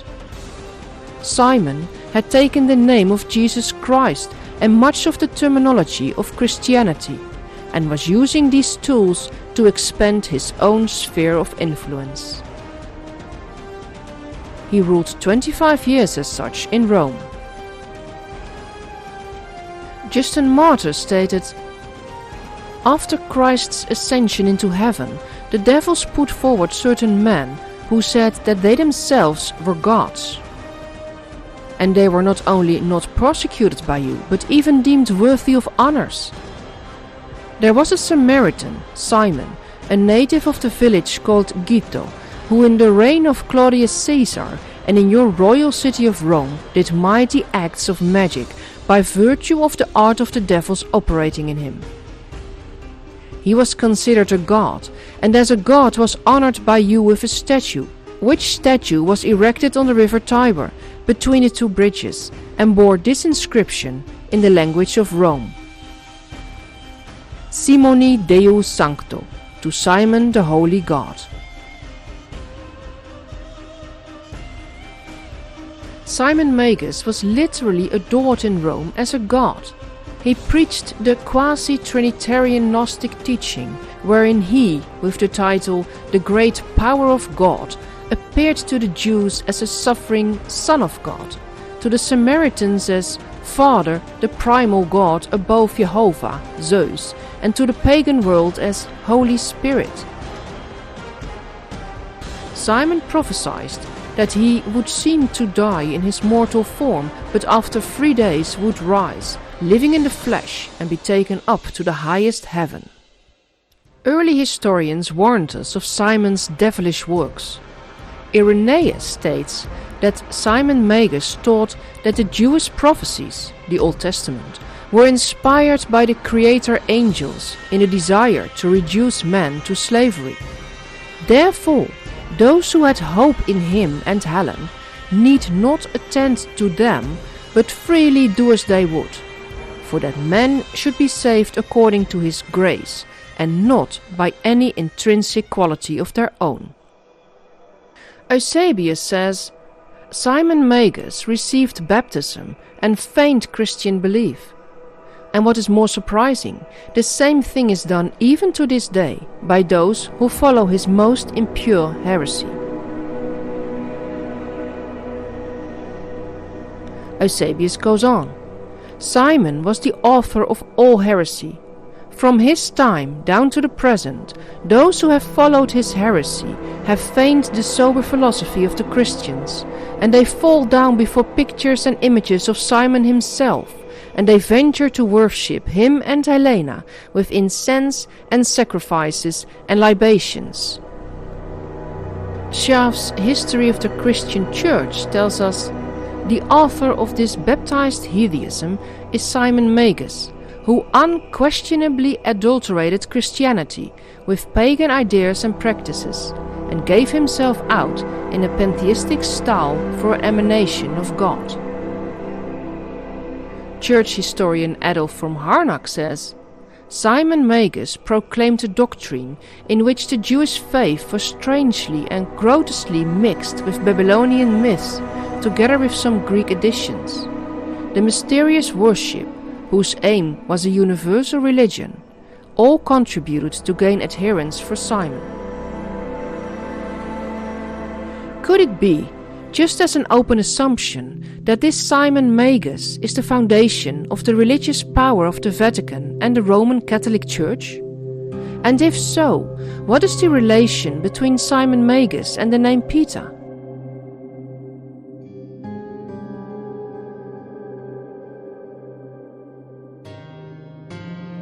Forgotten throughout history, the term Peter is a title. This title stems from ancient pagan beliefs. Peter does mean rock or stone, and in ancient temples, stones are worshipped as a means of communication with the gods. A person being a stone, a Peter, means being a priest. It means interpreter, inter-Peter, between God and man. Ancient history goes even further by revealing to us that a Peter usually held keys in his hands, symbol for the secrets he could unlock. Around 300 years after true Christianity started in Judea, its counterpart, a universal power tool, under the guise of religion, was firmly established in Rome when Emperor Constantine deliberately founded the Catholic Universal Church on the grave of this fake apostle Simon Peter. That, my friends, is why the biggest and most important temple on earth is the St. Peter Basilisk in Rome. They never lied about their origins, we just didn't see it. When the Roman form of Christianity became the state religion of the empire under Constantine, men saw less need for the return of Christ and sought to establish their own ecclesiastical empire with Rome, not Jerusalem, as its headquarters. Do you want proof about this new religion being a power tool for world domination? Just think about colonization, forced conversion, crusades, persecution of witches, the Papal and Jesuit Inquisition. Countless historians tell us about genocides and hideous murders all over the world in the name of God to eradicate opponents of the Roman Catholic Church. The little flock which constituted the true Church of God were now classified as heretics by Constantine's Christian Empire, and true to prophecy were forced to flee into the wilderness or die as martyrs for their faith. Need I speak to you of the 30 Years' War in Germany, which was mainly instigated by the Jesuits in order to deprive the Protestants of the right of free religious worship secured to them by the Treaty of Augsburg? Or of the Irish Rebellion? Of the inhuman butchery of about 15 million of Indians in South America, Mexico and Cuba by the Spanish Papists? In short, it is calculated by authentic historians that Papal Rome has shed the blood of 68 million of the human race in order to establish her unfounded claims to religious dominion. Spain, the number of condemned exceeded 3 million, with almost 300,000 burned at the stake. Italy. Between the 12th and 16th century, the Papal Inquisition killed 2 million Waldensians regardless age nor sex. The Catholic crusade against the Albigenses in southern France was one of the bloodiest tragedies in human history. The number of Albigenses that perished in the 20 Years' War is estimated at from 1 to 2 millions. In Béziers, France, July 1209, kill them all, for the Lord knows those that are his.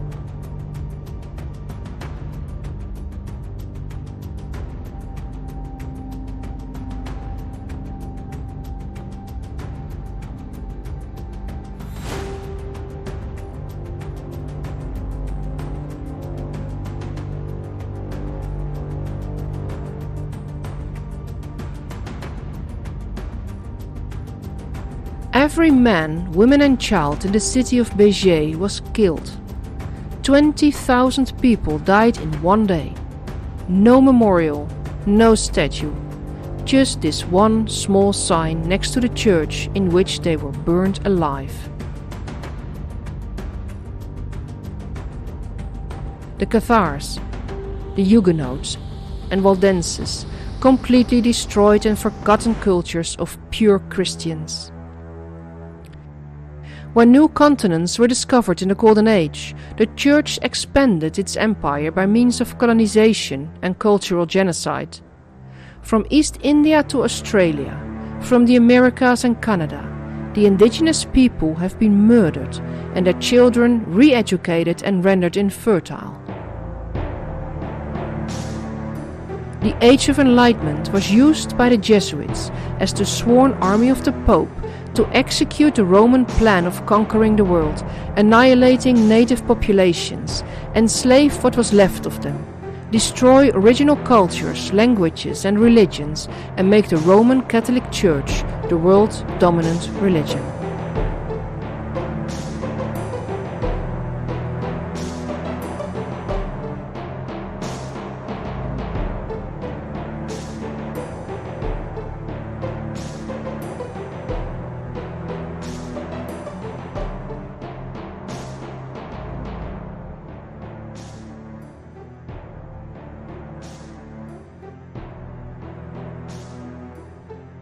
The native Australian Aboriginals were annihilated from 1.5 million in 1788 to less than 100,000 in 1901. Until the 1960s, the Aboriginals fell under the Flora and Fauna Act, classifying them as animals, not human beings. The genocide continued until the late 20th century. By this the children of God are manifest, and the children of the devil. Whosoever does not righteousness is not of God, neither is he that loveth not his brother. As we've discovered in this episode, the Babylonian Simon Magus was the first pope, and all popes have been his successors. Let me repeat that. The popes are the successors of Simon Magus, the Babylonian Peter, not of Jesus Christ. Would it be strange to think about the popes as Antichrist then? In 991 AD, Bishop Arnulf of Orleans described papal murder, lust and intrigue. He suggested that the Pope had to be the Antichrist, sitting in the temple of God and showing himself as God. King James I of England and Scotland wrote an article about the Book of Revelations, in which he called Rome Babylon and the seat of the Antichrist. Martin Luther, a Catholic priest, began criticizing the Pope in 1517 as the Antichrist. Beware the Antichrist, the Pope. Martin Luther criticized the Church for selling indulgences to reduce the amount of punishment for sin. He opposed celibacy and the ban on priests to marry, as this is not mentioned in the Bible. He exposed the corruption and immorality in the Church. There is buying, selling, bartering, trading, trafficking, lying, deceiving, robbing, stealing, and every sort of contempt of God, and even the rule of Antichrist could not be more scandalous. It horrified Luther that the Pope had more authority than the Scriptures. A passage of canon law stated that the Pope could not be disposed from office, even if he were so scandalously bad that he led multitudes of souls to the devil. Luther was equally horrified over the Pope's claim to power over earthly authorities and even over angels. Luther said about the Pope, "If he is not Antichrist, then let someone else tell me who he can be. The Pope doesn't have a hair's breadth of power to change what Christ has made, and whatever of these things he changes, he does as a tyrant and Antichrist." In 1545, Luther described the Pope not only as Antichrist, but also as the devil's figure. 3 times he referred to the Pope as the most hellish father. He called him a teacher of lies, blasphemy and idolatries, a murderer of kings, an inciter to all kinds of bloodshed, a brothel keeper above all brothel keepers and all vermin. The popes must, he said, be exposed and refuted, so the people could be corrected and liberated from the tyranny of Satan. Is there evidence for these blunt statements of Luther? Yes, there is. Let's have a look at some documented quotes from the popes themselves, shall we? Pope Innocent III said, "We may, according to the fullness of our power, dispose of the law and dispense above the law. Those whom the Pope of Rome doth separate, it is not a man that separates them, but God. For the Pope holdeth place on earth, not simply of a man, but of a true God." Pope Innocent III was the most powerful of all popes. He claimed to be the vicar of Christ, the vicar of God, and the supreme sovereign over the Church and the world. He claimed the right to dispose kings and princes, and that all things on earth and in heaven and in hell are subject to the figure of Christ. Anyone who attempts to construe a personal view of God which conflicts with Catholic Church dogma must be burned without pity. Pope Boniface VIII thought even higher of himself. I have the authority of the King of Kings. I am all in all and above all, so that God himself and I, the figure of Christ, have but one consistory, and I am able to do almost all that God can do. What, therefore, can you make of me but God? Pope Pius IX regarded himself as successor of Jesus Christ. I alone am the successor of the apostles, the vicar of Jesus Christ. I am the way, the truth and the life. Pope Pius X finalized by stating, the Pope is not simply the representative of Jesus Christ. On the contrary, he is Jesus Christ himself, under the veil of the flesh. Does the Pope speak? It is Jesus Christ who is speaking. Hence, when anyone speaks of the Pope, it is not necessary to examine, but to obey.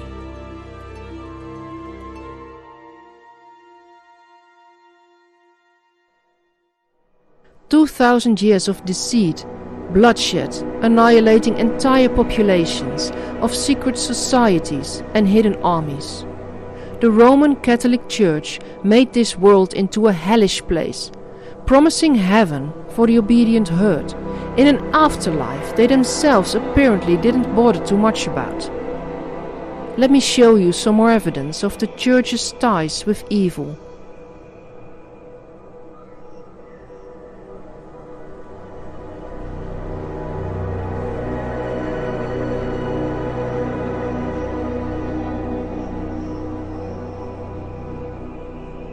From Masonic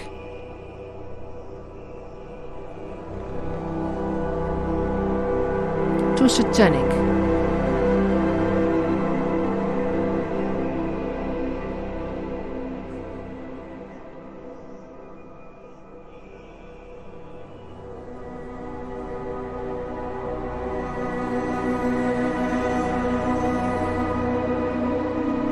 And of course the child abuse.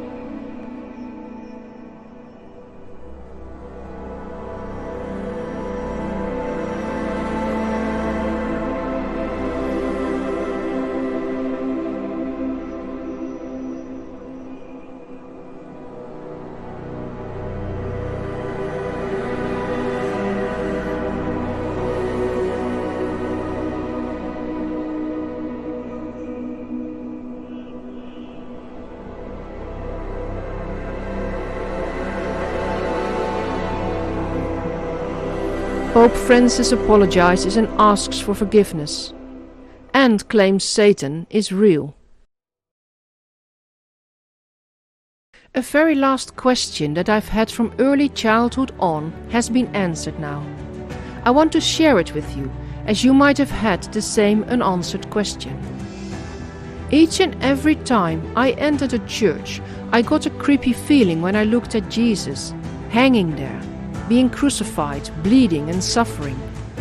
A priest once explained to me that only Roman Catholic churches were obliged to have a crucifix for everyone to see.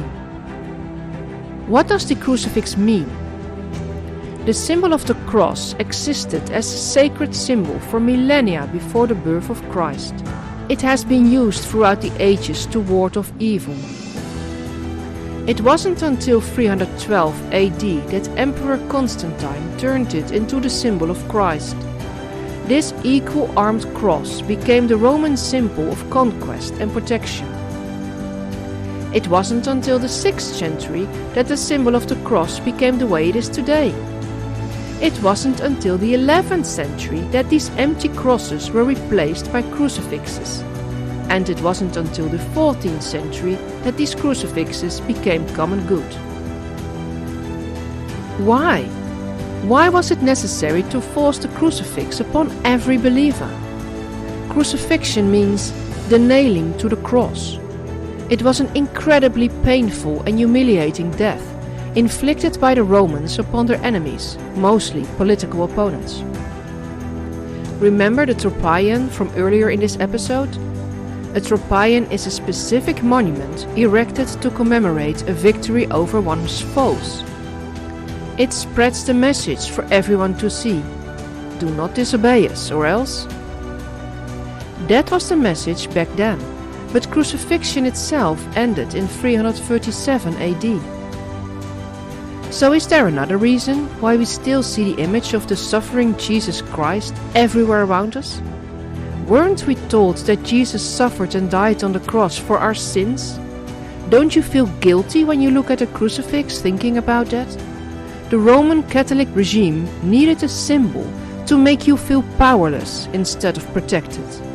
Guilt is the emotion that makes you absolutely submissive. So, the crucifix, the symbol of the conquest of Jesus the Christ. The Cabal shows us 24/7 we conquered the Christ. And on top of that, you are supposed to feel guilty about it. Genius again, don't you think?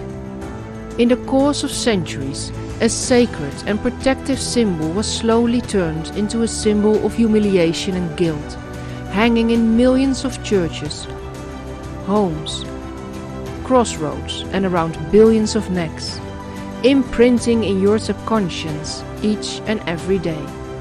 Reverse the symbol and Satanists are proud to show it off.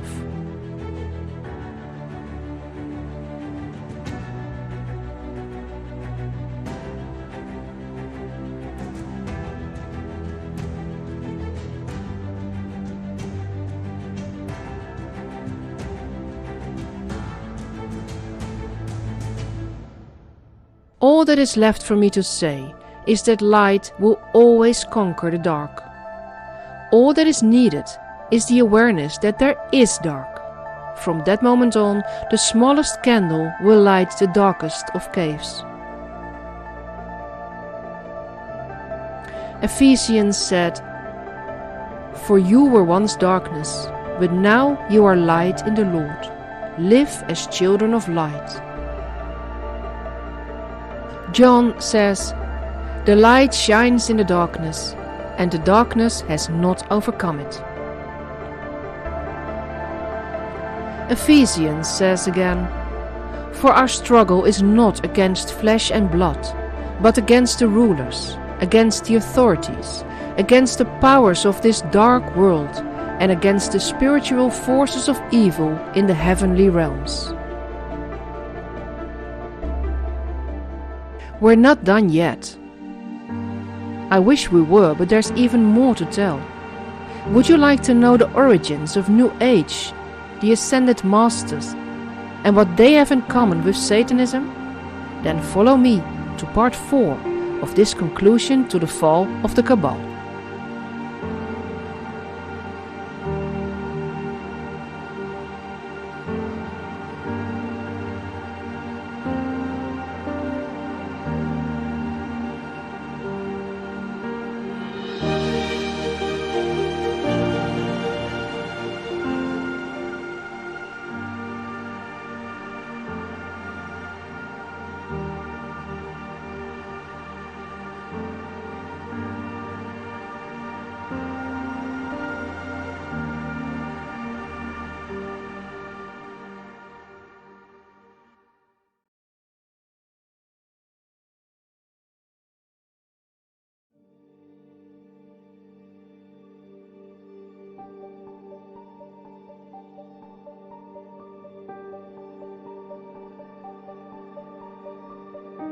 When looking at the financial and military world, it might be easy to comprehend that these elements can be used for the benefit of the world, or the opposite.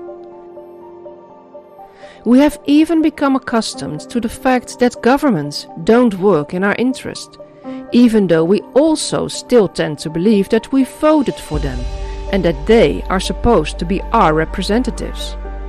We trust them with our money to spend it wisely, and time and again are disappointed by the results. The last decades also showed that a lot of people have been disappointed by religion. By watching episode 3 of this conclusion, you understand why. People were sick and tired of the deceit and fear-mongering of the church. What happened to these people? Did they abandon their faith, or did they find a replacement? Many millions of people have found solace in the New Age movement. meditation, full moon rituals, ascended masters. It gives peace of mind and heart and stimulates intuitive abilities. Personally, I have been a yoga teacher and energetic therapist for 10 years, and I loved it. I never questioned the channel truths and the tons of spiritual books I devoured. Some resonated, some didn't, that's all. If it didn't resonate, it meant I wasn't ready for it yet. To say it bluntly, I was a sheep. Being ruthlessly awakened the last decades, I am now able to see how our society works. Multiple times I was shocked to the core with what I discovered in my research. And what I am about to tell you was as shocking for me as it will be for you. It feels like the earth dissolves under your feet. It takes time to digest. It's like a process of grieving. Disbelief is followed by anger, by intense sadness, and finally by acceptance. When you reach that moment of acceptance, you can't imagine how you didn't see it before. Evidence is all around. How could I possibly have ignored it that long?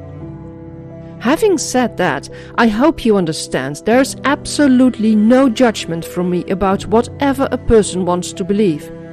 If you find deep satisfaction in whatever faith you choose, and if that faith makes you grow on a personal level, increases positive feelings, such as compassion and love, why change a thing? My only goal is to expose the lies and traps the Cabal has laid for you in an effort to control you. The truth will set you free is not just a phrase. It will empower you to feel and think whatever you like, without being manipulated and without hurting or limiting any other living being.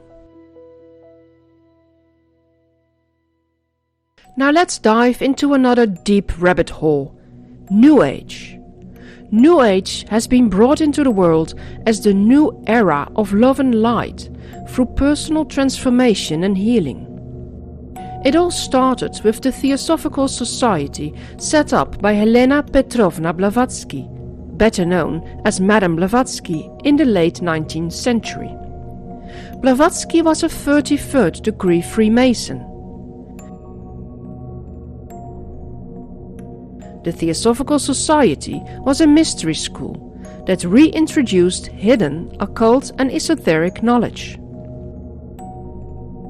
Blavatsky announced the coming of a new age as the higher planetary spirits, or as they were called later, the ascended masters of the Great White Brotherhood, would lead Earth and humanity into the age of Aquarius, an era of brotherhood and enlightenment.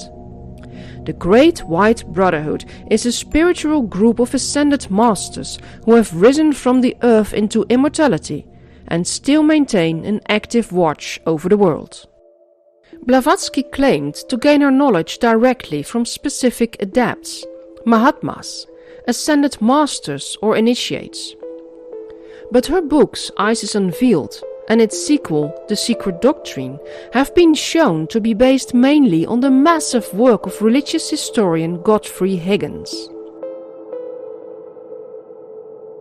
Blavatsky introduced in the Western world the notions of a single divine world soul, of which all life is a part, and of reincarnation. The Theosophical Society placed itself at the basis of all religions and philosophies, stating, "There is no religion higher than truth." The Ascended Masters themselves are said to have had incarnations in every culture, making way for a unified global belief system. When diving deeper into Blavatsky's teachings, one can be in for multiple shocks. Her massive books and teachings lure you into the understanding that good and evil have been completely misunderstood. Blavatsky is a brilliant writer, quoting hundreds of philosophers and theologians to prove her points. She easily quotes and comments on the Bible, Mahabharata and Kabbalah alike, the occult and ancient Oriental wisdom, as well as modern theosophists, to prove the truth has been turned around. I will dedicate another episode on her teachings, as they are crucial to understand the belief system of our elites. For now, since Blavatsky is at the basis of our New Age movement, it's enough to understand a few of her quotes.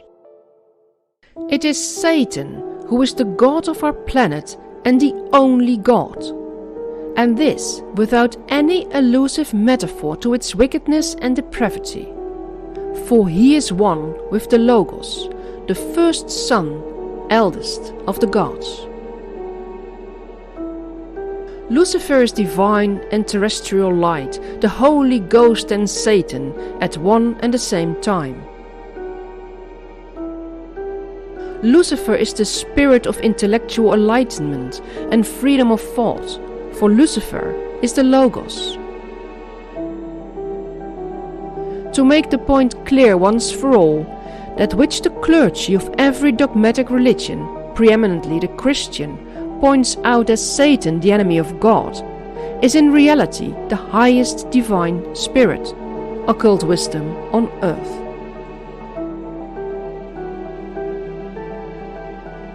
But Satan will now be shown in the teaching of the secret doctrine, allegorized as good and sacrifice, a god of wisdom under different names.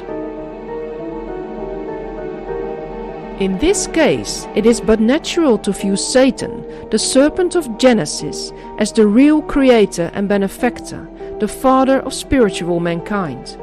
For it is he who was the harbinger of light, bright radiant Lucifer, who opened the eyes of the automaton created by Jehovah, and he was the first to whisper,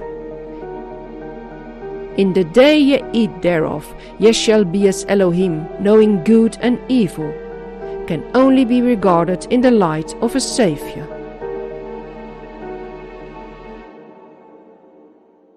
In the Mahatma letters to A.P. Sinet, the first teachings of the Ascended Masters saw the light of day. Later, Charles Leadbeater, Alice Bailey, Helena Roerich, Annie Besant and Elizabeth Clare Prophet took over and molded the story of the Great White Brotherhood into the version we have today. Let me introduce you to some of these Ascended Masters. At the very top of the hierarchy of the Great White Brotherhood, we find Sanat Kumara. He is said to be the head of Earth and of humanity. His name derives from the Puranic texts of Hinduism. He is one of the 7 holy Kumaras, the Lords of Flame, who represent the 7 rays of Venus. The anagram of Sanat is Satan. Sanat Buddha Maitreya Kumara, or Lord Maitreya, the future Buddha of the world, is anchoring the Christ consciousness energy into the earth. He is the bringer of knowledge, the world teacher, and came to earth as Adam, Enoch, Krishna and Christ. Mahatma El Moria, in his previous incarnations Abraham, Melchior, King Arthur and the Maharaj of Kashmir, is the master of divine will. As personal guru of Blavatsky, he instructed her to form a secret society like the Rosicrucian Lodge, the Theosophical Society. He was said to be the author of the Mahatma letters, together with Kutumi. Later in time, these letters were proven to be of Blavatsky's handwriting, which started a new controversy about their legitimacy. Master Sananda, in his previous life Jesus of Nazareth and Adam, is currently the world teacher. The followers of Benjamin Graham and Alice Bailey believe that Master Maitreya overshadowed Master Jesus, such that there were 2 beings in one body. Maitreya was the Christ, and Master Jesus was Jesus of Nazareth. The combination of the 2 beings functioned as Jesus Christ. Mystery School The Summit Lighthouse teaches that the Ascended Master Saint Germain is the koan of the 7th ray and sponsor of the United States of America. He is a master alchemist of the sacred fire who comes bearing the gift of the violet flame of freedom for world transmutation. This is interesting, as his life as the Count of Saint-Germain was one of great controversies. After being arrested in England in 1743 as a Jacobite spy, Count Saint-Germain fled England and moved to France, establishing himself as a central figure in Louis XV's court, where he was appointed a diplomat. After a political dispute, Comte Saint-Germain fled to Russia, where it is said he played an important role in the 1762 Russian Revolution. Blavatsky characterized the Count of Saint-Germain as the greatest Oriental adept Europe has seen during the last centuries. The second major founder of the philosophical concepts of New Age is Aleister Crowley. Aleister Crowley had a deep respect for Madame Blavatsky and her teachings. Crowley himself was also a high-ranking Freemason. In 1898, being inspired by the Book of Black Magic and of Pacts, Crowley joined the Hermetic Order of the Golden Dawn, which represented itself to be the visible and earthly outer order of the Great White Brotherhood. This secret society held within its membership elite and highly influential members of society.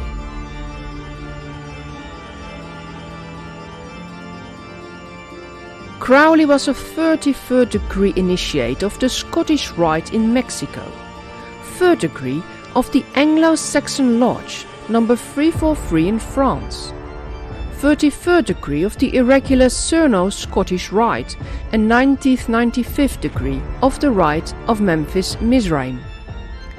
Due to his insights in sex rituals, Crowley was initiated into the German-based Ordo Templi Orientis, Otto, in 1912, rising to become the leader of its British branch.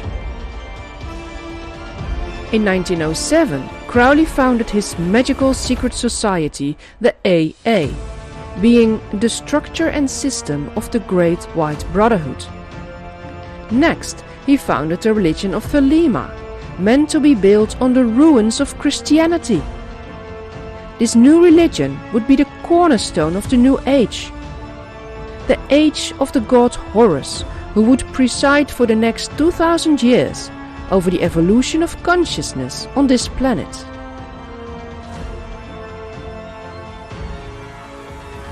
The texts of the new religion were given to Crowley by an entity named Aiwass, who claimed to be a messenger from the forces ruling this earth at present. The result of this communication was the Book of the Law, which stated that to do as thy wilt is the highest law. This book was considered by Crowley to be of equal importance as the Holy Bible, taking over its leading role for the next 2000 years, meaning a shift of 180 degrees from Father, thy will be done to there are no standards of right. Ethics is balderdash.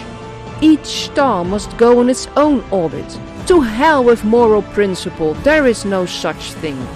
To do as thy wilt is the highest law.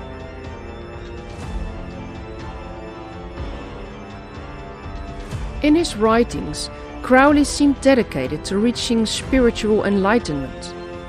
At the same time, he called himself the Beast 666. He used to torture and kill animals, use menstrual blood for spell casting, openly admitted to making blood sacrifices to demons, and performed sex magic on his mistresses, 5 of whom ended up committing suicide. Crowley made use of witchcraft, gematria, and sexual rituals. To reach spiritual goals, he advised the use of blood sacrifices, claiming it was the theory of the ancient magicians that any living being is a storehouse of energy, varying in quantity according to the size and health of the animal, and in quality according to its mental and moral character. At the death of the animal, this energy is liberated suddenly.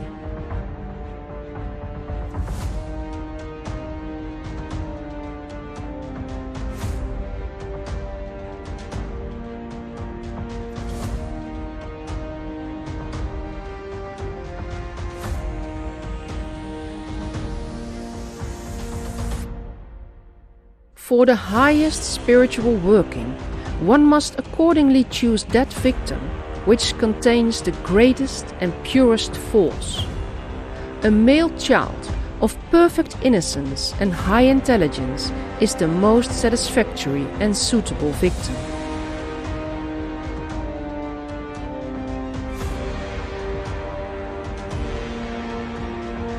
Crowley stated, using his pseudonym Frater Perduabo, that he sacrificed an average of 150 boys every year, which would lead up to the astonishing number of more than 2,000 children between 1912 and 1928, something that was never proven a fact. The third huge influencer of New Age was Rudolf Steiner. Very well known for his anthroposophical schools, healthcare, architecture, and biodynamic agriculture. His rudiments, however, lay in theosophy and secret societies. Steiner was the head of the German Theosophical Society from 1902 until 1913, after which he was expelled and formed his own Anthroposophical Society. In 1905, Steiner was invited to the inner circle of the Ordo Templi Orientis, where he became General Grand Master of Memphis and Mizraim in 1906, and founded his own lodge, the Mystica Aeterna. We will dive deeper into the Ordo Templi Orientis in another episode, as it has been fundamental for our current society.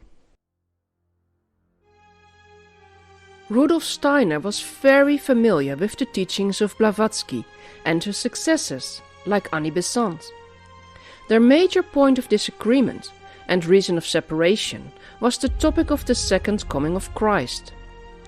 Annie Besant believed an Indian boy, Jiddu Krishnamurti, to be an incarnation of Master Maitreya. The Theosophical Society attributed a messianic status to Krishnamurti as the New World teacher, which Steiner dismissed. In 1929, Krishnamurti himself denounced the concepts of saviors, spiritual teachers, leaders and followers. He rejected all doctrines and theories of inner, spiritual and psychological evolution as implied in the Theosophical teachings, and cut his ties to Theosophy entirely. He vowed to work exclusively on setting humankind absolutely and unconditionally free. This caused a great crisis within the Theosophical Society. A crisis, but not the end of it. As we've seen throughout history, whenever one door is closed, another is opened. It is said that Hitler's spiritual philosophy was based entirely on the occult teachings of Blavatsky. He aimed to recreate the Aryan root race Blavatsky elaborates on in her books,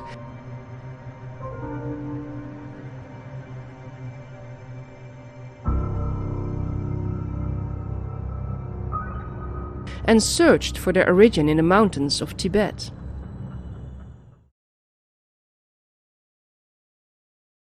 The creation of a better human race and the founding of a new world order didn't stop there. Meet Alice Bailey, another disciple of Madame Blavatsky. She founded the Lucis Trust and Arcane School of Esoteric Studies. She wrote 24 books, all telepathically channeled by an entity called Dwal Kul, also known as the Tibetan. Alice Bailey elaborated on Blavatsky's work about the ascended masters of the Great White Brotherhood, adding the 7 rays, meditations and initiations to it. Alice Bailey aimed higher than just being theosophical. She worked out a practical guide that described how to achieve the New World Order. The newly founded United Nations were soon very interested in her work. World citizenship should be the goal of the enlightened. We need also a planetary way of life, a planetary ethics, and a planetary way of feeling. Evidence of the growth of the human intellect can be seen in the planning of various nations and in the efforts of the United Nations to formulate a world plan. Alice Bailey was a Freemason. Being member of the Verulam Lodge number 525 in New York, she founded her own Masonic lodge in 1930, deepening her occult studies even further. She founded several organizations based on promoting goodwill among men and a great world religion that would unite all faiths. Bailey's writings show us a new world order shaped by spiritual forces and entities. The present world order, which is today largely disorder, can be so modified and changed that a new world and a new race of man can gradually come into being. Renunciation and the use of the sacrificial will should be the keynote, prior to the inauguration of the new age. All will have that which is needed for right living processes.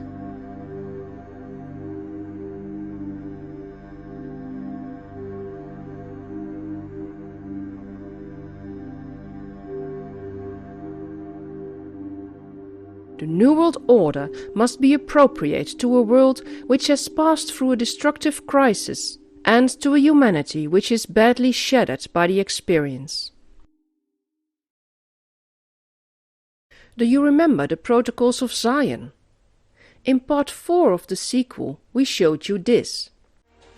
The moment of the recognition of our despot will come when the peoples, utterly wearied by the incompetence of their rulers, a matter which we shall arrange for, will cry out, "Away with them, and give us one king over all the earth, who will unite us and annihilate the causes of disorders, who will give us peace and quiet, which we cannot find under our rulers and representatives." Then will the mob exalt us and bear us up in their hands in a unanimous triumph of hopes and expectations. Bailey confirms this path by saying, "In the preparatory period for the New World Order, there will be a steady and regulated disarmament. It will not be optional." Well, we all know what mandatory disarmament led to in history.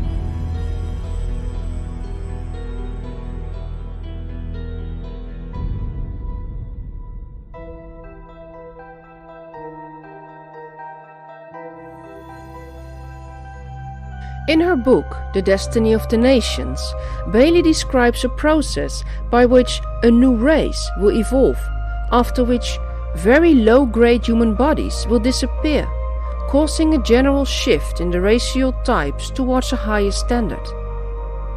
Did she predict the genetic modification of humanity, creating human-robot hybrids, an agenda now publicly endorsed and pursued by Yuval Harari and Elon Musk? After Bailey's death in 1949, the UN took it a step further, mixing cultural concerns with their goal of a new race and world control. The Club of Rome was founded to raise the concern about overpopulation. In 1993, the Club of Budapest saw the light of day. This club brings creative input to the UN through literature, art, and spirituality. This creative input led to new concerns: global warming, pandemic diseases, refugeeism. More and more celebrities became members of the Club of Budapest, all repeating the same message. The world's challenges can only be met with a global cultural awareness.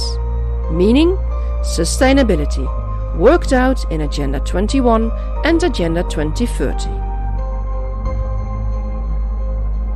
New Age, imposed on you by those you admire and trust, is nothing more than the same old doctrine in a new fashion.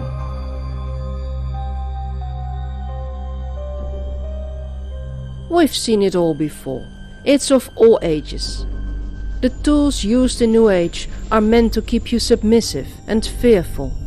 You are not allowed to challenge the narrative, which would be the same as denouncing the masters. This is just a new Catholic, meaning universal, world religion, meant for world domination. Would you like to see some shocking examples? Let's have a look at one of the most influential New Age books, A Course in Miracles. A Course in Miracles is published by the Foundation for Inner Peace. Two names are mentioned as founders, Helen Schucman and Bill Thetford, together with John Gittinger. What do we know about these people? Helen Schucman was a clinical psychologist, research psychologist, and professor of medical psychology at Columbia University, New York. She wrote A Course in Miracles from 1965 to 1972, channeled by Jesus. Bill Thetford was director of clinical psychology at the Columbia Presbyterian Hospital. In 1955, Thetford was invited by Dr. Harold G. Wolff to join him at Cornell University in New York City, where Thetford worked as chief psychologist on CIA's project QK Hilltop, later to be called Project Bluebird and Project Artichoke. These projects focused on brainwashing techniques, or MK-Ultra, and effective methods of interrogation.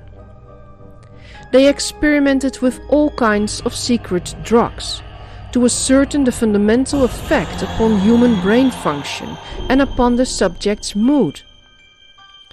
Dr. Wolff demanded, where any of the studies involve potential harm of the subject, we expect the agency to make available suitable subjects and a proper place for the performance of the necessary experiments.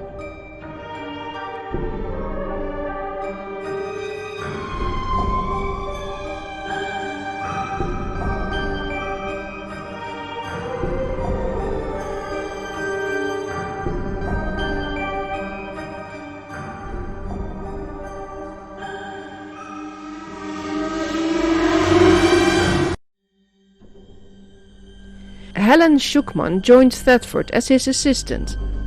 Moral and ethical values seemed unnecessary requirements for these studies. John W. Gittinger, a psychologist, was the CIA's top man in terms of programming of children. 14 years before the Course in Miracles project started, he developed, together with Bill and Helen, the Personality Assessment System, PASS, for the CIA.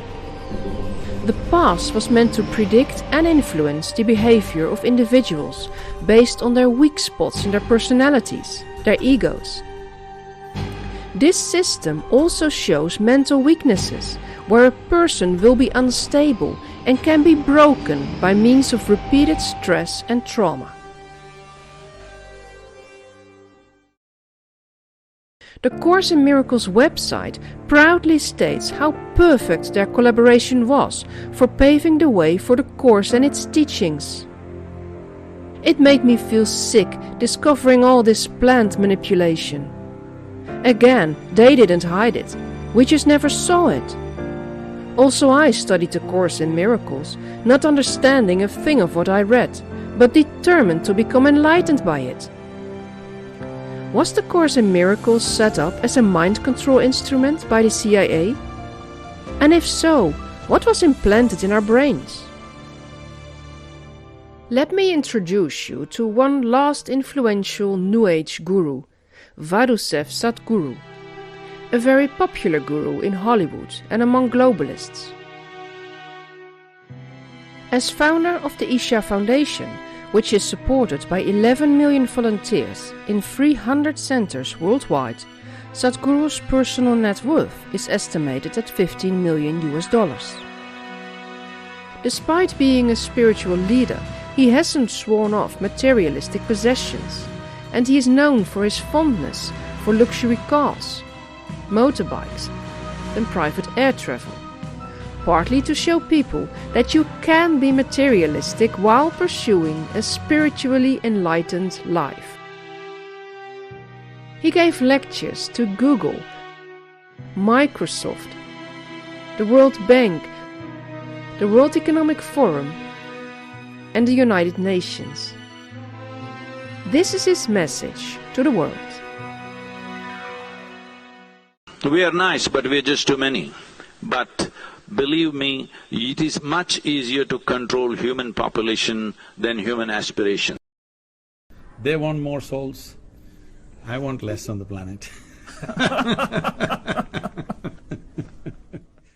Oh my God! Is there no one out there we can trust? Who can we follow? What do we believe? In the end, every guru seems to fall off his pedestal. Every spiritual organization, every well-meant initiative seems to become prey to corruption and scandals, often involving sex. Nearly every attempt to set up parallel societies fails due to human egos. Why doesn't the New Age succeed? Is there something we don't see? I would say that masters and gurus are of the old age. They are as human as we are, and just as susceptible to temptation, blackmail and corruption. They endure the same ego struggles as everybody else, unless they are truly enlightened. There are many self-proclaimed enlightened gurus out there, but only a few really are. Let's get back to Krishnamurti. I don't give a hoot for a 6th century BC Buddha, let alone all the other claimants we have in our midst. They are a bunch of profiteers who make use of people's gullibility. There is no power outside of you. Man created God out of fear, so the problem isn't God, the problem is fear. The true meaning of a new age is that you start developing your own power, your own divinity. So please continue praying, meditating and performing yoga. It will clear your mind, exercise your body, free your energy and connect you with a higher love. From that connection comes insight, truth and inspiration. You are the one you have been waiting for. No ascended master will come to your aid. No angel, or president, or king of kings will save you. Only you can save you. Only you can set you free. Do you know how? By changing your perception, by acknowledging that you are consciousness, that you are everything. No religion or belief system is needed. When you choose to fit yourself into a belief system, whatever system or religion that may be, you close off a part of your being. Didn't Jesus say, "Know thyself"? If you make your subconscious belief system conscious, meaning you become aware of who you really are, you can take control, not only of your life, but of your complete reality. That is the meaning of true growth, and that's what they fear. Getting to know your true self, your subconscious, is really the way, the truth, and the life. It will take at least a lifetime of dedication to do it. Krishnamurti explains a bit further.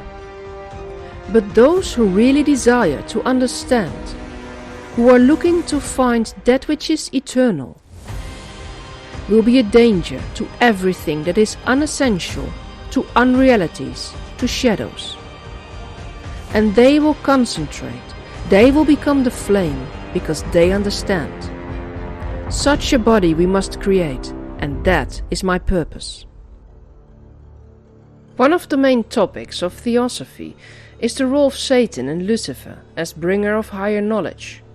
Both Aleister Crowley and Rudolf Steiner studied the exact same occult knowledge. But their works into this world seem to be opposites. How is that possible? How does one become a Satanist? And what does a true Satanist believe?